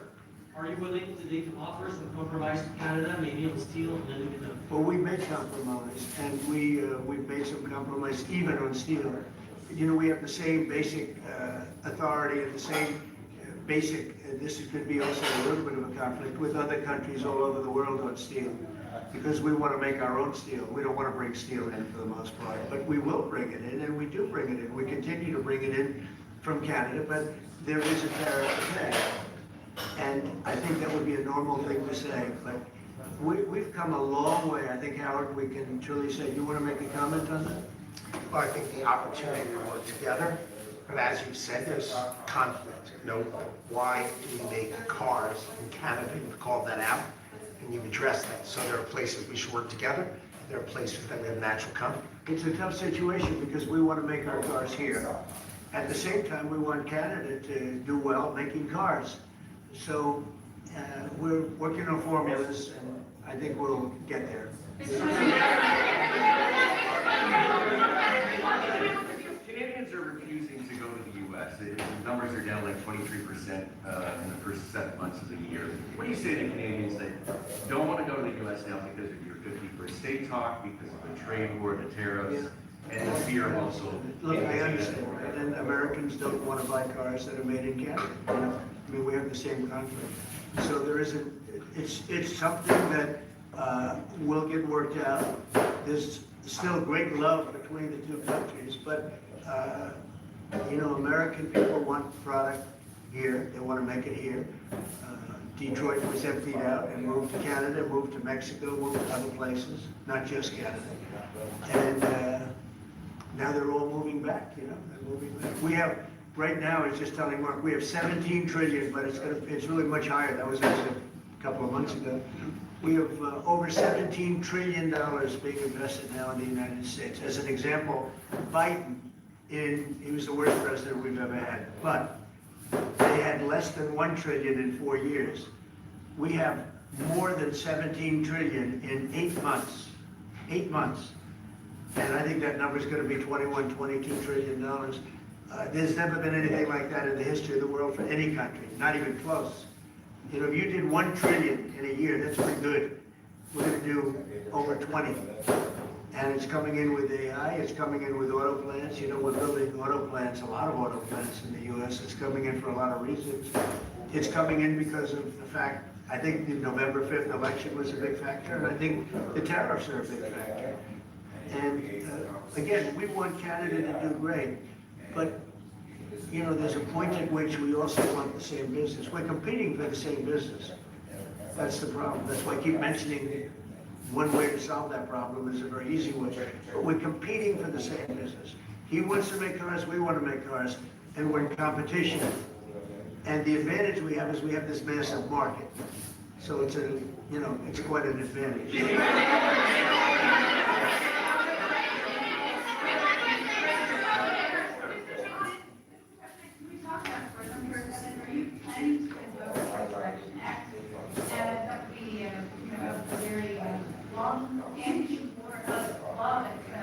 Yeah, well, it's been invoked before, as you know. If you look at Chicago, Chicago's a great city where there's a lot of crime. And if the governor can't do the job, we'll do the job. It's all very simple. They probably had 50 murders in Chicago over the last 5, 6, 7 months. Many people were shot. And then the governor gets up and he says, well, we can handle it. They can't handle it. They don't know what they're doing. If the mayor is grossly incompetent, he's at a 4% approval rating in Chicago. He's at a 4%, lowest approval rating, lower than even de Blasio had, which is hard to believe in New York. I thought de Blasio would always maintain that record, but the Chicago guy is even lower. So I think that we want safe cities.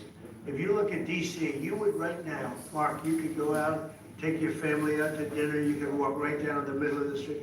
There is no crime in DC. When I got here, this place was a raging hellhole, where people would come from Canada, people would come from other places and end up getting shot.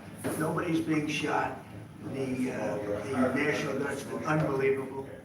I mean, they are strong, tough guys. You know, we won something at the Supreme Court, which is a big deal, merit. Everything now in this country is merit-based. I didn't think I'd ever see it again.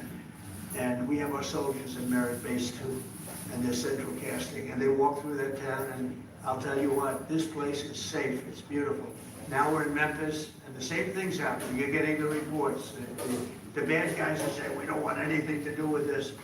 And we're removing many people. In DC, we took out 1,700 career criminals and sent them back to the countries from which they came, mostly led out by Biden and his people that had an open border policy. And you know, Canada, you suffered because of that too, because they'd come here and they'd go into Canada also. So we're like a buffer for that in terms of, Canada suffered greatly by Biden and the open border, the policy of open border, totally unchecked, totally unvetted. And these people were, you know, if you got 5%, 2%, and you were getting a lot of bad people. And we now have a closed border. Yeah, you've done well. We have a closed border. It's a really closed border. In fact, for 4 months, I don't even know if this is possible, but the figures were released. 0 people were able to come into the United States from the southern border. 0. And as you know, we're taking a very hard stand on drugs. This is also benefiting you. A lot of we call them the water drugs, the drugs that come in through water. They're not coming, there are no boats anymore. Frankly, there are no fishing boats. There's no boats out there, period. Would you want to know we're saying, does anybody go fishing anymore? The fact is, we knocked out, probably saved at least 100,000 lives, American lives, Canadian lives, by taking out all those boats coming in. So it's, and now they don't come in that way anymore. Now they'll come in other ways, and we're not going to allow that either. So we've done a great job on that. But on crime, Chicago's a great city, but you can't be a great city if you have murders and if you have a lot of problems, and they do.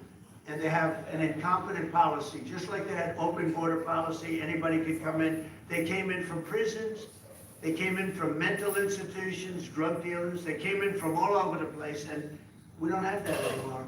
This country is becoming we're a very strong country. Look, financially speaking, I would say that because of the tariffs, because of the election, because of the policy, because of the great big beautiful deal. Well, I added the word great because it really is. It's the biggest bill ever passed in the history of our country. We don't need another bill.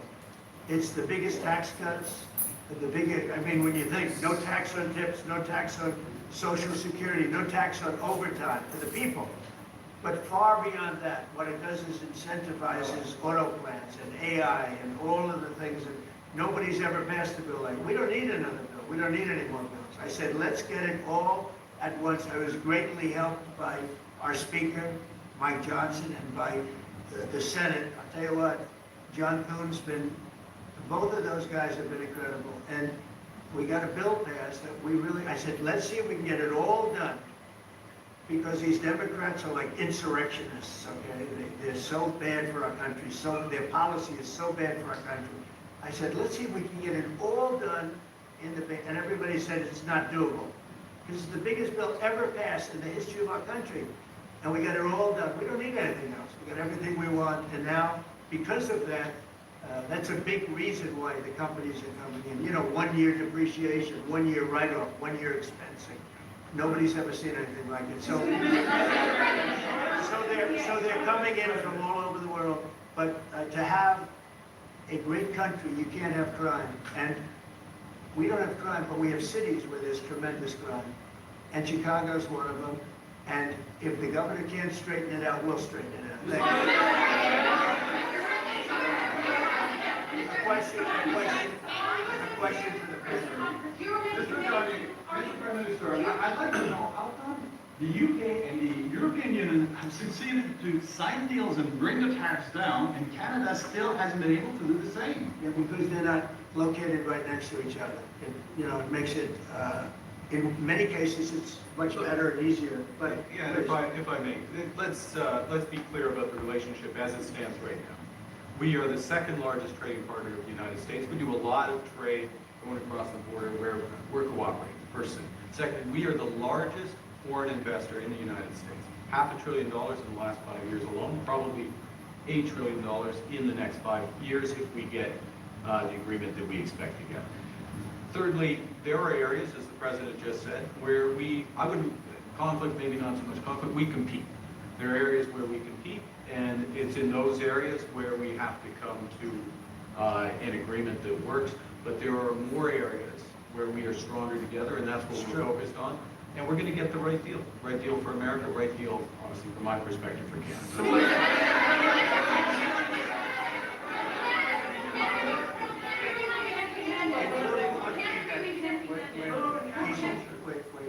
So one thing where we are working very closely is the Golden Dome.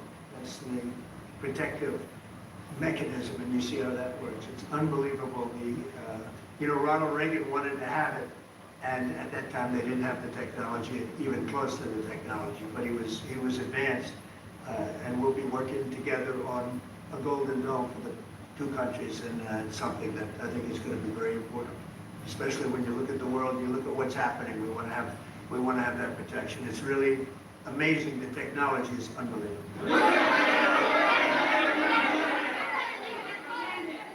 Why do you say some federal workers should not get their back pay? Why do you say some? Well, you're going to have to figure that out. Okay? Ask the Democrats that question. Mr.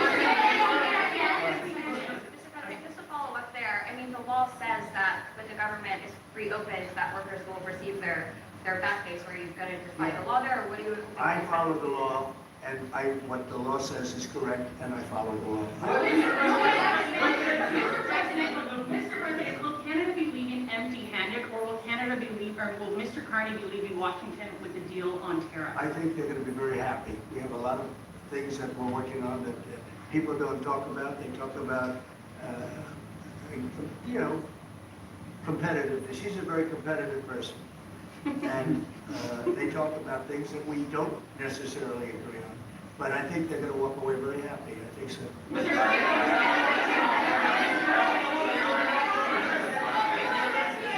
On all your trade deals that you've signed, there's been a minimum tariff that countries have got. When the USMCA gets renegotiated, do you want a minimum tariff on goods between Canada and the US? Well, we're going to have tariffs between Canada and, they have them with us. I will say with our farmers, as you know, they went up to as much as 400%, 250, 300, and even one at 401. We found one to do with a very small product, but it was high. So we've always had tariffs between the two of us, and actually Canada was charging us very high tariffs on our agricultural things, a lot of our agricultural products, and that's one of the things that we talk about for bringing that down. So this is a mutual thing, but we've been charged tariffs. Look, we're the king of being screwed by tariffs, just so you understand. And I'm not talking about with Canada, I'm talking about with countries all over the world. When you look at Europe, when you look at China, when you look at all of the, almost every country charged the U.S., we didn't charge them. Because we were led by stupid people in many cases. Stupid people, they took advantage of our country. They're not taking advantage of us anymore. If you look at the European Union, they're all my friends. I don't blame them. I blame our presidents. I blame our past presidents and business leaders. But we are the king of countries that have been taken advantage of for many, many years. We've been paying trillions and trillions of dollars and receiving nothing at all. As an example, prior to the deal with Europe, where they paid a lot of money, but they're happy and I'm happy, the deal was good, it's a fair deal, but it wasn't fair. You couldn't put a car into Europe, you couldn't sell your agriculture into Europe, you couldn't do anything. And now we have it so that it's open, we charge them tariffs. We didn't charge them tariffs a car, they charge us tremendous. I said to Angela Merkel once, I said, how many cars have gone to Germany from the United States? And she said, well, I don't believe any. And I said, you're right. Well, that doesn't happen anymore. And they're paying a fair amount. It's just a fair amount. It's not, I could ask for much more. It's a fair amount. But the United States now is using the same thing that they've used on us. And I just can't believe it's taken presidents so long to do this. And again, we're going to treat people fairly. We're going to especially treat Canada fairly. But I can't believe it's taken so long where we get charged and don't charge them. Japan was a good example. We made a deal with Japan. You saw that one, a deal with Japan. It's a much different deal than we've had in the past. But they would send us millions of cars, no charge. We weren't allowed to send them cars. We sent no cars. I doubt you had one car go into Japan because we were restricted. They didn't want our cars. Same thing with Europe, same thing with other places. So now all we do now is fairness, but fairness leads us to the most successful country there's ever been. We have some advantages over other countries, and we do have a great market. We have an amazing market. But you know what? If I let this go, if we didn't win this election, if we had these people that were running, that were ruining our country, destroying our country with their open borders and men playing in women's sports and transgender from everybody and windmills all over the place. If we allowed that to go on for another couple of years, we would be, I'm not sure that we'd even have a country.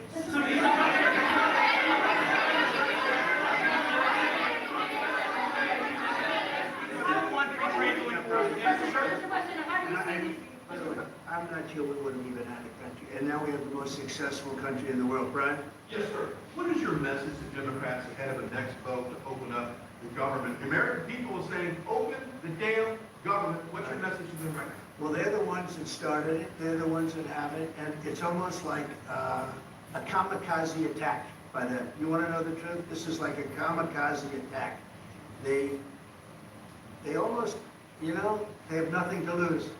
They've lost the elections. They've lost the presidential election in a landslide.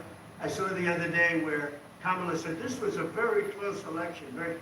This was one of the biggest sweeps that anybody's ever had. Won the popular vote by millions, won the electoral college by a massive amount. They said, if I got 270, that would be great. But I got, I think, 312 or 315, and they got 220. So, we won that. But we won counties. The big thing is counties. So out of all of the counties, thousands and thousands, we got 2,500. They got 525. It was a landslide. And we listened, oh, yes, it was close. It was one of the greatest victories ever. And it was a mandate to do what we're doing. And I hope, and Mark wants this as much as I do. We are very close to making a deal on the Middle East that will bring peace to the Middle East. After all of these years of millions and millions, tens of millions of people being killed, there's a chance to bring peace to the Middle East. In addition to that, I made 7 other deals that are, great. And things are happening with respect to Russia, Ukraine. That's one that last week, Mark, 7,812 people were killed. Soldiers, mostly soldiers. But 7,000, more than 7,000, almost 8,000 soldiers were killed. It's a crazy thing. I thought that would have been one of the easy ones. I get along very well with Putin, and I thought that would have been, I'm very disappointed in him, because I thought this would have been an easy one to settle, but it's turned out to be maybe tougher than the Middle East. We'll see what happens with the Middle East.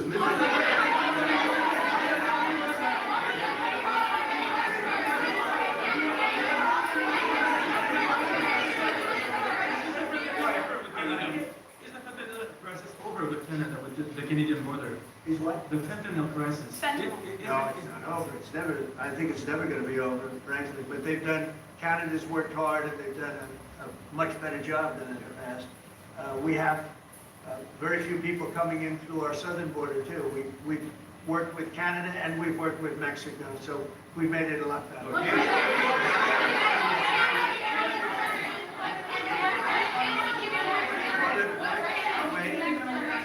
On fentanyl, any amount is too much. So we've got it down, it's down substantially, it's less than 1%, but it's still too much. It's too much at home in Canada. People. Yeah, we got to One stand. question, Mr. Are the two of you both committed to seeing it through in the renegotiation of that deal that you made? Well, we could renegotiate it, and that would be good, or we can just do different deals. We're allowed to do different deals if we want. We might make deals that are better for the individual. What's your preference? countries. I don't care. I want to make whatever the best deal is for this country, and also very much with Canada in mind.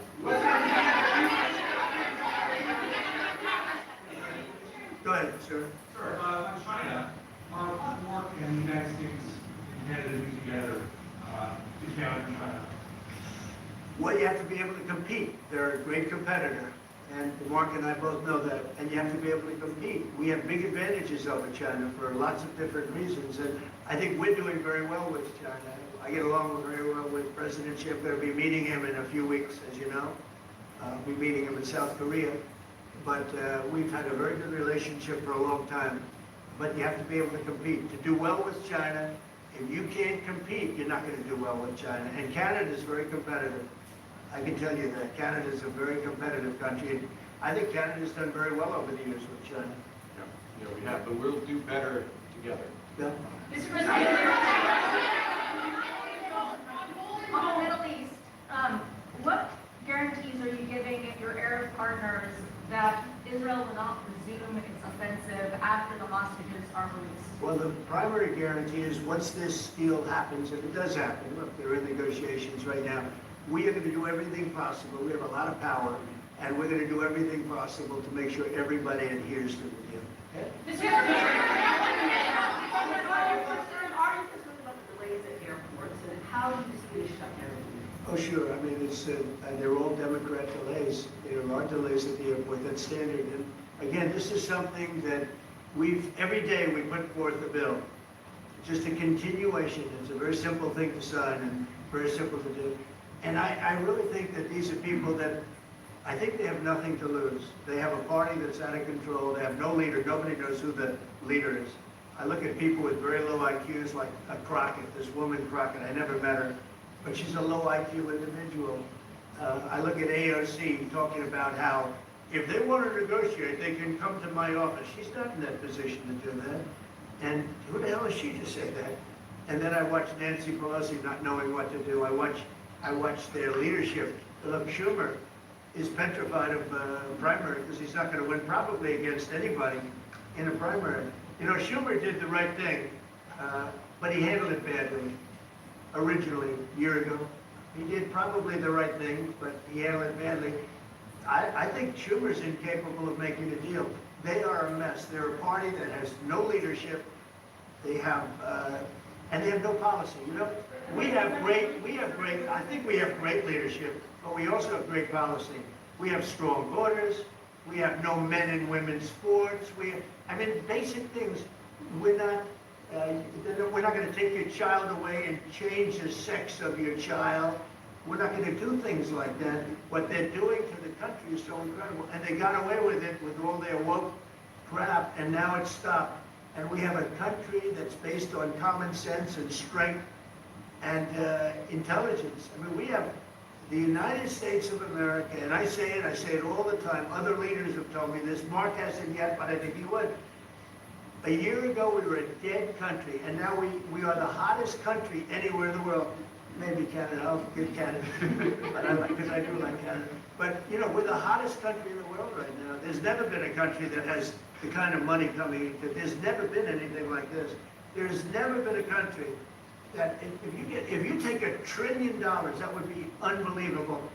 We're going to have over $20 trillion invested in this country. There's never been anything like what you're seeing. And it's based on good policy and common sense and leadership. Yeah.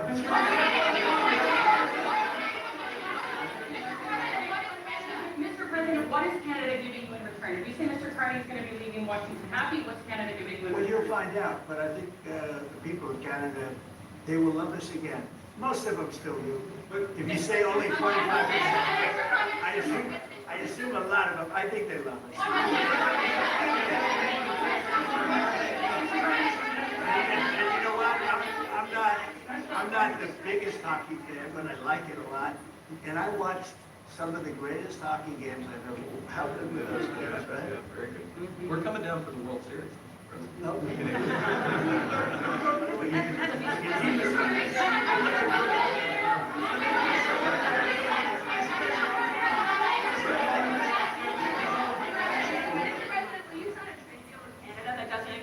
Supply-managed goods like dairy, for example, if the federal government said Well, that's if you okay. would include dairy, I mean, it's going to include everything. We'll do a Have conversation. you identified programs to eliminate under this shutdown? Oh, sure. Which ones? We have a lot of, I'm not going to tell you, but we'll be announcing it pretty soon. But we have a lot of things that we're going to eliminate and permanently eliminate. You know, one of the things that we have is some advantage, we could say, but because of the shutdown, which I think they made a big mistake, we're able to take out billions and billions of dollars of waste, fraud, and abuse, and they've handed it, you know, on a silver platter. And you know Russell Vogt, he's a serious person, very serious person, and he's sitting there and he's getting ready to cut things. And this is something that was handed to us by, I assume Schumer. I just don't know if Schumer has any power anymore. I look at your leadership, I don't know who to speak to. I'll tell you what, I'm getting calls from Democrats wanting to meet. I never even heard their names before, and they're claiming to be leaders. The Democrats have no leader. They remind me of Somalia, okay? No? And I met the president of Somalia. I told him about the problem he's got. I said, you have somebody from Somalia who's telling us how to run our country. She's from Somalia. He said, would you like to take her back? He said, no, I don't want her. Okay, you know what? We're working for China. Say it again. How many permanent jobs are you talking about? Well, I can tell you, I'll be able to tell you that in 4 or 5 days if this keeps going on. If this keeps going on, it'll be substantial. And a lot of those jobs will never come back. But you're gonna have a lot closer to a balanced budget, actually. Is there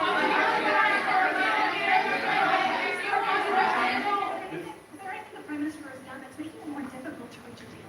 Say it? Is there anything the Prime Minister has done that's making it more difficult or easier to reach a deal? No, I think he's a great prime minister. I mean, he could represent me anytime. I will tell you, I'm not saying that. No, he is very strong, very good leader. He's a nice man, but he could be nasty. He could be very nasty. Maybe as nasty as anybody. I think Canada, let me put it this way, I can tell you this, because I deal with lots of leaders all over the world. He is a world-class leader. He's a man that knows what he wants, and I'm not surprised to see that he won the election and won it substantially, and I would think he's more popular now. He's a good man. He does a great job, but he's a tough negotiator. So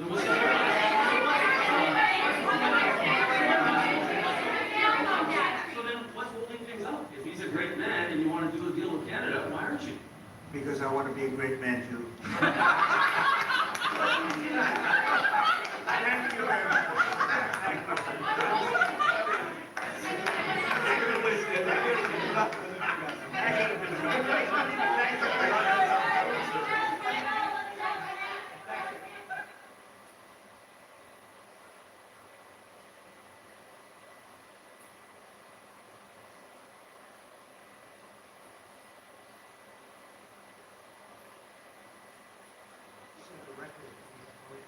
President of Finland, and we have the Prime Minister of Finland. And that's never, I don't ever remember having a president and a Prime Minister, but that's a great honor. And thank you very much both for being here. And Alex, we've been friends for a long time. And I've heard wonderful things about the Prime Minister also. And we have a big order coming up. We're buying icebreakers. We're building them together for the most part. We're doing 4 over there and 7 over here. And we negotiated a pretty tough price, I think. But I assume you're going to do very well. But what you're doing is you're going to be teaching us about the icebreaker business very, very strong. We only have 1 icebreaker in all of that millions and millions of acres. We only have 1 icebreaker. And other countries have more than we do. And we're buying the finest icebreakers in the world. And Finland's known for making them. We sort of have almost a monopoly on icebreakers, if you think about it. Nobody makes them like Finland. I've heard that for a long time. So we're going to have a total of 11, and it's been really an honor working on it. It was very important. We were making them, but we didn't make them right. By the time we finish, we're going to make them maybe better than you, but at least as well. But probably not better, but at least as well. So I appreciate both of you being here. It's an honor to have both of you. Really tremendous reputations, and it's a great country. Thank you very much. Yeah, no, thank you, Mr. President. I mean, I remember our first conversation just after you had been elected in November. The first thing you mentioned was icebreakers. We need them, and then we've been working on this issue ever since. And we're happy to announce that we're basically building 11 icebreakers together, 4 of them in Finland, in joint endeavors, and then 7 of them here. And I think the reason that we've landed in Finland is that 60% of the world's icebreakers are built in Finland. 80% are designed. We've been building them for over 100 years. And speaking of price and time, I think we're the country that can provide them half the price and half the time that others haven't. And I think this is a huge strategic decision by the President as well, because we all know that the Arctic is important strategically, militarily, and in terms of the economy as well. And now we can work on this together. Finland is a strange country in the sense that we are probably the only country in the world where all the ports are frozen in the winter. And that's why we built the know-how in icebreakers. Now we can work on this together. I remember the first conversation we had, you mentioned the fact that Russia has 40, and you need to start ramping this up. And this is an indication that we're going to do it, and we're going to do it together. I also think that this strengthens our bilateral relations. I know I come from a small country, but for us to be able to work together with you is extremely important from a strategic perspective as well. So we appreciate the cooperation, and we're going to deliver the first one 2028. Good. Just a little bit before a big event. Yeah. That's great. And actually, it's true. I came here, they were building an icebreaker. They had no idea what they were doing. They had no idea how much it was going to cost. They knew nothing. And we have our Secretary of the Navy right up here. We're working on a lot more than icebreakers. We're working on some very, very big and important ships. But they had no idea what they were doing. And I was with you, and I ended up meeting you and knowing you. And I heard about Finland and their icebreakers. And I said, do me a favor, would you have your people take a look at what these people are doing? And it came out that just as I thought, they had no idea what they were doing. And we got involved, and we ended up, we need these ships very badly, because we have a lot of territory, more than anybody.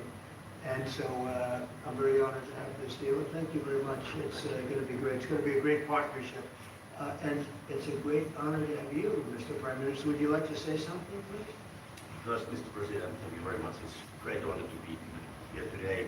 And as a Prime Minister of Finland, I want to say that this deal is very important to Finland and our economy, because our economy is suffering a lot because of Russian aggression in Ukraine. And this this deal, it means investments, it means jobs, and jobs means hope. And that's why this is so important, and I want to thank your leadership on this deal and this issue. Thank you. So you've been affected very badly by the war going on, the ridiculous war going on. Yes, because we have to close the border with Russia. We have 1,300 kilometers common border with them. And it affects the atmosphere in Finland, investments, and that's why we need good news. Our people need hope. Right. So your border is closed, Yes, and that's because you have so many Russians trying to get in? Yes, they started to push illegal migrants to our border. That's why we were forced to close it. And people also that don't want to go into the military, I guess, try to come through. Yeah, some of them are escaping. Fortunately, on our side, we don't have that problem. In Finland, Because you have a great military. we have compulsory military service, and as I always say, with 900,000 men and women who've done it, including myself and the Prime Minister, we have 200. And you've been fighting Russia for a long time. So how many years have you been indirectly fighting Russia? Well, put it this way, we have managed our relationship since the 1300s with about 30 skirmishes, but it's been very peaceful at our border after World War II. Yeah, but it's been peaceful at our border since the Winter War and the War of Continuation. But I mean, a lot of it is because we actually have a very large military. It's the biggest in Europe together with Turkey, Ukraine, and Poland. We have over 60 F-18s. We just bought 64 F-35s. We'll roll out the first one in Texas in December. We have the biggest artillery in Europe together with Poland. And as I always say, we don't have it because we're worried about Stockholm. Well, you really have proportionately, I think, the largest military in the world, proportionately. It's quite big, yes, I have to admit. But, you know, we have it for defense purposes and also to build a deterrence. And it's worked, and I think that's one of the reasons that our relationship is so good as well. We have the Defense Cooperation Agreement with you. We're new allies in NATO. Our defense expenditure is going north of 3%. We work very closely with you and the rest of our allies. And you know, when you push the ceiling of defense expenditure in NATO to 5%, you can imagine that a country like Finland was quite pleased with that, because that means that all of the allies have to bring up their defense expenditure, and you basically increased our security just with that decision in The Hague. And I have to admit that having been to my first NATO summit in the summer of 2024, if someone would have told me that you will move from 2% to 5% after Trump enters, I would have said, go see a doctor. You know. Well, yeah, and you were great about it. Spain is the one that didn't do it. And so I think you people are going to have to start speaking to Spain. The only one that didn't do it, the only NATO country that didn't do it is Spain. And you'll figure what that's all about, right? Yeah, I mean, we'll work, and I think with the leadership also, Mark Rutte, the Secretary General of NATO, I think, you know, there are a lot of commitments that have to take place, and this is, of course, is going to also increase industrial defense exchanges. I think we buy 4 times more military material here from the U.S., and I think it's an essential part of our whole military setup in Europe. And it's good to be working on this together. But there's one thing that I wanted to mention also. I want to congratulate you for what we have seen in the past 24 hours in Gaza. I think it's a historic deal. I went through the 20 points. It's almost like the best on record. You really see all the key elements. And if someone would have said a few weeks back that you and your team are able to push us to a position where there will be a ceasefire, an exchange of prisoners, hostages, and then a pullback, I would not have believed it. But this is what diplomacy is at its best, and I think it's a potentially huge deal. So congratulations to you and your team. Peace in the Middle East. Peace in the Middle East, yeah. And every country came together. Every single country came together. And people are shocked by it, but it's an amazing situation. Nobody thought it was going to happen. Thank you very much. And you've been of help too. You help always, but we are really working more closely together having to do with Russia and Ukraine. And I would have thought that would have been easier because that would be number 8 for me, number 8. And I would have thought the Russia deal maybe would have been one of the easier ones. And unfortunately, last week we had over 7,000 soldiers die unnecessarily. So it's a terrible thing, but I think we'll be getting there hopefully soon. Yeah, probably will go, I mean, or you will be going piece by piece. I mean, there are only so many agreements that you can get done, and I think this one will be the next big one. Of course, this one needs to stick, and I'm sure it will, because the incentives are all there, and then we'll continue to work. The last time I was here in the Oval Office was with the other European leaders in August, and I think we did a lot of good advancement there on security arrangements. I think you pushed us Europeans hard not to buy oil and gas from Russia, which I think is a very correct decision. Europe just put down its 19th sanction package. I think Russia is actually right now, both economically and militarily, not in a very strong place. And I think it's because of the commitments that we've made to Ukraine. So, day by day on this one. We're going to get it worked out. Questions, please? Question for President Stu. You have time and again said that you wanted to not underestimate Mr. Trump's negotiating ability. Do you personally believe that Mr. Trump deserves to win the Nobel Peace Prize tomorrow? Well, I think that's probably a decision that comes from the Nobel Committee. And my take is that there are two key pieces that have to be solved in the big picture. One is in the Middle East, and we're seeing the results of that. And then the other one is between Russia and Ukraine. And once those are solved, I don't see any impediments to that. This year, I think probably the best nomination would be coming from Zelensky and then the King of Jordan.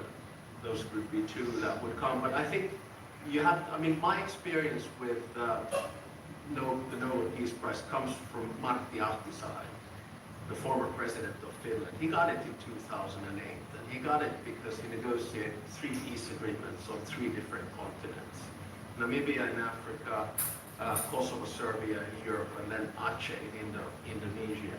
And his message was always that when you do a peace agreement, the key is that it looks like an equal match, that the big guy doesn't win over the small guy, and vice versa. But I have to say that the track record of the President of the United States in the past 7 months, 8 months is rather impressive. Thank you so much, Mr. President. First of all, thank you, all of you, in behalf of the State of Israel, for everything that you're doing for my country. I want to know, how do you see the Middle East in a year from now under your leadership? And if you see maybe option for normalization between Israel and Saudi Arabia? I think it's going to be great. I think it's the hostages will be coming back Monday or Tuesday. I'll probably be there. I hope to be there, and we're planning on leaving sometime Sunday, and I look forward to it. And everybody, I see is celebrating in Israel, but they're celebrating in many other countries too. A lot of the Muslim and Arab countries, they're celebrating. Everybody's celebrating. Everybody loves the deal. So it's a great honor to have been working on it, and as you know, it's all finalized and done. We've had a lot of terrifically talented people. We've had tremendous support from UAE, Saudi Arabia, Qatar has been unbelievable. Egypt, as you know, and Jordan, Indonesia. I mean, I don't want to leave anybody out. Just so many different countries. It's been incredible. Nobody's seen anything like it. So I think in a year from now, it's going to be great. I think it's going to be great. How do you rate your chances of winning the Nobel Peace Prize tomorrow? Well, I don't know. Look, I made 7 deals, and now it's 8. Solved the wars, one going 31 years, one going 34 years, one going 35 years, one going 10 years. I made 7 deals. This would be number 8. The one I thought that I was going to make, and I think we will probably, is because it's a ridiculous war. It's a horrible war. The worst since World War II. You look at the people is Russia, Ukraine. I think we'll do that too. A lot of reasons for them to do it, and I think they'll be coming to the table pretty soon. But this is the biggest of them all. This is a big one. Although I think India and Pakistan is very big. 2 nuclear nations. I made that. I did that based on trade and because of the tariffs. If we didn't have tariffs, you wouldn't have been able to do it. But I said, if you guys are going to fight, I'm putting 100% tariffs on each of you. and they immediately stopped fighting. And that was going to go nuclear, you know, this back and forth. So I know one thing, I don't know what they're going to do really, but I know there's nobody in history has solved 8 wars in a period of 9 months. And I've stopped 8 wars. So that's never happened before. But they'll have to do what they do. Whatever they do is fine. I know this. I didn't do it for that. I did it because I saved a lot of lives. And that's the thing that bothers me so much about the Russia-Ukraine. 7,000 people are dying a week. Young soldiers, so almost all soldiers of Ukraine and Russia. So in theory, it doesn't affect us, no, but it's a terrible thing. And we'll get that solved too. But nobody has ever done 8 wars. Nobody's done 8 wars in 30 years, let alone 9 months. Are you going to step up the pressure? Are you going to step up the pressure for Ukraine? Yeah, we are stepping up the pressure. We're stepping it up together. We're all stepping it up. NATO's been great. The leader of NATO, as you know, Mark, has been fantastic, I think, and he's a fantastic guy. And they are stepping it up. And we're selling a lot of weapons to NATO, and that's going, I guess, to Ukraine for the most part. That's up to them. But they're buying weapons from the U.S. We make the greatest weapons in the world. We buy our planes and a lot of our equipment. And you have a big force, actually. You have a tremendous force of equipment. So I think we'll get that one done too. Mr. President Obama got it from Leyland. I want to finish maybe. Mr. President, Mr. President,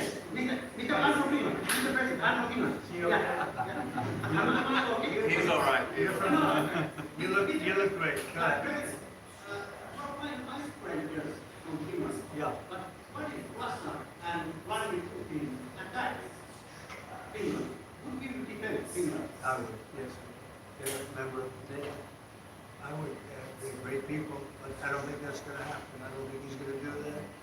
I think the chances of that are very, very small. But it's very interesting because you have a very big military relative to your size. You have a very powerful military, one of the best. And but certainly we will be there to help. Thank you.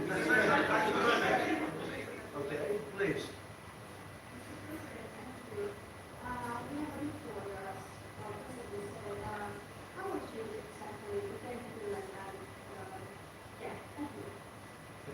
How would you defend Finland? Vigorously. Can I just add on that? We're very pleased with the fact that we have so much training going on with American soldiers right now. So they're getting experience from Arctic conditions. And we're integrating our militaries together, working not only through the DCA agreement, but other ways as well. We see that day to day in the work that we do, and it's working well. Okay. Yeah, please. Yeah, thank you. Where are you from? Only things that You have a lot of, yeah, a lot of things. it's very impressive. I like them better than our reporters. How do you see the situation in the Arctic developing? Are there going to be potential plans with Finland and US?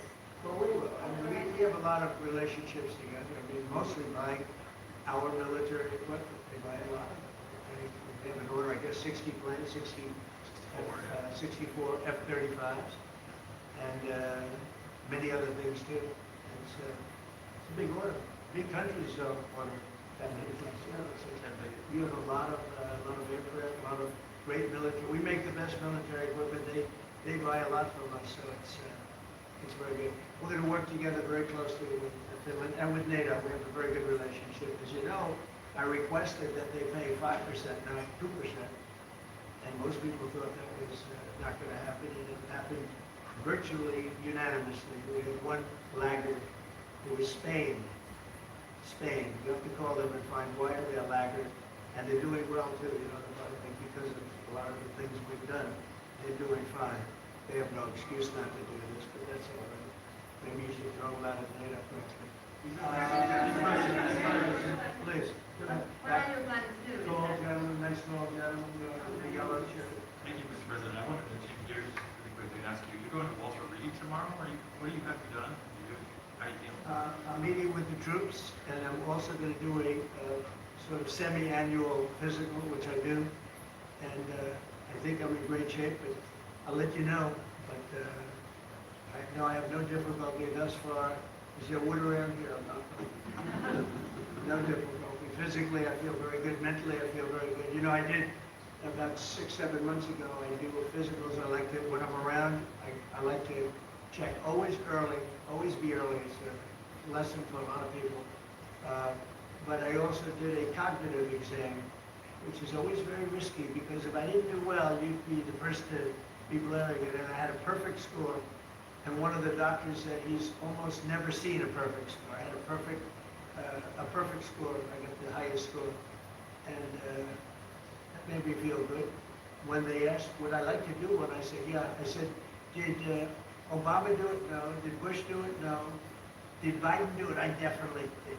Biden would have gotten the first 3 questions right. No, Biden didn't do it. Biden should have done it. I'm actually a person that believes that if you're president, you should do a cognitive exam. But last time I took a cognitive exam, and it was a perfect score. The doctors announced it. And by the way, not the easiest test. The first few questions are pretty easy. Once you get into the middle, it gets a little trickier. And there aren't a lot of people in this room that would get every single question right. I can You're putting me in a difficult spot. Next question. Peace Prize for way less than you did. President Obama got the Nobel Peace Prize for way less. Doing nothing. Obama got a prize. He didn't even know what he got. He got elected, and they gave it to Obama for doing absolutely nothing but destroying our country. No, he was not a good president. The worst president was Sleepy Joe Biden.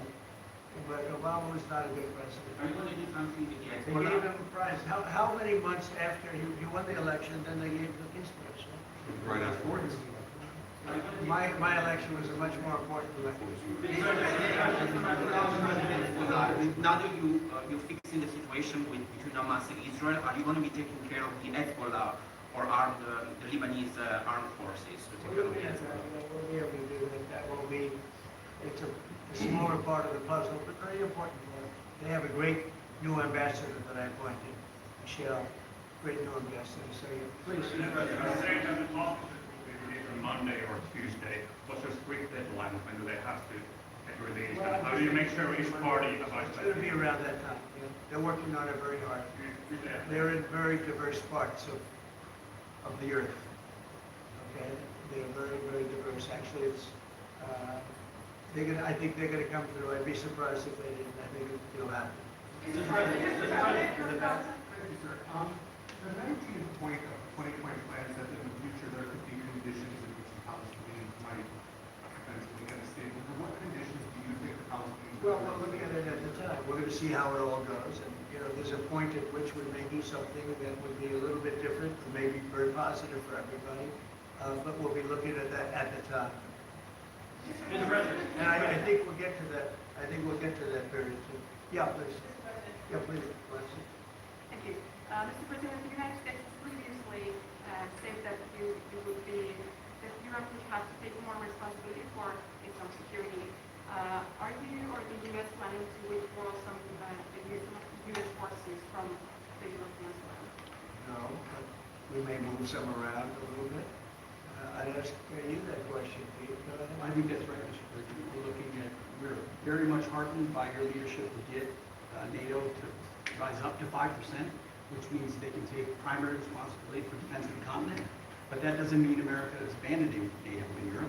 But we could look at where our troops are postured, what makes the most sense for America and our NATO allies. We have a lot of troops in Europe, as you know, a lot. And we can move them around a little bit. But no, basically we'll be pretty much set. Go ahead, what's your second? Mike, yeah.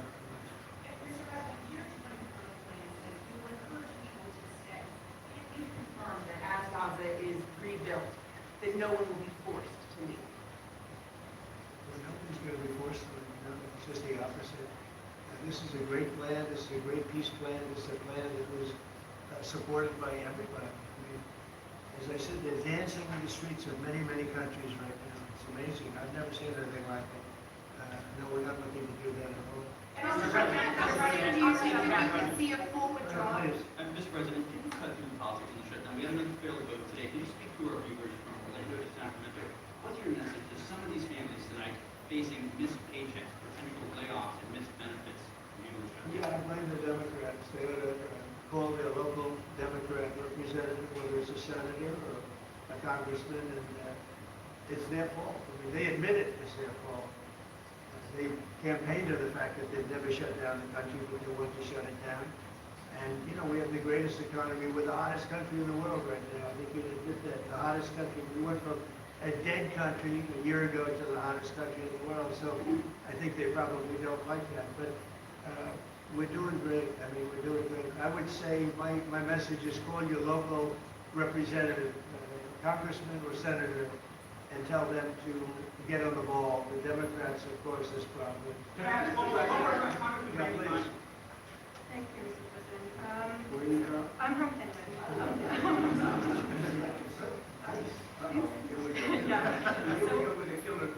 I would like to circle back to the icebreaker deal. So Finland and the U.S. are strengthening their economic partnership through the deal. What other areas of cooperation with Finland do you see as possible at this Good moment? question. We're going to be talking about that in a little while. We're going into the next door room, commonly known as the cabinet room, beautiful room, and we're going to be discussing that. But we'll be doing other things. It's a wonderful country with wonderful people. We've had a long-term relationship, but it's never been as close as it is now.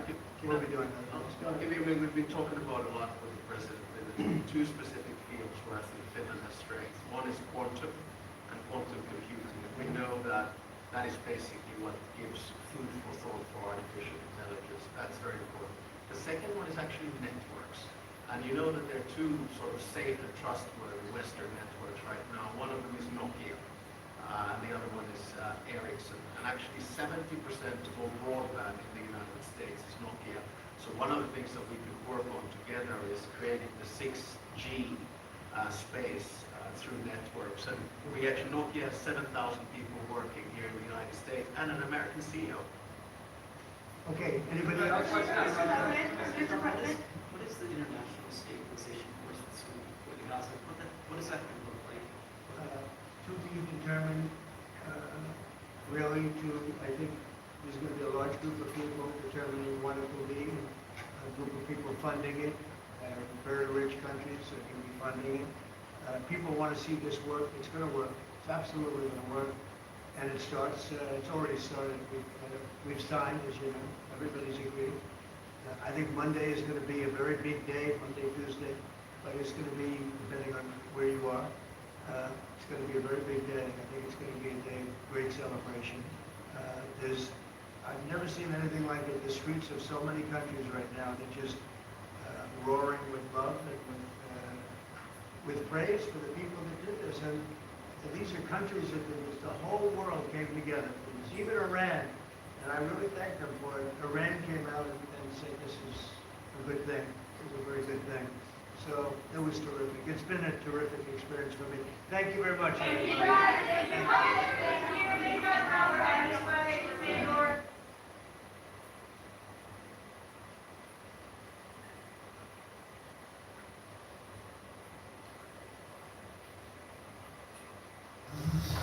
Thank you very much for being here. This is a very big announcement. Just, as you know, left the military, Sergeant Generals, Admirals, all the top brass, a great line. And this is other fantastic news for you because it's going to be a lowering of medical prices, drug prices, for the history of our country has never happened before. Its favored nations, if you know what that means, we'll talk about it. Today, I'm thrilled to announce that one of the world's largest pharmaceutical manufacturers, and one of the best anywhere in the world, Pfizer, has agreed to offer countless prescription medications at major discounts in the United States as a result of the most favored nation drug pricing order that we established earlier this year. As you know, the United States is paying sometimes 10 times more than other countries for drugs, and a lot of excuses were made for that, but it went on for many years, many years, decades.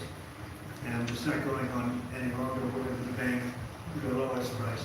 We're going to be paying whatever the lowest prices, favored nations. This will save American taxpayers and consumers hundreds of millions of dollars a year. I want to thank Pfizer CEO Albert Bourla, who is one of the most respected people in the industry and in business generally. I will say that, Albert, for joining us today, along with Secretary, as you know, we had a number of secretaries. Secretary, I know. Where's Lutnick? Is it right on the right? I'm looking for Lutnick. Great Secretary of Commerce. Howard Lutnick, great. Secretary Robert F. Kennedy Jr., CMS Administrator, Mehmet Oz, Medicare Administrator, Chris Plum, and the FDA Commissioner, Marty McCary, and I do want to thank them all. They've been working hard on many, many things. I think this is one of the biggest medical announcements that this office has ever made, because we're talking about price reductions, as you'll see in a couple of minutes, that are incredible. For many years, Americans have paid the highest prices anywhere in the world for prescription drugs. They paid far more, 10 times, 13 times, 15 times more than other countries for the exact same product. A major reason is that the American consumers have been subsidizing research and development costs for the entire planet. And they put all of that on us, and yet they were the beneficiaries too. So it's being changed as of today. The United States had just 4% of the world's population and consumers. Only 13% of all prescription drugs, yet pharmaceutical companies make 75% of their profits from the United States. So think of that. We have 4% of the market. 13% of prescription drugs, and yet, Albert, I didn't know you were that violent. I'm surprised you're good. I'm getting better. No, he's doing the right thing, thank you. And yet they make 75% of their profits from the American customers, so it's something. That's why I signed an executive order combating this practice, and we signed it very happily a little while ago. Today, Pfizer is committing, as will other drug companies as we go through the weeks. But Pfizer is truly one of the biggest in the world, and one of the greatest in the world.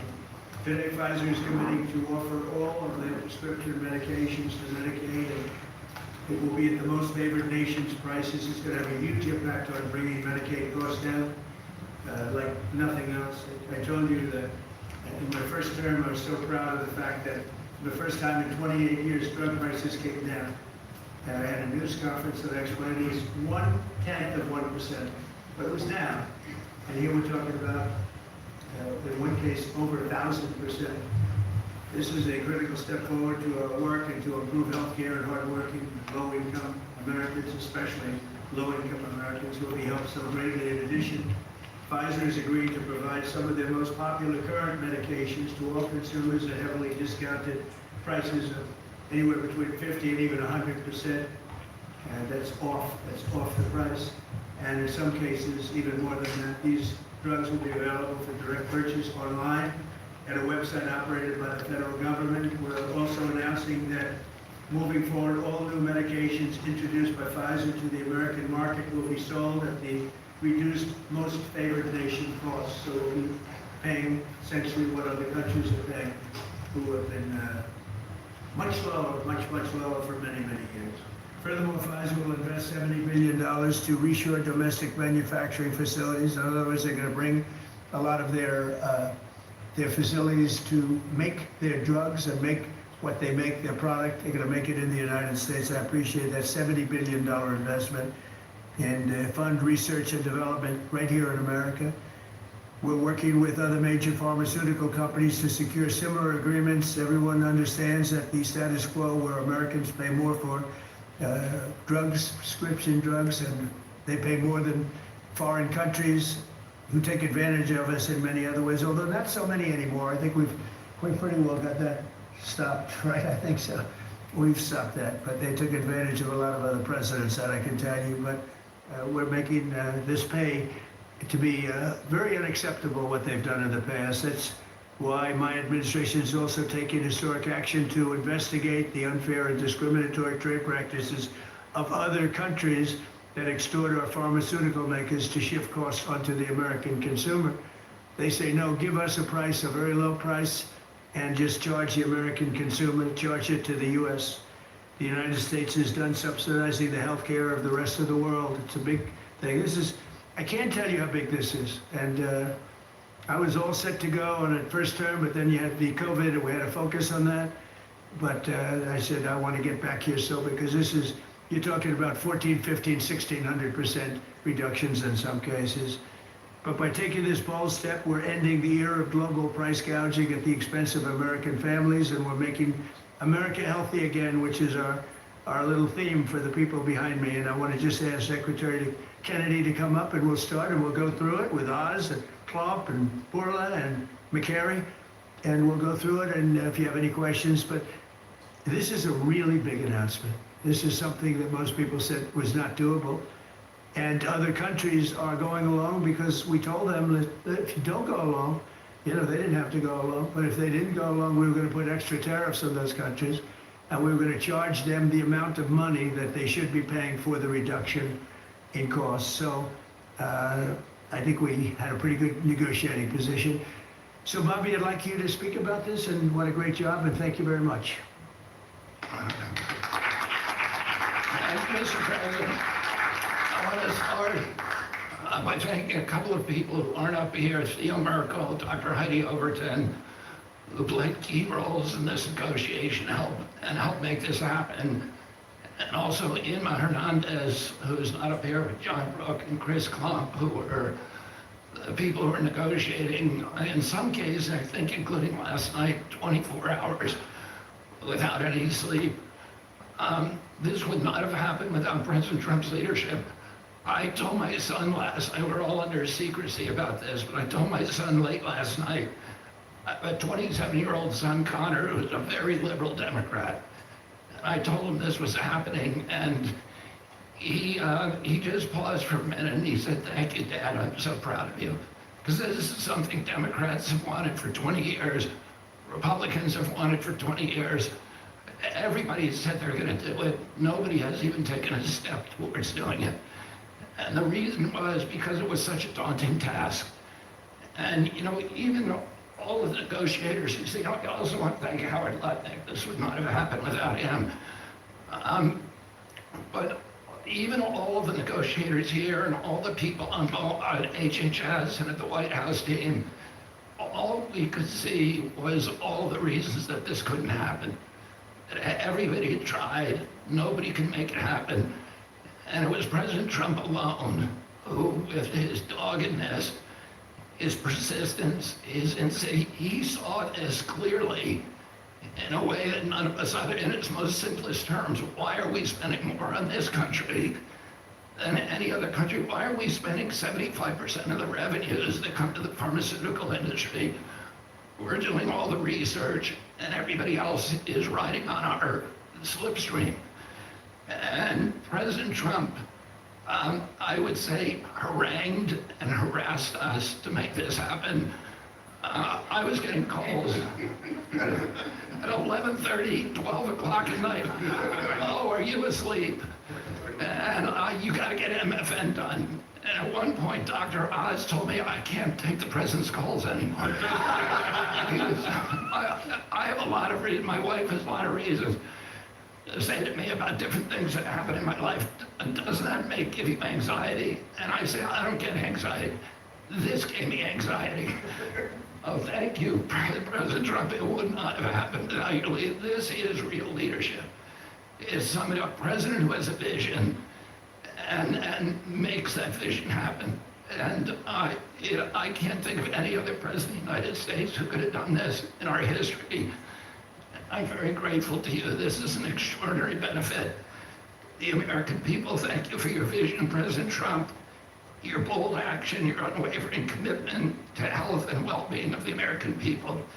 Never has a president stood up so bravely for the American people with respect to health care. And by the way, I forgot to thank Albert Bourla. Albert and I have had a long history of antipathy and antagonism toward each other. But I have to say his leadership in this took tremendous courage. And he really created a template for corporate responsibility, for putting public health ahead of his individual interests. I'm very, very grateful to you for that, Albert. Under the leadership of President Trump, the U.S. government is now acting as a tough negotiator on behalf of the American people. Today is about fairness, it's about equality, it's about giving hope to those who are trying to stay healthy, who are managing illness in order fighting for their lives. We refuse to make the most vulnerable citizens continue to pay an unthinkable price for the world's pharmaceutical breakthroughs, which we pay for. This policy is a shield for the chronically ill who have carried the burden of high drug costs for far too long. It's a signal to every American family that we're finally putting their health and financial security first. And it sets a new standard, one that says we won't write blank checks to the drug industry any longer. No family should ever be forced to choose between filling a prescription and putting food on the table. Americans should not be gouged paying 300 or 400 or 1,000% more than people in other countries for the exact same drug, many times manufactured by in the same factory in New Jersey and sold in Great Britain for 1/10 the price that it's being sold for here. This week, and I was with some friends up in Martha's Vineyard, and an old friend, one of my oldest friends, his wife and daughter have a chronic disease. And that chronic disease last year cost $150,000 to treat. And the mother had to choose whether she was going to take that money and spend it on her or her daughter. And she spent it on her daughter. So she had to make that choice. It's a choice that no mother should have to make. We did a roundtable recently on drug prices. One patient spent more than $180,000 on one drug. One cashed in all of her savings and worked 3 jobs to make ends meet. One almost quit her job and moved to Germany to get the drug cheaper. Some looked at getting the drug on unsafe secondary markets because they could not afford it through the legitimate markets. Today, we begin to right that ship. For the mother trying to help her child get better, for a grandmother at the pharmacy counter, and for millions of Americans who want to restore their health. Today is about another promise made by President Trump and another promise kept by President Trump to the American people. And it's only just the beginning. This is all thanks to your unwavering leadership, Mr. President. Thank you. Thank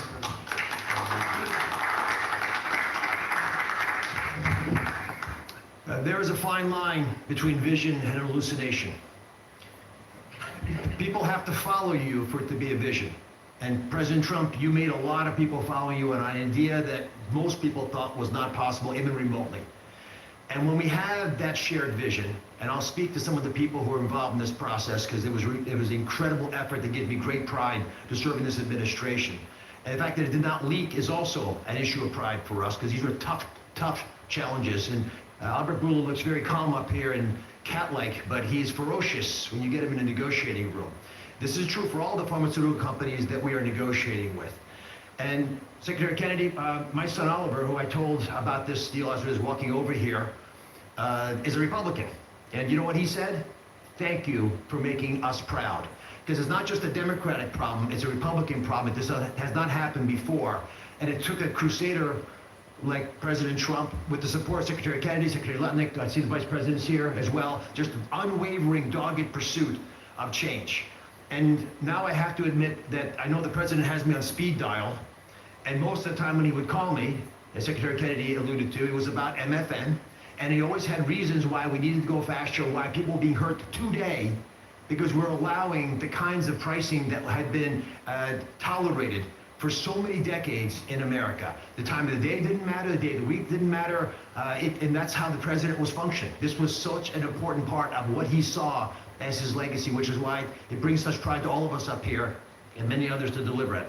And the laser focus that the president had on this, which he shared with me the day that I was nominated, that he nominated me for this position and has reminded me frequently since, made it a top priority for us as well at CMS. Now to do this, you have to have tactics, not just vision, but tactics. And the first tactic the president shared was to introduce me to Albert Bourla. He took us to dinner with Secretary Kennedy, and he argued, and he's a great deal maker, as you know, that if you're going to make a deal of this scope, of this nature, you need trust.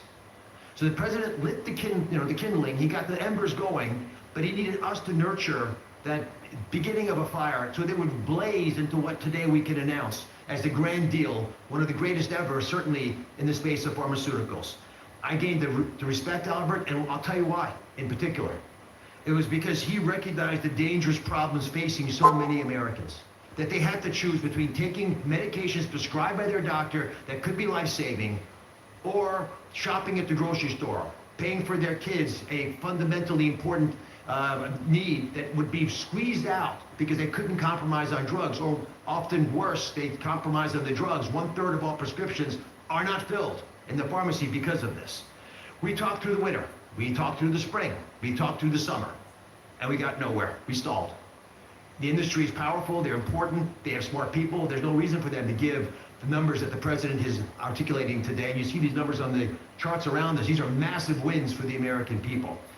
But the president in July demanded, after the executive order, that manufacturers make a firm commitment and to lower prices or else. And it sent shockwaves through the industry. It got the ball rolling again. Our talks with Albert heated up, but it wasn't until last week, if you want an inside story, it wasn't until last week that we made a major breakthrough. And our hardworking team embarked on a remarkable story that I think books will be written about, 24/7 nonstop with industry, with Albert, with his great team at Pfizer. And with this partnership, we began to deal with the fundamental challenges we have, which is protecting medical advances for the future, while at the same time securing the prices Americans want today. We're going to continue to stimulate and strengthen innovation. That's what a great country does, and we are a great country with a great leader. We're going to protect the U.S. hegemony in R&D. We dominate the planet in discovering cures for illnesses. All those orphan ailments, all those remarkable advances, they come from research labs here with companies like Pfizer and other great ones in the pharmaceutical space. We're going to lead in the life sciences. We're going to lead in ideas. And we're going to make sure that we do all that while we're being fair to the American people, especially our most vulnerable. We're going to finally deliver on the fair drug prices that President Trump has been speaking about for 2 terms. We're going to celebrate this historic day, I predict, this historic day in the medical field for generations to come. The heroic negotiators that I do feel compelled to mention, and Secretary Kennedy kindly also mentioned their names. Some of them can't be in here because they're busy negotiating future deals. Inma Hernandez-Delso, John Brooks, who's a deputy administrator of mine, Theo Merkel, who's in the back and tall and hard to miss with DPC, and Corey Enslin with the same group did a spectacular job, and Don Dempsey at OMB. Just wonderful human beings worked tirelessly to get this done. We were able to secure this first MFN deal, and the president touched on this, but we have much more to come. You'll be hearing breaking news from the president for the rest of the fall. And Mr. President, these brilliant minds are here because of you. Now, I don't want to just pay homage to this, I want to actually speak this a little bit. The passion to protect the American people brings top-tier Americans into the government. We've created a powerful administration with the president's leadership, an administration of winners. People get things done. They see the generational opportunity to fix the biggest problems our nation faces, and the person who led this negotiation, Chris Klump, embodies this seal. Now, Chris Klump came to visit Secretary Kennedy and I the very first day we were looking for staff to try to bring in the government, and neither of us really had an idea of how challenging this might be.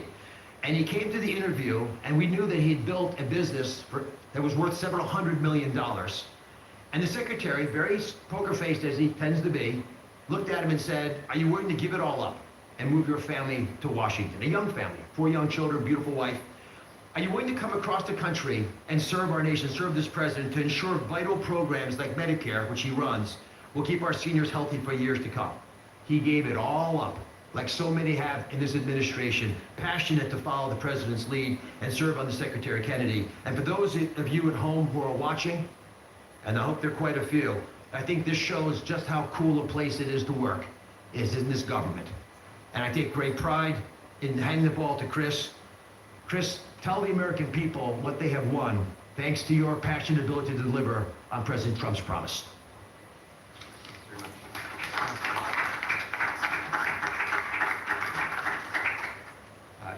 Thank you, Mr. President. You have enabled something that as recently as last night, nearly everyone has said was impossible. And Secretary Kennedy and Administrator Oz, thank you for having trust in us as a negotiating team to drive this forward on behalf of the American people. It is an absolute honor and privilege. And Mr. Borlaug, to you and to the team at Pfizer, you have taken a step that I think few appreciate. It requires a level of courage to change something that for decades administrations have tried. And there was no incentive rationally for you to do, and yet you've done it because you recognize the opportunity to align your economic interest with the social interest of the American people, and we're grateful. Today is historic, as has been discussed. This is a major win in the battle for affordable health care and affordable drugs. As the president said, on average, we pay nearly 3 times what the rest of the wealthy world pays for branded pharmaceuticals. And yet we derive more than 50% of global R&D, 50% of revenues, nearly 70% of profits. It's unjust, it's morally unjust. And when this happens, we stifle innovation and we limit access for the most vulnerable people across the planet and in America who need these medications. And so the president directed us to make deals. That's what he does, and it's what we do. And all great deals, and this is a great deal, are rooted in principles. And this deal was rooted in the principle of fairness. Now, the president could have directed us to go to the poorest country on the planet and find the cheapest price for every single drug and bring that back to the United States and use the might of the government to insist that that's the price we pay. And that might have worked actually for just a little bit. But very quickly, it would have utterly destroyed innovation in pharmaceuticals. It would have destroyed American primacy in building life-saving medications. There are nearly 20,000 known diseases on the planet. We have treatments or cures for far fewer than 10% of them. So that would have been a bad strategy. It would have limited access to those who need those medications the most. But he didn't call for that. He didn't call for 50% lower than the lowest price on the planet. What he called for was fairness. And that's a powerful principle because we all grow up wanting to be on the right side of fair. And it allowed us to do what has not been done before, which is to call on manufacturers and ask them to be fair, and allows us to go to countries and ask them to pay their fair share in the battle against global disease. And that is the unlock for this great deal. Now, it's my privilege to talk just for a few minutes about the details of the deal. First, let's start with the definition of MFN. What do we mean by that? This is not made up list prices that have often been quoted in prior administrations, stuffed with fees and rebates. We're talking about we start at net prices, after fees, after rebates, the prices people actually pay here, the prices people actually pay in other wealthy countries. We then index to a basket of countries, wealthy countries, across the world. And we go drug by drug and we look for the lowest price. And that becomes the starting point for what an MFN price is in the United States. And then we built this principles of fairness on 5 key pillars, as we've talked about. Number 1, as has been discussed, direct access for patients at Trump RX, which is a site soon to be launched, available often at full MFN and always at lower prices than currently available. This is bypassing middlemen. It increases transparency. In many instances, prices are 80% lower than they are today. No more Canadian detours to purchase drugs more inexpensively at our neighbor. You do it from home, you do it a click. This is American ingenuity outsmarting the system. Number 2, the president was very clear to us and directed us to ensure that we secured the lowest prices for the most vulnerable Americans, those who are served by Medicaid. So we focused there first. So Pfizer will be putting virtually all of its portfolio of drugs at MFN prices available to Medicaid in the near future. This safeguards the program. This ensures that this program lives as a lifeline without undue burden on the taxpayer for those who need it most, for our vulnerable Americans whom we are charged morally to care for. The third principle is about future-proofing fairness. This is the idea that Pfizer has committed, as are other manufacturers, that they will not launch a new drug for commercial, Medicare, Medicaid, or cash pay markets at a price that is higher than the other wealthy world. Now, they are free to price their drugs wherever they want. These are not price caps. These are not price controls. They can price however they like. We're simply asking them, and they are committing not to undercut us in other countries. This is an essential principle. This allows us to retrain other countries to appropriately value innovation for their citizens, to appropriately understand what fair share means, to contribute global R&D. This allows us not to compromise access for those who need it most. And this is a powerful commitment. The fourth principle is around shared savings. As our commerce colleagues and as our U.S. trade representative colleagues succeed in encouraging other countries to pay more for existing medications, a portion of that will go to fund additional R&D. And a portion of that will repatriate back to the United States to offset prices, lower prices further for Americans on those existing drugs. And the fifth principle, as discussed, with hats off to Secretary Letnick and Ambassador Jameson Greer from U.S. Trade, is about Pfizer committing to onshore 100% of the value of all imports that it currently imports to the United States, thus ensuring that we seal our great American resurgence. If you're watching this right now and you have been looking for evidence that this is a president who knows and cares about you, who is fighting for you, who is fighting for every American, this is Exhibit A. This is not an empty promise. It's not platitudes. It's not lacking a plan. These are hard contracts with teeth, lowering prices now that we will all feel. These are the most significant, historical, substantive, mathematically quantified price reductions in the history of our country in modern-day pharmaceuticals. I cannot thank you enough for your leadership in enabling this to happen. It is an absolute pleasure. The President has showed us that the impossible can be achieved, and that is what's happened today. God bless America. With that in mind, it is my absolute pleasure to introduce Albert Bourla, CEO of Pfizer.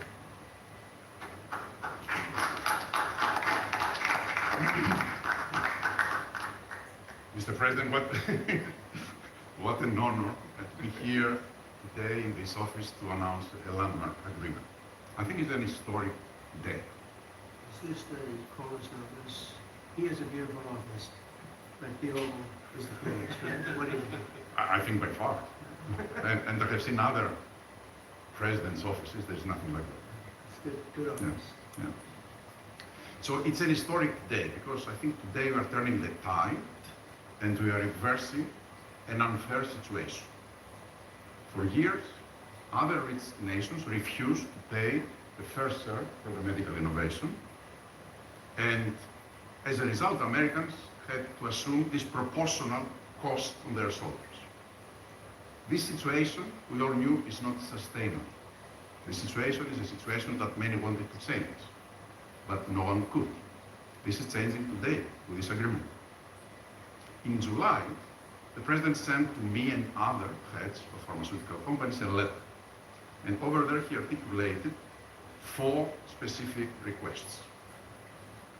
These requests, it was obvious to us, were designed to lower drug costs in the America in different ways, each one of them, and altogether, holistically, to have synergistic effect in the impact that that will have in the US healthcare cost and pesos. With this deal that we signed today, we satisfied all 4 of President's requests, all 4. The big winner of this deal clearly will be the American patients. There is no doubt about it. They are the ones that will see significant impact in their ability to buy medicines. But I would argue that it is not the only winner. I think who else is a winner here? It is American innovation and American economy. In our industry, we had 2 major overhangs that have substantially reduced our valuations and create concerns for us in our ability to invest. We are addressing both of them right now, and I will speak about them. The first one was the uncertainty of tariffs. Because President is absolutely right. Tariffs is the most powerful tool to motivate behaviors, Mr. President, and clearly motivated ours. Right? So, by this agreement that we did, we commit to onshore the production of our medicines that are consumed in the US and are made outside the US. And for that, we are ready to unleash our investment portfolio in this country. And the President graciously gave us a 3 years grace period that we will not be subject to the 232 tariffs, as long as, of course, we move the products here. That's one. The second overhang in our industry was this uncertainty. What will happen with the framework of pricing in the country? Because this uncertainty, it was what was holding people from investing in the pharmaceutical industry, which resulted in significant reduction of our multiples. Actually, our multiples are at historical low.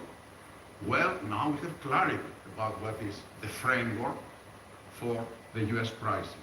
Read the letter of President Trump, read the 4 points, and this is the framework. and we will abide to that. And going forward, this is how things will be priced in the US and abroad. We are ready to invest, as the President also mentioned, $70 billion in the next few years from Pfizer in manufacturing and research in America alone.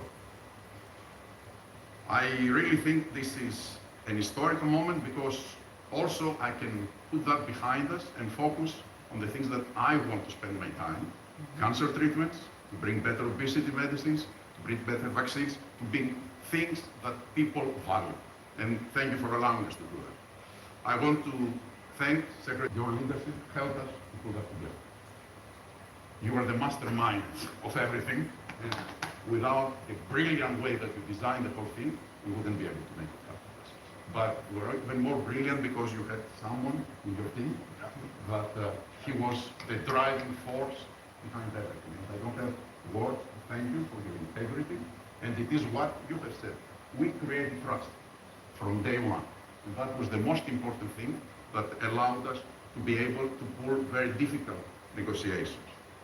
Of course, also I want to thank the U.S. Trade Representative, who is also heavily engaged, and he's probably the first trade representative that I have seen that cares about our industry and cares to do something about unfair situations out there, but more than anyone else. Mr. President, I want to thank you for your leadership and frankly for your friends. Thank you. Thank you very much.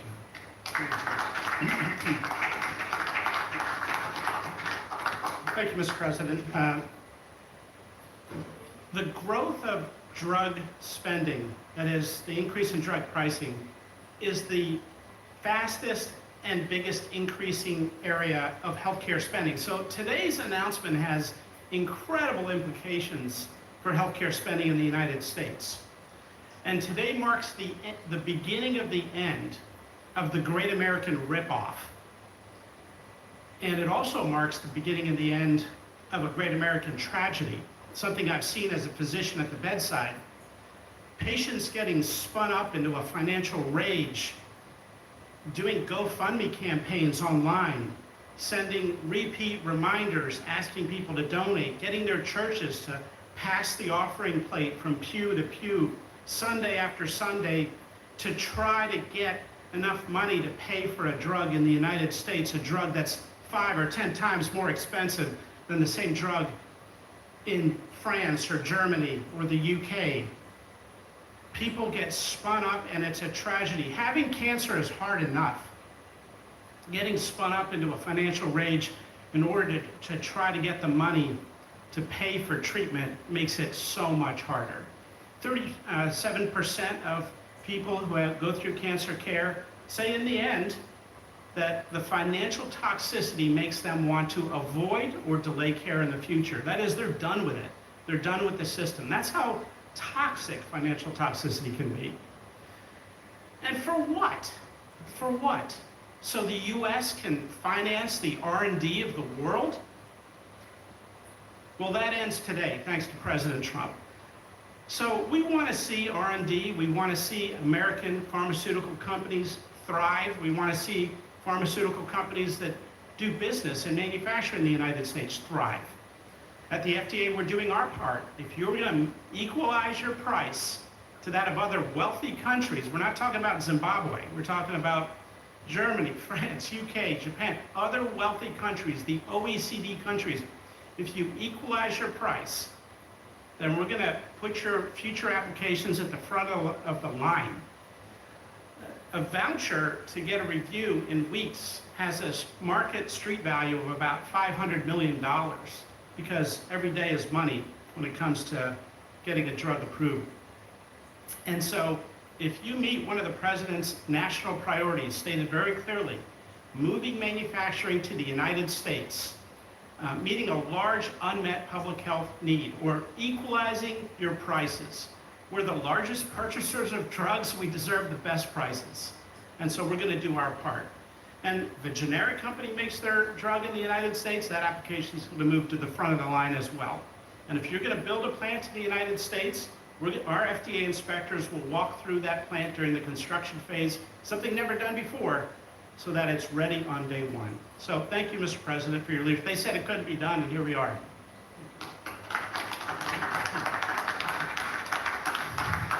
Chris, you may want to go up and just show one of the boards about how quickly the prices come down. And these are small examples. We're going to have it over 1,000% in some cases. You'll see that during the week.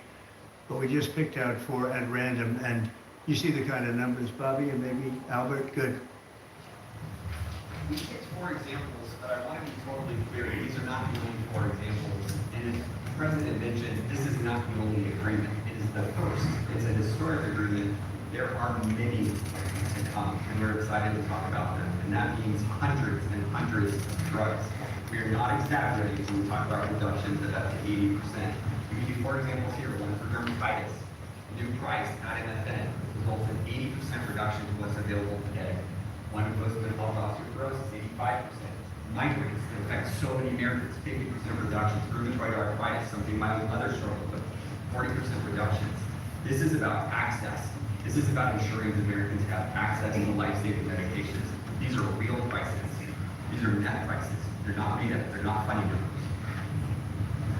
Thank you very much. Great job. Everybody here has been incredible.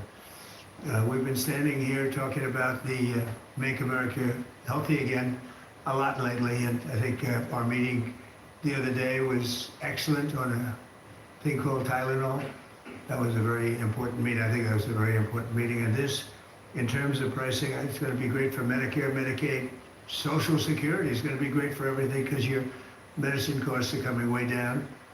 We have some examples that I think we'll be able to show you next week of over 1,000% in some cases, where a pill that cost $10 in London was costing $130 in New York and various other places within the United States. And the same thing with Canada. People would go to Canada, they go to Mexico, they go to other places to buy drugs. They don't have to do that anymore. So we have favored nations. So that's what we have. And it's one of the biggest days I think anybody will ever have. We're talking about massive numbers, and the numbers are going to get even better with a little time. And I will say, Albert, I think that the drug companies are going to be the same. You're going to, the world, we're really competing against the world, so they have more people. So we'll come down a lot, and the world's going to go up a little bit. And the end result is you're going to, I think, do the same business pretty much. Maybe you'll figure a way to do more business, I think, knowing you. But I think the drug companies, we're going to come down a lot. The U.S. will come down a lot. But the world, many more people, is going to go up a little bit. And it equalized, and it's a great tribute. And I want to thank everybody up here. JD, thank you for all your help too. And Howard, great, really great job. Thank you all very much. Do you have any questions? How about we focus on this? It's so big, let's focus on this. Please give us a timeline. Mr. President, first of all, this kind of goes along with your America First campaign promises. We're lowering healthcare costs. On a day that it seems like we're going into a government shutdown led by Democrats on the premise of providing health benefits to illegals, this seems to be your move here is a stark contrast to that. Could the same principles that you did today apply to health insurance, to maybe lower the cost of health insurance many Americans are kind of struggling with? And we're working on just that, a little different group, but we're working on just that. It could, I don't know to this extent. We have a pill, one pill in particular we're going to show you next week.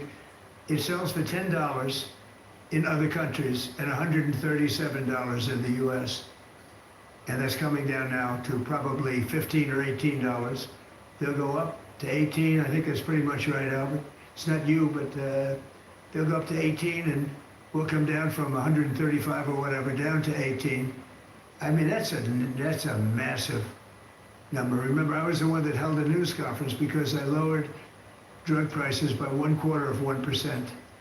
I think it was 1/8 of 1%, but it was the only one in 28 years that brought drug prices down for the year. But it was a very small number. Now we're talking about, you're going to see one over 1,000%.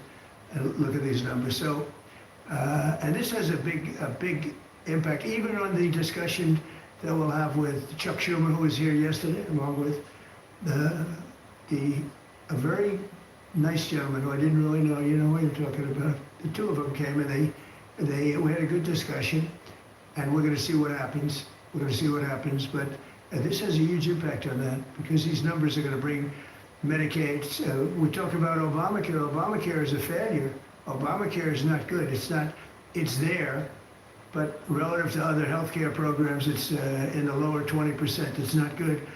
And I asked the Democrat representatives, what do you think about coming up with a better healthcare? This actually allows you to do that because the cost of prescription medicine is a big, I guess, a very big, more than 50% the cost of what we're talking about. So we might be able to do something like that. This is one of the biggest news conference from a medical standpoint that I think has ever been had by any administration. Yeah, please.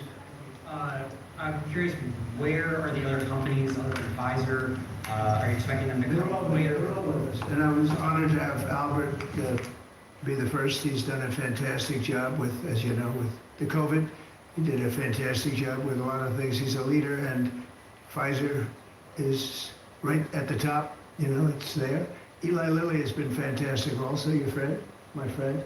And they're all coming in over the next week. We're making deals with all of them. And I said, if we don't make a deal, then we're going to tariff them an extra 5, 6, 7, 8%, whatever the difference is, and we'll take it that way. So we took away the advantage by the fact that we have tariffs. We took away the advantage that they would have of just saying no, and we couldn't do anything about it. If they do that, what we do is we put a tariff on them of an equivalent amount, and we take it that way. And nobody wants to play that game. So they're going to be, they're all going to be good. We didn't have to mention that to Albert. Well, maybe I whispered it to him very slightly. You know, we had to give ourselves a little bit of an advantage. But no, but the tariffs played a big role because they know that's what's going to happen. You mentioned the tariff, the exemption of the 232s, but can you share a timeline for when we can expect the results of that 232 investigation? Let Howard answer that question, please. Sure. So while we're negotiating with these companies, we're going to let them play out and finish these negotiations because they are the most important thing to the American people. So we are standing by, helping, and working with them. But the driver of the 232 outcomes is our HHS team because, I mean, look what they've accomplished today. So we are on their side helping them. That is the model that's going to drive. And you have to understand, Albert's spending $70 billion that he wouldn't be spending because of the tariffs, let's say, and other reasons. I think he liked the winter of November 5th, in all fairness, but because of the tariffs. And that wouldn't happen. He's not going to pay any tariffs because when he moves here, there are no tariffs. So he won't be paying tariffs. That's the beauty of it. If you move here, there are no tariffs. And we have over $17 trillion, Albert. Do you believe these numbers? So Biden had less than $1 trillion for 4 years. We have over 17 trillion for essentially 8 months. Pretty amazing. When will prices come down, Mr. President? When can Immediately. When they start coming down, drug prices, well, they'll be starting immediately. President, can you speak to what impact you think this reduction in drug prices will have on midterms coming up? I think it's going to have a huge. I said, if we can pull this off before midterms, I've wanted to do it from the beginning, from my first day in the first term. And we were doing so well. We had the greatest economy we've ever had. Everything was good. And then we're ready to do this, which is complex and big. It's a big change. But what happened is COVID came, and we focused on COVID. We focused on COVID very hard with Albert, with the other companies, with everybody. Regeneron was a great thing. You know, we did a lot of therapeutics that were fantastic. And so we focused on that. And I said, if I pull this off again, the first thing I'm going to do, and you know, we've been working on this for 8 months. This is a very big deal. This is a big shock to the system. But it's not as much as I said. They're going to go up. The world is going to go up a little bit. We're going to come down a lot. But now it's fair. We're going to be paying the same thing. Yeah. In your first term, when you cut the price of insulin, Biden later came in and tried to steal credit for that. Do you worry that the Democrats are going to try to steal credit for these historic cuts? I really appreciate your question because I did. I cut the price of insulin down to $35. And the problem is with many of these things, in this case it's going to be pretty quick, but oftentimes you'll do something medically because of the process, and it won't be seen for 2 or 3 years. That happened also with, I could see 4 different things. But just, if you talk about insulin, so it was 200, 300, 500, and you couldn't get it, and I got it down to 35. And I said, I hope I win the next election, because otherwise whoever wins is going to take credit for it. Well, what happened is we did win the election, we did great, but unfortunately it didn't work out that way from a practical standpoint. And Biden, when I saw him get up and take credit for the $35 and even less insulin, that was 1,000% lower than what it was just previous. Boy, I tell you, I didn't like it. I didn't like it. So I did the best I could to let them know we did it, because we want to be given credit. But we are the ones that got insulin down to that number, and you're right. They tried to take credit for it. They had nothing to do. In fact, they didn't even know what happened. All of a sudden, the insulin price kicked in at $35, and they asked Biden about it. He had no idea what the hell they were talking about. But after they explained, and they didn't really explain to him because he was not capable really of understanding, but when they went out and talked about it, they acted like it was a great feat, but it had nothing to do with him. And it continues, and we'll get it down even further. But insulin was, people weren't taking it, I would imagine. They couldn't take it. God bless you, Bobby. I hope I didn't catch COVID just there. You got out. Don't you have Paxlovid? What is it? He's got Paxlovid.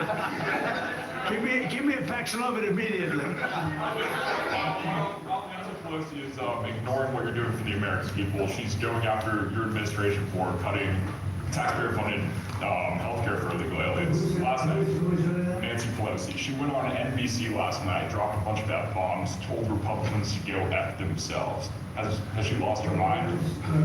We have done an unbelievable job medically. Just this, if you did nothing else, we've done a lot like the insulin.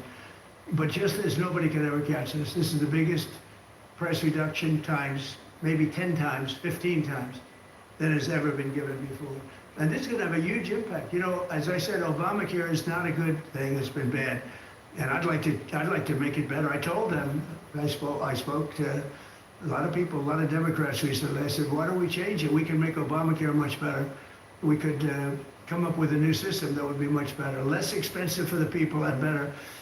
This is maybe the biggest breakthrough, because, you know, when you're talking about the prescription drugs, that's a big part of it. So we're going to look, this is prescription, but we're going to be looking at that. We can come up and through this whole thing, you know, because, I don't know, we'll probably have a shutdown, because one of the things they want to do is they want to give incredible Medicare, the Cadillac Medicare, to illegal immigrants. And what that does is it keeps them coming into our country, and like they do in California, and no country can afford that, no country. And we have the border stopped up, we have it closed, we have nobody for 4 months, zero people came in. That wasn't me, that's me, by the authorities who happen to be liberally oriented. But just think of that. We have people offering health care to people all over the world that they can't afford to pay, and that's the Democrats. And what happens, what that does is it brings people into the country because they want to come in for the health care, but no country can afford it, and they can't afford it. So we cannot allow them to charge tremendous amounts of money for health care for people that aren't even citizens, and in many cases they come in from prisons, jails, and mental institutions, and we can't let that happen. So we have a big fight over that. We have a fight over open borders. They still want open borders. We're having a fight over men and women's sports, if you believe it. You would have thought they would have learned. That's not a good issue. And we have a fight in transgender, as you know, transgender for everybody. And that, when you talk medically, that's a lot of money too. That's a lot of, those operations are bad. So those things are also being discussed right now. I mean, can you imagine we're actually talking about open borders, and we now have a great border, and we have a great country. Our country was dead 1 year ago. Now we have the hottest country anywhere in the world. Big difference, yeah. What can you say about the state of the Democrat Party when they have a 33% favorability rating on average in recent months, and they're willing to shut down the government over health care? They are shutting it down. We're not shutting it down. We don't want it to shut down because we have the greatest period of time ever. I told you, we have $17 trillion being invested, so the last person that wants it shut down is us now. With that being said, we can do things during the shutdown that are irreversible, that are bad for them and irreversible by them. like cutting vast numbers of people out, cutting things that they like, cutting programs that they like. And you all know Russell Vought. He's become very popular recently because he can trim the budget to a level that you couldn't do any other way. So they're taking a risk by having a shutdown because of the shutdown, we can do things medically and other ways, including benefits. We can cut large numbers of people out. We don't want to do that, but we don't want fraud, waste, and abuse. And, we're cutting that. But they want to have illegal aliens come into our country and get massive health care at the cost to everybody else, and we don't have it. And that's I would say, the number one reason that they want to strike is to get illegal immigrants health care. And, Gavin Newsom wants that too in California, and it's destroying California. We can't have that. We're not going to let it happen. Do you have a plan for dealing with drug companies that are responding to MFN only by raising prices overseas as opposed to lowering prices in the US? No, they're responding. I understand that question very well, but they're responding by lowering prices. They're helped by lowering prices. There's a price at which they can't sell, and they're helped by lowering prices. In the case of Albert and in the case of Eli Lilly, the fact is our prices are coming down massively. You see, that's just a few of the basics, but they're coming down much more than that with many drugs, and over 1,000%. Think of that, over 1,000% reduction, and we'll show you that next week because we have some of them on the board next week where you have over 1,000% price reduction. Now, what's going to happen is you're going to have the market will kick in. This way, the market kicks in. The other way was just basically it was just a form of control. You were stifling the market. Yeah. Brian, is a shutdown inevitable? And how would you describe the negotiations with Democrats yesterday? Are more meetings scheduled? So nothing is inevitable, but I would say it's probably likely because they want to give health care to illegal immigrants, which will destroy health care for everybody else in our country. And I didn't see them bend even a little bit when I said we can't do that. Okay? Can I ask a question of Dr. Oz? If there is no deal reached on the Obamacare trustees with the Democrats, is there anything that CMS can do to lower those, to mitigate the increases of those Obamacare subsidies? Not really, but we have time. We have time till the end of the year to make the changes. I know the president is evaluating, but we should have a clean, continuing resolution, get past this budget process as it has happened so many times, and allow the president and leadership some freedom to be able to put some good ideas in front of the legislative bodies. Undocumented immigrants We actually do have time for that. are not eligible for the health care subsidies that Democrats are demanding. So can you clarify, what are you talking about when you say Democrats want to protect their health care? So when an illegal person comes in, a person who came into our country illegally, therefore breaking the law, and look, we all have big hearts. I have a bigger heart than you do. They're all breaking the law, and they're coming into our country, and we just, as a country, cannot afford to take care of millions of people who have broken the law coming in. We want them to come into our country, but we want them to come in legally. Now we have a strong border, very strong border, thanks to Christie and Tom Holman and the whole group. They've done an amazing job at the border. I mean, we had a border that was reckless. We had a border that was a disaster. They were coming in by the millions. I say 25 million people. You're saying less, but I say 25 million people came in illegally.